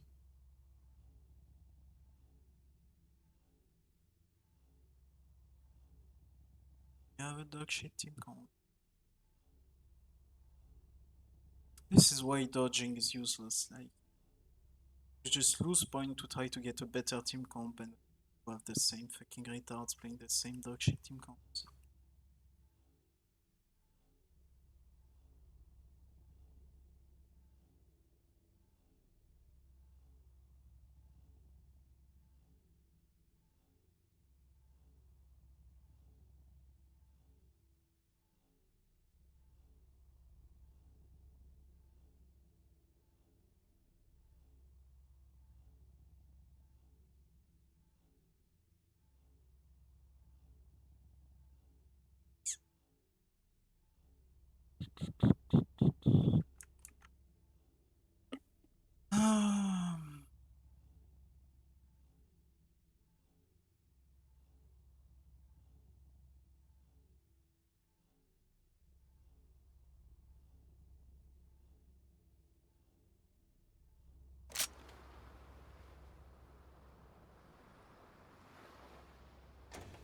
Hello. Can someone spot me? Yo. Hello. Okay.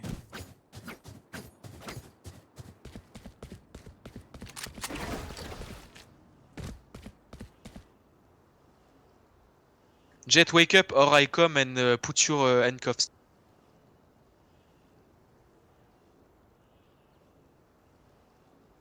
Jet, wake up.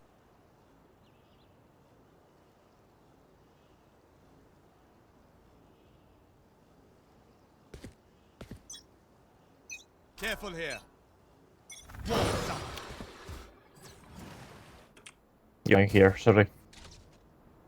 My game is so Where? fucking slow. Welcome back, Jet. Smoke on A. Reyna, tube.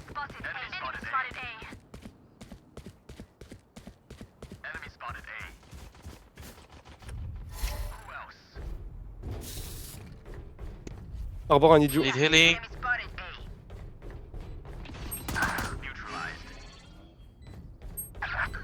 Oh, 60 on Jet.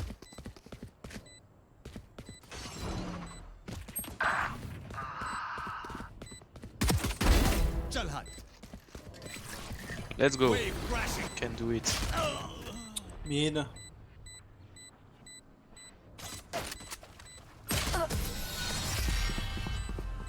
Nice.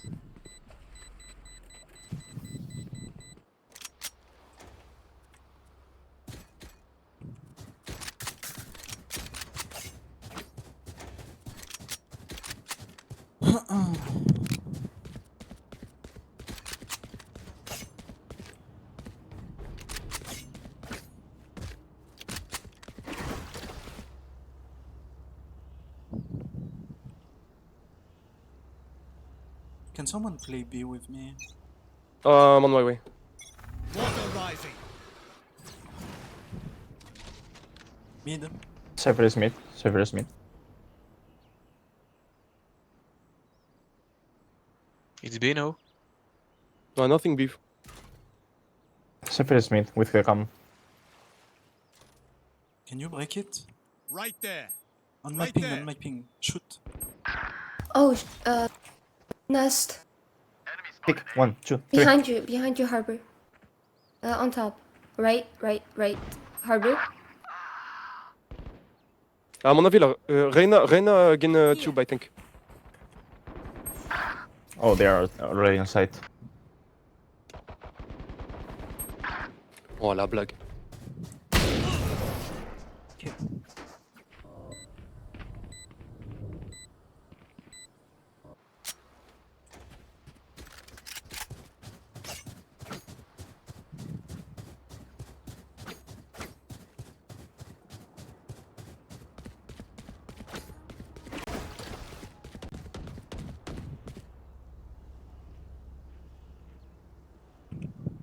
Careful here.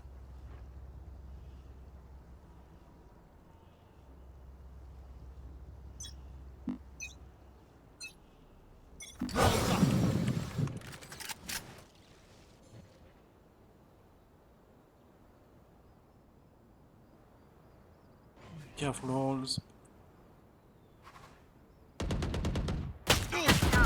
Out on B, bro.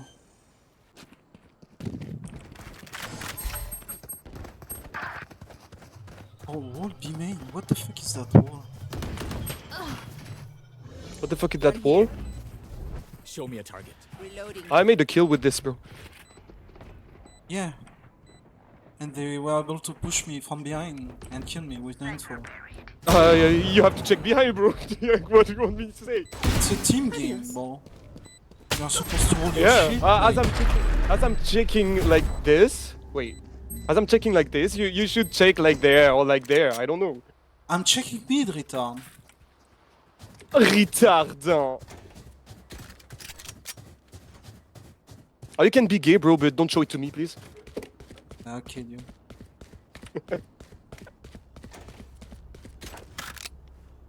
GG. GG will play.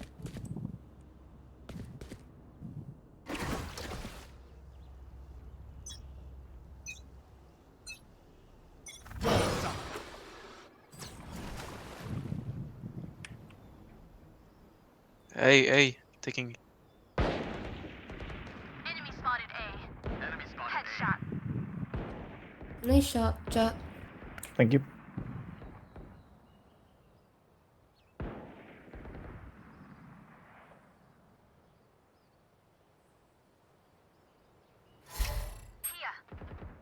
Double door one. Careful here. I've got your trail. 120 on Omen. Water rising. One top, Jet. Thank you.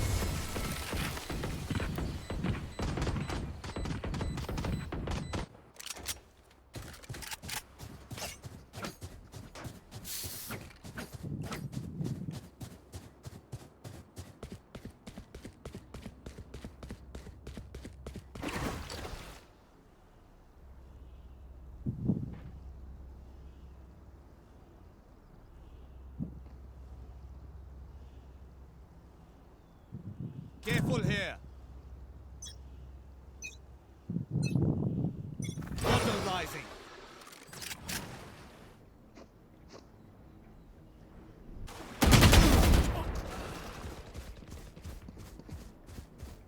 Here. Enemy spotted A.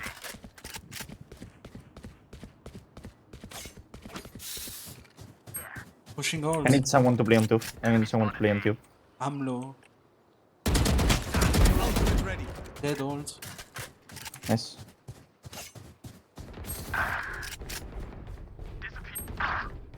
One main. If you can aim me, Sage. Here. Yellow, he pushed you. Yeah. Nice.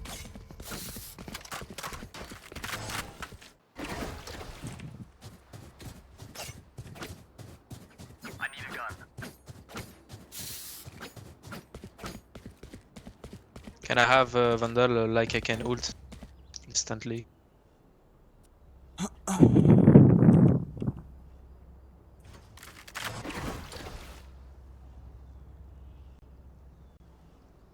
Harvard, can you buy me? Right there. Speak up if you need a gun. Distraction.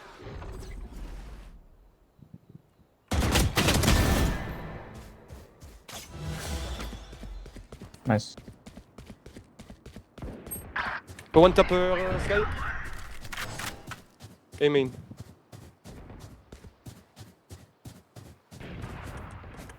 Enemy spotted A. Take her tube.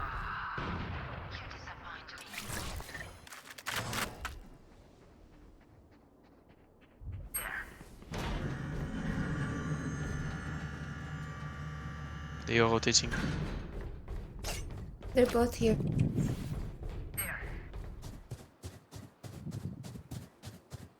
Jet reste sur A en vrai, je pense. Min. Water rising.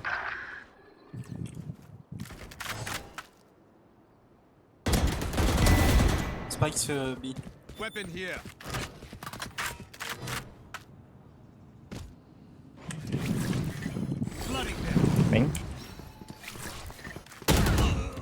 Ah, my fucking gun.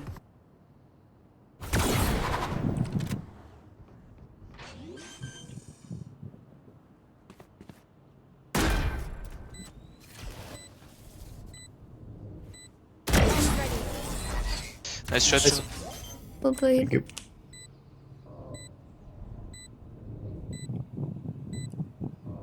Oh, was that important?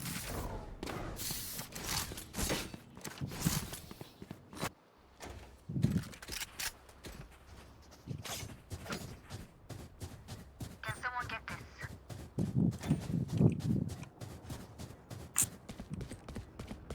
Careful here. Thank you. No problem.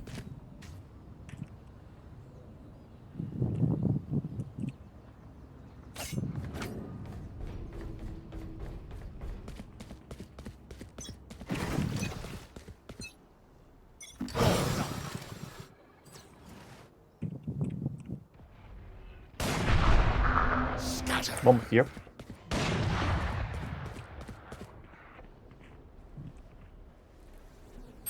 Omen spawn. Right there. No, no, no. I broke two. Elbow. Careful here. Please don't call if you don't know them. I got fucked. Omen is mid still. I know exactly where you are. He's mid. Cypher was mid. Just on A. Okay, with me, please.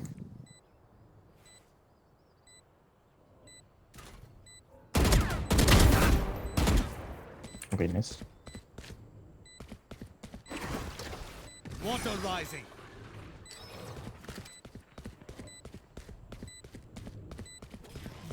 Right there. Shield going up. Fuck.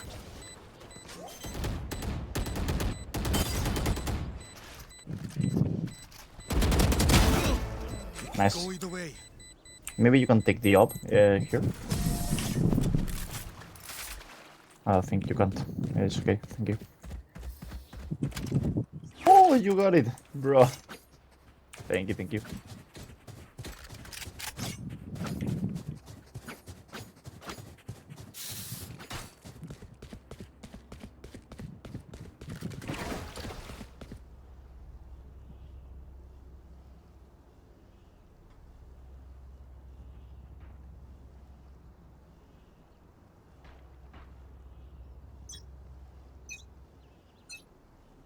Walls up. Smoke on A. Okay. On me. Close. Clinton?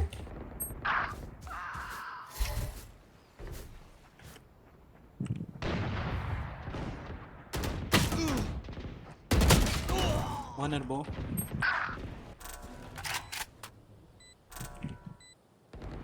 Return to dust. Cypher Yeah, no, it's me. It's Unavoidable. Spotted A.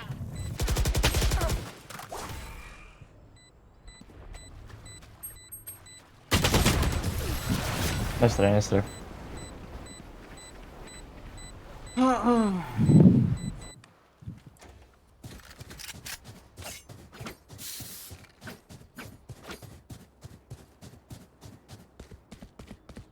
I'm saving.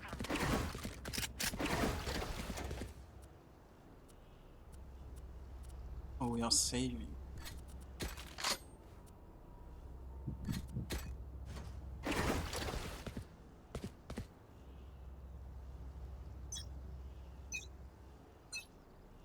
Water rising.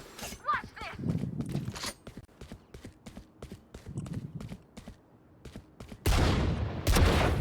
BBB.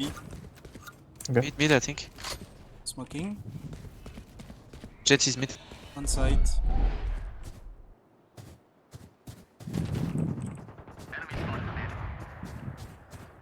Cutting their vision. Nice. Arbor, come on.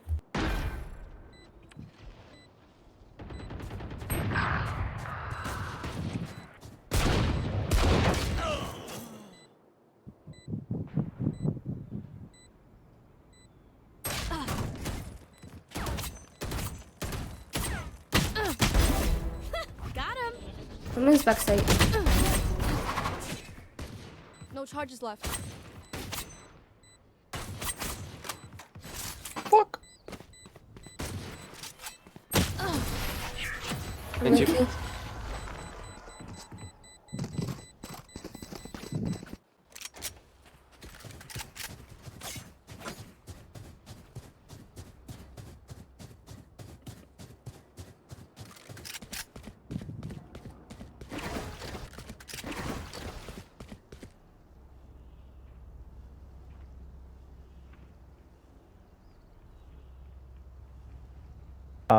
I will try to pick here, maybe.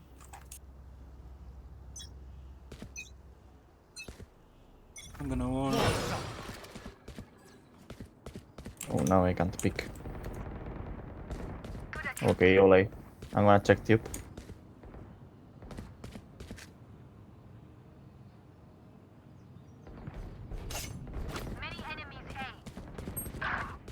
The hunt begins.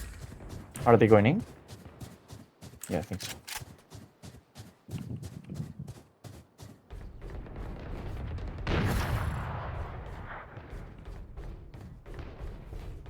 On site, on site.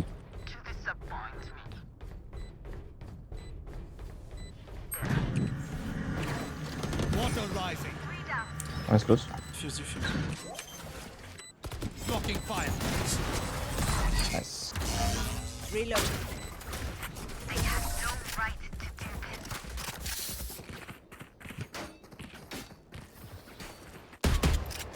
this. I need a gun.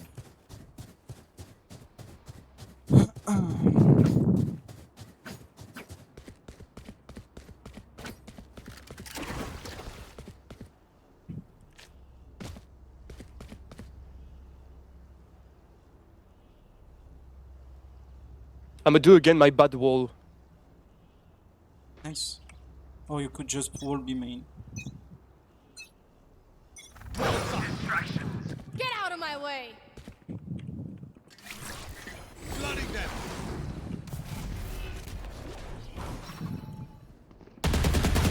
Yes, grounded. Oh, oh, Messi. Reina, behind you, behind you. Too late. On top of the box, sorry. Enemy spotted. B.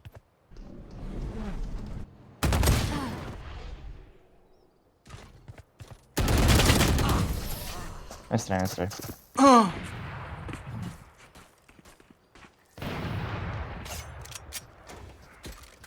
If only I had a wall B main.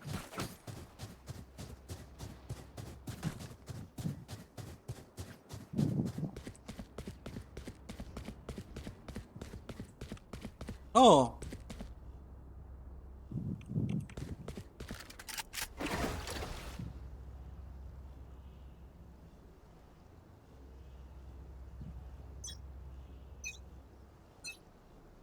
Walls up.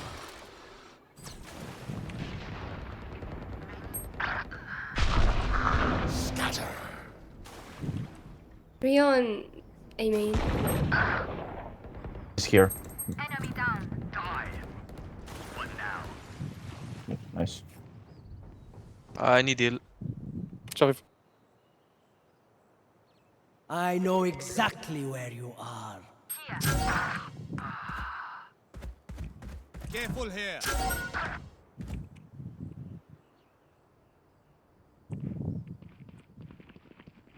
On your left. Not yet.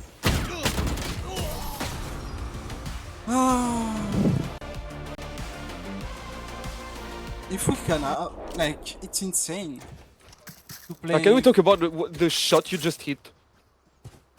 Who? What? You, bro. Like, it doesn't make even sense the way you shoot. Yeah. It's just a reaction. Can you explain to me how I it don't know, I worked? just got lucky. Cypher was probably gonna play on B.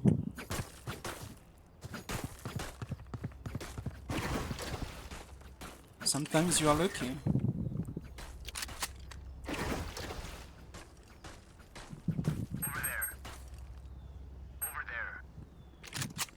Here. say you should maybe take the spike.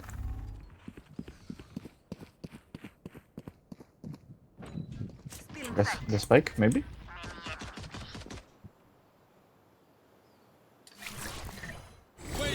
Oh, okay. Maybe go away. Give me. I'ma take it. I'ma take Go it. ahead. Got ya. Hang it up, buddy. Thank you. Water rising.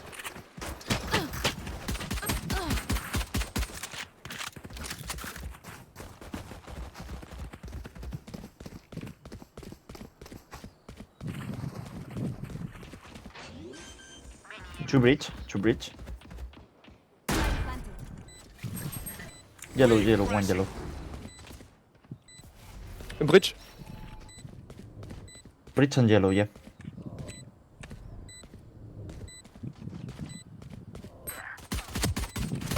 Grenade. Got 3.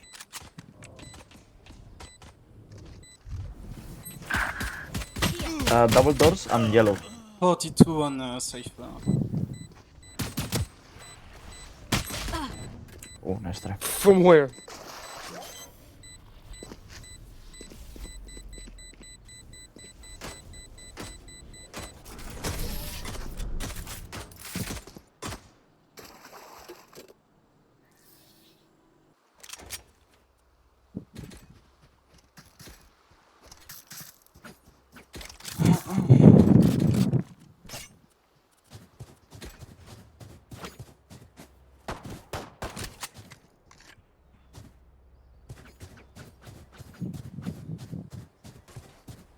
Go in, hold. Right there.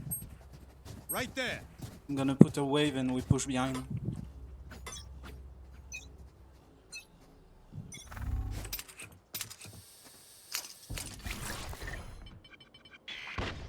Flooding them.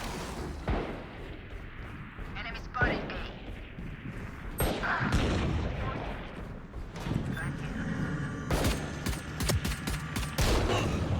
A. 25.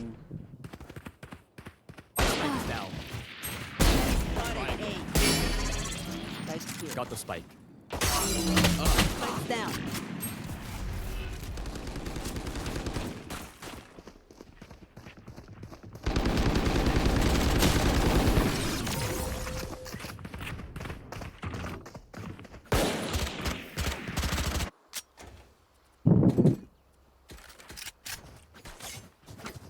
I can't believe I'm gonna lose that game. Second time Arbor, fucking first time playing the agent on the map. I'm gonna lose.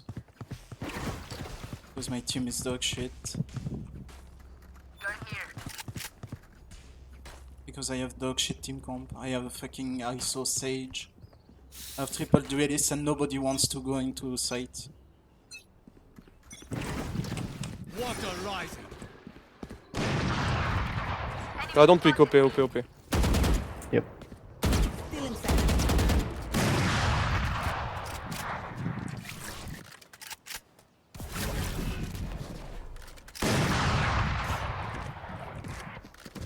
Let's go A. Nest. Flooding them. Take care mid. Enemy spotted B.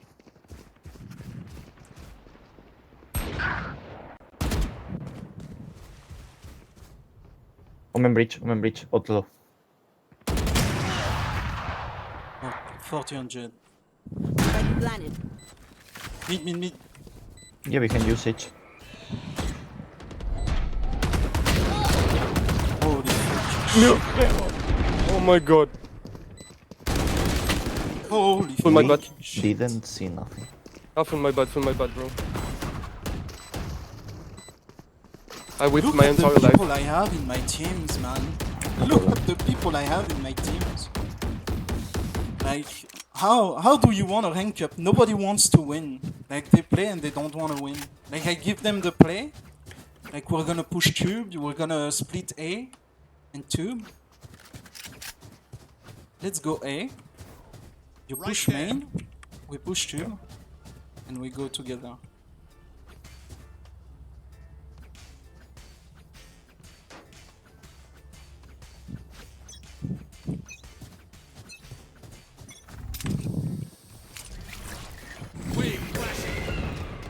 How many is right? 2-2-2. Ah no, on top of the box. Okay.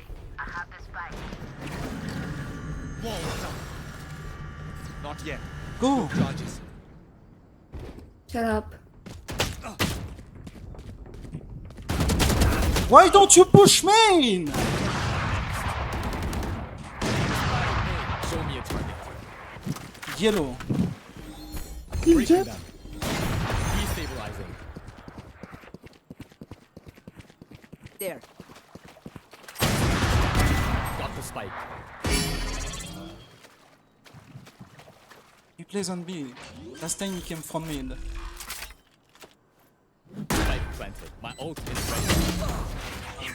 Ay, ay, ay, ay, ay, ay, ay, ay, ay, ay, ay. It's insane to not have fucking teams. Insane, dude.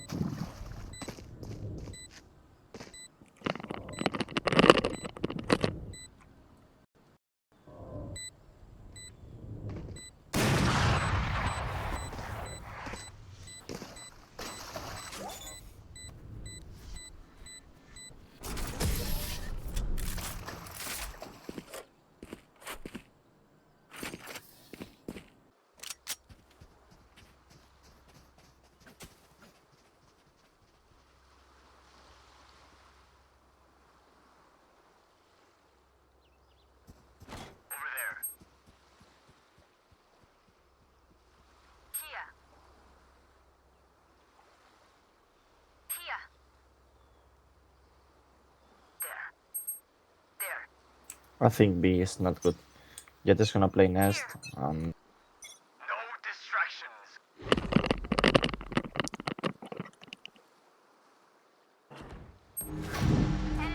Oh, one Odin, one Odin. Right there.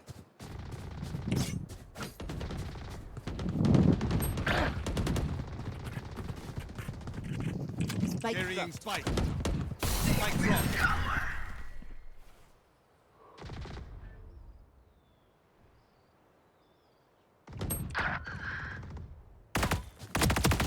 There's one mid.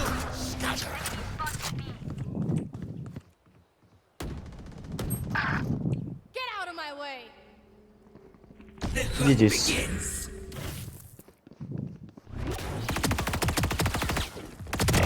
Kill confirmed.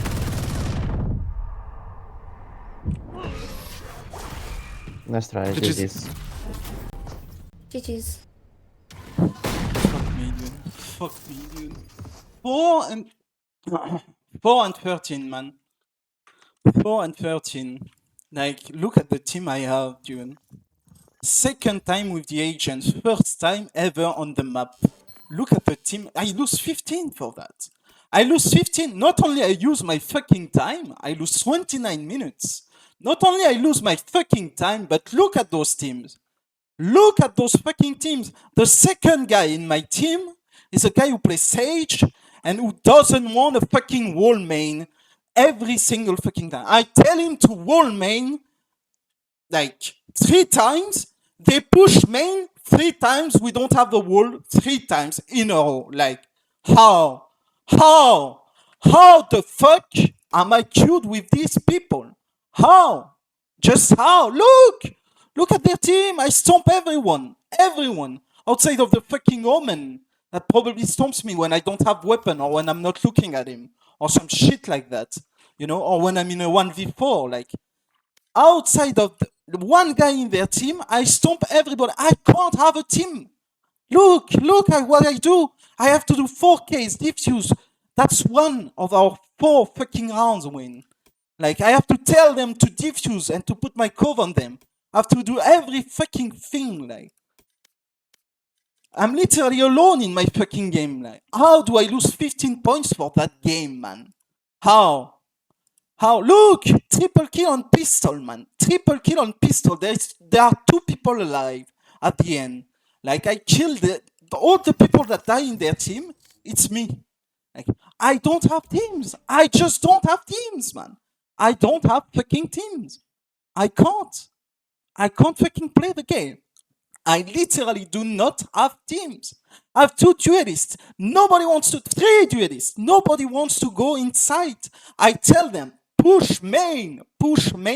I'm gonna fucking push the side and I will wall for you. Like, I tell them, I give them the plan. We push main. That way we can fucking pincer them and fucking 3-win. Like, 3 A site. No, they are not gonna push A main.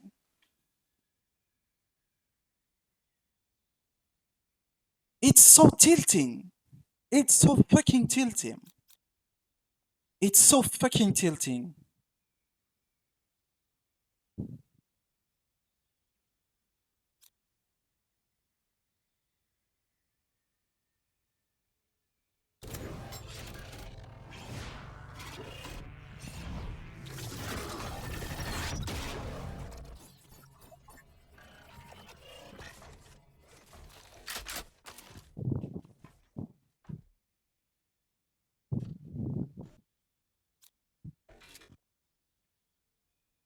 Like, the amount of effort you have to put in the game to fucking win a rank game, like it's insane, dude. It's insane, dude. Like, I'm fucking 20% of my team if only my fucking teammate could play too, like.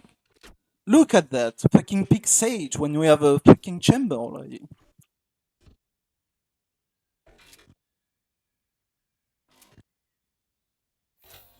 Let's do this.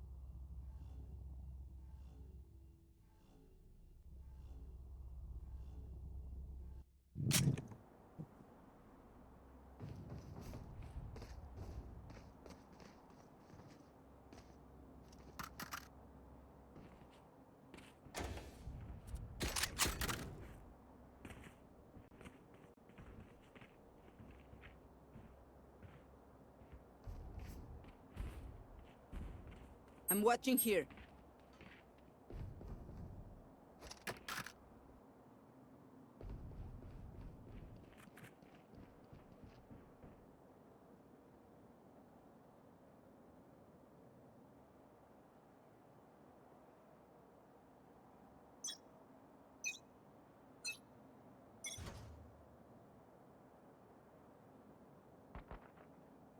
Enemy B.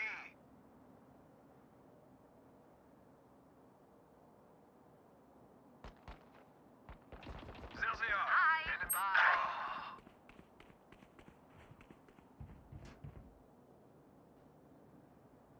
Multiple enemies.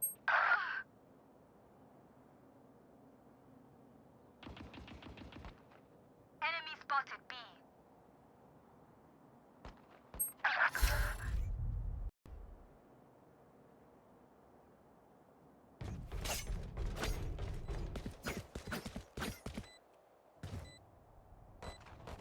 Opponent Suppressing. One suppressed. Enemy spotted. Bad guy down.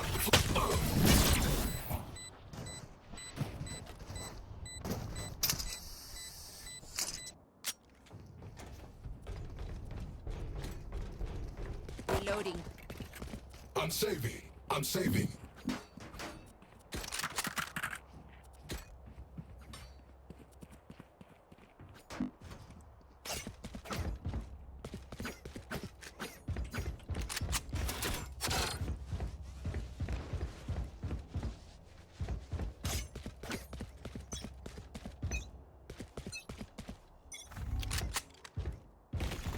There. Suppressing. 3 suppressed. 3 mid. Enemy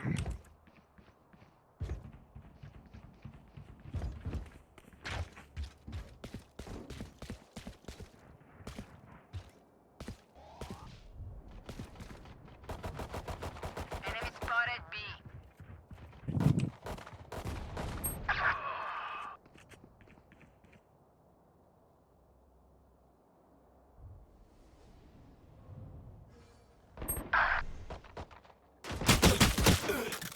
Just go give yourself one by one. One is mid. Yeah, don't heal, dude. Don't heal. You have 10 HP, don't heal. Aïe aïe aïe aïe aïe.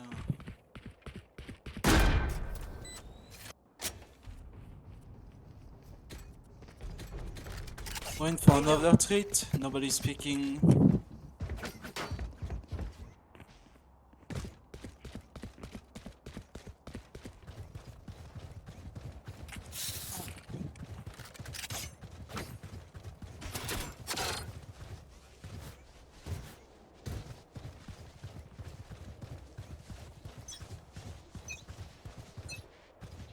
Knife deployed. Hey.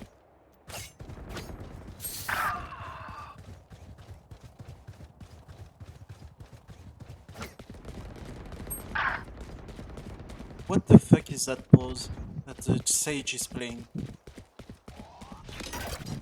Flash.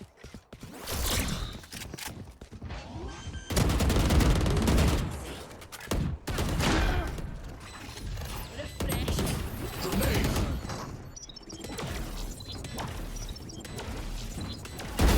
You want a piece of this? Suppressing. One suppressed.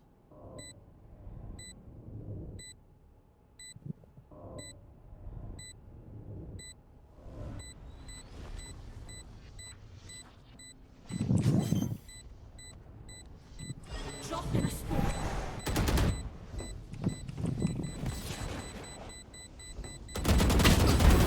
Cooling down. Taking one for the team.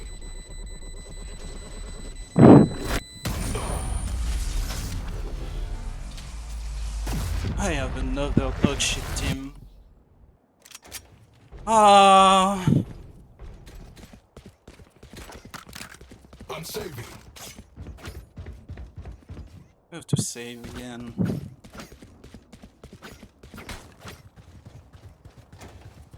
I'm saving. Sage, play with me, please. I'm saving.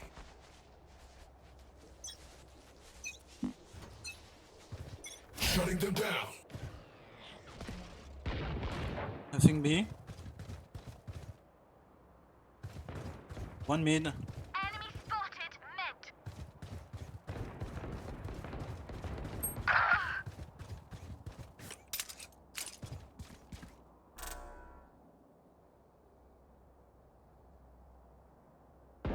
One dead.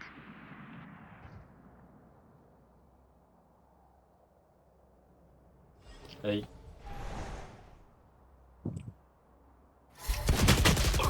One on B.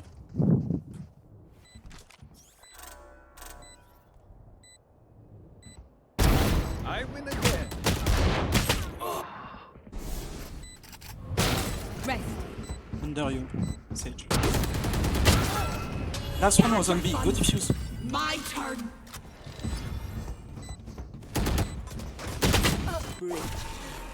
My ult. Nice. So the Reyna doesn't play.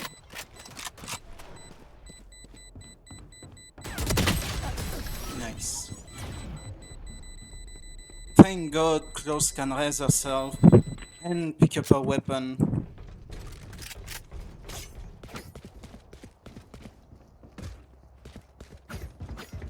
Thank God that agent is released. It really was the agent we needed.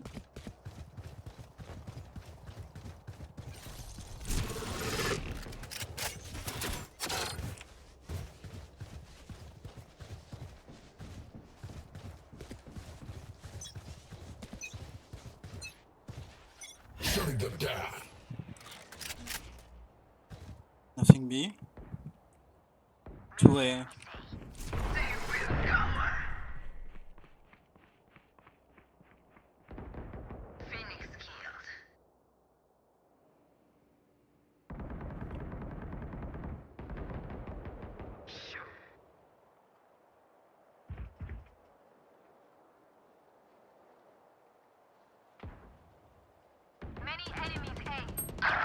One min.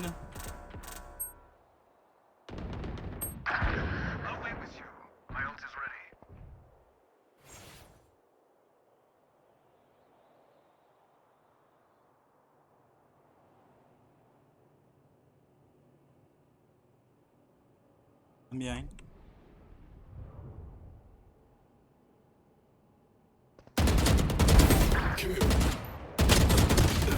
Oh, what the fuck are those movements? 114 on Deadlock.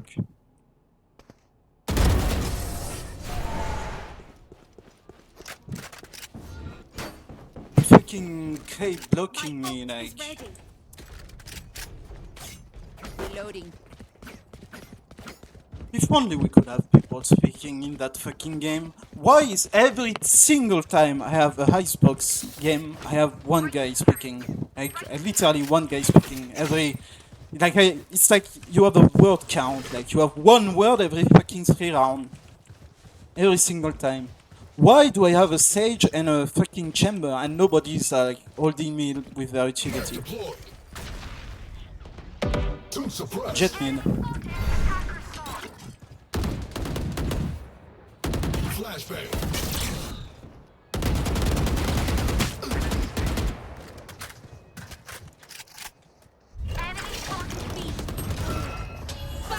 Like I never left.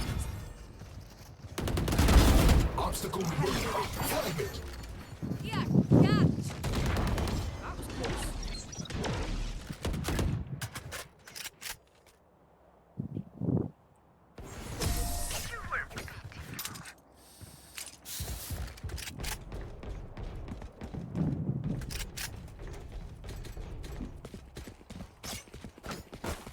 Why is every time I play Icebox, I have a team that doesn't speak and I have a dog shit comp? Why? Why every single fucking time, man? It's like a fucking curse map play.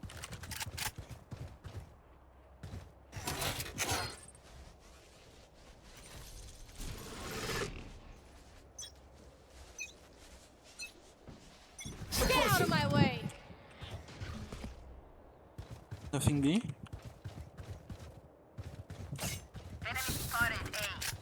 Be careful, man. My territory. Joke's over. You're dead.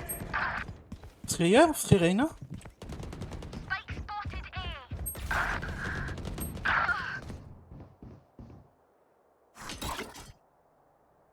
Flashbang.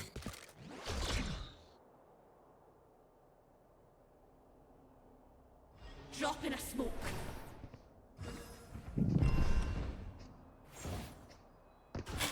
Shutting them down.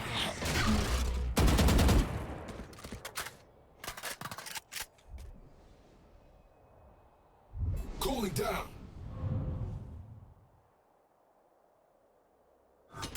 Flash.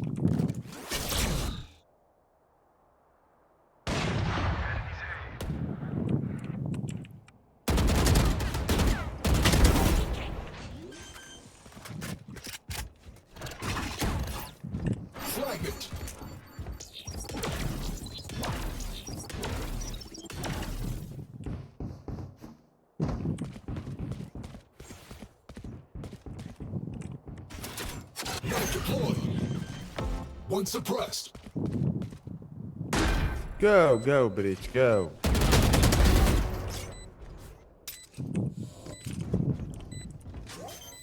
No peeking.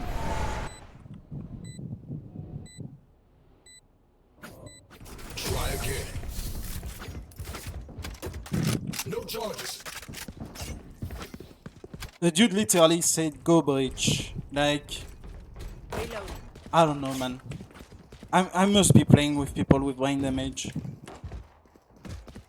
Like, the bridge in their team is dead, and in our team it's a fucking KO. Like, I'm literally playing with people with brain damage. Like, I literally play with people with brain damage.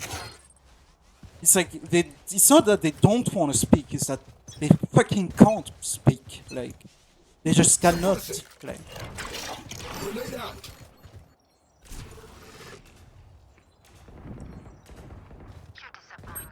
Rich man.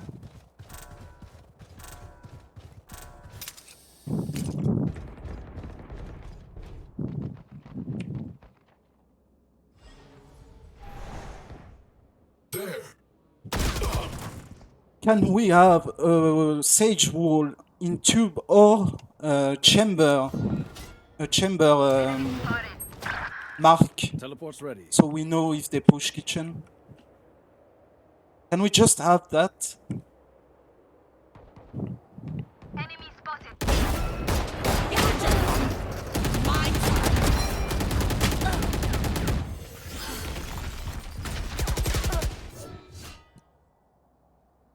Fucking trolling. Fucking trolling. Fucking trolling. Nice. Why? Why, boy? Why? Shut up, shut up, shut up.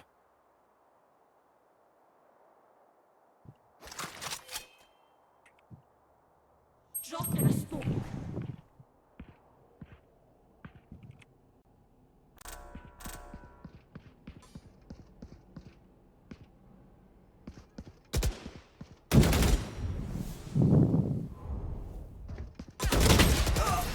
Holy fucking shit, man. Holy fucking shit, man.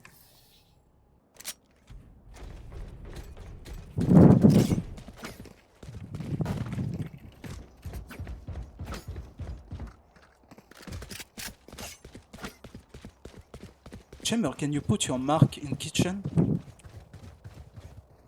They are so dead.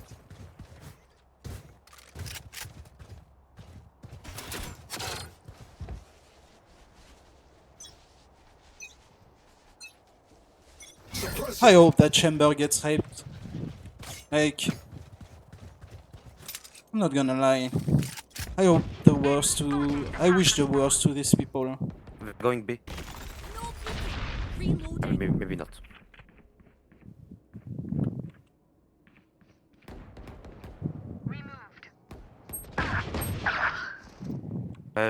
Low bridge. Front tap. Bro, they have a lurking bridge. They literally have a lurking bridge.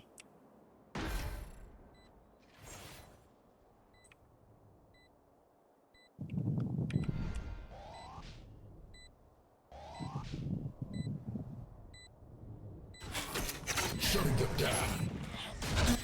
One suppressed.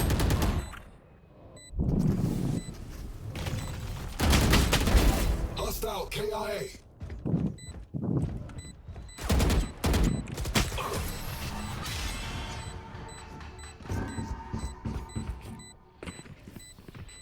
I have to pre-made who don't speak.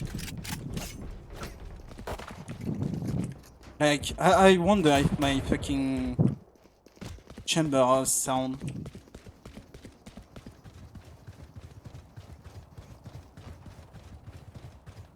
Chamber, can you put your trademark mid, please? So we get info if they push or if they lurk.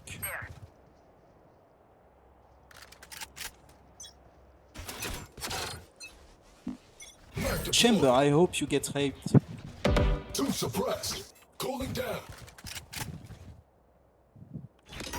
Flashbang.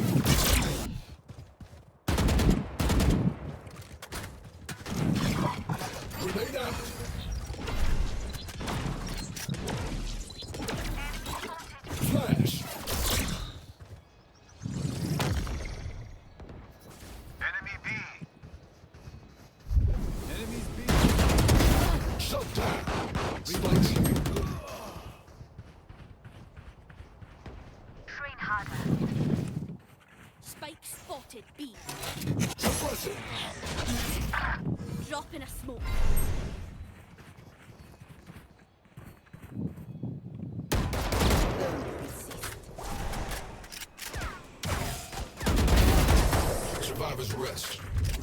Yeah, report me, bitch. You don't speak, you don't play as a team. You just troll pick and troll the game. Get right.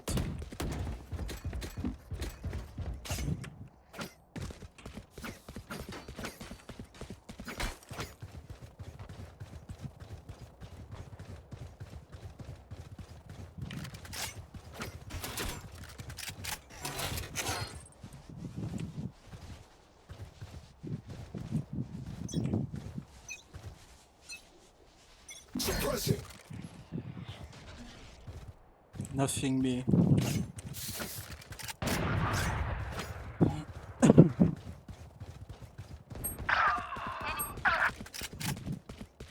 Drop in a smoke. Off your feet! Come. Have one of these. Come. Yeah. Like, my clothes cannot. My clothes is just gonna win. They literally can wall their people off. Like, they literally can wall their people off. That's how useless my team is. She like the fucking deadlock walled the fucking jet off. I knew he was there, like, cause if he's not gonna push, like, if they're gonna like push A, commit A, it's obvious that the guy is not gonna like push mid and push kitchen, right? It's obvious he's gonna take that elbow fucking pick. But apparently it's not obvious for my clothes. Shutting them down. One suppressed. You know? Bro, I'm literally losing to a lurking breach. Joke's over! You're dead! Flashbang. Enemy spotted B. Fully charged. Flash. Enemy spotted B. Gun kick. Ah, my fucking gun! Was that so best?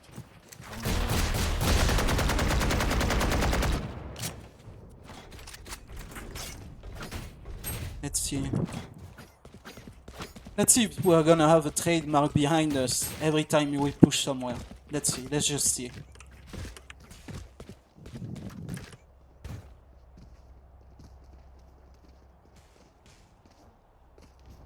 What do you buy as a chamber? See, look. I mean, he's a good player for the game, right? Look at the skins. I bet he has skins on every single fucking gun. He even has a broken sword and shit. Like, look. What a nice pigeon. Imagine paying $100 for fucking dog shit fucking pixel in a video game. Shutting them down. One suppressed. You're not. Close, was he? Flashbang.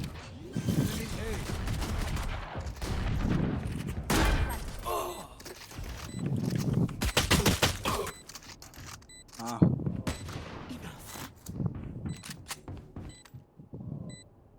Sage, if you can heal close. For you. Yeah, I know.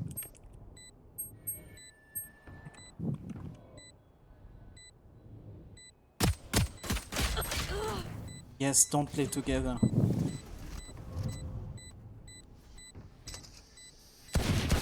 Nice. That's a lost round. Yep. Playtime, playtime.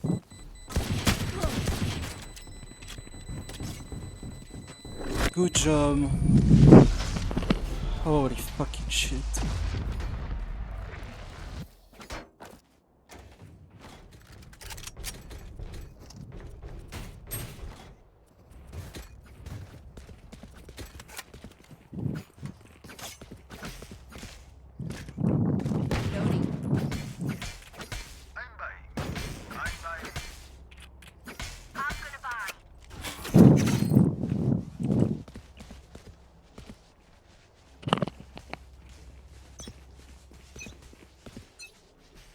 Knife deployed. Spike dropped. Dropping smoke. I have the spike. Bridge screen.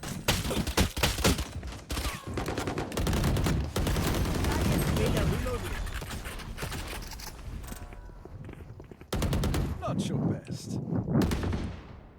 Enemy A. Our spike's down. Enemy A.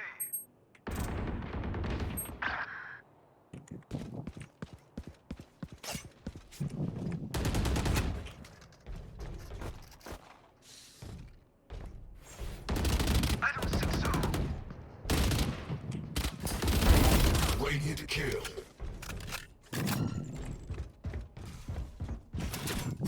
Net deployed. Reloading.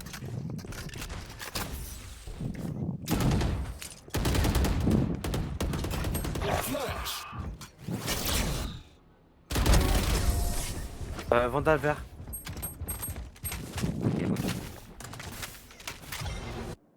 Holy shit. That's a fucking eco. Reloading.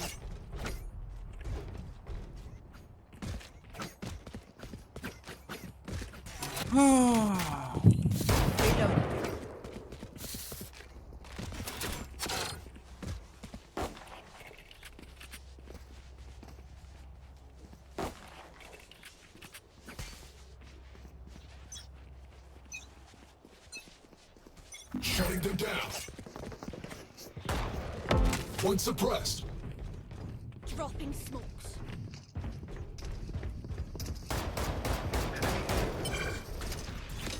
Flash. Dropped. Still in sight.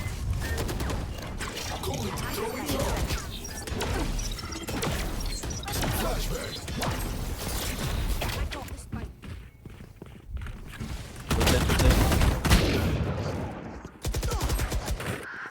Nice. Nice, good rotate. Good rotate.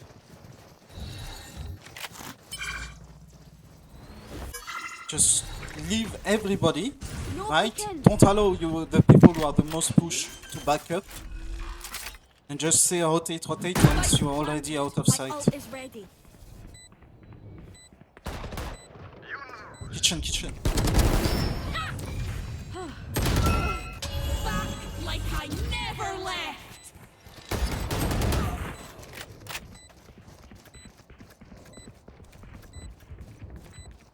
Trolled. GG. GG. See? Like, when you have people who play with their brain. See what happened? You see what happened? Meanwhile, you have my teammates who can't fucking put a trip. Right here. Can't fucking put a trip on the map.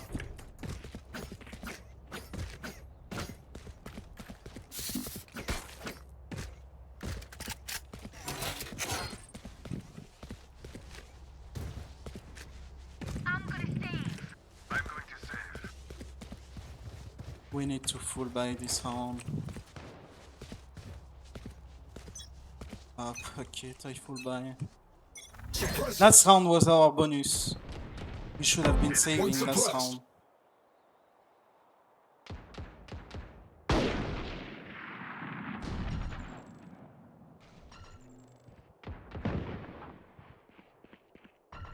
Reloading. Reloading. You had your fun. My turn.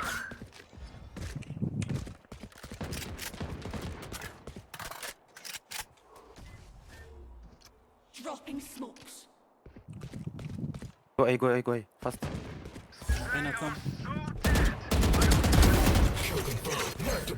Vandal. Mid.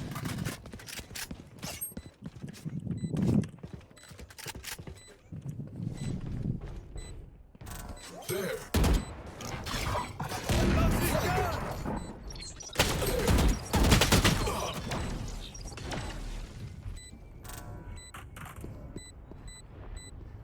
Reloading.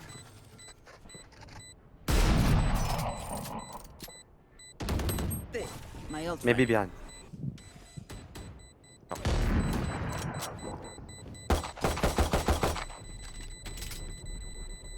Leave, leave, leave.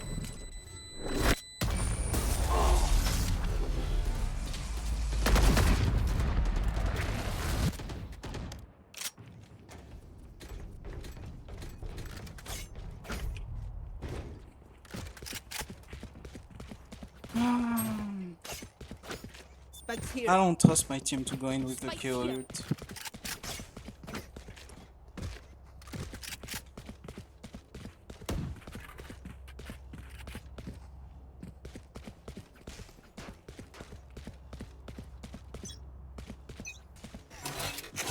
Here.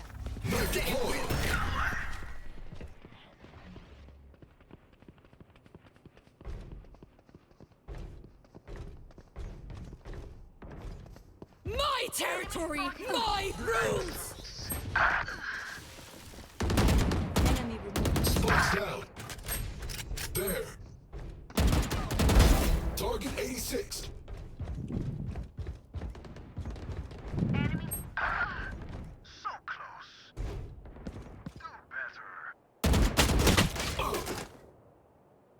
How?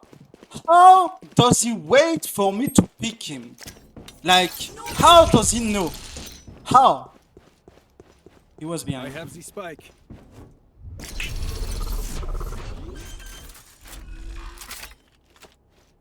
Spike planted.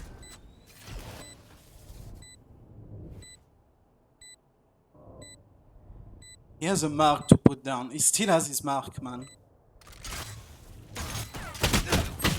Nice. Nice. I don't know, like, what's going on in the breach brain for him to, like, be there, waiting for someone to push, holding in the middle of nowhere, and then be here. Like, how? In a 1v1 clutch. How? Like, what goes on in your fucking brain, dude?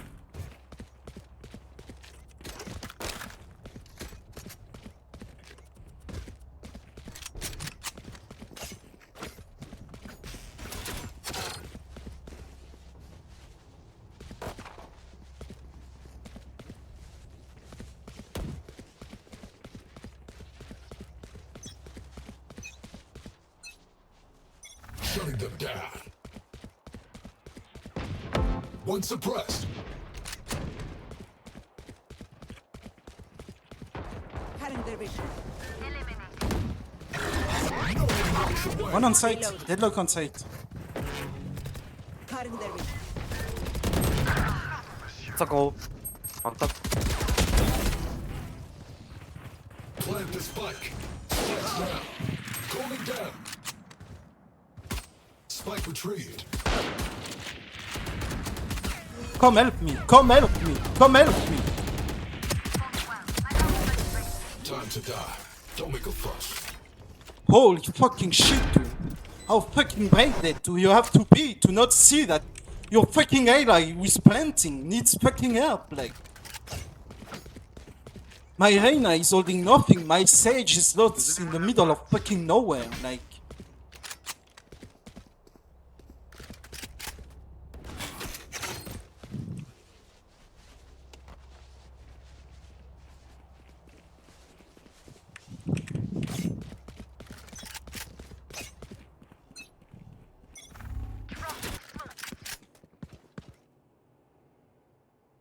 Get out of my way!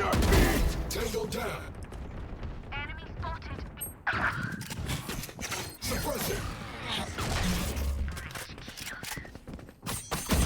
Joke's over! You're dead! Flashbang.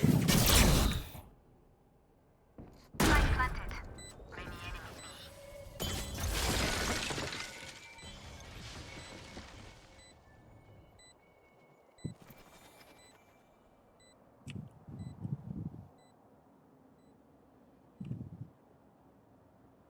Here.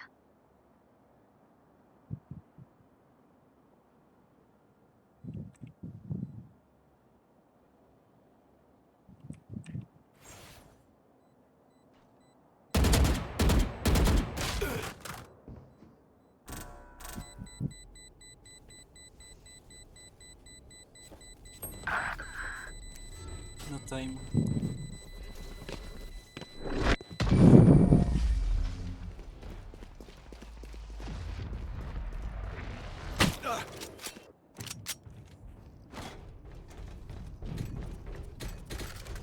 Reloading. The game is free win. Free fucking win. if I have people with a brain.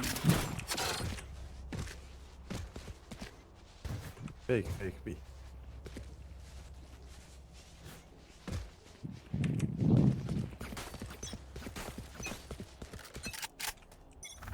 No peeking.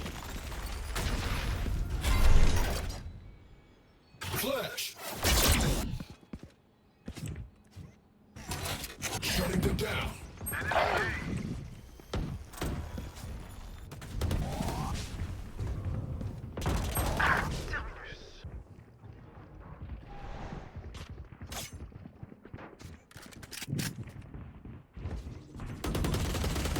No, there is a thing.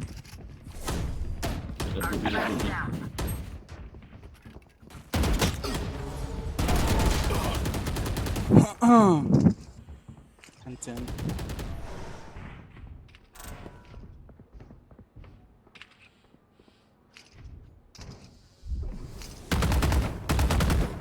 Holy shit. What are you dismissing, my dude? Where is he aiming at? Where the fuck is he aiming at? Where the fuck is he aiming at? Like... Reloading.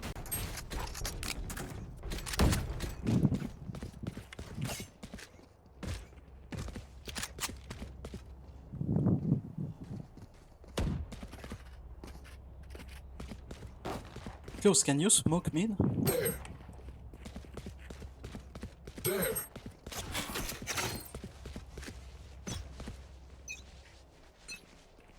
Suppressing. One suppressed. You have weapon, Caillou. My territory! I have Help, them help. now!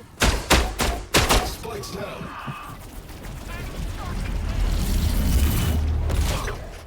GG. Down you go. GG. My ult is I got the spike. One is mid. You can rise, you can rise. Reste sur moi, reste sur moi. There's a chamber. Your duty is not over. Weapon here. Close wants mid, she's probably B, be careful. Wall raised. Where is my sage looking at?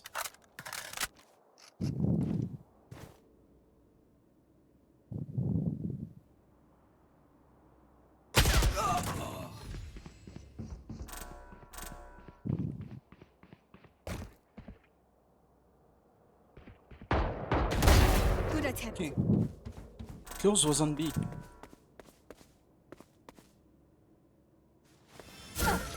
Sage, get the weapon, no?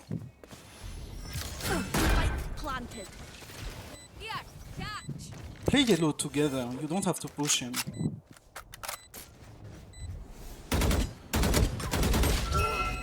Back like I never left. Yeah, and now he's gonna tempo you. No, because he's retarded.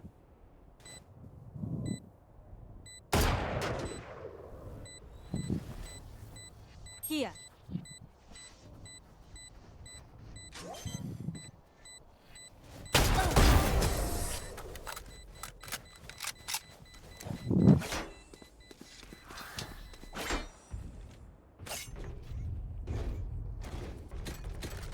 Reloading. Right here. Right here.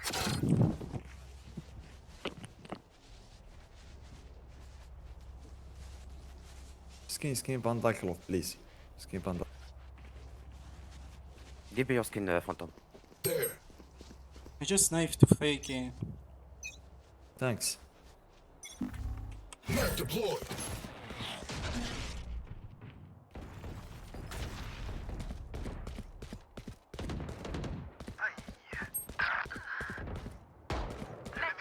You had your fun. My Back, turn. back. Don't let her train. Reloading. I need healing.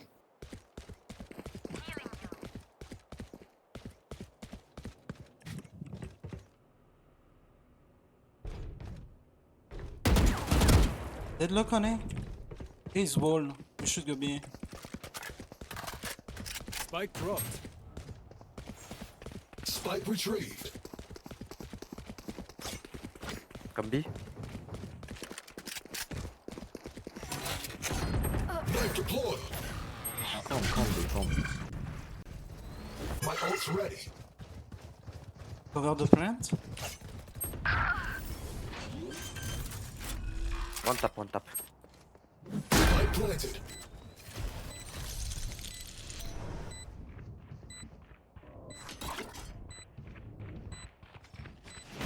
Flashback.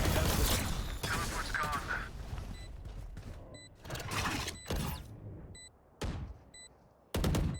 That's 3. Grenade.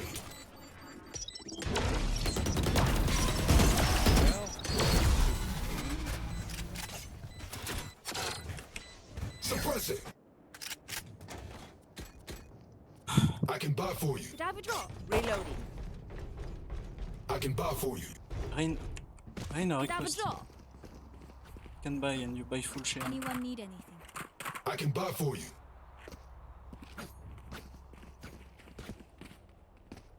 Reloading. Reloading. Holy fucking shit, people who don't speak are so fucking cancer. Shutting them down. One suppressed.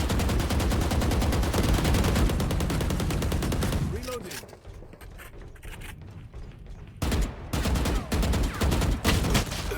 Jets ground. Why does he not peek with me? Why is my chamber like looking at me? I literally have my ultimate. Like if we take that kill I can Go back, ult and we go go back. in. Behind bridge. Mid, under you, Klops. Let's go B. Careful here.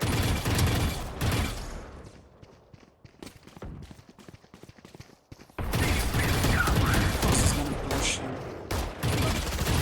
2 mid. 3 mid. 3 mid. Be careful kitchen. One was 2. Spike planted. Ay. And they were in eco. Look at my teammates pushing one by one every single fucking time. Every single time.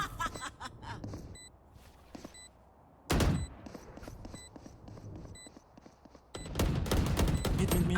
Behind you right now. 1 HP. 1 HP. Nice. Holy fucking shit.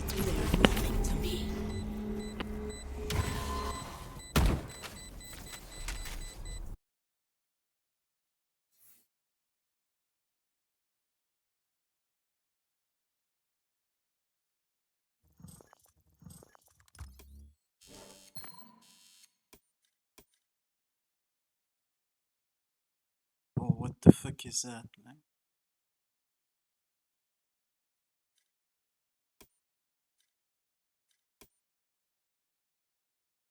Breach on fucking icebox with the most random lurking timing. So retarded that you can't even predict anything. You don't know what he's doing, but I'm pretty sure he doesn't even know himself.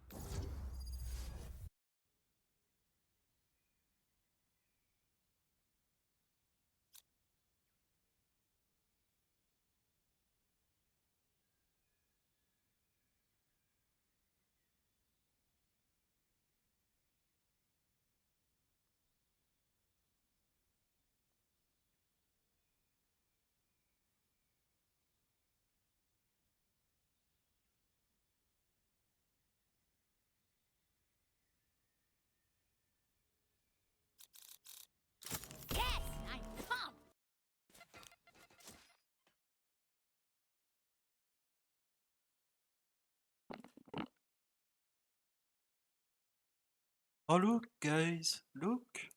Another ISO in my team. Look, guys. Another fucking ISO in my team. The most useless agent. Literally useless, like no abilities to come out. And every time it's in the game, it's in my games, it's in my team, you know? It's like I had one earlier today, I had one last time that was just lurking every single time on fucking on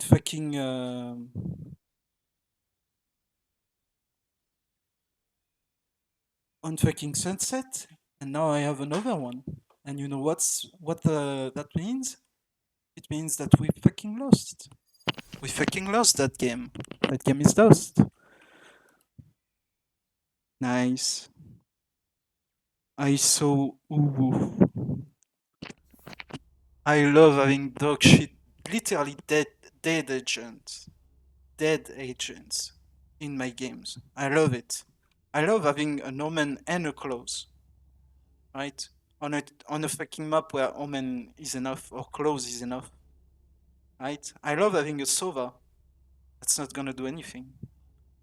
I love not having a Sentinel. You know, I just love having dog shit team comps. I live for that.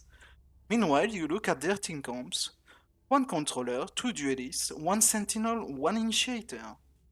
Amazing. Every fucking agent is good. Like, Chamber is played in pro, Gecko is played in pro, outside of the Jet, but it's a fucking duelist. It's a fucking carry agent. Outside of that, every single pick in their team is good. Nice. I love that.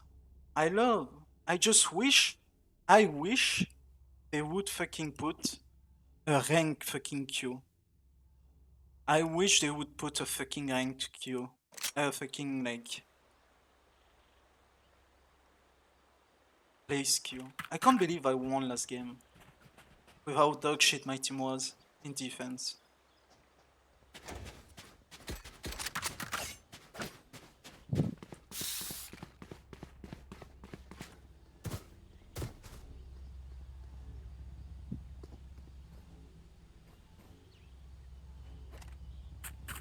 Hello?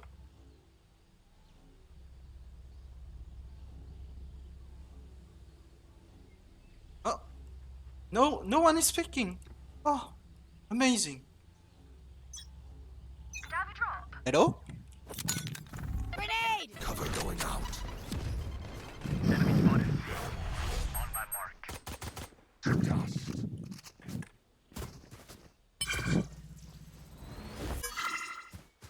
There's something Hello? C. Hello?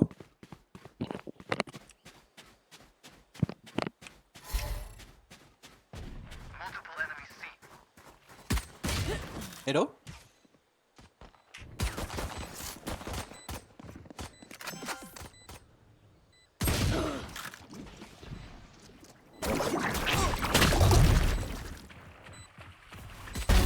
Annihilated.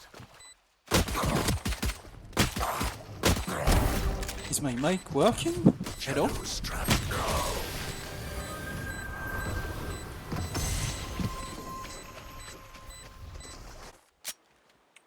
Apparently my mic is not working. Which is weird because I fucking hear myself for some reason.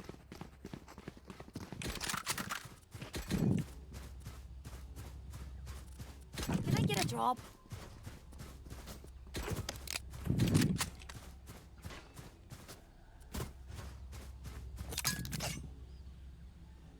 Hello? Is my mic working? Grenade! Right here.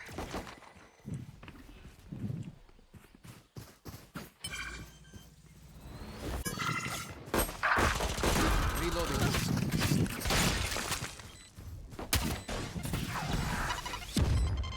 Scanning ahead. Satchel out. Quiet now.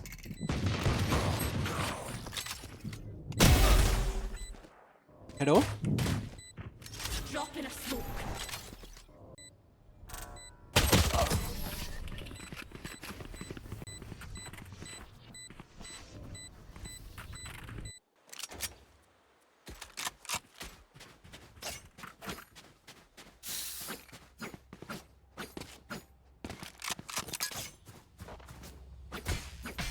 It's one of those.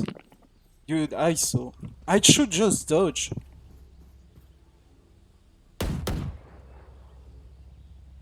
It's one of those games. Are you on a flash? Oh, you can push. Go, go, go. Grenade! Scanning ahead.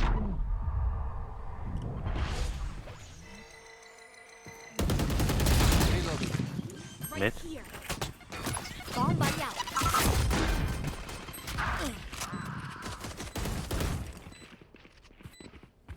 Shot done. Behind you, close. Reloading. We're gonna lose our bonus. Nice. Nice. Nice. Nice. Nice. Silence. I'm gonna tilt, man. Why? Bro, it's like one team. It's like you have one good game every 4 games. You have one good team every 4 games. Actually, like, actually.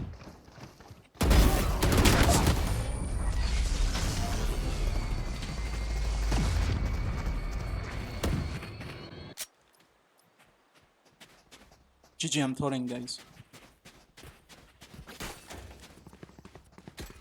Could have a draw.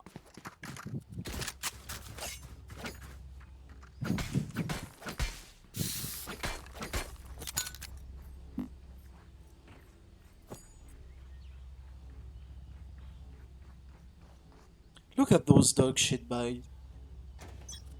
I'm saving. Grenade!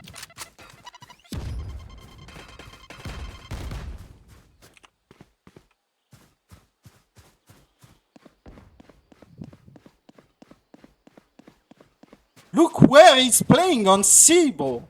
He's playing in the fucking spawn.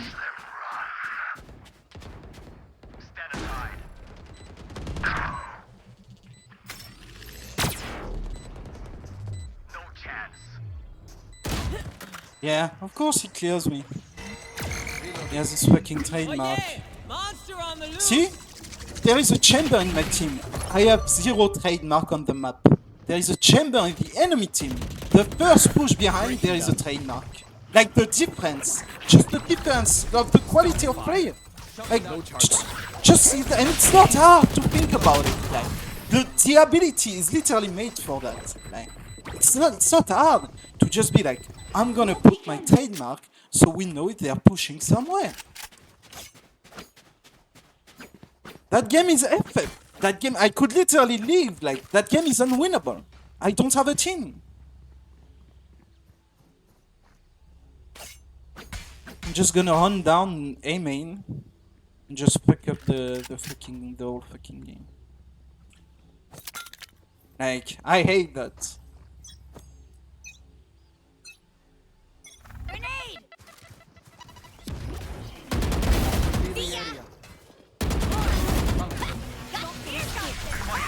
My ult's ready.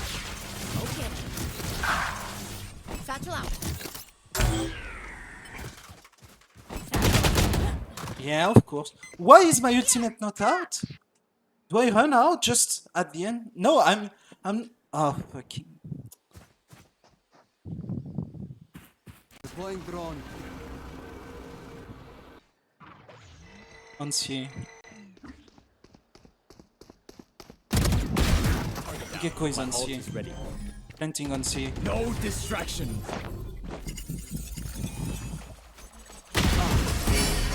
A target like You have that to defuse. keeps you sharp.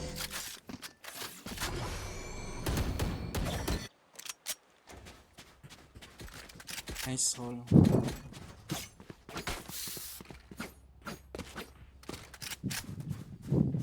Wait, he didn't plant with the wingman. Oh, maybe because he's last and he dies, the wingman doesn't plant.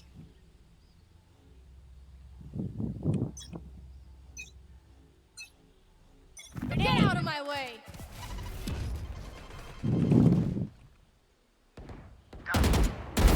Nightmare's over. Chamber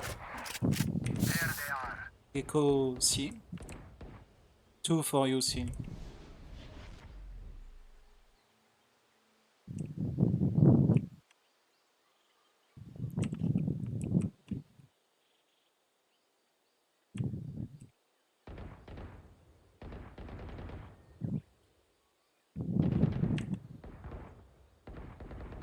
Attackers spawn. I stopped the race. What the fuck are those fights? What the fuck is that elo, man? Like, I can literally rank up on that game. Like, what the fuck are those teams?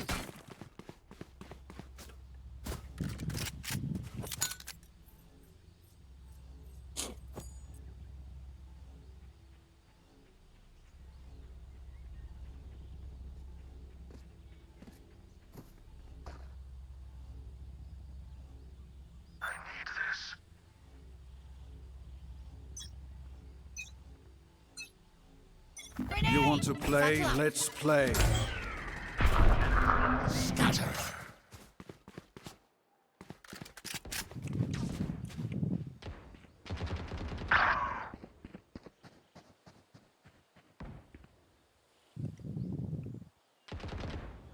Enemy spotted C. Multiple enemies C. 3 on C. Fire in the hole! Making cover. Reloading. Oh yeah! Monster on the loose! There.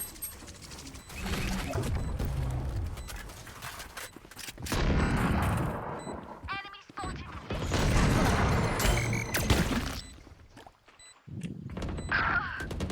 Revealing area.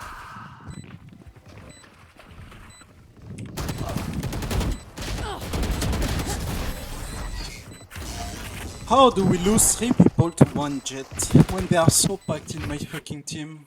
Like, I literally have 3 people on top of each other, sucking their own dicks, and they manage to die to the fucking jet. Satchel out.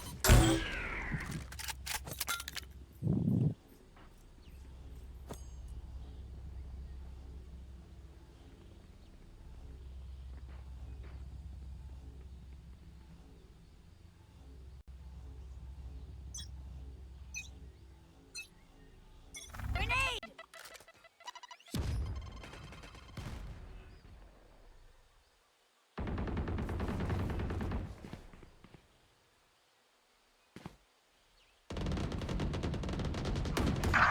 Enemy spotted B. Enemy spotted. That's you, pal. My ult is ready. Have one of these.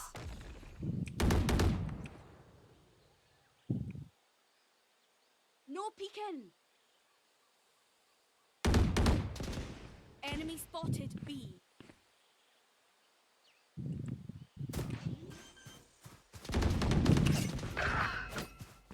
Back like I never left. Bomb buddy out.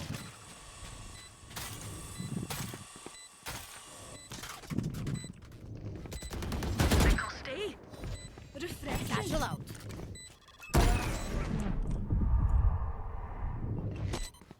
Drop in a smoke.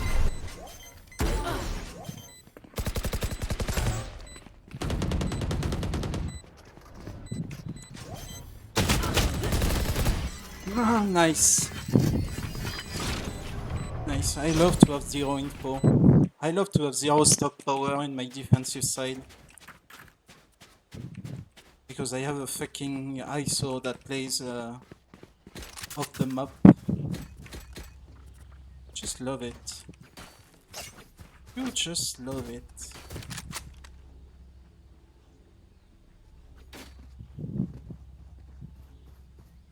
I love to not be able to have any info ever again. Like, ever. Grenade! Scanning ahead. Nice.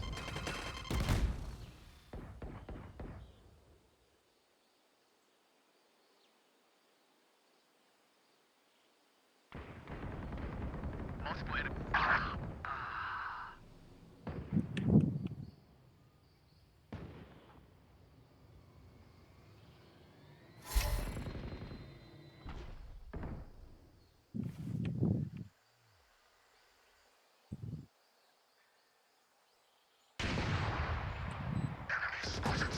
Satchel out. Sleep, brother. My ult is ready. Cover going out. Disappear. Satchel out.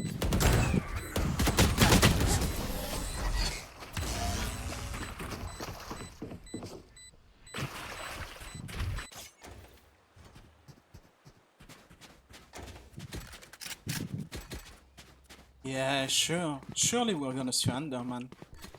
Surely you're gonna spend like the game not speaking, not giving any info. Surely we're gonna surrender. Satchel out. Surely.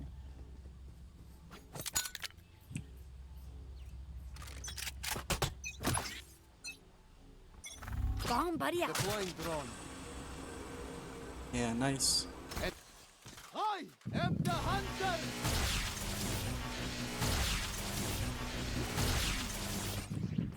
There. Scanning ahead. Enemy's aim. Surely. Surely.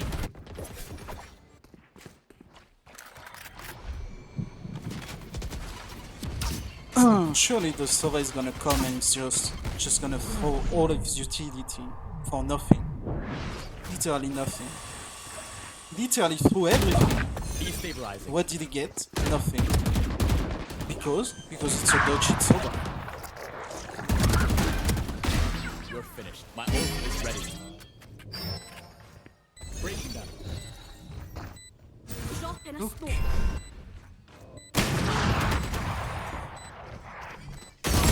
I stopped their raid. No distraction.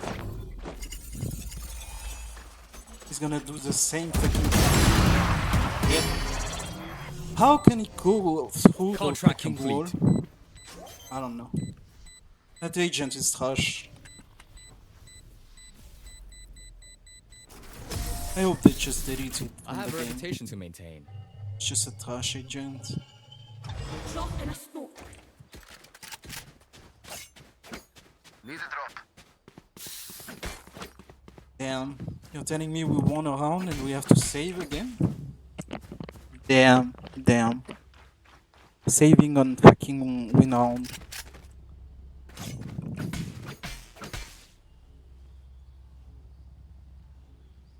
It's crazy how, like, A, you're supposed to play with 3 people, but we have 2 people on B, 2 people on C. You want to play? Let's play.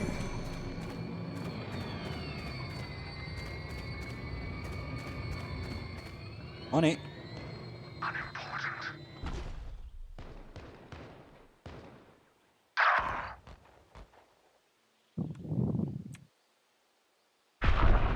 Scatter.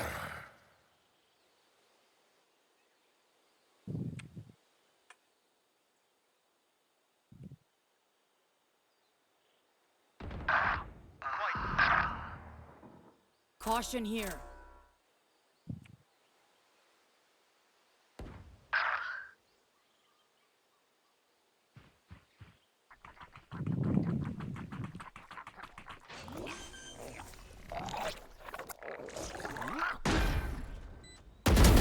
One down. My ult's ready.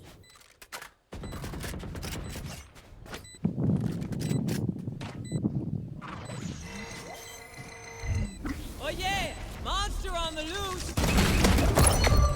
Sure, buddy.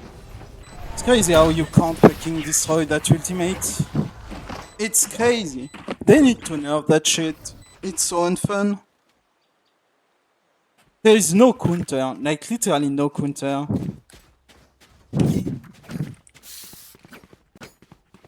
No fucking counterplay to that fucking shit.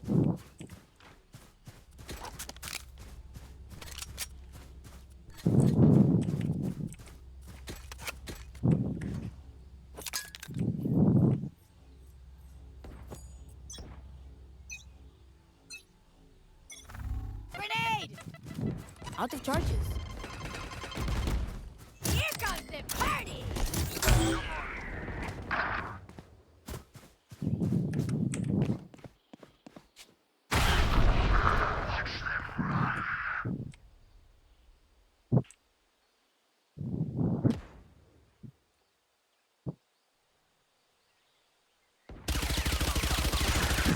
Out of charges. There.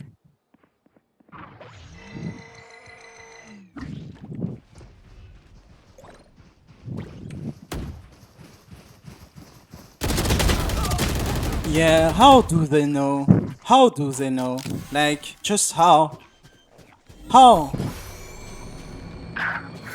Like, they literally run and stop and just fucking check all at once.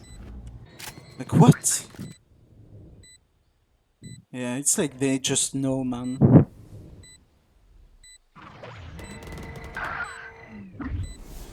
God, my team is awful. God, it's so unfun to play with dog shit people. Like, they are everywhere, man. Every fucking where. Like, they are everywhere. I have zero fucking info.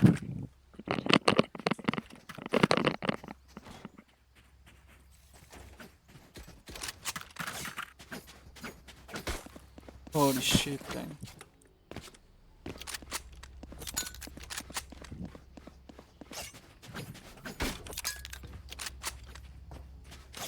People pick dog shit comp, don't speak and shit, and then they want to surrender the game. Like, what the fuck are you doing with your life? Literally queuing games to throw. These people are literally queuing games to throw. Fucking pre-made. Dog shit fucking pre-made.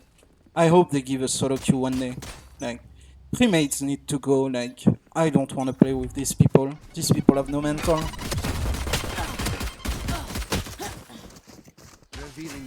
Don't push with me, guys.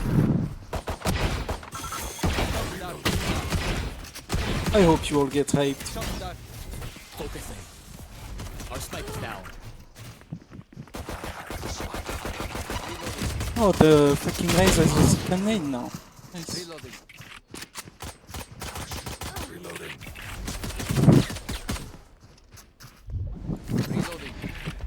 Nice. Yeah, nice.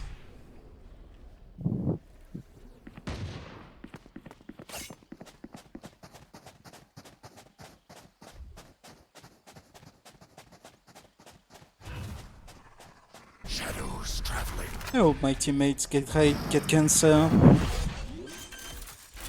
I just wish them the best. Truly, like, look at them not playing together. Look. Look. Look at Sova being alone. Look at Omen.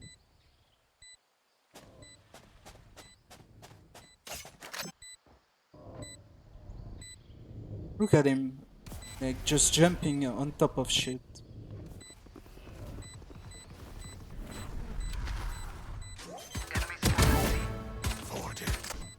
On site. Dropped.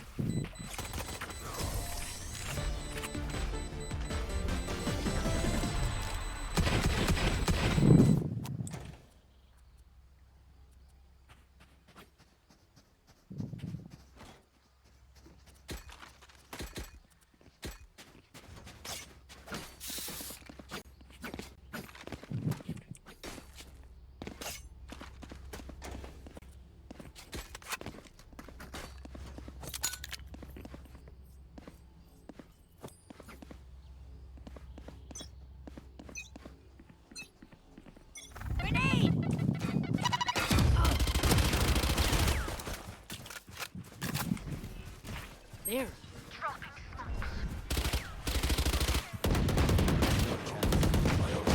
There. Reloading. Okay.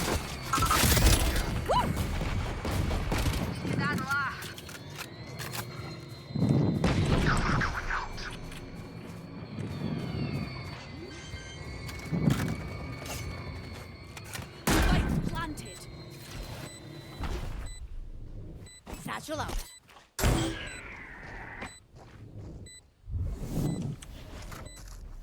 Reloading.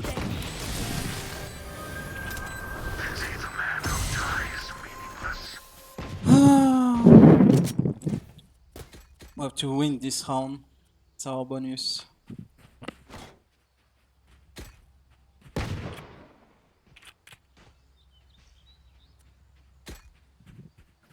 I should play bigger more.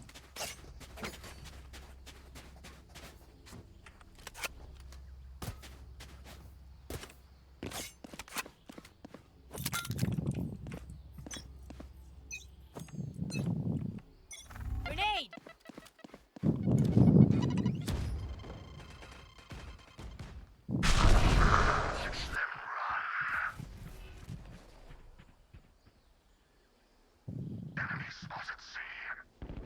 Dropping smoke.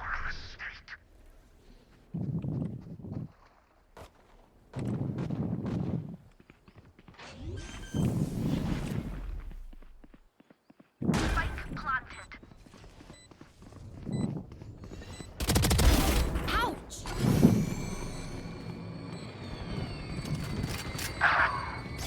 Satchel out.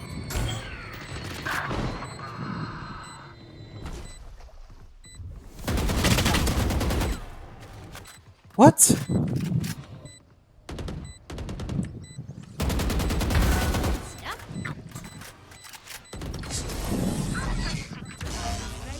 Grenade!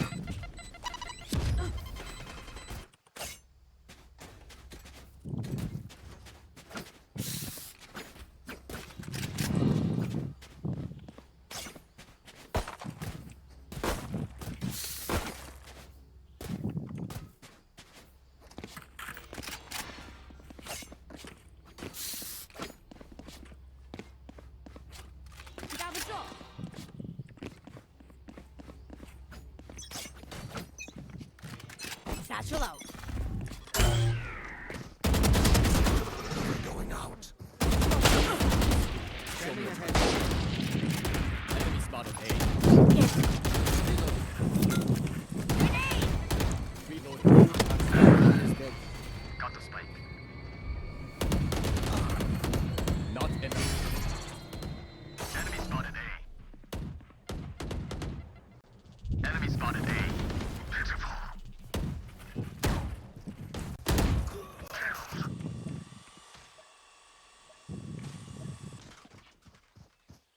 Breaking them.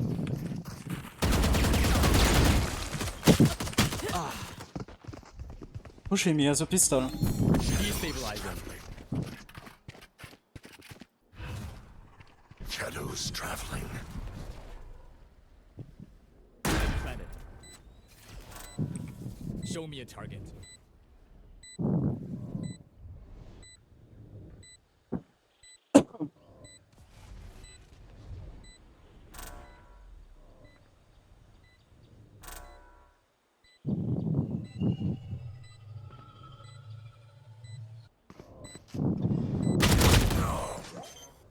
Yep, he had a pistol and now he has a Vandal because we give him the space to go and pick up the Vandal. Oh my fucking gun. Ken. Now that was Holy my shit. ult is ready.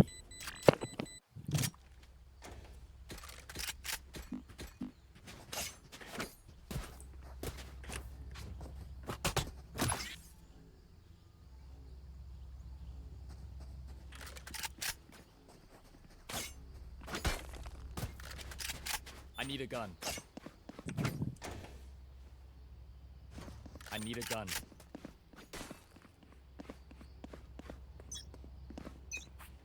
Satchel out.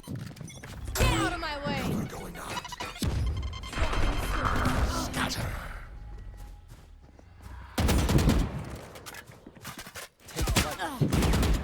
There. Stealing sight.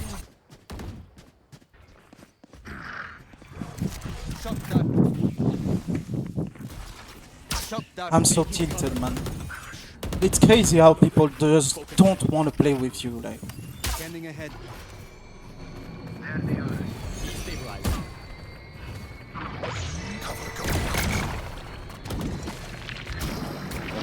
What is he doing?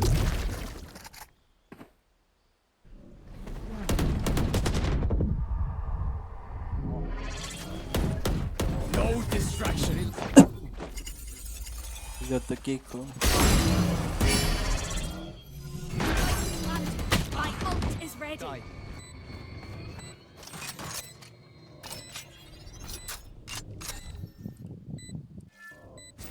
taken. Why is she peeking? What the fuck is happening? Oh, like, you are in a 1d3. Why do you re-pick?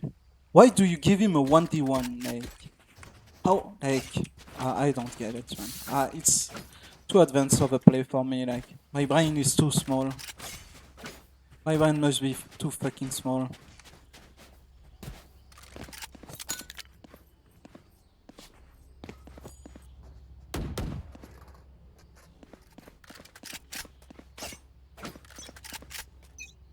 Satchel out.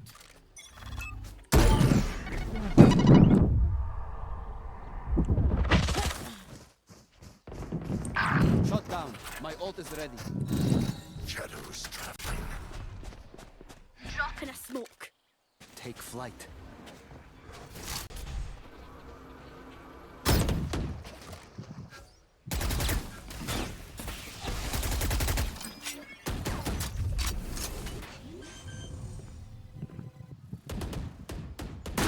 Planted.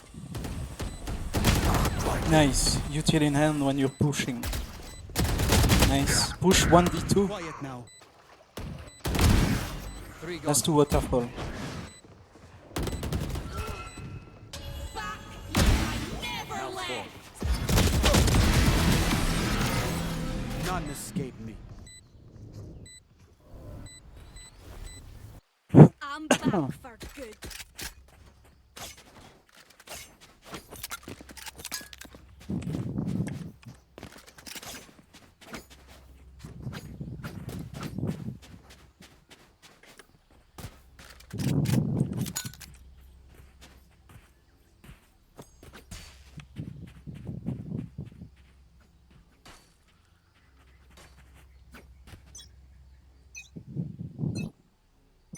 You want to play? Let's play.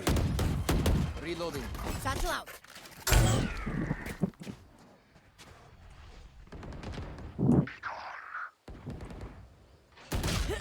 Yeah, nice. Nice. Breaking them. Literally pushes alone.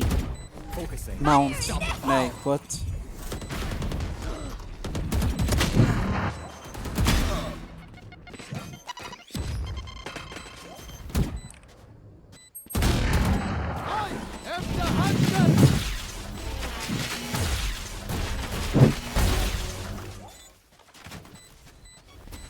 Shock dart. NT. I still wish him to get hype. Like, I still hope he gets hype, but NT. NT. It's crazy how they push mount, they push A, we have zero fucking map control. But yeah.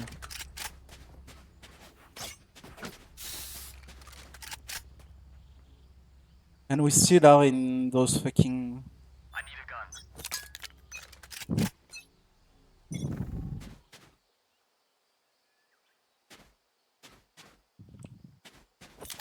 Grenade! Oh yeah! Monster on the loose!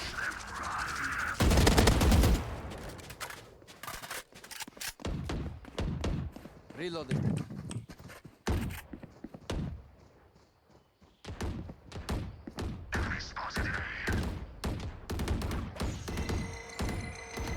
Not bad. How? Spotted C. How fast does he pick it up? Like, Spike carrier's down. Satchel out.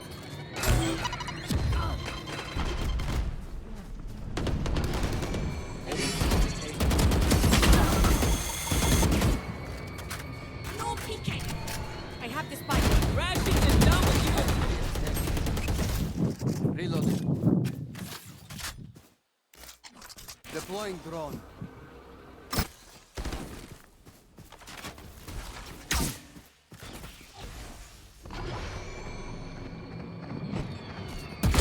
Taken out. 40 on eyes. Revealing. Drop in a smoke. Out of charges. I have the spike. Yeah, he doesn't hear him. Apparently, he doesn't hear him hard on his right. Like, apparently, he doesn't hear it.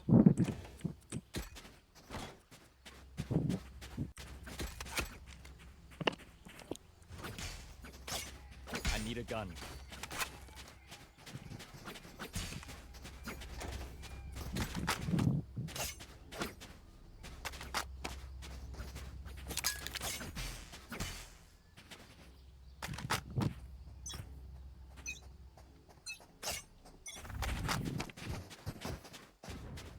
Shadows traveling.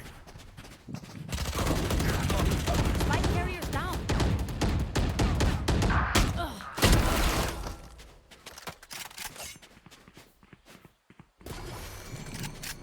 I have the spike. Yeah. Apparently, nobody can hold shit. Like, they're pushing mount and pushing A every single round, and apparently nobody wants to fight them. My team just wants to wait.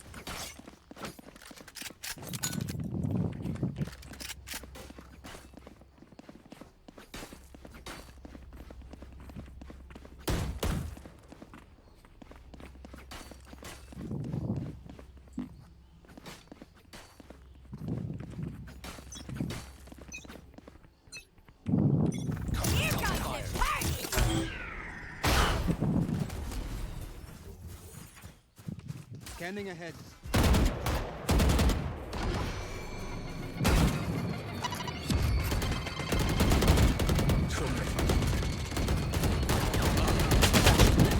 Yeah, sure, man. Sure.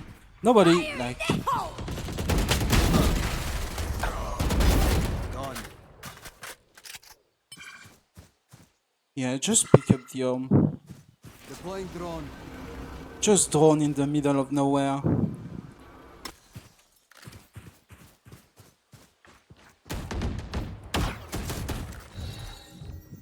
Drop in a smoke. Look at them.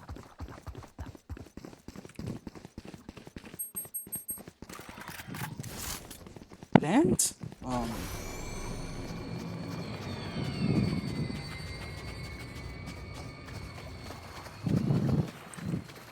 Revealing area.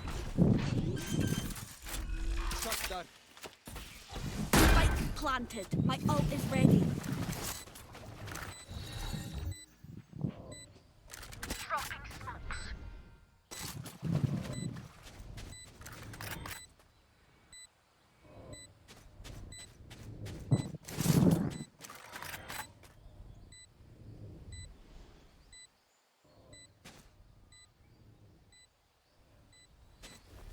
Please make it end. I don't want to play OT with these people. Scanning ahead. Get back up, sweetheart. I need to find a way to throw around.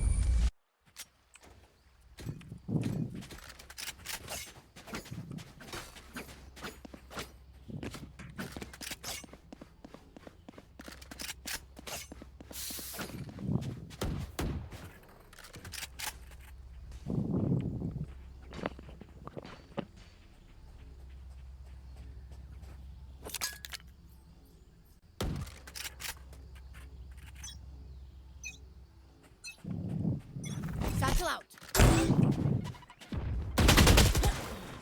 That's a good way to throw around. Enemy down. My ult is ready.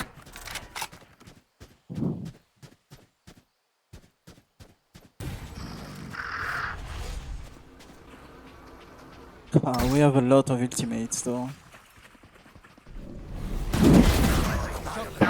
That Omen.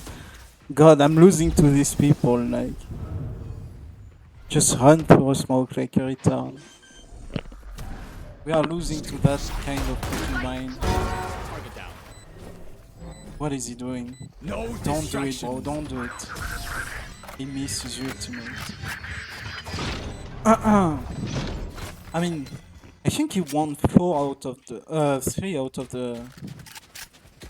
Oh, fucking ultimate, yeah. Can I get a drop?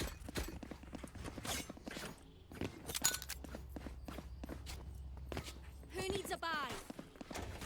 Can I get a drop? Who needs a buy? I need this.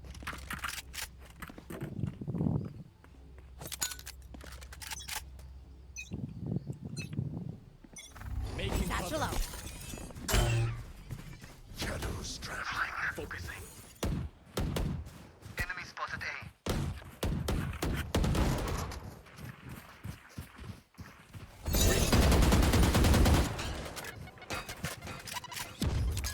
Grenade!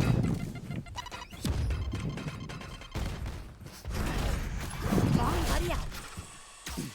No peeking. Shock dart.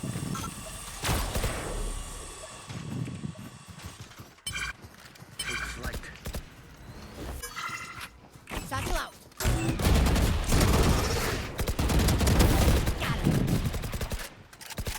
Oh yeah! Monster on the loose! There.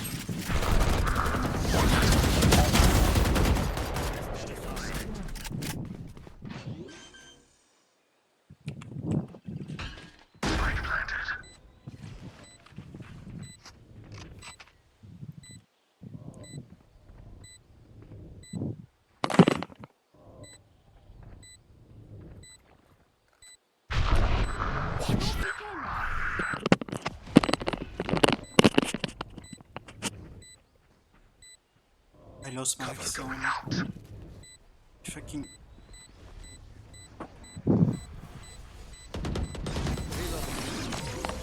Ah, meus amores, we live another day.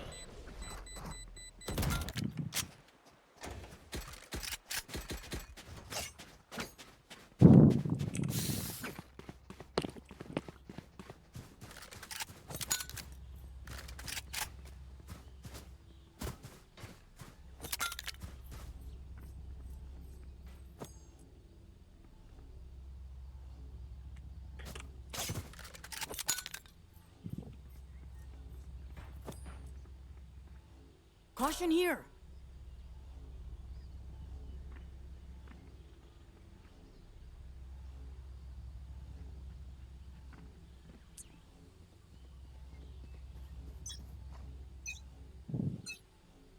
Grenade!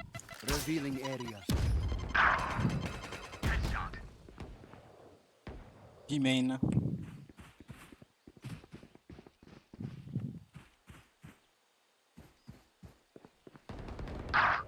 Someone is running B main.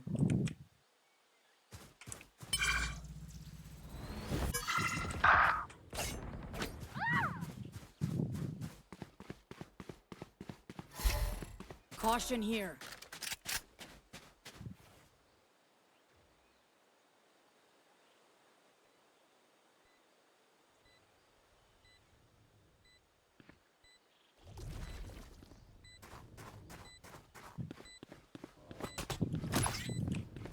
Bomb buddy out. Too slow. Ah, if only we could wait for a retake on C.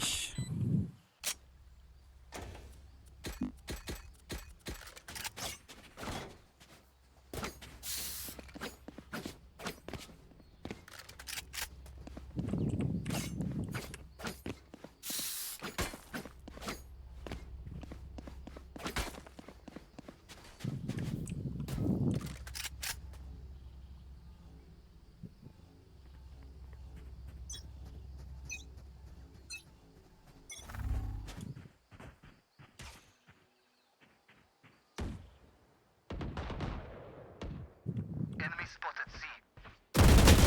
Yeah, of course, you insta-flick on me and destroy me.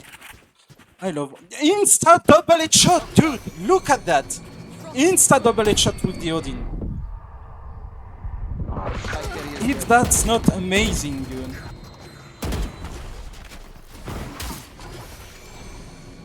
I'm so happy we lose that game. I'm so happy we lose it. I'm so fucking happy we lose that game. God, I'm so fucking happy, man. Next time, fucking talk to your fucking teammate. Next time, get a fucking mic. Like, I'm so fucking happy we lose that game. 92 fucking close. 92 combat score on fucking close.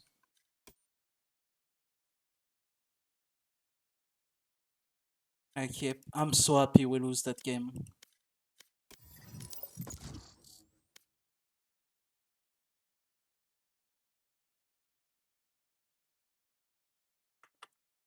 My fucking dog shit teammate never deserve a win, mate. You don't have a mic, you don't want to come with your teammates, you want to play in pre-made and never speak, never give your info, and just expect your teammate to give you everything? Go fucking kill yourself. Fucking worthless retard.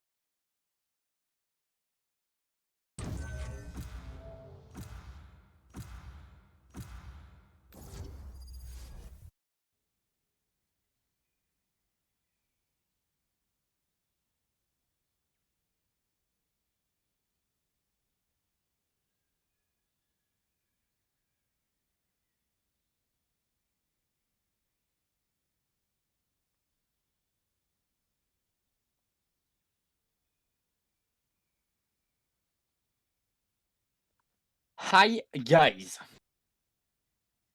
Hi.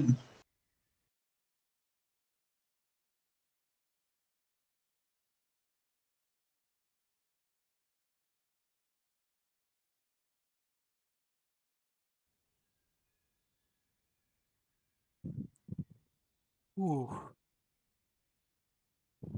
If that's not a dog shit team.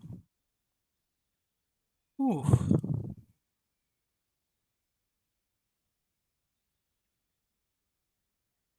Sunset is a cursed map.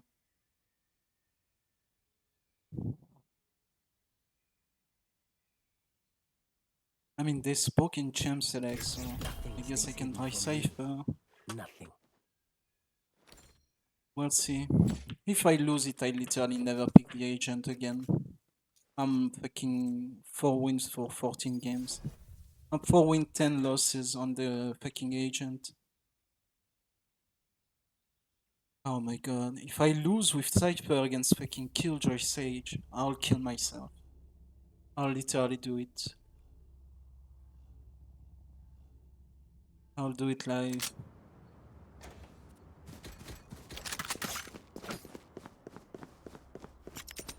Not a joke, not in a video game. I'll literally do it. That goes there.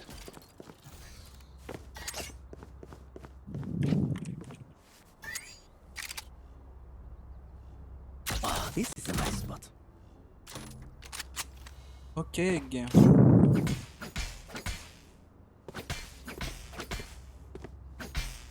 Hello. Ah, and now nobody's speaking.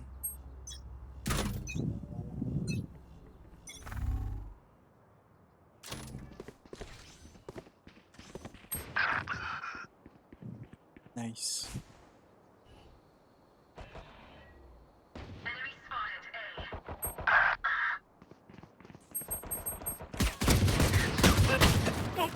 Nice. Yeah, that's a lost game too. Oh my fucking god, what the fuck is this fucking...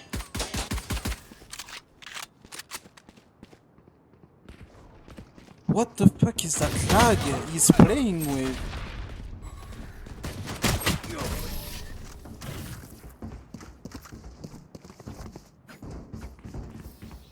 GG. Nobody's speaking and I have a dude that's chat restricted. You love them. You love those games.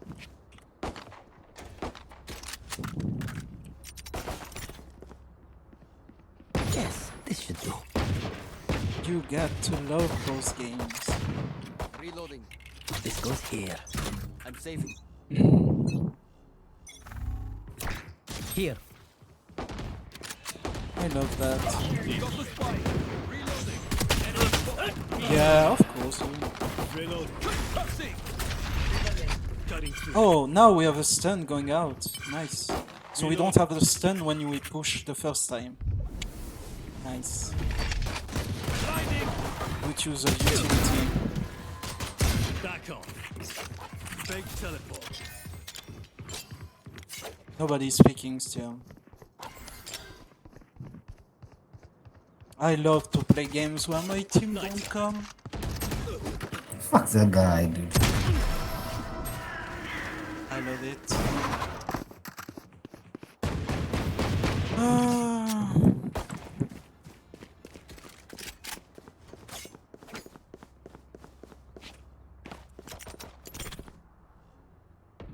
That goes there.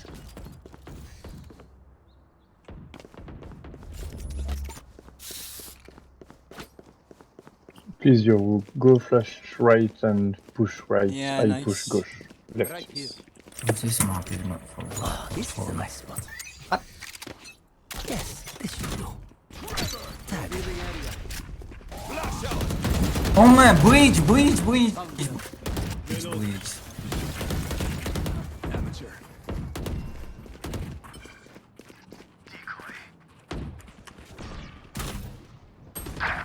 Fuck you, Viper. Why would you OP wall?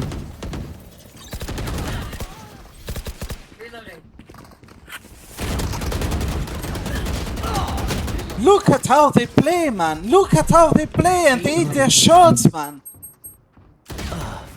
And they push. Oh, you. Oh my fucking god. They play like fucking retards. I'm gonna rage quit that game. I don't give a fuck. I'm so tilted. I can't, man. I can't play with those people. I can't. I'm gonna alt F4 that fucking game. I don't fucking care anymore. I can't, man. How many games have I played today?